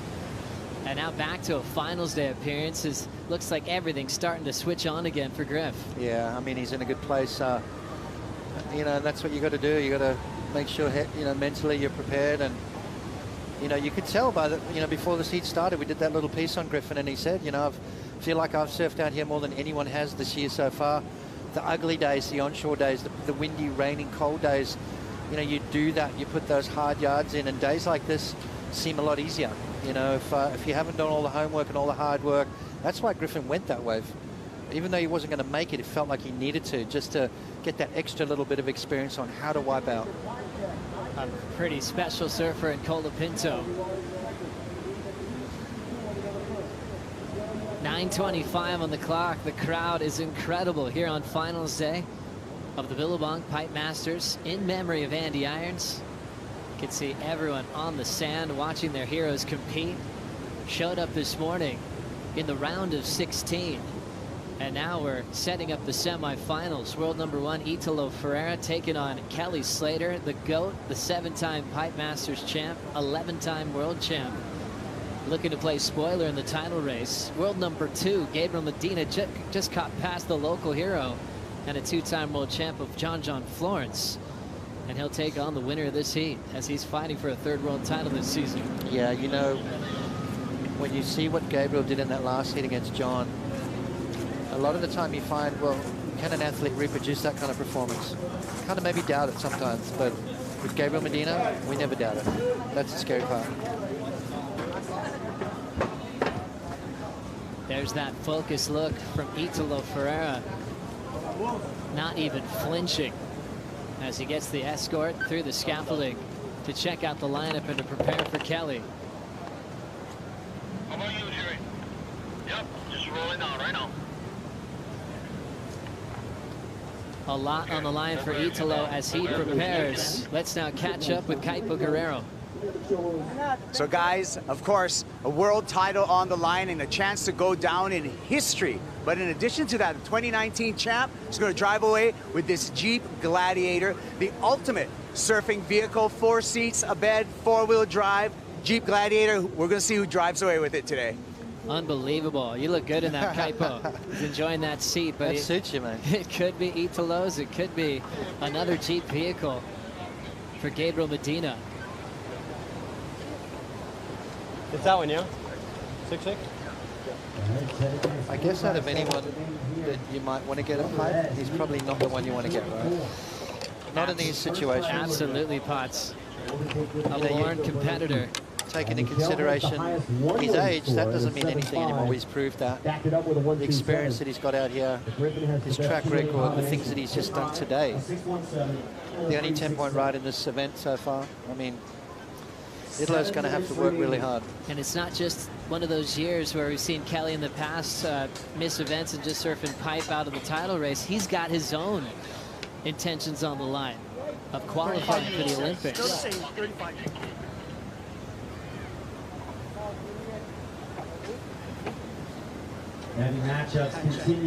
Italo Ferreira started off the year in the Jeep Leaders jersey. Worked hard to earn it back before the season finale. Give a round of applause for Italo Ferreira, sporting a Jeep yellow jersey. Italo! Yeah, Italo. Hey, watch my camera. If you're going to be a world champ, you might as well Gabriel Medina, the first world champ for Brazil in 2014, kept it in Brazil with De Souza the following season. Guaranteed another title for an amazing country. Will it be Italo's first? Will it be Medina's third?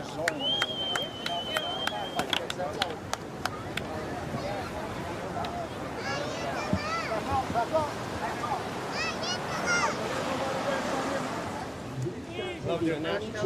Love doing that. And a much different warm-up routine by the looks of Kelly Potts. That's the worst thing you can ever do is drop your wax in the sand. Now he's got to get the sand off the wax. Hey, this is a good technique. Yeah. Clean it up a bit. That little bit of wax must be very important to Kelly, because someone just offered him a nice big block and he went, no, this is my lucky wax right here. Italo with a crowd around him. Silence, there's the routine. They've been repeating this every single heat. Passes the earphones to his girlfriend, Mariana. She gets the last couple of words to him before he sprints out. Sometimes it's a pop shove it, sometimes he skims out switch. This time he stays in the prone position.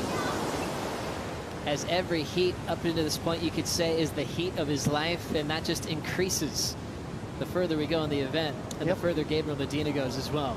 Well, I mean, you know, quarterfinal was the most important heat of his career. Now the semi-final becomes that heat, you know, surpasses the importance. This is a must-win situation for Italo Ferreira, because Gabriel, just the form that Medina's in right now, he's looking pretty unstoppable at this stage.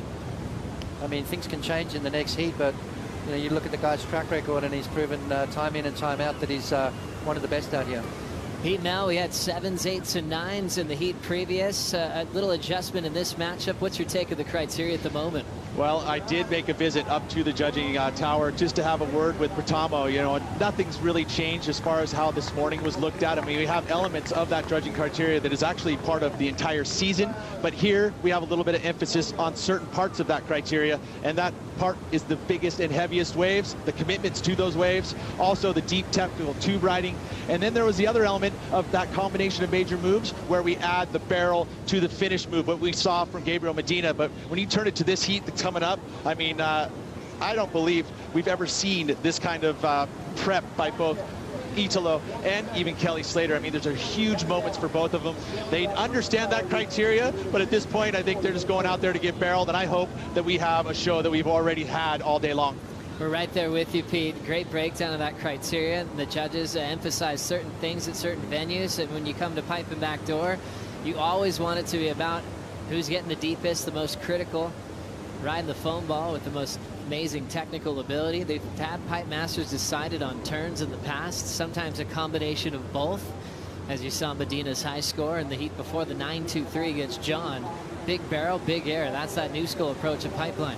Yeah, absolutely. I mean, you know, back in my day, it was the big roundhouse cutback. I remember Tom Curran doing a floater when he came out of one barrel. You know, every year, I mean, it just gets more and more intense, and guys are starting to do crazier things. I love it. You know, it's taking advantage of every little situation, and sometimes when it's a close heat, that little finish turn at the end could be the difference. Priorities with Michel Perez, 2:10 to go. Takes off ultra deep in pipeline. Does he have a chance? And it looks like that'll stretch off down on the sandbar. Remember, needs a 2-3-4. Yeah. You know, the craziest thing about pipeline is if you needed an 8 or a 9, it's the kind of place that'll give it to you. If you need a 2 or a 3, it's the kind of place that won't give it to you. You know, that 2.34 could be the most difficult score for Michel Perez to get, because you've got to, number one, pick the kind of wave that's going to give you that, but you've got to do something on it in the same breath, and it comes down to you've just got to get the right wave, and it's always easier said than done. There's that mystery in pro surfing, isn't it? Chasing a big number, it happens. Chasing it too could be the most stressful feeling for Michel Perez. Especially with 1.5 minutes remaining. 90 seconds to decide potential Vans Triple Crown title. Kelly with the lead.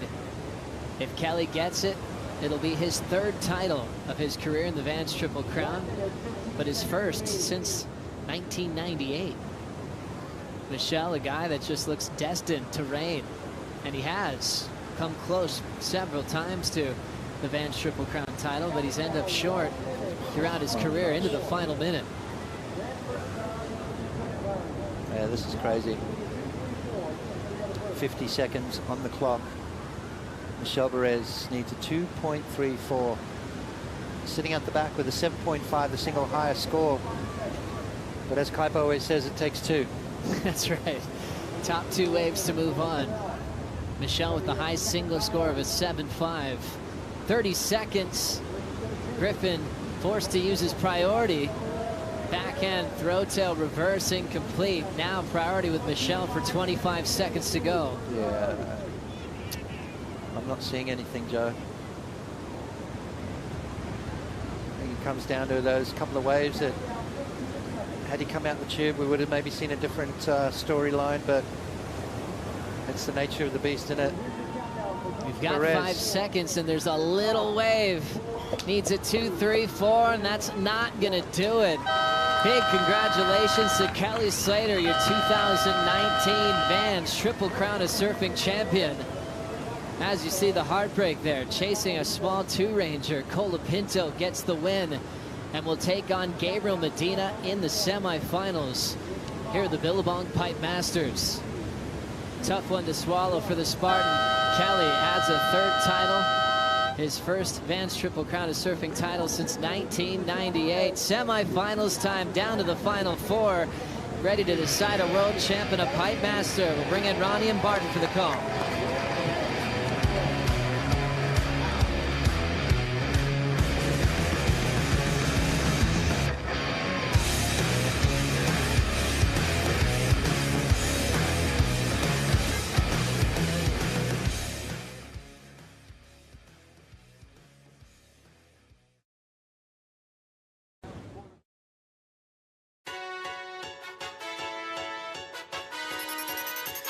World number 1 has just hit the lineup, trying to achieve his first world title of his career.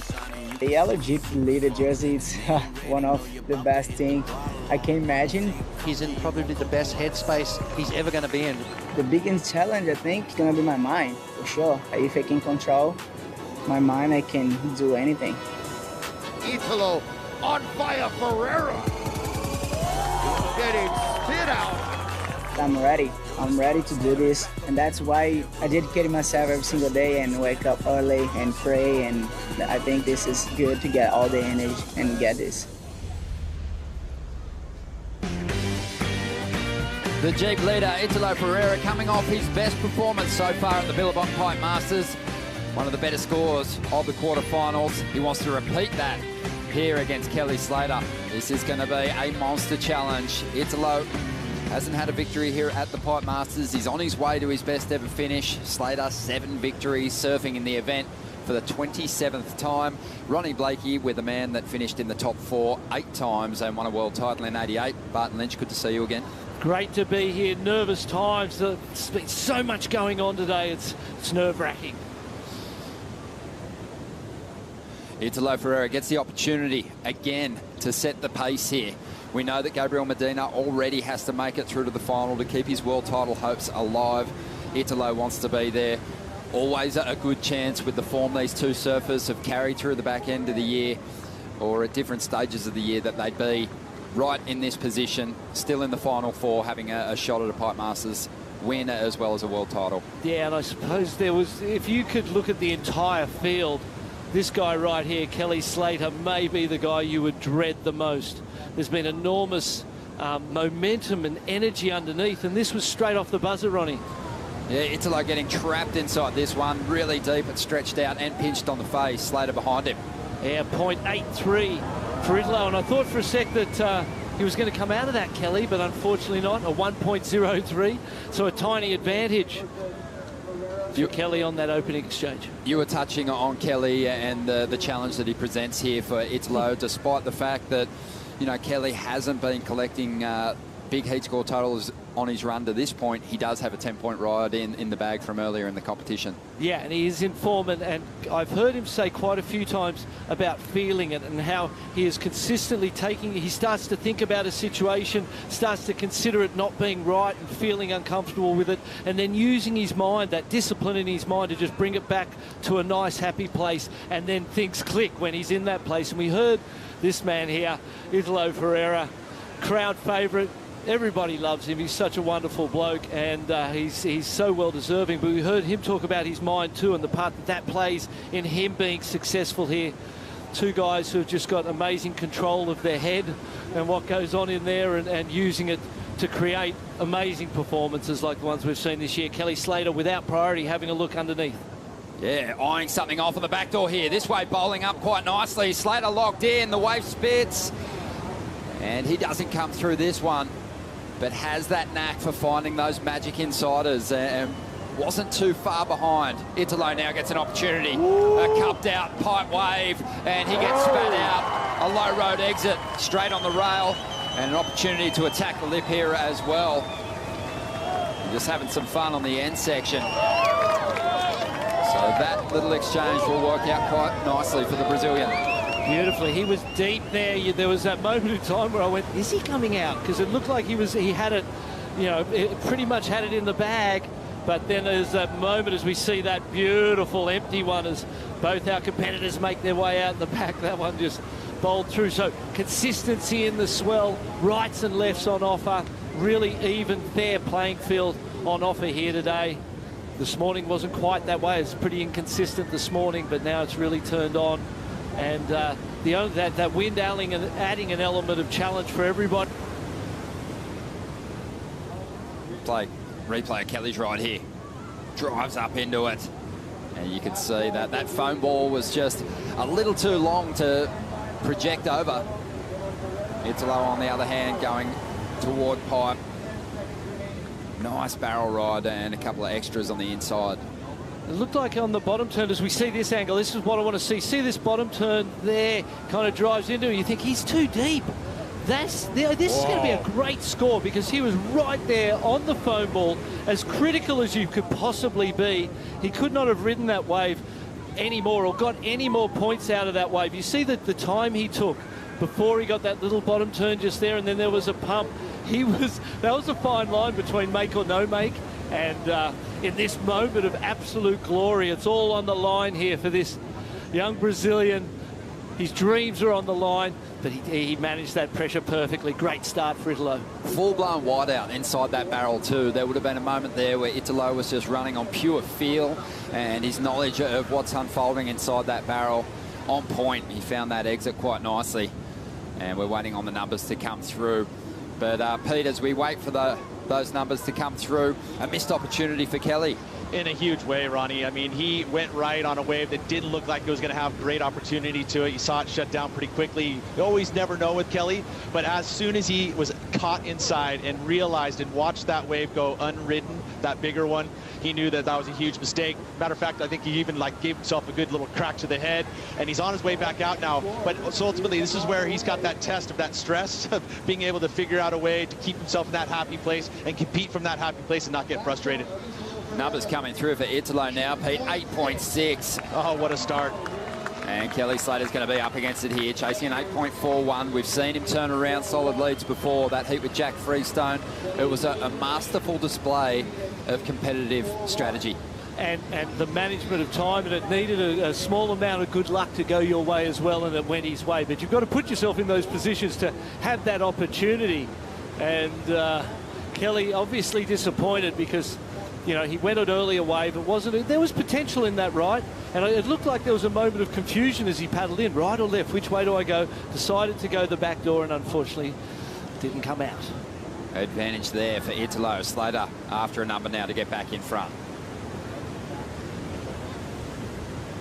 Down to the final 3 heats of the 2019 season. Still haven't decided a world champion. Still haven't decided a Vans Triple Crown champion. But Slater obviously in line for that honour by making the semi-finals. There is the empty one. Ethan. That's the wave that Kelly missed, and he is frustrated.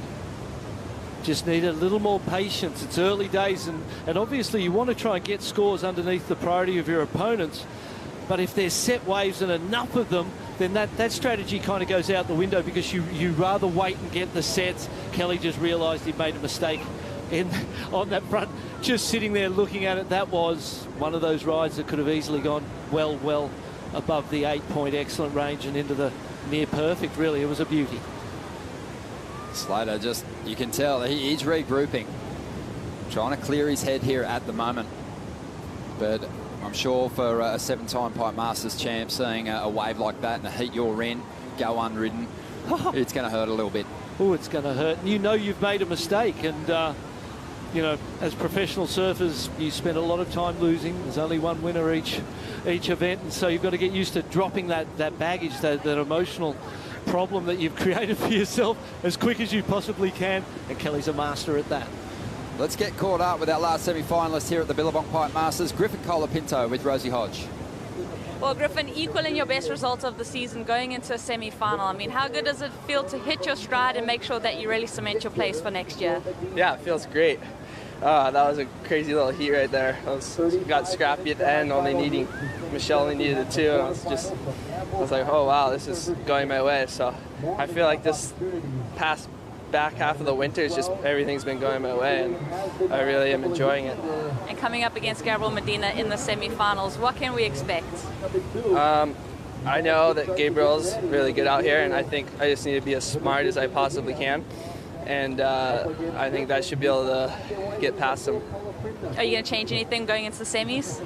I made like one little mistake in that heat that I noted, and I'll make sure not to do that in the next heat. Looking super focused, Griff. We look forward to that.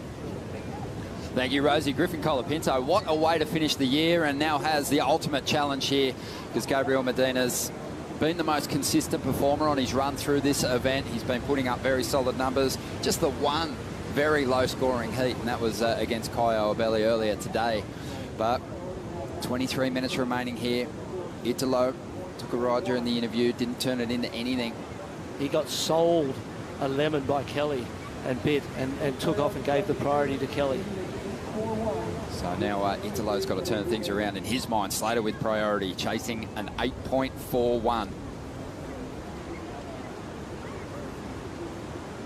Kelly Slater in the lineup, 47 years of age, surfing in his 27th Pipe Masters event. And by making the semi-finals and the elimination of Michelle Perez in that last quarterfinal heat, Kelly Slater is now a 3-time Vans Triple Crown champion. Really? And it's been a long time since he hoisted the trophy last. 1998, he won his second Vans Triple Crown title, but what an achievement for the 47-year-old. Incredible, and regardless of the outcome here, that's something you can be very, very proud of, that 10-point ride earlier, and now Vans Triple Crown. Another accolade, just a pile in the back of the truck for him. He's got a little list of goals probably under a magnet on his fridge at the moment. That was one of them, Vans Triple Crown title. Tick. Next goal for Kelly, obviously, is getting a victory here in this event, claiming an 8th Pipe Masters win, but also getting ahead of John Florence on the Jeep leaderboard and getting himself that 2nd spot as a representative for the USA at the 2020 Olympics. There's some lofty goals there, and John will be watching carefully. Great move here from Italo to get moving and get another score under his belt. Ducks under, finds an insider, a little double barrel opportunity, goes to the rail, whips through a quick carve, and goes to milk this one right through to the inside. Throws the air reverse, doesn't stick it, but the majority of points were already collected on that ride. And a good little backup. That was exactly what he needed to do right now. Kelly's got the priority. He's out in the back. He's going to wait for a set and a bomb set. He's having a look at that one. Nelly bit. And that priority that he has, he kind of earned off Italo by selling Italo on a closeout. But that was a great bounce back. That's exactly what Italo needed to do. Get a 2nd score on the board. That'll challenge Kelly and take a bit of pressure off for him. That 8.6 certainly does that, though. Takes the pressure off, one of the best scores of the day. So a great way to start this semi-final. 21 minutes to go, and you can see some swirl lines approaching here at the moment. What's it like in this situation, Barton, when you've got so much on the line and you're looking out to sea and you start seeing waves stand up on Third Reef? And you've just got to stay calm, breathe, find that nice, calm place and maintain the faith, because getting caught up in it and starting to paddle frantically, try and position perfectly, and sort of getting caught up in the energy of that moment can create problems. We've seen it happen throughout this event to people. And here's the scores coming in. Looks like a nice little mid-ranger about to drop for Italo. And as we wait for that number to come through, check out the deep stats for these two head-to-head. Italo Ferreira, 3-zip. Wow. Over Kelly. That's amazing, isn't it? And the average heat scores also to Italo, their advantage on both those fronts. And Kelly would know that, because he's such a numbers man. He knows everything. You could see that he knew about the Triple Crown, where he needed to go to win that. Same with the Olympics. I think the interesting thing is that each of the venues that Italo has gotten those wins over Kelly are some of Kelly's preferred stops on the CT, on the Gold Coast, where he's had the most victories. Italo got in there as a rookie. Fiji was a big one. I think in Italo's rookie season, to get a win over Kelly at Cloudbreak, in decent-sized waves. That was huge. Kelly kind of owns that, Johnny. He felt like he had that relationship beyond that of anyone else's at that particular break. And it speaks to the talent of this young guy. He's a magician. He's a master. Kelly Slater making a move. Slater, again, eyes on backdoor. This wave starting to pitch. Holding open just for a moment before pinching on the face. 4.83 was the number for Italo in his last ride, so it's grown into a 2-wave requirement for Kelly. 13.43 he needs from 2 rides to get ahead here with just under 19 minutes to go. And I think that things couldn't have panned out better for the 25-year-old Brazilian. And if he can now take this priority he has, you know, improve on that 4.83 significantly, pressure will be right on Kelly Slater. But this is, you know, so far so good. This feels like the most sort of controlled and confident heat that we've seen from Italo. While he has won convincingly, he's had some great rides. In amongst it, there's been some moments where you've wondered about his confidence or his knowledge of the break, and little areas where you've seen weaknesses. I feel like at the moment he's settled into himself and he's feeling this moment, and world titles could rain. That'd be so cool. Probably had something to do with starting to bank a couple of excellent rides, because for a while there he was having to really scratch for his victories and his spot in the following round. But these last couple of heats have been nice for him. He's got that excellent score pretty early on. Got the world title scenario there for you on screen. Ferreira gets the win. Medina is out of second place. Medina's got a win. And if Italo falls out of the mix here, Medina's just got to make the final. So there's only a heat in it. There's only a place in it. One place out of a whole year, a whole season, 11 events is going to come down to who can finish one place ahead of the other. Italo makes this final, beats Kelly Slater here, and Gabriel loses in the semi. World title sees. Otherwise, if Gabriel gets through that semi-final, we're going to have a world title showdown in the final with the winner taking that world title. That would be incredible. Just on 17 minutes to go, we had Shane Dorian in here when we were making the call in the quarterfinals. Strider was listening in as Italo took his last instructions from Shane. What was the message going up against Shane's good mate, Kelly? Well, actually, I got a chance to catch up with Shane. We'll try and get back to Strider in a moment. But it's been a master stroke. I think back to also Adriano de Souza's decision to get in contact with Jamie O'Brien. That really gave him a lot of confidence. And Jamie O'Brien also being utilised by Shane Dorian again in the lead up to the Pipe Masters getting underway, making sure that Italo had someone who knew where to sit out there in the lineup and could palm off some of that experience. Well, there might be something coming, because he's got to his feet with anticipation, and you could see there on the flag, stoked, because that is one of those words that we heard come out of Italo's mouth when he was so excited. He won an event, he'd be like, I'm so stoked, and Billabong have grabbed that and run with it. It's so funny, isn't it? Because you had Kelly Slater competing against the likes of Ross Williams and Shane Dorian, more often than not giving them competitive headaches, and now those two are still coaching surfers against their old rival. Yeah, so he's still a rival. Absolutely. They're just on the beach this time, and you know, it's so hard to touch this guy. It's so hard to get him flustered. Ordinarily, it's he who does it to himself out of his, you know, incredible competitiveness and expectation of himself. See him there loosening up the spine. When you sit on that board for quite some time, things can get stiff. I like to jump up and stand on your feet and move around and just keep the body moving, because in those lulls, the last thing you need is a stiff back dropping into the pipeline, that's for sure. Italo chasing Championship Tour win number 3 here at this final event of the season. He won the first event, beating Kolohe Andino in a very close final, and he won the last event over there in Portugal, getting the jump on Jordy Smith.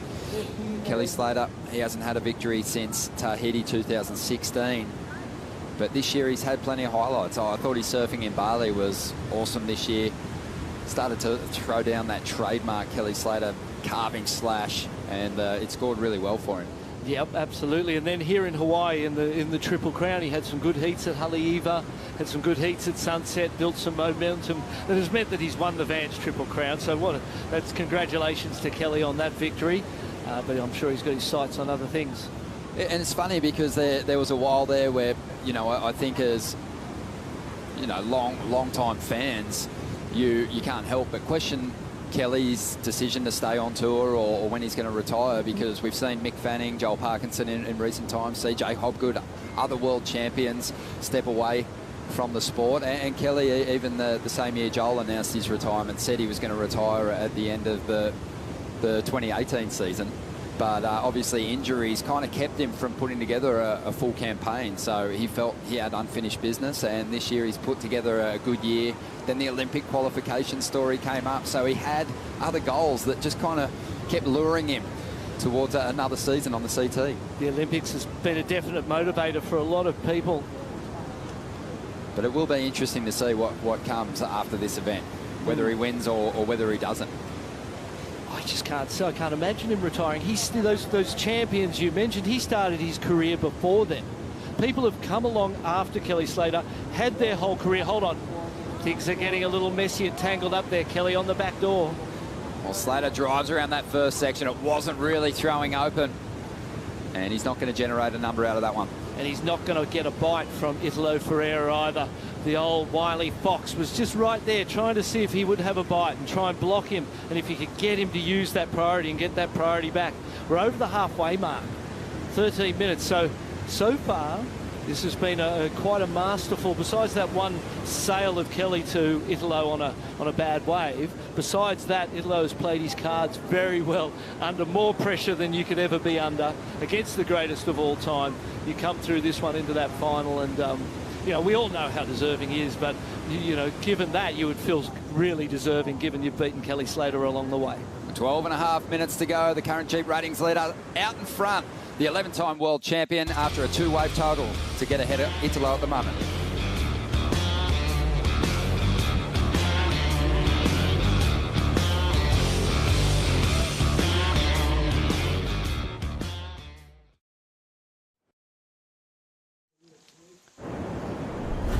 The semi-finals are underway, but we got time to dive into a historical moment courtesy of Harley-Davidson. And we're looking back to Kelly's last victory here in the Billabong Pipe Masters. He surfed a final against John Florence, and he took John to school. Yeah, and he doesn't look any different today. 6 years later, and it was one of those finals where really you felt like it was John's time, and John was coming through, and it was gonna, but the old master, look at these waves, incredible waves. And when Pipeline is doing its thing, there's no one better than that guy.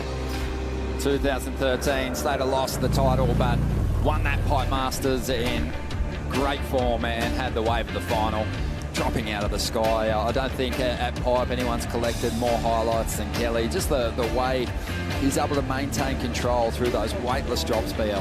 Yeah, the way he uses that body and gets onto that wave face. And really, a lot of it's got to come down to his read on this wave and his relationship with it. He knows it inside out. That's, you know, when he goes those backdoor ones, you never know, because he finds opportunity to sneak out of stuff that other people can't. He sees things other people can't. And as a byproduct of that, he is, you know, the greatest of all time. You witnessed that evolution. I mean, Kelly came from Florida. He came to the North Shore. You know, big waves weren't really a part of his act early on, but he was committed in figuring it out. Yeah, and committed to this wave in particular. You never really saw him surf anywhere else. He was here at Pipeline as he's fossicking around there. And like Shane Dorian said earlier, just that paddling, that looking, that hunting, that moving is designed to put pressure on Italo, and Italo has a bit, and he doesn't really care where Kelly is in the lineup right now, and it's the perfect way to play it. Italo's just doing his thing in his game, and it's working.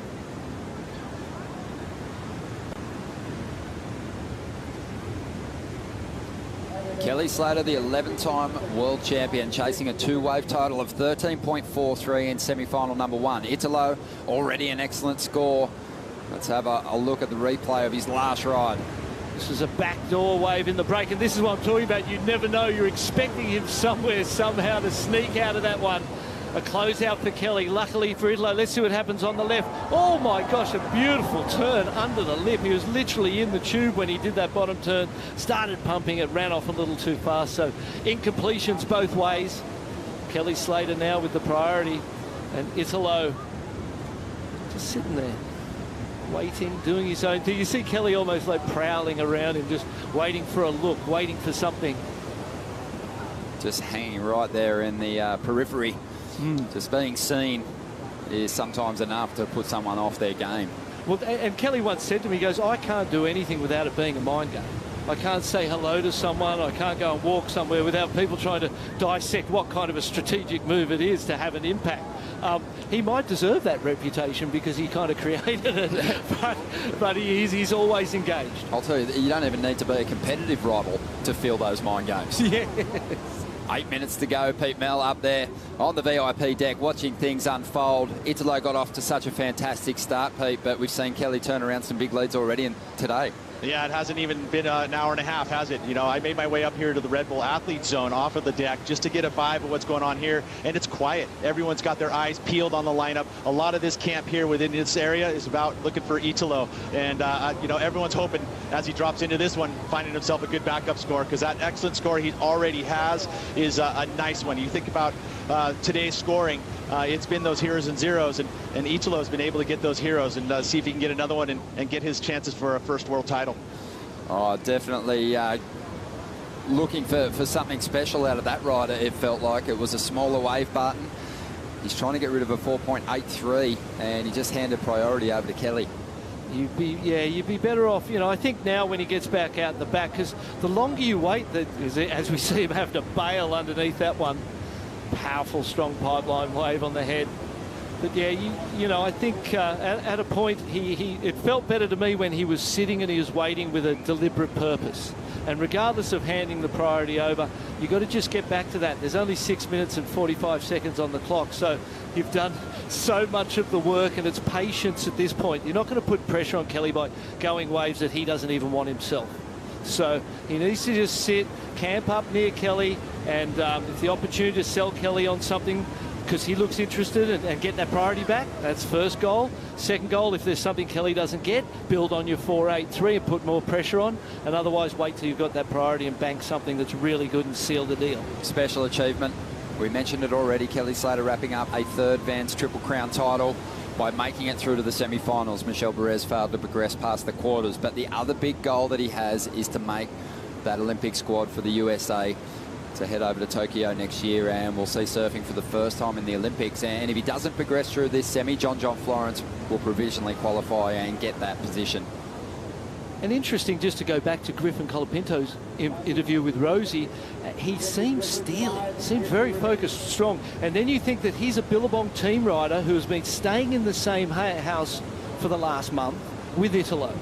And I'm sure he would love nothing more than to go out there, and they must have created rapport and friendship, and they've got the common sponsorship. And he'd love to go out and take this guy out and give the world title to his fellow team rider who's paddling right now.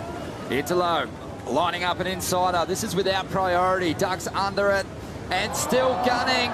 And the wave pinches, but Italo manages to stay on his feet and find the exit. And that could well and truly say goodbye to that 4.83 and improve his position here. Yeah, it wasn't a big set wave, but the tube ride he made of it was critical, and the exit had some drama. And it definitely is something that can improve. Now, that was worth going. That's one that's worth having a go at, because the size, a little bit of size was there, and there was some really exciting surfing and moments there where you didn't know if he was coming through the tube or even getting out of the wave and completing it. Looking forward to getting another look at it. There was a moment there where the wave spit. We saw the foam ball. Italo was somewhere back inside that thing and managed to squeak his way through for the exit. And against Kelly Slater, you're never comfortable unless you've got him in a combination position. Kelly was interested in this one. Doesn't take it. Little stall off the takeoff. Not a super critical tube ride, but that little extra bit at the back end then added to the energy. And the judges are out there. They can hear and feel the crowd. And that when the crowd rises up, and you can see how deep he is. There's that spit you were talking about, Ronnie, and how it kind of clamped for that second, didn't it? But this guy's so good. He wasn't falling. He knows what's at stake. And here's the score of 6:17.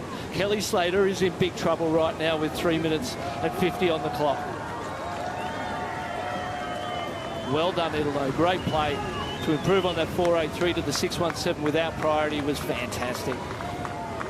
from Baio Formosa, a sand bottom right-hander up there in the north of Rio.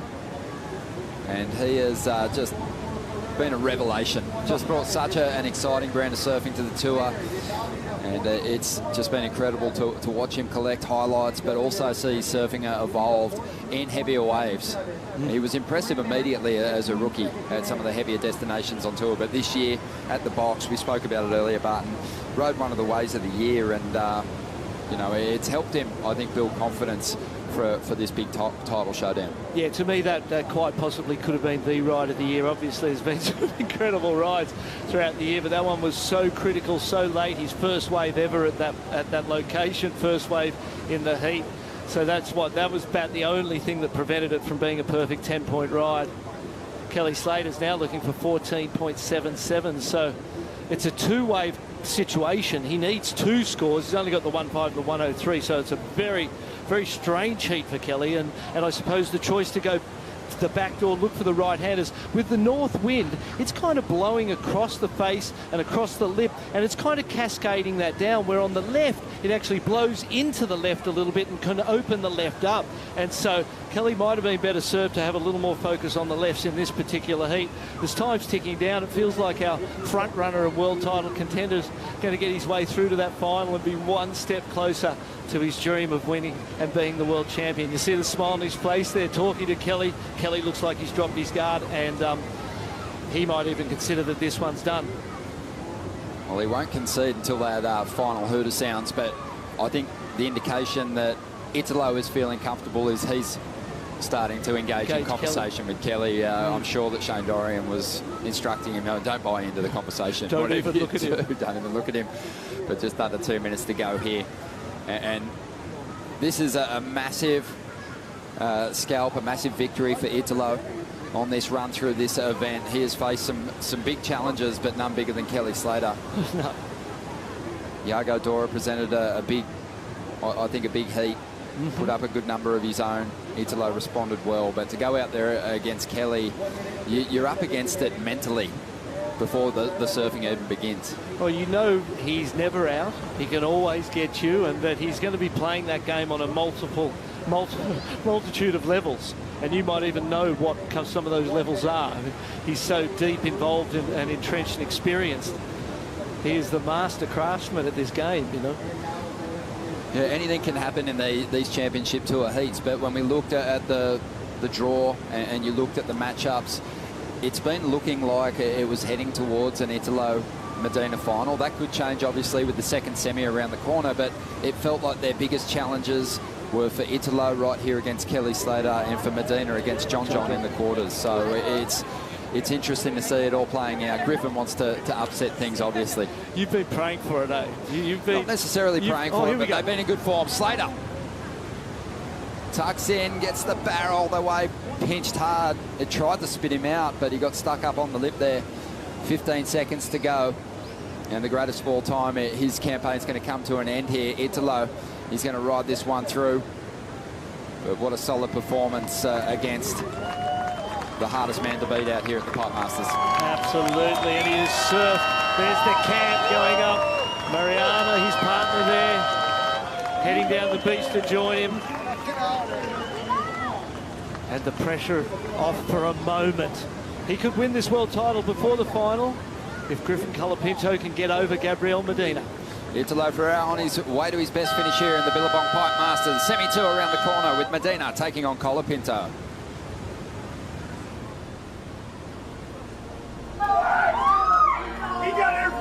Never in my life have I seen something like this. I just had to play the game, you know. Two-time world champ Gabriel Medina taking on Griffin Colapinto. I'm sure it's going to be a good battle. I'll do anything to win this contest. Griffin still with his sights set of winning his first event of his career. All right, I need to put my head down. I really need to make this heat.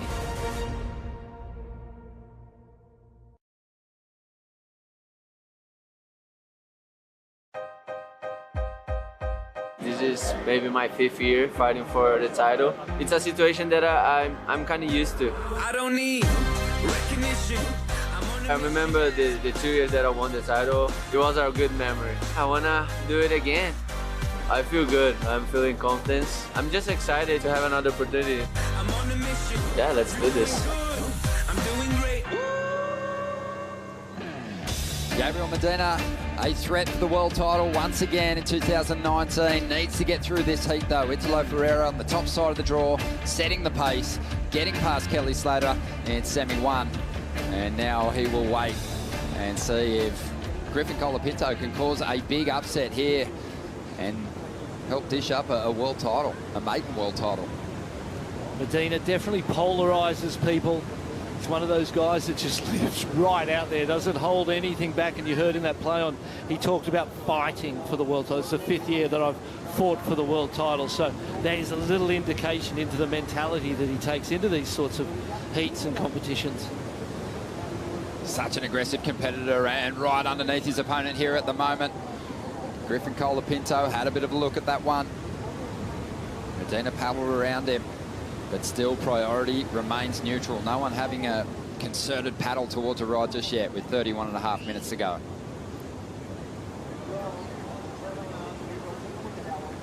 The Billabong Pipe Masters, in memory of Andy Irons, is nearing an end, and still we don't know who our world champion is going to be. But we know who our Vans Triple Crown champ is, Kelly Slater. We'll hear from him shortly. But right now, it's a bit of a tussle for position on the outside between Medina and Colapinto. And it's almost like Medina is just darting in directions, heading to the right, heading to the left, heading out, heading in, and aggressively paddling and moving for almost everything that sort of stands up a little bit. And Griffin almost looks like he's kind of just reacting to, like, oh my God, what do I do? Where do I go? Different approaches, different styles, but we expect that from Medina. We've seen that saw the way he paddled up around. We've seen that a lot from him. Pete Mel watching too, and Peter, it's rare to see a heat start without Medina engaging his opponent in some kind of hustle for that inside position. And I love it because Griffin did not back down whatsoever. You know, Griffin's one of those guys, he's in that Snake Tails camp. Snake, he's not going to back down in this type of situation. Gabriel and the youngster have not had it. They were just, from the very start of this heat, the very start of the horn, they were already in a tussle, and they're still at it. Every time a set wave comes, they're battling for position, and no backing down from the youngster, and he wants to be part of this world title. That's how he's going to be able to do it. I mean, I'm sure being a Billabong team rider, it would be a big bonus for him. He'd be part of those festivities tonight. Definitely. Just a bit of background, Peter. Are these two kind of close friends? I would say that you talk about Italo and Griffin. No, Griffin and Gabriel. I would say probably not. I'm talking about Griffin's going to be in the Italo camp at this point. And it's a moment for Griffin, really. You think about what he's going to be able to entail here. Not only can he get, if he gets by Gabriel, he'd be a spoiler, and then all of a sudden Billabong would be very happy. And of course, then he has a chance to win the Pipe Masters. I mean, as a young guy being into the finals here on his 2nd year on tour, how amazing would that be for him? Oh, it'd be huge. My understanding is that these two are actually pretty good friends. In fact, Griffin spending a bit of time at Medina's house, celebrating just everything that they've got as young blokes to celebrate over there in Brazil. So, you know, they've spent some time together, but at the moment, all that is out the window. They're locked in a fierce battle here, each of them chasing different goals. And you can see this set coming through now. It looks like it's coming a little bit more from the north. Both guys, it looks like they've paddled themselves down to the backdoor side of the break, and now they've kind of been making their way back up as that set came down the more traditional avenue. Beautiful lines. The ocean definitely has pumped through the day, and this morning there were some inconsistent heats, but not so now. Interesting to see Kelly Slater score a total of 2.57 in a heat that really wasn't that inconsistent, and there were plenty of opportunities. So maybe that moment just got a little bit much for the champ. Griffin having a look, a little too inside for that one. There was potential in that ride, though, given better positioning in the lineup. And there's a point where you've got to just think about yourself and position for the waves and ignore what your opponent's doing. Well, just under 28 minutes to go here. No waves yet in semi-final number 2. But Italo Ferreira through to the final of the Billabong Pipe Masters in memory of Andy Irons. He's with Rosie. Italo, back in your rookie season, you beat Kelly Slater at the first event of the season. How does it feel to overcome that same challenge while you chasing your maiden world title? Yeah, Kelly is always hard compared, you know, and it's every time. It's like he put pressure, you know, and yeah, but I love this game, you know, and I know how to play that, and yeah, just one more, let's do it. And no one knows Kelly's strategy better than Shane Dorian, someone who's been coaching you. What did he say to you before that heat? Yeah, Shane say don't talk to Kelly, and yeah, but I talking to him, but it's okay, Shane, it's all good. And you're into the final, Ittolo. How does that feel for you? Feel so good, you know, like a lot of energy, and just one more in a row. So yeah, it's my dream. I dedicated all my life on these, you know, and yeah, I'm almost there. So one more. We feel that passion. Good luck in that final. Back to you guys. Thank you, Rosie. Ittolo just on a run, his best ever run in a championship tour season. 3 finals in a row now. And there's been another surfer who's done that this season. That's Gabriel Medina, obviously. But it is all shaping up pretty nicely at the moment. But this semi-final, it feels like there's been waves that have had scores in them, Barton. But these guys just trying to get a position on each other or putting themselves off the takeoff spot. No, it's just been a little bit of the cat and mouse. They've separated now and given each other a bit of space. Griffin looks like he's, you know, I think having that inside for the lefts and being that little bit wider where you can find the rights is great positioning for Griffin, but Gabby doesn't like him being there. That's what I'm feeling. He doesn't like him having that inside. He'd rather have the inside and be in control, and that's what's created that little bit of tension in the lineup so far. Now they're on top of each other and the jockeying continues. Well, Medina lining this one up. He's going to pull into the left, super deep, dropped into this one. And won't find his way through, but always walks that fine line. Griffin Colapinto, he got a little caught up in the lip. Don't know if he was really in a position there to get into that ride. And priority, it goes over to Colapinto. But it's amazing, isn't it? Maybe the hardest surfer to beat on tour at the moment on ability alone is Gabriel Medina. But when it comes to that strategy and getting in those shoulder-to-shoulder paddle battles and stuff, he's also probably the most willing to push the boundary like no other. Oh, without question. And look at these two. Griffin's there. Griffin wants to play. He wants to match him. He wants to be involved in it. Almost looked like that leg rope was nearly wrapped around the nose of Griffin's board there. Gabriel's. And that was a super late drop. Here we go. He sees right on top. And for a second now, he thinks, I could get him on interference if I just get in behind him. And he nearly can. The leg rope did get onto the nose of the board. Gabby just dropped with arrogance and attacked that tube ride, but got stuck inside and didn't come out. But now the priority's settled. Now it's sorted. It's always in that first instance.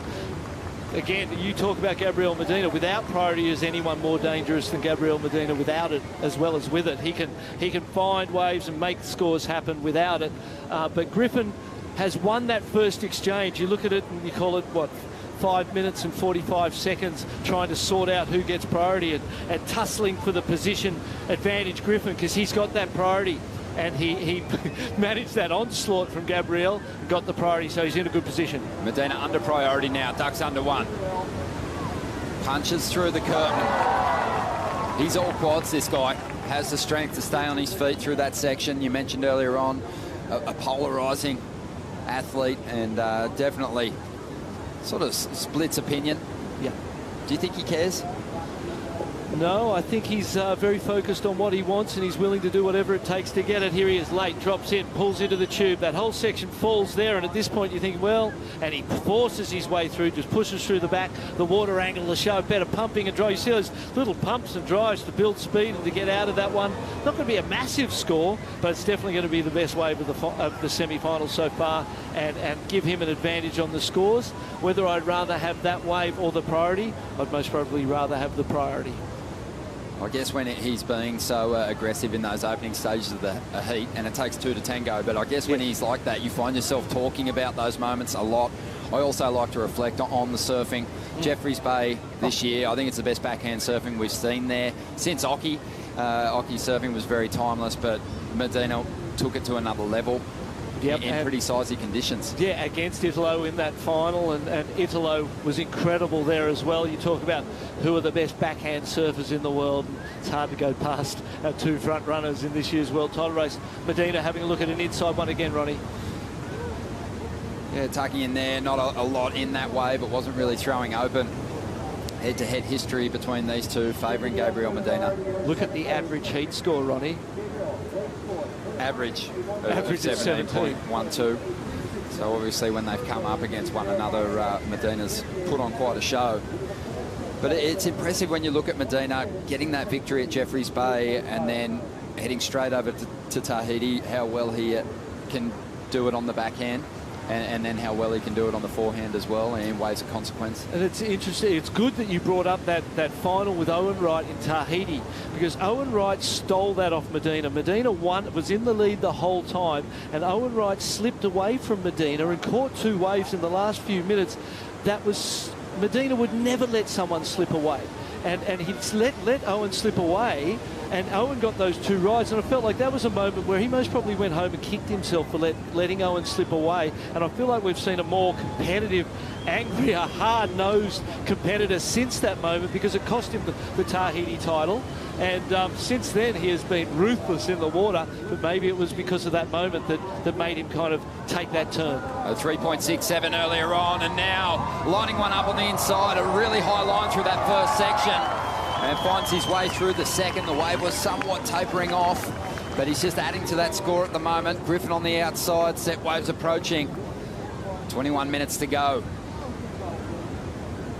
Medina doing what he needed to without the priority, getting his second score of 3.67 for that first tube ride. Obviously that wave's going to better the one. And some interesting lines in that. He read that wave and threaded it very well. Wasn't an easy tube to make. So a second score should drop here and put some pressure on Griffin. Waiting on those numbers to roll through. Colapinto got that priority settling in now. And he's waiting for that high-scoring ride. He's not going to mess around with these insiders. He's going to wait for that pipe bomb that presents the best opportunity to lock in an excellent score. Yeah, 3 events in that mid-portion of the year for Medina illustrated how well-rounded he is, how strong he is on his backhand and his forehand. He went then to the Surf Ranch where he claimed a victory. Obviously hasn't lost at that venue yet, even in those test events. And he was by far the strongest competitor in the field there. There's that high line you talked about, and then threads the second part. Thought about an air. You could see he was thinking about something else. We'll see it on this one. Drops in. You watch this pump to the high line, and then builds some speed down into that second little section. Threads it beautifully. A great tube rider. Tahiti pipeline. It's hard for anyone to touch this guy in these sorts of waves. There's the high line. Just pulls up into it, drops down to another little turn that picks the line through the second section. Threads that beautifully. You can see the board looks really sensitive under his feet with those little movements of the ankles and the knees. The board responds immediately. Yeah, 5-point ride, Ronnie. 5 and a 3.67. So established quite a decent little base without the priority. 14 Championship Tour wins for Medina. He's starting to pull away from the rest of the pack. The next closest on tour at the moment is Toledo. Obviously, Kelly Slater right ahead of the pack with 55 Championship Tour wins. But Medina, he's racking up the victories, multiple wins in each tour season. I remember when I first heard about him winning the King of the Groms and scoring a perfect 20 out of 20 in his heat. And he's been surfing at that level ever since then. He has. Well, Slater, he didn't get event win number 56 here in 2019, but he did collect a very big title today. And let's hear what he's got to say about it now. He's with Rosie Hodge. Well, Kelly Slater, I want to congratulate you on clinching your 3rd Vans Triple Crown of your career. I mean, what a special feeling, fresh out of the water. Yeah, thank you. 21 years, I think, since the last one. Yeah, it's funny because I didn't enter Sunset. I don't usually surf Haleiwa, but I love Haleiwa. And I was, it was between me and Michelle in the end, and we both lost in that semi in Haleiwa. He got 3rd, I got 4th, so I really had to get one heat ahead of him here. So just happened. You know, Griffin did the job for me. Must have been frustrating for Michelle because he only needed like a 2.5, the 2.5 or 2.6 or something. Yeah, I'll let it sink in. I didn't really think about it because I haven't focused on the Triple Crown for so long. And then once I did pretty well at Haleiwa, I thought, oh, maybe I'll try and beach enter. And strangely enough, Medina gave me a gift. So, worked out. What about coming onto the sand, being greeted by Mark Cunningham? He pours the champagne on you. I mean, those moments must feel just so awesome. Yeah, that's great to have Abe Lerner and Cunningham. And yeah, I'm just flashing back on the whole thing. You know, Jackson Dorian caddying for me at Sunset for his first time.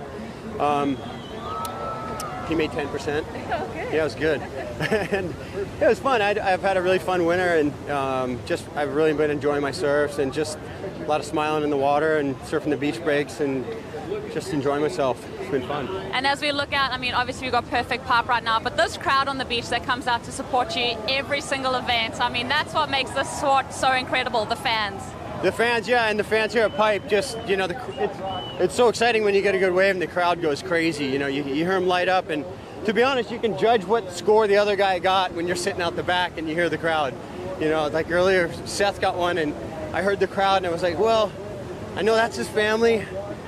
That's probably about a 3, you know.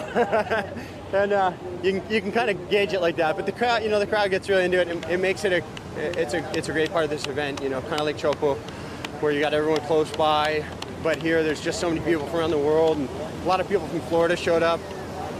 I've had a really great crew of friends and family at my house. My daughter's living here in Hawaii now, and my brother showed up. First time Sean's been here in like 10 years. He brought his family. It's just been a blast. Having a lot of fun. Had Geiselman and Shano and Alec Barker and Glazer all staying with me, so we've had a really good time, and it's just been fun so far. Kelly, lastly, what are your plans for 2020? I don't know. Might have to do one more lap. We'll see. I don't know. I'm just, I feel like I finally, honestly, took me till now to get myself comfortable in heats. Even there where I was trailing from Italo, like I obviously I had won the Triple Crown already, but I had the Olympics on the line there to qualify. But even with like 10 minutes left and I was comboed, I was like, you know, I'm calm. I don't feel, I wasn't worried about it. I just feel like I've been really calm and more comfortable in heats. And sometimes you need that year to kind of jump back in and get that going, but we'll see. Kelly, it's been a pleasure watching you. Congrats on the Vans Triple Crown victory. Back to you guys. Thank you, Rosie. 3 in the bag for Kelly Slater. And is 2020 going to be the year of the GOAT? One more lap around. Did he just say that it took him 27 years to feel comfortable in a heat? That's what he said. No, I think it's probably just been the last couple of years. But that's exciting news for surf fans, the fact that Kelly's considering going around again. And why wouldn't he? He finished in the top 10. He jumped up a couple of spots. And we'll get the full shakedown on the Jeep leaderboard rankings at the end of this contest. But Slater again, mate. Took a 10-point ride in this contest earlier on. Griffin Colapinto took a beating. Oh, that was an ugly, heavy one. He waited a long time for this one. You could see how it just cupped out. And just you saw the boil in the face. It just threw over. And that was a never going to be, really. That one was never going to be makeable. It ran off way too far from where he was. So you've got to say with that priority and that amount of time waiting, that was a big mistake and plays right into the hands of Gabriel Medina, who's created that fair little start without the priority. Now he's got it. He's going to wait for sets and try and get that nail in the coffin of Griffin Colapinto. And there's sets approaching, some beautiful lines coming through. Last year we had a world champion decided before the final, but it was the number 1 and 2 on the Jeep leaderboard in the final heat of the season. At the moment, just under 14 minutes to go. Griffin Colapinto's got some work to do, but we could see that unfold again. 1 and 2 on the leaderboard in the final, fighting it out for the Pipe Masters, but the big one, the world title, could be decided in the last heat of the year. Griffin only needs a 7.57 on one, and it's a one-wave achievable with a 1-point ride in your two-wave total. So it's still right there. Gabriel hasn't really. He's just kind of just clawed around and created that start without much opportunity on offer. So what he's had to work with, he's made the best of, and there he is. In his happy place, Italo Ferreira drumming up a potential win here. We'll take a quick break. 13 minutes to go in semi 2.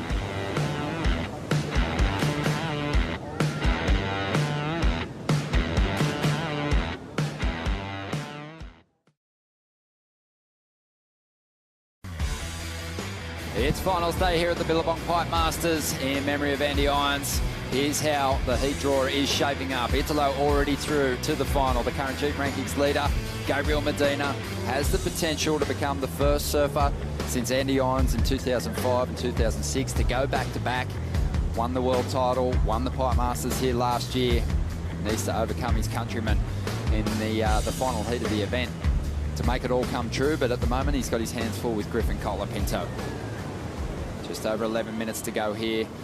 And Barton Lynch, it looks like Griffin on the inside, trying to make a move towards this one, just staying busy. Well, he's kind of, you know, to put some pressure on Gabriel, he needs to get some stuff happening before Gabriel uses that priority on something that becomes an 8 or better, you know, and really kind of turns the heat and completely sort of puts him out of it into a combination situation. If Griffin can find a 5 and a 4 and go into the lead, great opportunity. So that's the plan at this point in time, with the inconsistency that's just hit the lineup. But if there were sets coming, you'd be trying to sell Gabriel on the first one and get that second one, because we've seen today as Spider-Man just psyching up there. Looks like he's in the Medina camp. It appears that way. He's got a Medina flag there. Well, the head-to-head history, we mentioned it earlier, favours Medina. Both those matchups came this season, back-to-back events. J-Bay and Tahiti is where Medina got the jump on Griffin. But it was much earlier in the event than a semi-final. And this semi-final is going to be a great platform for Griffin into next year. You know, it feels like this is going to be something that he'll get a lot of confidence out, doing well in Tahiti, doing well at Pipeline. Perfect sort of platform to launch your third year on tour.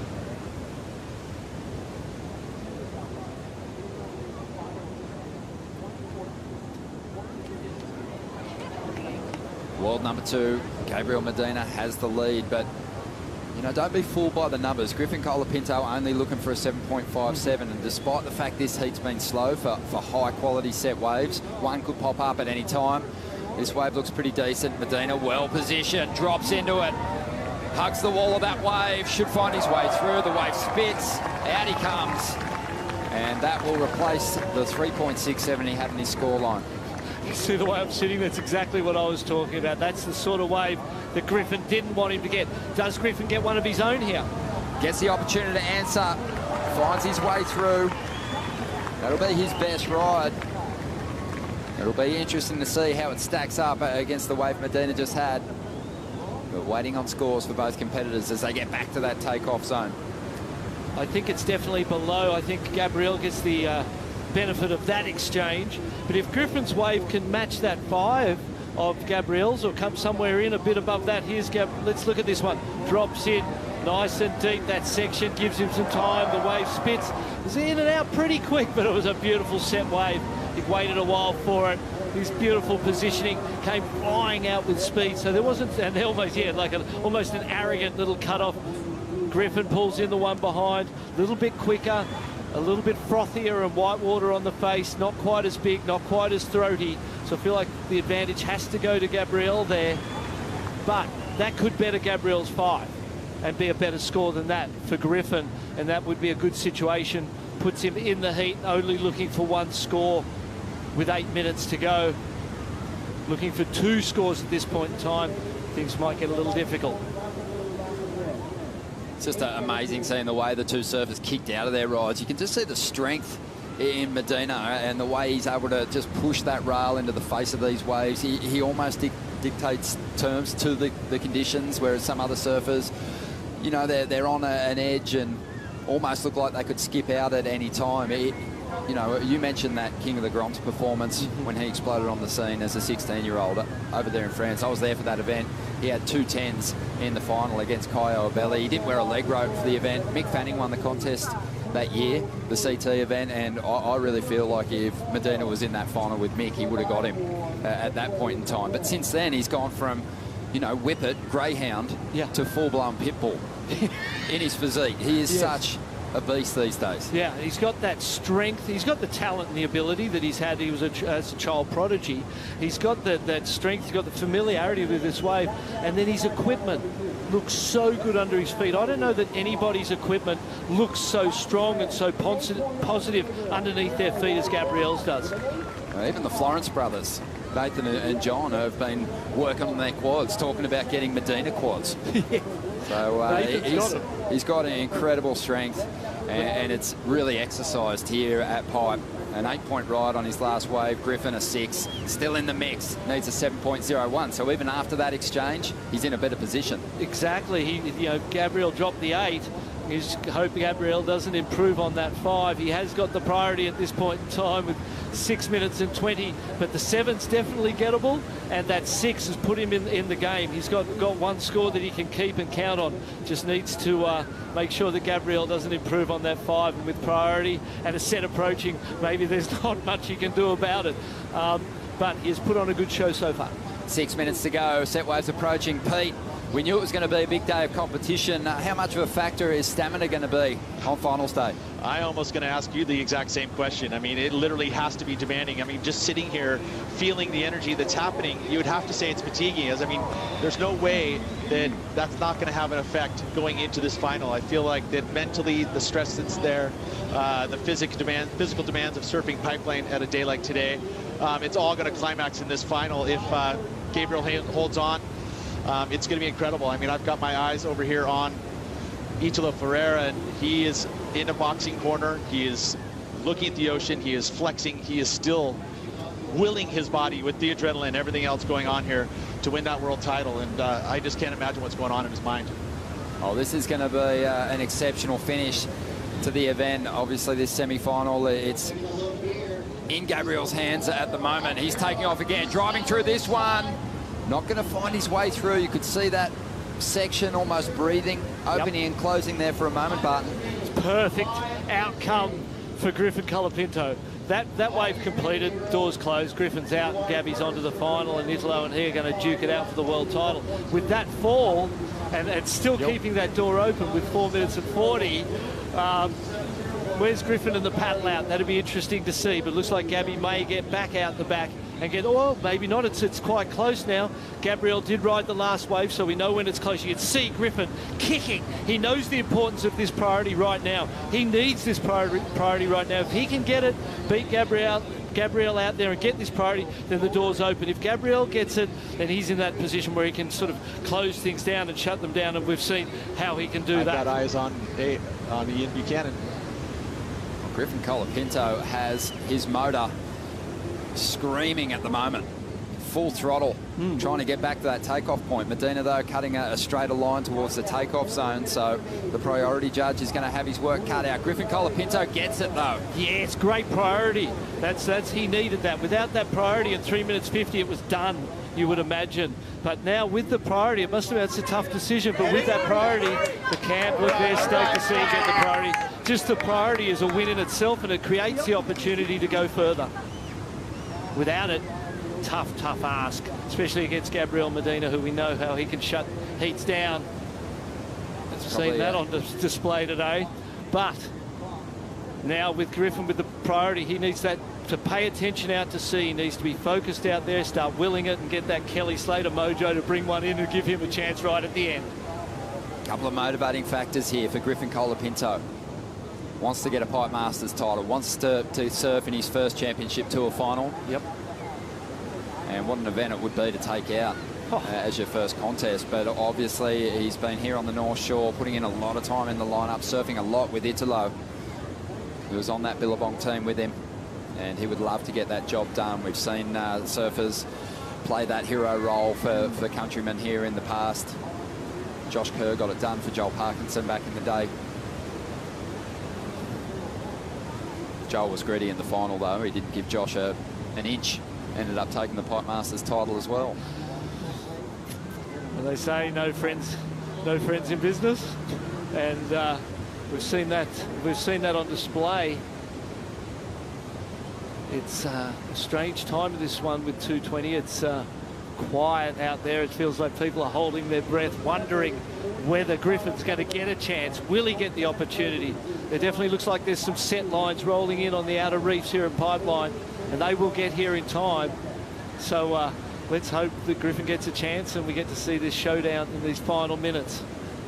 I guess, Barton, you can kind of throw back to the Kelly, Slater, Andy Irons kind of rivalry, and it always felt that those two were fully aware, even though they were concentrating on their heats, that at some point they were going to come together in the clash. And Italo has been setting the pace in this title race, surfing on the top side of the draw, but probably in the back of his mind to put himself at ease, he had to assume that he would be taking on Medina in the final, just to be mentally prepared for it. And there were the similarities in the roles that they played on tour. You know, there's the good guy and the bad guy, and there's all of those elements of personality and character that came into that great rivalry that come into this one as well. A minute and 20 seconds to go. Medina has the lead, but priority sitting with the Californian. A former Vans Triple Crown champion, Griffin Colapinto, looking for a 7.01. Will he get the opportunity? He did so well in that paddle battle to get back to that position of priority. When we had that wide shot, you looked out to the outer reefs as we look here. 1 minute and you look at those reefs. Doesn't look like anything's coming at this point in time. Couple of lumps way out. Gabriel Medina's just sitting there praying for the ocean to go flat. Griffin's moving, he's repositioning, he's deciding to go. 40 seconds to go, he's making his move, looking at back door, locked in, deep. Is he still rolling through this one? Oh. Won't find the exit, there's his board. And Medina starting to celebrate on the outside, 30 seconds remaining. And it was nervous times for the two-time world champion, who's going to get a shot at a third crown in 2019. And we get to witness what is going to be one of the greatest finals of all times. There they are, our two combatants, Gabriel Medina, Italo Ferreira. For the second year in a row here at the Billabong Pipe Masters, in memory of Andy Irons, we'll see number 1 on the leaderboard taking on number 2. Gabriel Medina overcoming Griffin Colapinto to get a shot at a third world title. What a show that is going to be, Ronnie. That is going to be an amazing final. Everything, the dream of these childhood heroes from Brazil is on the line. One of them's going to win. Medina's tasted it already. Italo hasn't. Oh, look at this.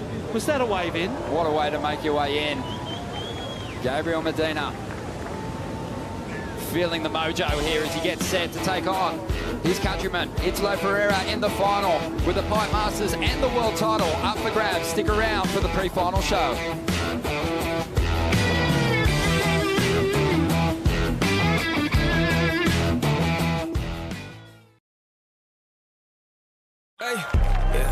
Yo, this industry is so confusing. Hard to tell who's really with me or who's trying to use me. If I told you I respect you, I ain't say it loosely. I don't throw those words around, it's just not how I do things. Hey, yeah, I know I can be a nuisance. Ain't afraid to admit it if I think the shoe fits. People ask me where I've been writing new hits. Had to make my own plans, I don't need your 2 cents. Hey, yeah, I don't wanna hear excuses. I just like to make moves and make improvements. I just like to break rules, maybe start some new trends. Live the life that I choose, cutting off the loose ends.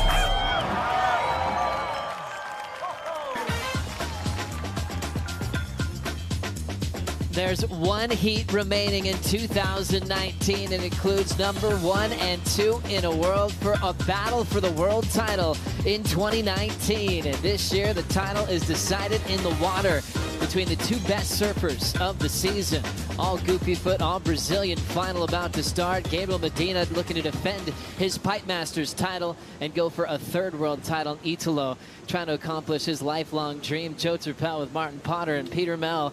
These are the scenarios that you dream of. You don't always get it every single season, but the title is going to be decided in the final that's about to begin. I love it. It's quite fitting, and I think that it should happen every single year in some way, shape or form. But, you know, to get the 2 best guys going at it for the world title, for me, that's what it's all about. There's always drama in the final event of the season, and there's been a lot of it, especially on Medina's side, to get himself in this fighting shot to clinch number 3, Pete. Well, but he's found himself in this scenario right now with a very acclaimed mic. This is the last heat of the year, and we still haven't decided a world title. So you think about the scenarios for both surfers in their heads. You know, what are they saying to themselves? What kind of music are they listening to? All these questions, you know, that I want answers from. But ultimately, I think it's out there. Who's going to get the 2 best waves right now? And we're going to decide a world champion and a Pipe Master. Italo's road to the final was incredible. A lot of times battling with a fellow Brazilian, from Jadi to Pedersen to Iago Dora, and then running into Kelly Slater. the greatest of all time. You think the all-time spoiler, that would maybe put a wrench and play spoiler, but it wasn't the case. How did you look at Italo's performance in that heat, Potts? I thought for me it was kind of the most comfortable he's looked the entire event. I think, you know, just coming up against Kelly might have settled the nerves from him a little bit, and he just had to get down to business. And I think for me, he looked way more comfortable. He didn't really make many mistakes. He picked the right waves and did exactly what he had to do. He knew he needed the good ones to beat Kelly, and he absolutely nailed it. And Shane Dorian told Italo, don't talk to Kelly. He didn't say a word, and he did his own thing, got barreled, and that made a big difference in that heat. And I'll tell you, I was up there on the VIP deck, and I was watching that. I want to see how the beginning of the heat's been unfolding, right, where Italo literally, you can see Kelly trying to make some words as he paddled by him. And again, stone cold.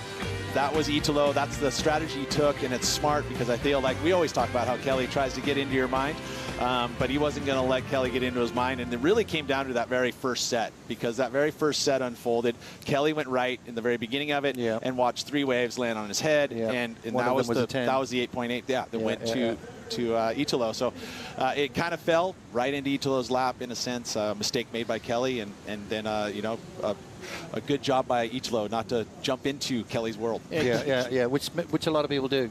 Key part of that heat, we saw Kelly splash the water. I think he knew that was a rhythm change in his run at the Pipe Masters. Italo, though, also is dealing with some pain, hit the reef, was iced up with that elbow as he was talking to Shane before that heat. It could have been an advantage as well, since Dorian knows Kelly maybe better than anybody, to give him a little bit of a game plan. He looked like he opened up a bit further as he's got one more job at hand to face off with Medina. Yeah, well, if getting to the final wasn't hard enough, this is going to be the toughest test for him. I mean, if he can overcome Gabriel Medina out here at Pipeline in this situation, that world title is going to taste that much sweeter. Really interesting when you think about Italo's role this year, winning Surfer of the Year and into his first final at the Pipe Masters, trying to win a world title. Strider, a lot is at stake as we see that yellow jersey heading out to the lineup. Yeah, 100%. I mean, obviously this is a dream finish for us on tour, right? We've got everything we could have possibly wanted right now. We got number 1, number 2, going for a world title. Italo paddled out, very focused, caught one warm-up wave, bam, hit the beach, did a board change. So not exactly sure what happened to the board, might have creased it, maybe just didn't like the way it felt, but went in, did a switch. So he's gonna get back out here right now, empty lineup. Very interesting, nice take there, Strider, as we know that everything has been repeated before every heat. He's got a system to it. So feeling something in a board, potentially making a quick change. And I must say that he has had that board attached to his arm. This specific one that maybe he had switched out. I mean, he was running up and down the beach with it. He never gave it up. He never put her on the rack. He just held it, and the leash stayed on. So it was one of those things that, it was kind of like you don't want to change a thing. I mean, we all are a little superstitious. And sometimes, you know, those are the things. But if the board felt weird or maybe he creased it, we'll see if that's going to be a factor. As we look at one more heat in the season, we saw Italo's road battling through the greatest of all time. On the other side, Gabriel Medina, he had his hands full. John Florence, he had the amazing tactical move, however you want to read that, against Caio earlier. Yep. And then getting past Griffin in the semifinal. Medina just served. Energy-wise, has never been a problem for Gabriel Medina, and it doesn't feel like he's been through too much today. No, you know, and I think unless you're wiping out or getting caught inside by the big ones, Pipeline's not a kind of wave where you need to generate a lot of your own power. I mean, it's you can conserve energy, but you know, things like this, you know, look at that. I mean, that was the beginning of the heat. You know, the guy pushes the envelope harder than anyone I've ever seen. You know, I mean, there's so many instances.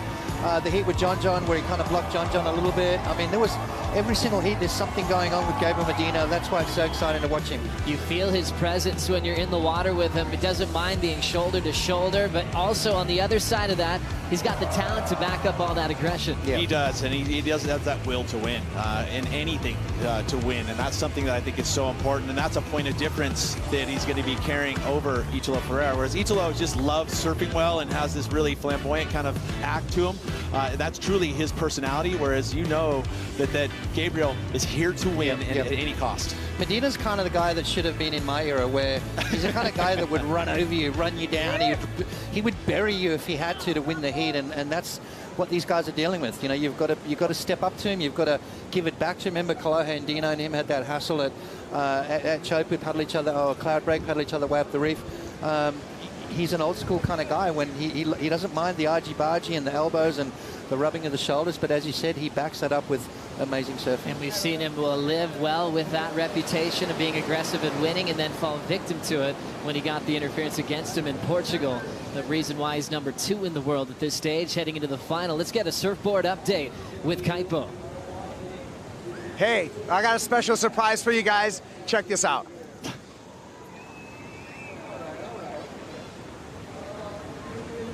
What?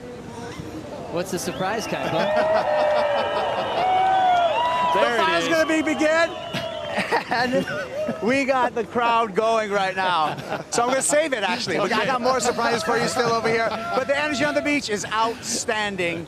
We're going to see a world champ. And a prediction. It's going to be a goofy foot out of Brazil, gang. I think he just nailed that. I love that surprise, by the way, Coach. He did leave us there hanging for a We were while. grabbing our seats. We were waiting to get spooked right here. Kaipo full of surprises. That cheer, he was just begging to come right on the dime. There was Gabriel Medina running down to the water's edge, grabbing that jersey. The fans are split. Medina and Italo, Pete Mel. Thanks, guys. Thanks, Pete. I'll go head out to the us. deck and see what I can find. Good man, Pete Mel. The final is on. The last heat of 2019 starts with Italo Ferreira looking at backdoor. Ferreira still moving into safety on the inside corner. Wow. That is a Stelkin crew right there for Billabong. Italo getting the first wave off Medina. That is the hardest thing to do against the 2-time world champion. Yeah, Italo just did a Medina on Medina, and that's kind of what you got to do. You've got to ruffle his feathers. You've got to do what he does to other people. Easier said than done when your name's Gabriel Medina, but Italo Ferreira did exactly that. Took the first wave off. The crowd got involved too, which is going to play into it. Italo Ferreira doing the impossible and rerouting Medina's start. Gabe now with priority, looking to answer back. Medina famous for always controlling the starts of heats. So dangerous when he starts off with an excellent number. He often runs away with those matchups. Gabe looking for a second consecutive Pipe Master title. Italo in his personal best result in the making. Before this, he made 1 quarterfinal and actually had some early knockouts the other years. So we see how he got this one done. Yeah, beautiful positioning there, and Gabriel knew he was way too deep for the left, and that would have definitely been an interference. He wanted to stay well and truly away from that, especially the opening wave of the Pipe Masters final. You've got 38 minutes remaining, and beautiful stuff there from Italo Ferreira. Bottom turn kind of reminded me of the wave he had at the box, and comes out nice and clean. So first blood goes to Italo Ferreira, and that's exactly what you got to do to Gabriel Medina. Just unhinge him a little bit, get him off his game just a little bit, make him think about you a bit, and I think that's a difficult thing to do, but great step in the right direction there for Italo Ferreira. Italo doing a great job to take over that opener at backdoor. A lot of his brilliance has been on his front side today. 25 years of age, looking for his first world title. Got the winning feeling at the CT level for the first time last season with 3 big event wins. 2 wins to date now, but number 1 in the world into the final. Numbers in 7-8-3 for Italo's start. That is awesome. I mean, that's probably one of the best starts Italo's had to a heat, and I think when you get to the final, Joe, you've got to have plenty left in the tank, especially when you come up against Gabriel, but then let it all hang out the same breath. I mean, this is what you've been waiting for. There's no more making it through. There's no more conserving energy. You've got to just let, by the time you get to the beach, that gas tank has got to be absolutely empty.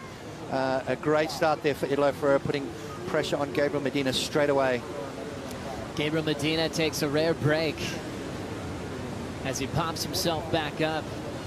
25, just like Italo. Same age, just the difference. Medina, 2 world titles, 14 championship tour wins. A past Triple Crown champion as well. Now into his 4th appearance in the final at the Bonsai Pipeline. No weaknesses from right or left, backdoor pipe. Growing up surfing Maricias, he's got plenty of slabs to work with there to develop that amazing ability in the barrel. What an impressive start from Italo Ferreira. Strider already with a 7.83. Yeah, well, you know, as Medina does, as he kicks this thing off, he paddled him all the way out to the peak, you know, too deep, usually, and just to make sure he asserts himself in that position. Well, when he got out there, he was in the spot for the biggest set left to come. But guess what? His opponent let him have the spot, gave him the right of way, and then ended up getting the wave because it was a right, and he just scored, scooped it right underneath him. Here we go. Looks like Gabriel's going to take a look, and Italo's going to take it from him. Ferreira up again under Medina's watch. It's at Pipeline. He'll get puffed out. 2 consecutive completions with a big full route to finish. Are they stoked right now? Absolutely. Fired up is the Billabong crew. Ferreira 7.83 start, already with another solid number before Medina's even had a chance to get into this heat 35 minutes to go. Yeah, I'm not worried just yet for Gabriel, though. I mean, 35 minutes to go. That is a long time to try and hold this freakish talent of Gabriel Medina at bay. Here he goes, Joe. Locks in, hollow section, critical takeoff. He's got to drive, and he makes it.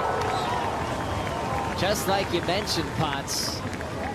Medina, a tactician with strategy, with where he puts himself in the lineup, but also understands how to barrel ride. Always has been a strength, even when he was a rookie on tour, right in this heat.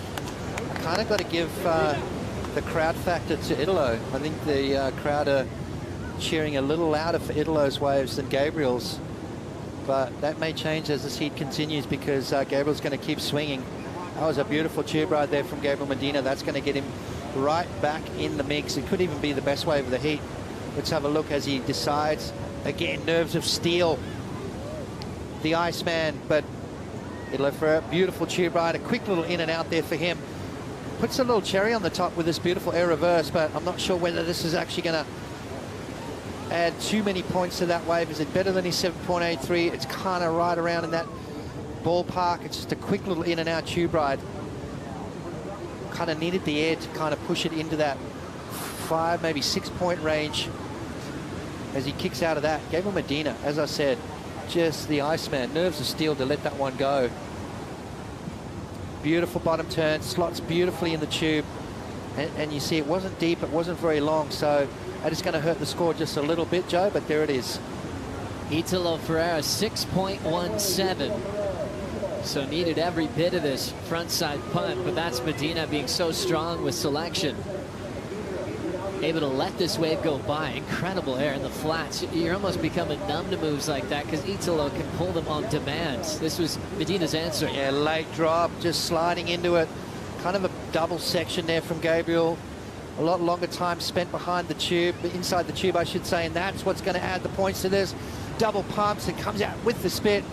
So Gabriel Medina, I think, could possibly have the best wave of the heat so far. 7.83 for Italo's opening ride. Is that better? Pretty impressed with where he took off, Potts. And like you said, so critical. Started off that wave that piped so deep. And I feel like you're right on the money with that. Excellent surfing is expected from Gabriel Medina, the 2-time world champ.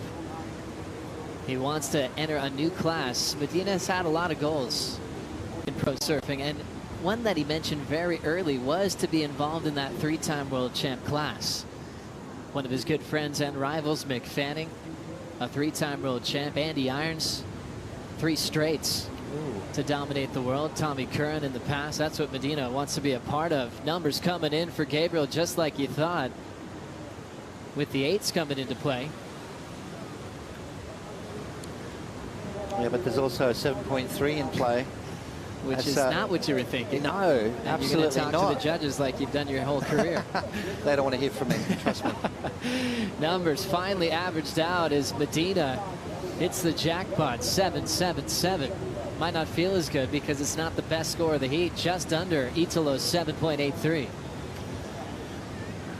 Yeah, 2 judges thought it was, and here we go. Rolling in, no tube on offer. Medina pacing himself under Italo's watch. Italo still with the lead. Medina chasing a 6.24 in a surf-off.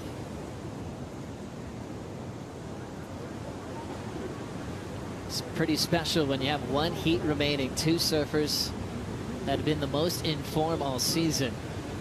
For Medina, his fire switched on incredibly well at Jeffreys Bay. Bringing a Goofy Foot title there, but it was an all Goofy Foot final. These two names in the final at J-Bay going blow for blow. Medina ended up getting that win, which put him right back into the title race. You know, and then you've got to only think of what may have been if John didn't get hurt as well. I mean, he had the best start of the year out of anyone. Pretty much surfed half the year and still maintained a top 10 ranking. So you can only think if John maintained without that injury, this could have been a 3-horse race coming into this, and things could have been a little different. But that's the way the cookie crumbles, as they say. And we've got these two amazing surfers here in the final. I love it. This is what it's all about. Winner take all. Rolling in now is Italo, deep at Pipeline, big section. Italo packs it. Oh. Is there room on the inside? We saw him for a moment, but something took Italo down. Now it's Medina's turn to swing. Stalling, grabbing the wall with the double arm bar. He'll get the exit, hop right out, and a good position to regain first priority with 30 minutes to go.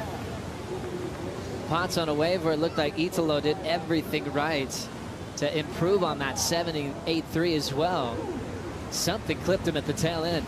Yeah, it's just that sandbar comes into play, Joe. The wave it's got a few little imperfections to it. It's got a little bit of lump and bump, and it kind of breathes a little bit. You can see there, Gabriel making sure Italo committed to this one. It was a beautiful barrel. And then backdoor that section, just the board bounced, and it kind of threw him down the face of the wave just a little bit. That was so close to being made, and that would have been an unbelievable score for Italo Ferreira. Just the first section, but then to get the bonus section as well. As he comes out, that wave just clamps down. The guillotine came down, and unfortunately for Italo Ferreira, that was an incomplete ride. So just 2 points where it could have been almost 10. Beautiful barrel there. And then the second section, you can see the bounce on the face of the wave. Right there, the board does a wheelie up and over that foam ball, and it kind of pushed him down the face of the wave. He was unable to keep that high line.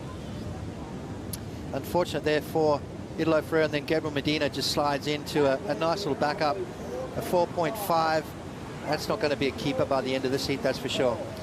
Gabriel Medina gets priority for the next exchange, 4.5 on his last day, second to Italo Ferreira in a battle for the world title. In 2019, Medina clinched his first title back in 2014, and then one last season.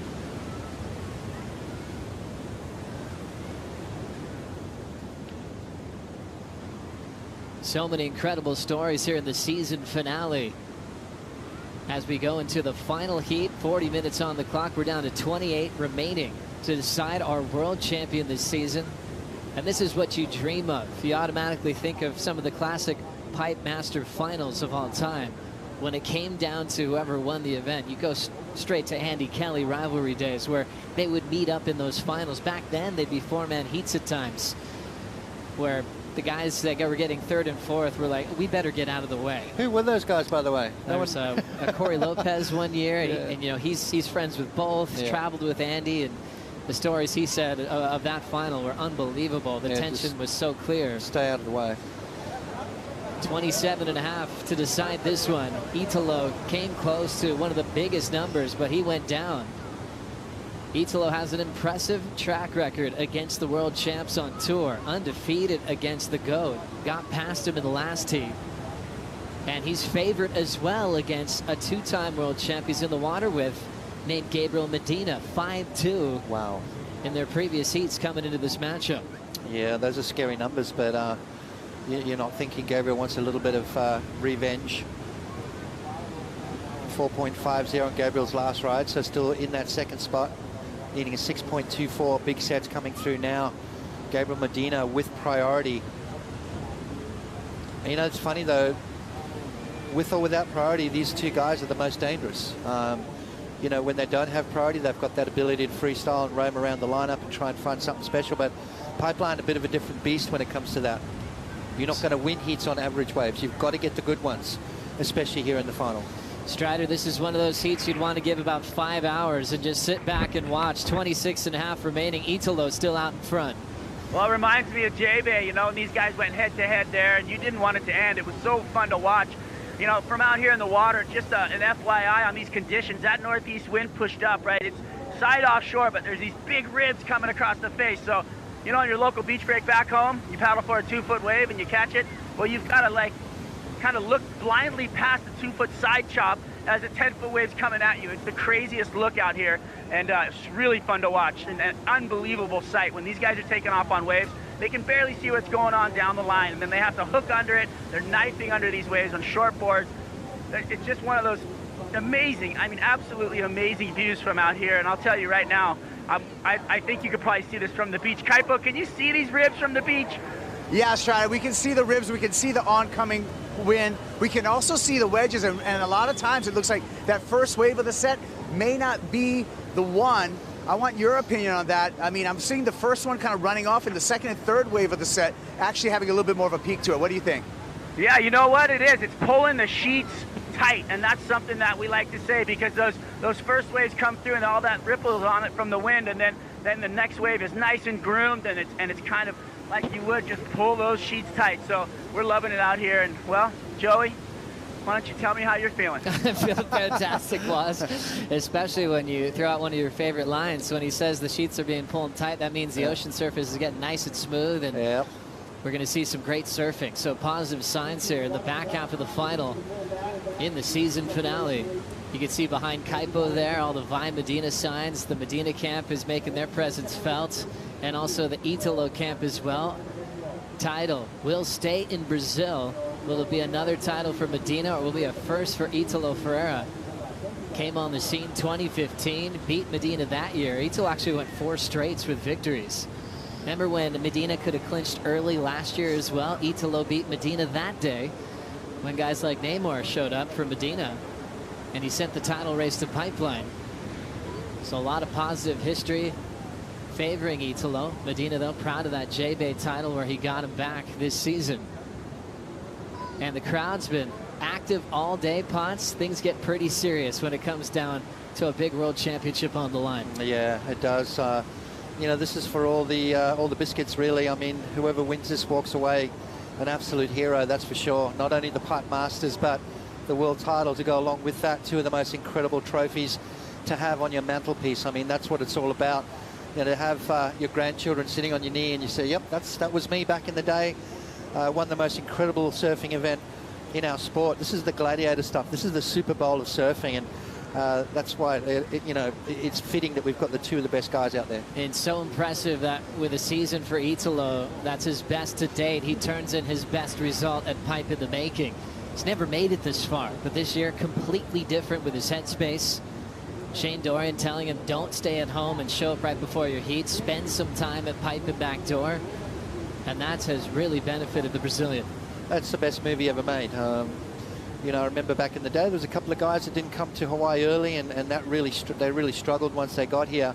You know, you're surfing against guys that are kind of used to the power. They're used to the violent wipeouts, and, you know, the unknown, you kind of acquainted to it. You know, surfing waves like this, it's what's going to happen if I wipe out, and when you've surfed it enough, you feel the wipeout, you've hit the bottom a couple of times, you're still alive, and that makes things just that little bit more easygoing. You don't want to rock up here and have to deal with that in amongst trying to get warmed up for the Pipe Masters. You know, you want to get all of that stuff out of the way early and then just use that experience to move forward, and that's exactly what Italo's done. Breath control, so impressive for athletes to calm things down, but for fans as well, for girlfriends. Mariana taking the deep breaths, visualizing everything going well for Italo, who's put in the hard work. Up in the dark every single morning, going through multiple calls to keep his head switched on and fired up to achieve his goals. Every post-heat interview he says he's ready to take this on, and it's proved in his performance in this final. 7.83 start, 6.17 to back it up under Medina's priority. Medina right back into things with his 7.77. 21.50, Medina starting to move his mark here. Only needs a 6.24. Only. That's a difficult score, but when your name's Gabriel Medina, maybe not. All set up, work to start. Medina, big drive, has to straighten out. That wasn't good right there. maybe his worst wipeout of the event so far. That was, yeah, that I think bottomed out badly. I mean, it looks like he's okay. He's up, but you don't want to take those donuts. That's the kind of stuff that'll deplete your energy levels. He paddled right off the peak as well. I mean, super deep. So he obviously saw something, but then once that wave hit the ledge, it really straightened up. A misuse of priority there for Gabriel Medina. You can see him looking at it. Should I pull in? Nah, maybe not. And then as he backs out of it, that thing comes down right on top of him. That's a very awkward place to fall down right there, and Gabriel's lucky to be okay. Gabriel Medina's wave selection is incredible. Strider, what did he see in that wave? Well, you know, the wave actually looked like it was going to be a 10. It was absolutely perfect when it folded on the reef, and it just had this beautiful look to it. He actually got into it really cleanly, and then as he dropped in, did his bottom turn, there was a lot of water running out from the few waves before, and it created kind of a riptide, and it sucked the lip into it and closed it down on him. So very unpredictable out here. Beautiful, you know, at first, and then it just turned into the doomsday. But he was fine, paddled back out, took one on the head on the way back out, regained, he's back out there. Thank you, Strider. It just feels so rare to see Medina getting caught inside. It's rare to see him wipe out with that sort of severity. When he won Chopo, one of the biggest years ever to date, you know, going back to 2014, his first fault came in the final. His execution on picking the right waves is incredible. So with that wipeout, Potts, priority to Italo, still has his lead, 19:45 to go. Yeah, like I said, that's probably the first time I've seen Gabriel Medina really misuse that priority.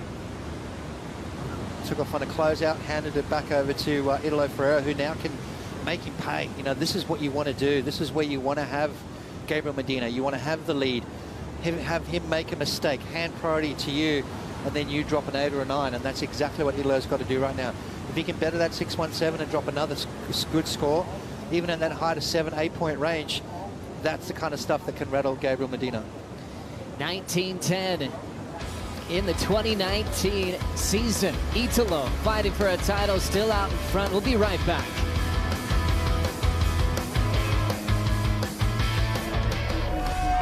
And Medina's going up against Italo.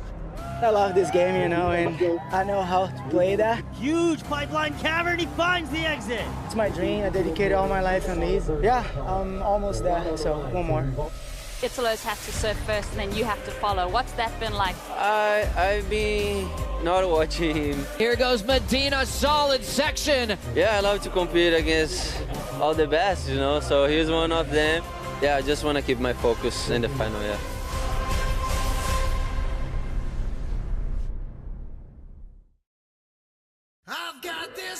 The crowds have been incredible. The biggest I've ever seen at a surf contest, recording 30,000 plus with a stadium-like atmosphere here.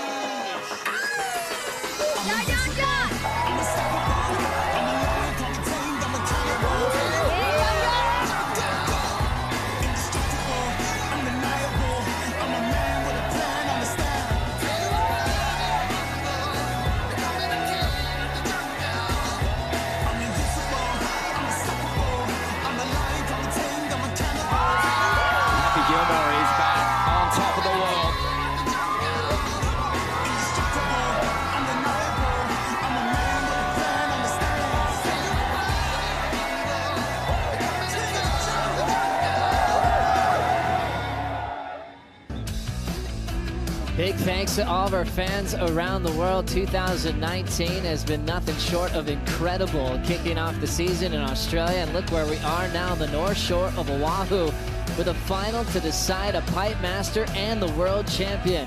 Every heat is history, especially this one right now. Italo still with the lead, 16 minutes on the clock, who is well supported by Billabong. Gabriel Medina, stepdad, on the shoreline there, famously waiting right there on the sand through every decision that Medina makes. As we witnessed earlier today, he's very strategic himself with knowing what Medina needs to do to get the big wins. Yep. I haven't seen that before. I was, you know, I've been in the sport for a very long time, but I think I've only ever seen one deliberate interference, but that was by far the most tactical interference I've ever seen. More history, Wow. just to add to an incredible finals day. And that was a rematch with Caio Ibelli once again. Unbelievable. 15 minutes and change remaining in this Pipe Masters final. Rolling in deep, Italo wants more of Pipeline. What an approach from the current world #1. Swinging for the fences on that effort. Yeah, that was super deep. You know, he kind of had to go though, didn't he?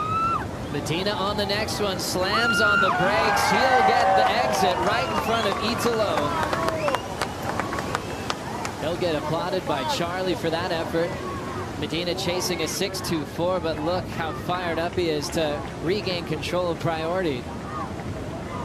Yeah, that was unfortunate there for Italo Ferreira. I mean, that could have been easily a 10-point ride if he had come out of that, but just bit off a little bit too much.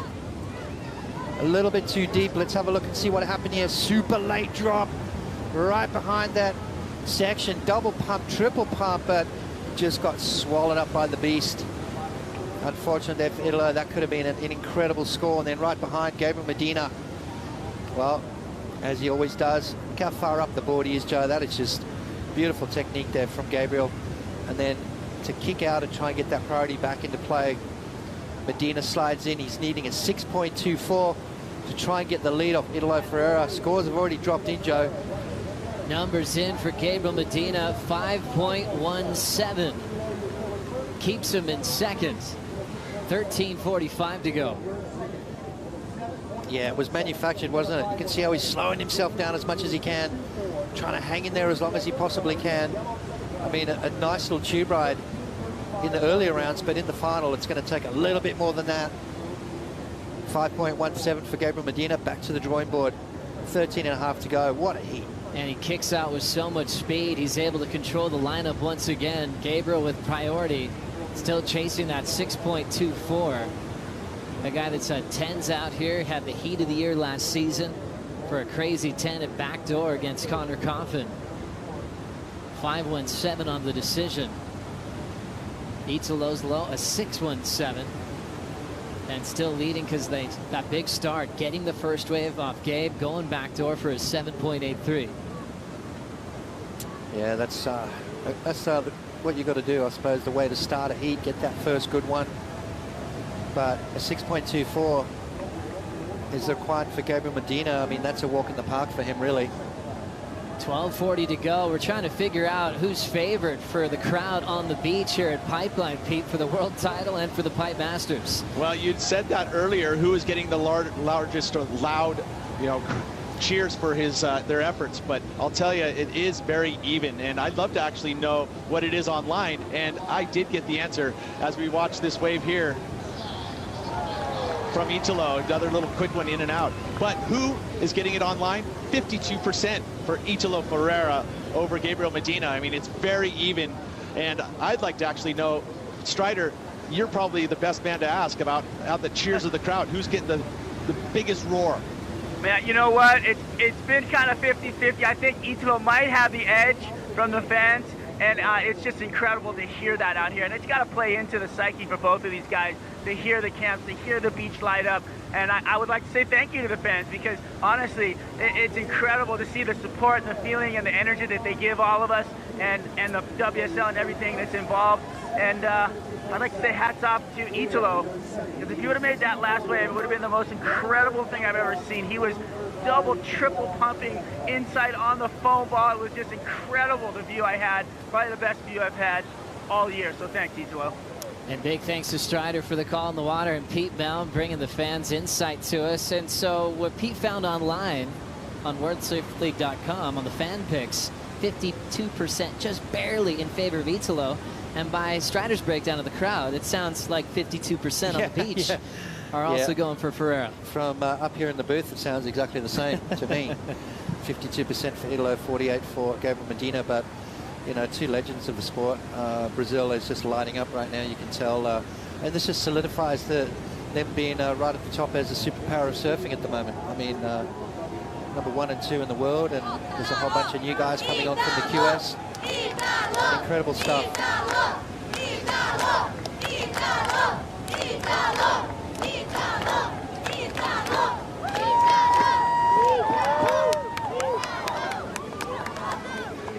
Italo Ferreira fighting for a Pipe Masters trophy, shaped by the legendary surfer himself, Jerry Lopez, with the artwork done once again by the incredible artist named Phil Roberts. The world title in his mind, his sights set as being a world title threat as soon as he qualified and achieved the Rookie of the Year honor back in 2015. 10 minutes to go. Italo started off his rookie season with a loss early to CJ Hobgood. Lost to Michel Perez the next season. First quarterfinal showing, he lost to Kano Igarashi. And he's never gone this far. He's never worn yellow in the final stop. Here he goes again. Starting to drive nice and early. Italo still traveling. Wanted that limb section to ramp him up. Will he get an opportunity here? Big full rotation. Wow, Italo Ferreira, you absolute freak. That's what they wanted. That's what the crowd wanted to see. Underneath the priority of Gabriel Medina. Medina, again, just the Iceman when it comes to letting waves go. Is that a mistake from Gabriel Medina? Should he have gone there? Is that a 6.24? Because if Italo betters his 6.17, it's going to put Gabriel in a little bit of a tighter spot. Let's have a look at it, Joe. Nice late drop. Driving through, that's what the judges are going to love. The fact that that was pedal to the metal the whole way. Just missed that first section, but then capitalized. Beautiful air reverse, lands super clean, and rides out of it. The water angle, beautiful stuff, driving, super technical barrel there. Couple of adjustments inside, comes out nice and clean. Beautiful stuff there from Italo Ferreira. Kind of a wave that you wouldn't really have thought was going to be a keeper, but you never know.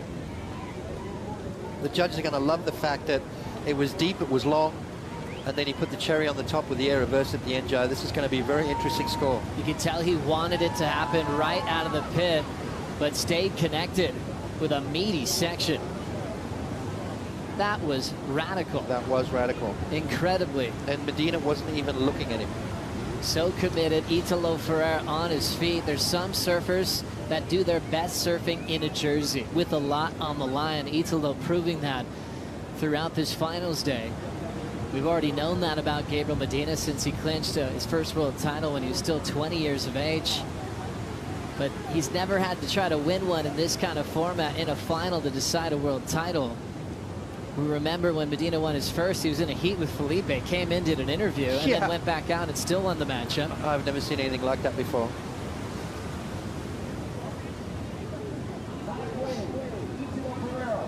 Numbers locking in for Italo, increasing his lead. Medina's got to make a move. Big drive deep in the barrel at Pipe. And another wipeout for the two-time world champ. Italo now with a 7.73 to back up the 7.83. Yeah. So Gabriel Medina's made more mistakes in this one heat than he has this entire event. Taking off on that closeout, letting that wave go, and then taking off on another closeout. Back-to-back mistakes, giving up priority. And the lead has extended. 7.73 from Italo Ferreira. Wow, that was insane.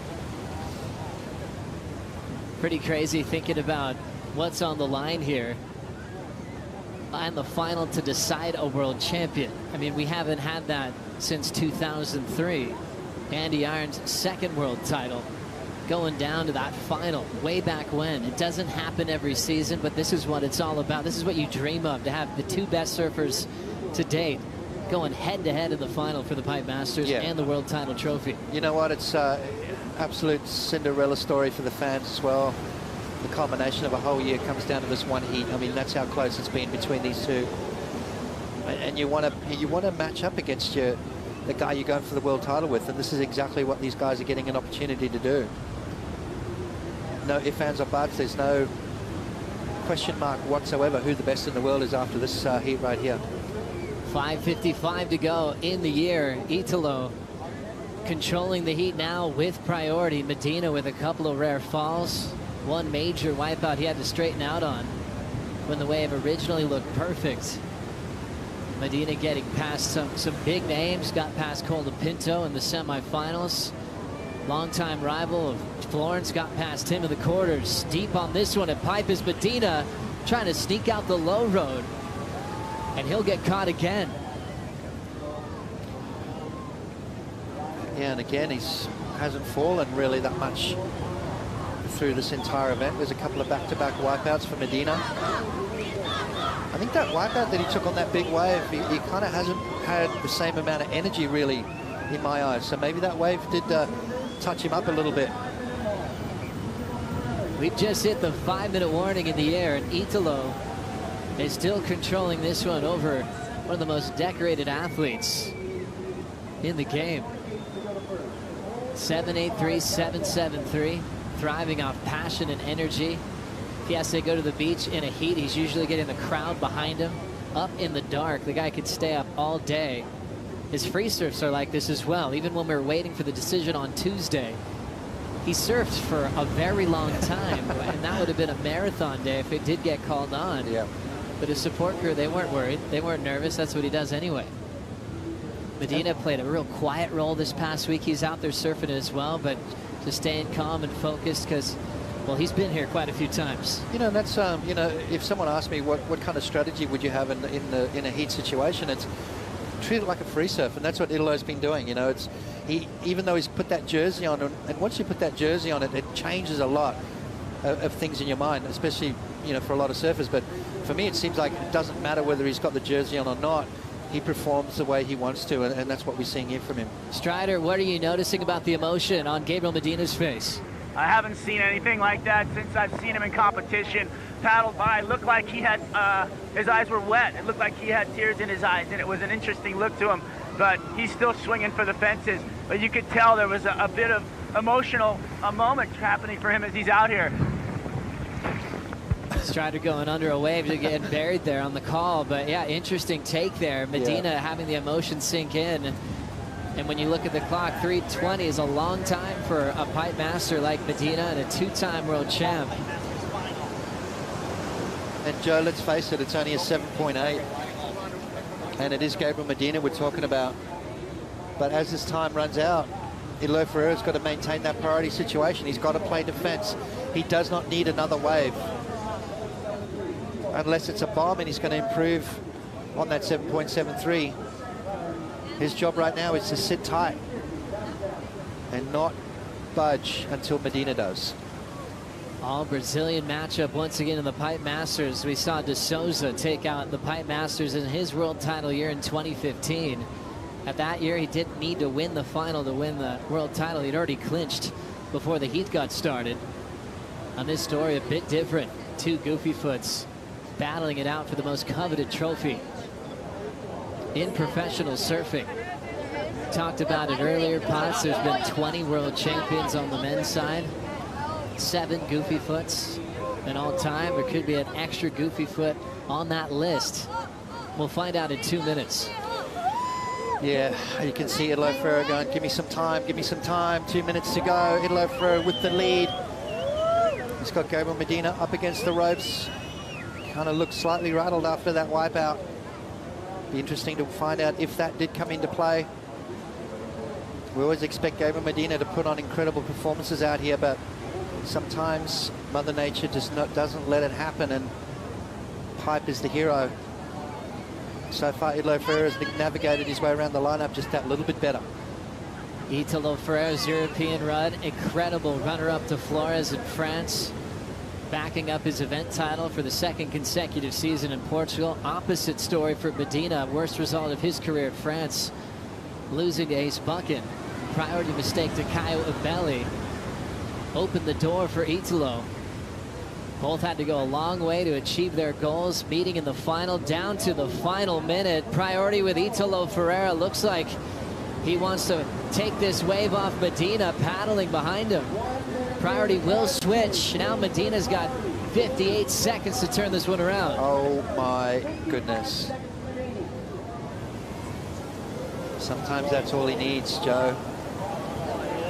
I'm looking out there. There's maybe a few little bumps coming. 7.8 is a massive score 35 seconds to go. Medina looking like he's showing a little bit of interest right here. Could be coming down to this wave. Medina going for a backflip. Incomplete, falls out the back. 22 seconds on the clock. Italo has priority. He's going to roll straight into this wave and begin the celebrations.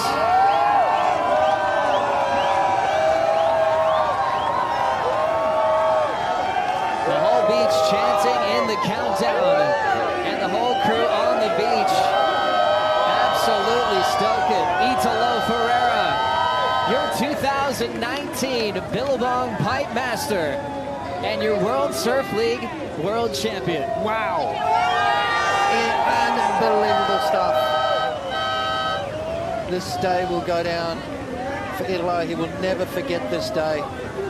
The day he conquered the world, the day he took down the best in the world, the GOAT in the semi-finals, the beast in Medina in the final. It doesn't get any better than that. Victories do not come any sweeter than that. Incredible stuff, Joe. Coming down to a final for the first time since 2003. Having number 1 and 2 in the world going head to head, and now all that hard work, all that dedication, he can finally let it all out. Wow.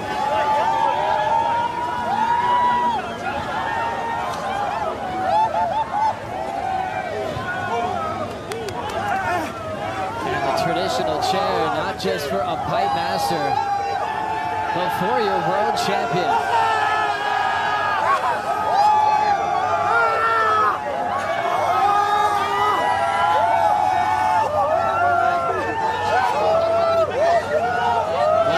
Ever at pipe on the chair, Jenny O'Brien. Mariana can't help herself, climbs right up on top of it.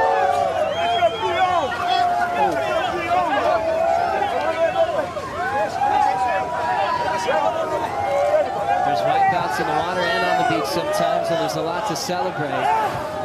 Italo on top of the world. The fan favorite for Surfer of the Year just for what he did in performances. Winning the season opener, winning in Portugal. 3 wins this year in the world title decision. Yeah, definitely deserved world champion. You know, you super cool kid, fantastic talent. He's going to be a good world champion. That is for sure. Sounds like the people's champion too, by the way.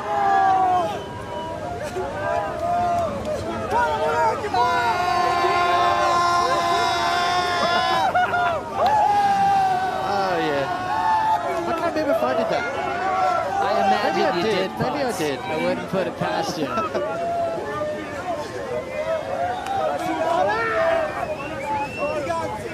Italo was in the showers at Bells when he won. We thought the whole scaffolding was getting torn down when he started punching the side of it in celebration. Imagine how he's feeling now.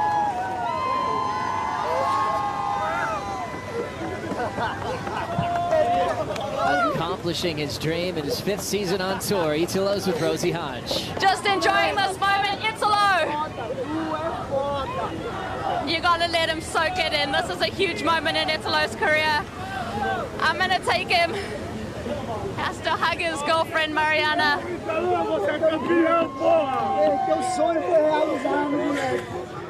Can feel the emotion, Joe. Such a special moment.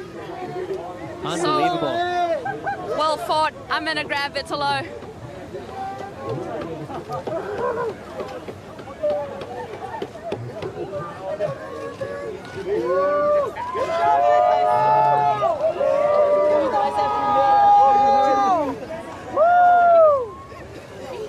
Good job, Italo!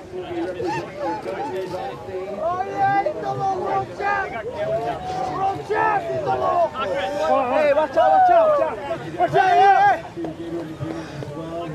Abre essa porra, Marquinhos!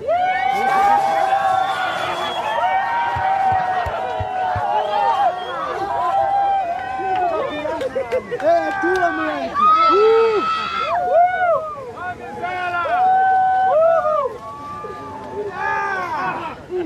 Essa miséria é nossa! Essa miséria é nossa! Muito boné.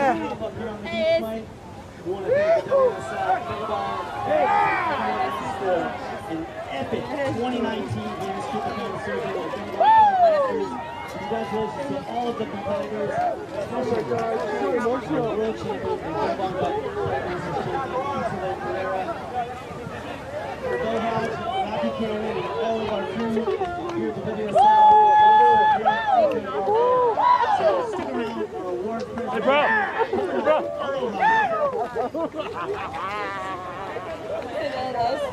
Chupa, Medina! Você merece chupar.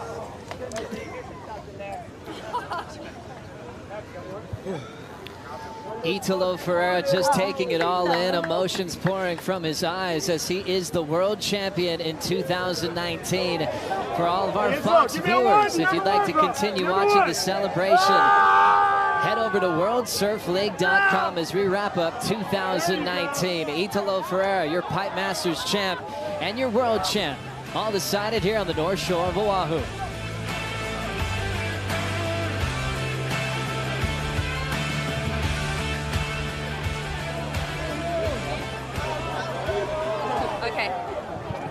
Okay, cool. How long is the break?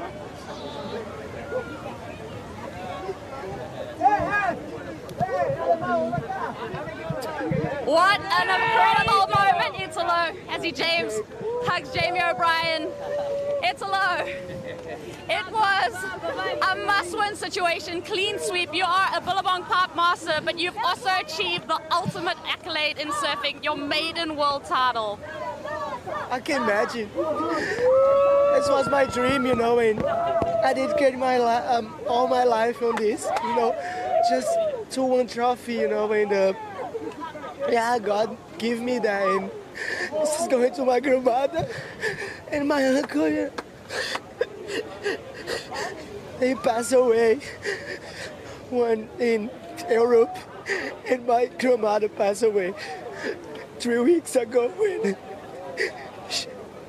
she was told to me to do it, so I did, and I can't believe it. Thank you, God.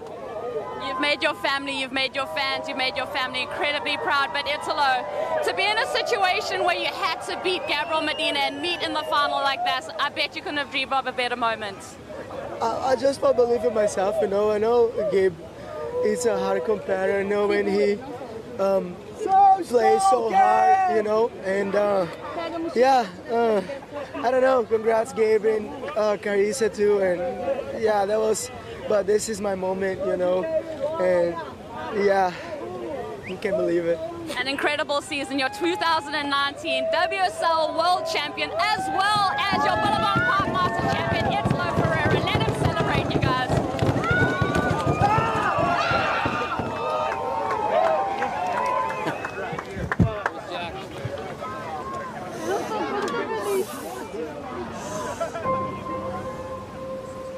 Scores dropping through for Italo Ferreira. He's going to kick things off in the Jeep Leaders jersey.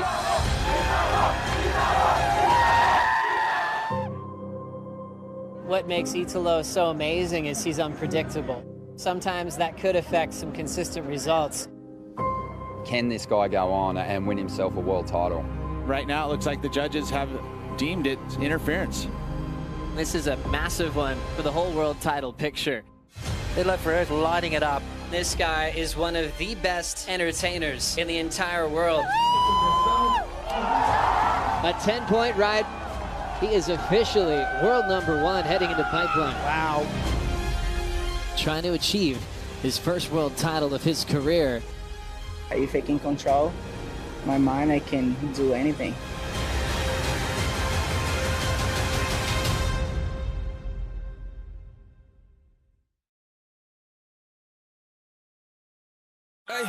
Yeah. Yo, this industry is so confusing. Hard to tell who's really with me or who's trying to use me. If I told you I respect you, I ain't say it loosely. I don't throw those words around, it's just not how I do things. Ay, yeah, I know I can be a nuisance. Ain't afraid to admit it if I think the shoe fits. People ask me where I've been writing new hits. Had to make my own plans, I don't need your 2 cents. Ay, yeah, I don't wanna hear excuses. I just like to make moves and make improvements.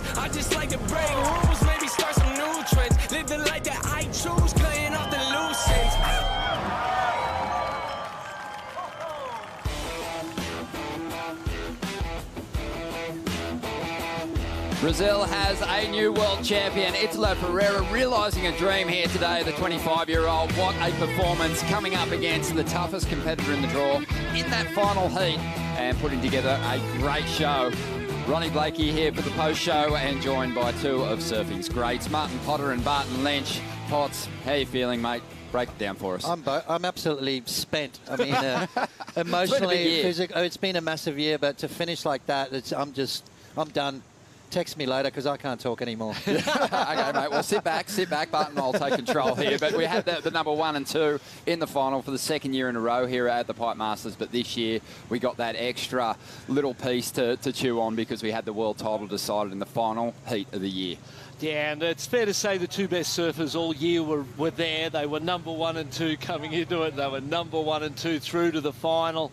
And the final didn't disappoint. It felt like the momentum and the energy right from the start was with Italo, getting that right-hander straight out of the back, getting that good score, kind of put pressure on Gabriel. And then towards the end, Gabriel started making some uncharacteristic mistakes. And it was like pressure was on and Italo shined. Yeah, it was an awesome performance from Italo, wasn't it? Because I think in the back of his mind, he must have known or been forecasting that he was going to be coming up against Medina. He was so strong on that bottom half of the draw.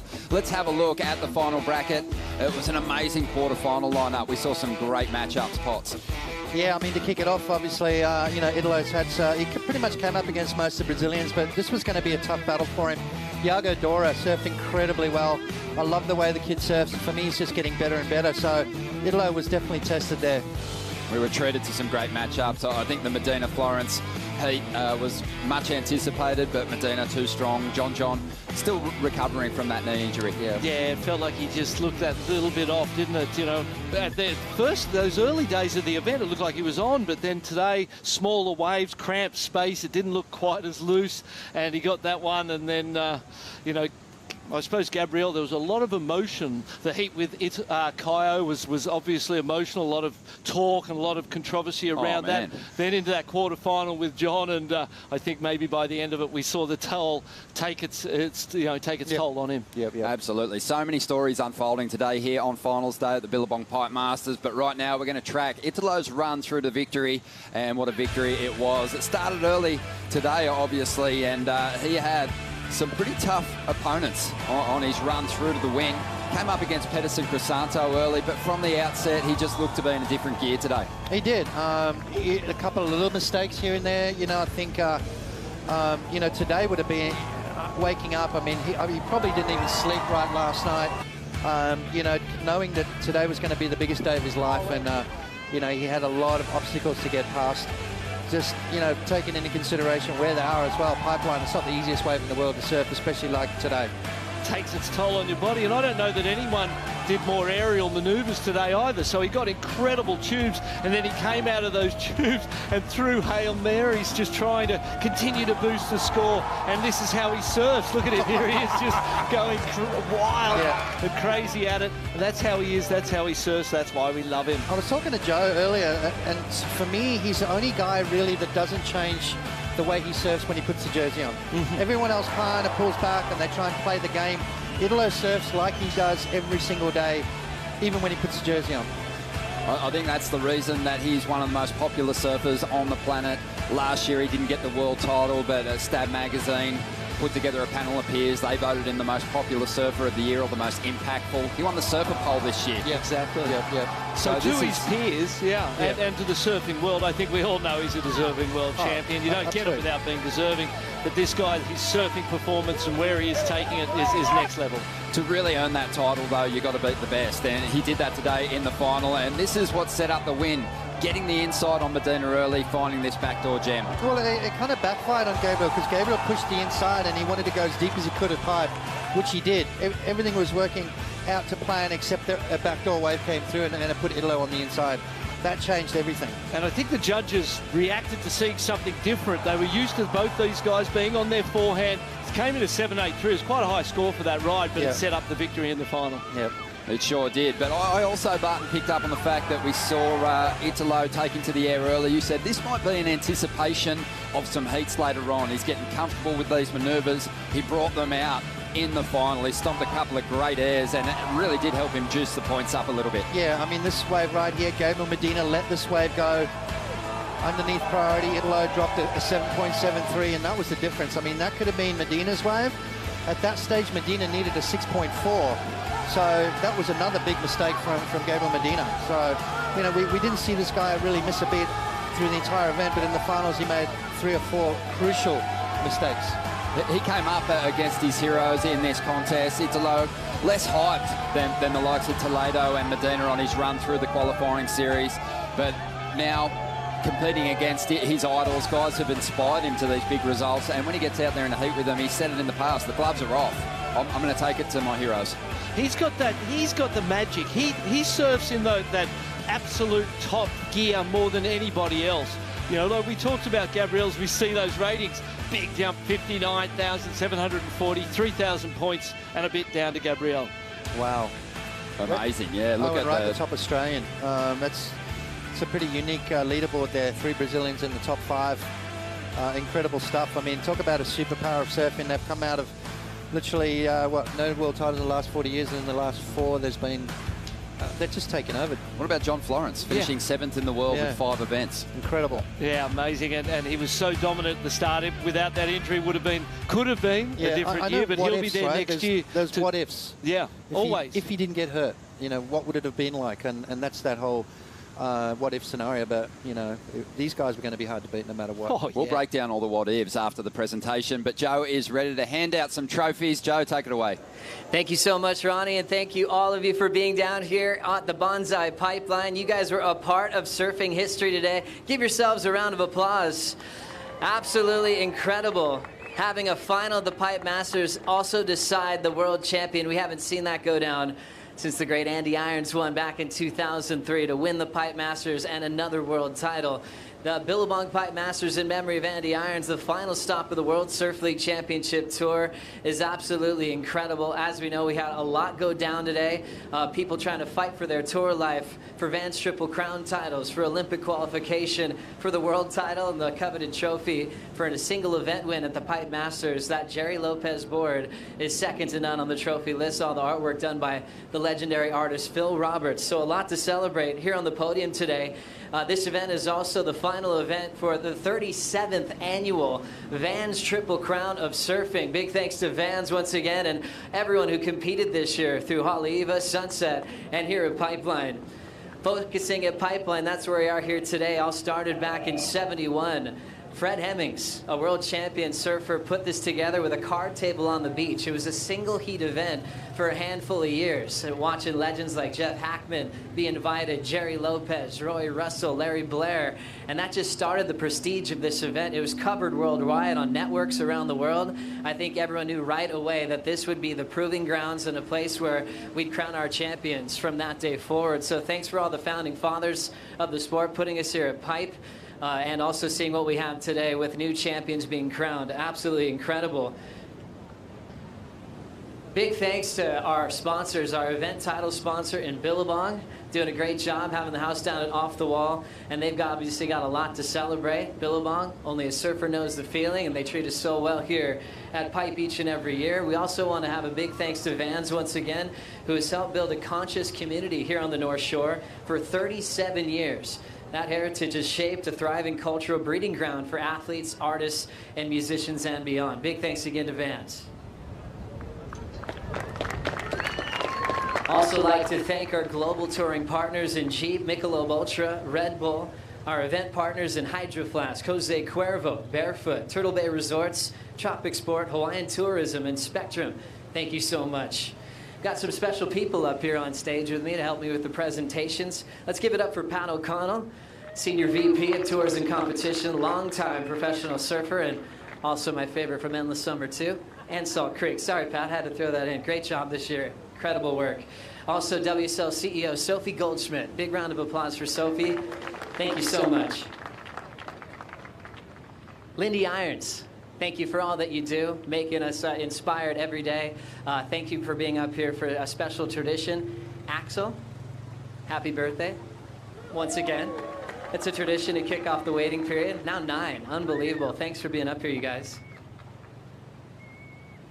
Well, this event had a lot going on, and Renato Hickel kept us up to date with what was at stake.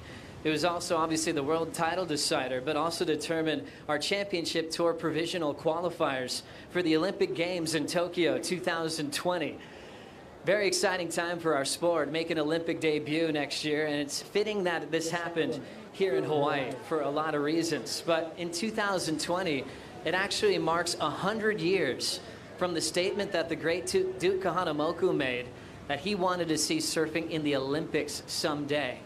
Duke Kahanamoku, the most legendary surfer, period, bringing surfing around the world, a longtime medalist in swimming, finally got to see the dream come true. Let's hear it for the great Duke, always representing his memory all around the world. So it's now time to celebrate our Olympic qualifiers. You can get loud. Join us for this celebration to represent themselves and their country next year at Tokyo 2020.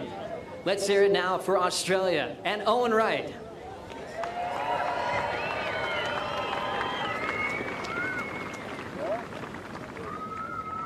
The Goofy Foot doing a great job this year in so many different platforms.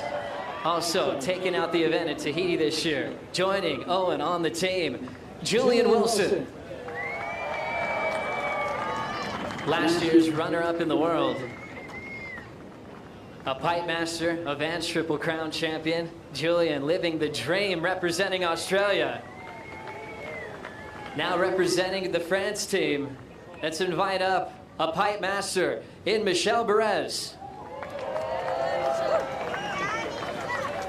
Michelle Perez making it official at this event, at the final event of the season. Joining Michelle Perez, but already into the off-season, is Jeremy Flores. Let's give it up for Jeremy Flores, a two-time pipe master. Will also be representing France next year in the Olympics.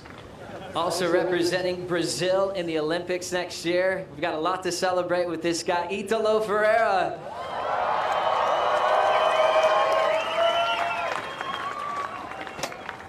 And talk about a squad. This was the final, representing Brazil in the Olympics, Gabriel Medina.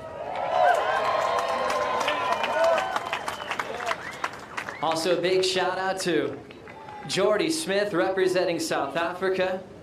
He's already moved on to the off-season, a contender this year and an unbelievable athlete. Also like to acknowledge Kanoa Igarashi, representing Japan. Won his first event this year, came into pipe 6 in the world. Good job, Kanoa. Also in the Olympics, representing USA, Kolohe Andino. Andino with his best year to date.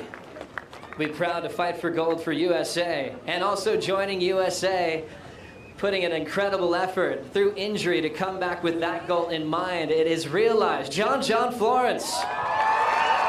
Let's hear it for our Olympic qualifiers. Incredible job, you guys. Got a photo opportunity here. I'll go find you a jersey, Kolo. Hey, hold on a second. Okay, you guys can let him hear it one more time. Our Olympic qualifiers for Tokyo 2020 for the first time in surfing history. Okay, thank you so much, you guys. Really proud of all of your accomplishments. As we continue on with the conversation, Michelle's got a lot to talk about.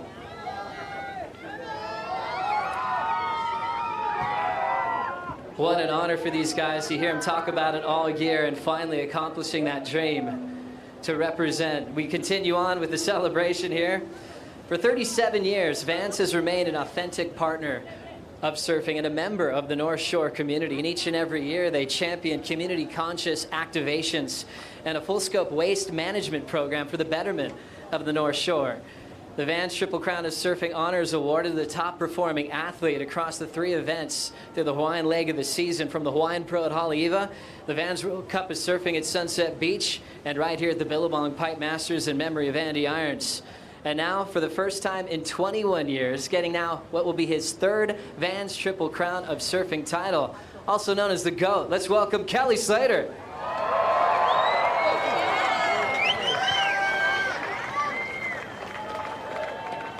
Kelly winning a 95-98. Hey, Camille, I'm back and on doing the a great black job. mic. Congrats, Kelly.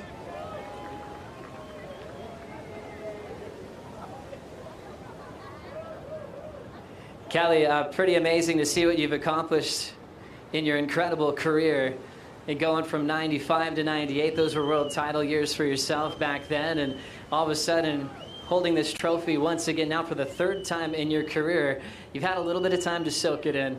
Give us kind of the memories of those first Triple Crown titles and what this means today. Oh, I've been planning this attack for 21 years. The first two that I won, I really wasn't even thinking about them because I was so focused on trying to win a world title and focus on Pipeline at the time. We have a rescue going on, sorry. I'm a little distracted. Yeah, I was just focused on those, so I didn't really think about the points those days, and then at the end of the day, they're like, oh, you won the Triple Crown. So it was just a nice bonus on the top of world title those years. But watch out. Everyone watch out. So giving the lifeguards some room at the moment here. Give these guys a ton of room. And we'll continue on, Kelly. Thinking about a third Triple Crown title, battling with guys like Michel Perez, aware of what he needed to accomplish. As we'll take a moment with Kelly here to make sure the North Shore lifeguards have all the room that they need. Standing by here at the celebration. I know, Kelly, a bit distracted with a lot going on. We'll get caught up with the presentation in a moment as we'll send it to Ronnie Blanky. Thank you, Joe.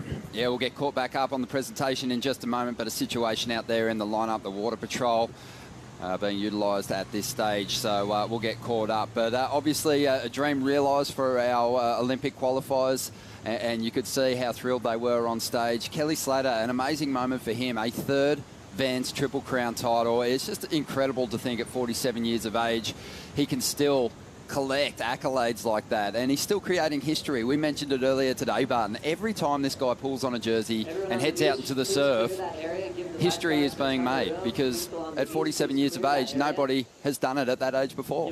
Nowhere near that age, Potts. I can't believe he's still on tour. I mean, we used to compete against him, and he's still here. And it feels like I've been retired for about 100 years, and yes. Kelly's still competing at a high level. Unbelievable stuff. Amazing stuff. Still so much to process here on the WSL Post Show. Stick around. We're going to take a quick break, and we'll be back with the Billabong Pipe Masters Prezzo in just a moment.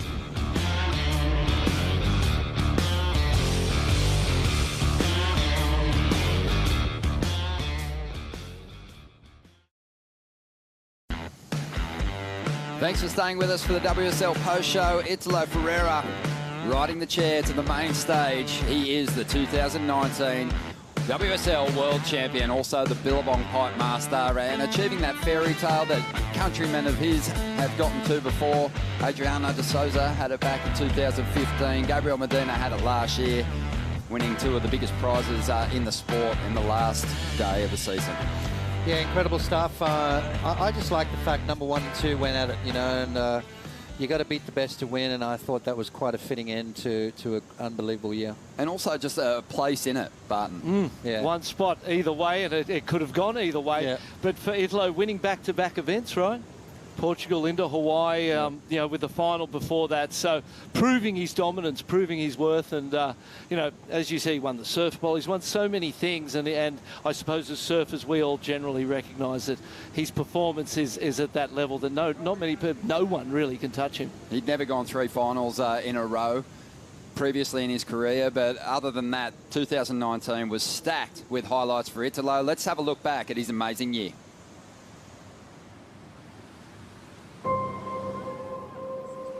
Scores dropping through for Italo Ferreira. Now looking at this form of this man, he brings so much energy. Also brought 3 wins last season, and all of a sudden is a title threat to start. He's going to kick things off in the Jeep Leaders jersey. Your champion of the Quicksilver Pro, Italo Ferreira. What makes Italo so amazing is he's unpredictable. Sometimes that could affect some consistent results. Wearing the Jeep Leaders jersey, which is something that he's had before, but he hasn't been able to hold on to. 3-event winner from last season, yet he wasn't in a world title race. So that says something about what his consistency is lacking. He is rattled beyond belief. People are going to be asking, you know, can he hold his nerve? Can he deal with the pressure? As we see Italo kicking out a 1 for Geordie with priority. Right now, it looks like the judges have deemed it interference. Second scoring wave is a 0. This is a massive one for the whole world title picture. Italo Ferreira's lighting it up, and that's what you got to do against John. To wind up, another opportunity to maybe hit the lip, but he'll get hung up. From first down to fifth is a 10,000 point difference. If we were talking world title contenders, Below A&D, Felipe Toledo, Jordy Smith, Gabriel Medina. there really aren't too many. Italo Ferreira, he's got a shot, but it's an outside shot. Rapid fire from the young Brazilian. Can this guy go on and win himself a world title? Italo Ferreira, runner-up at the Corona Open J-Bay. And for me, the answer is yes. Sunny skies in Lemoore, California. Ferreira, what a showman. Big opportunity for him to start catching up to the top of that Jeep leaderboard. Streaming down the line, Italo Ferreira hacks one off the top, back up into the lip. This guy is one of the best entertainers in the entire world. What a warrior. The guy is unstoppable. This is a fight for the Jeep Leaders jersey. Italo, he's going to have to do something special.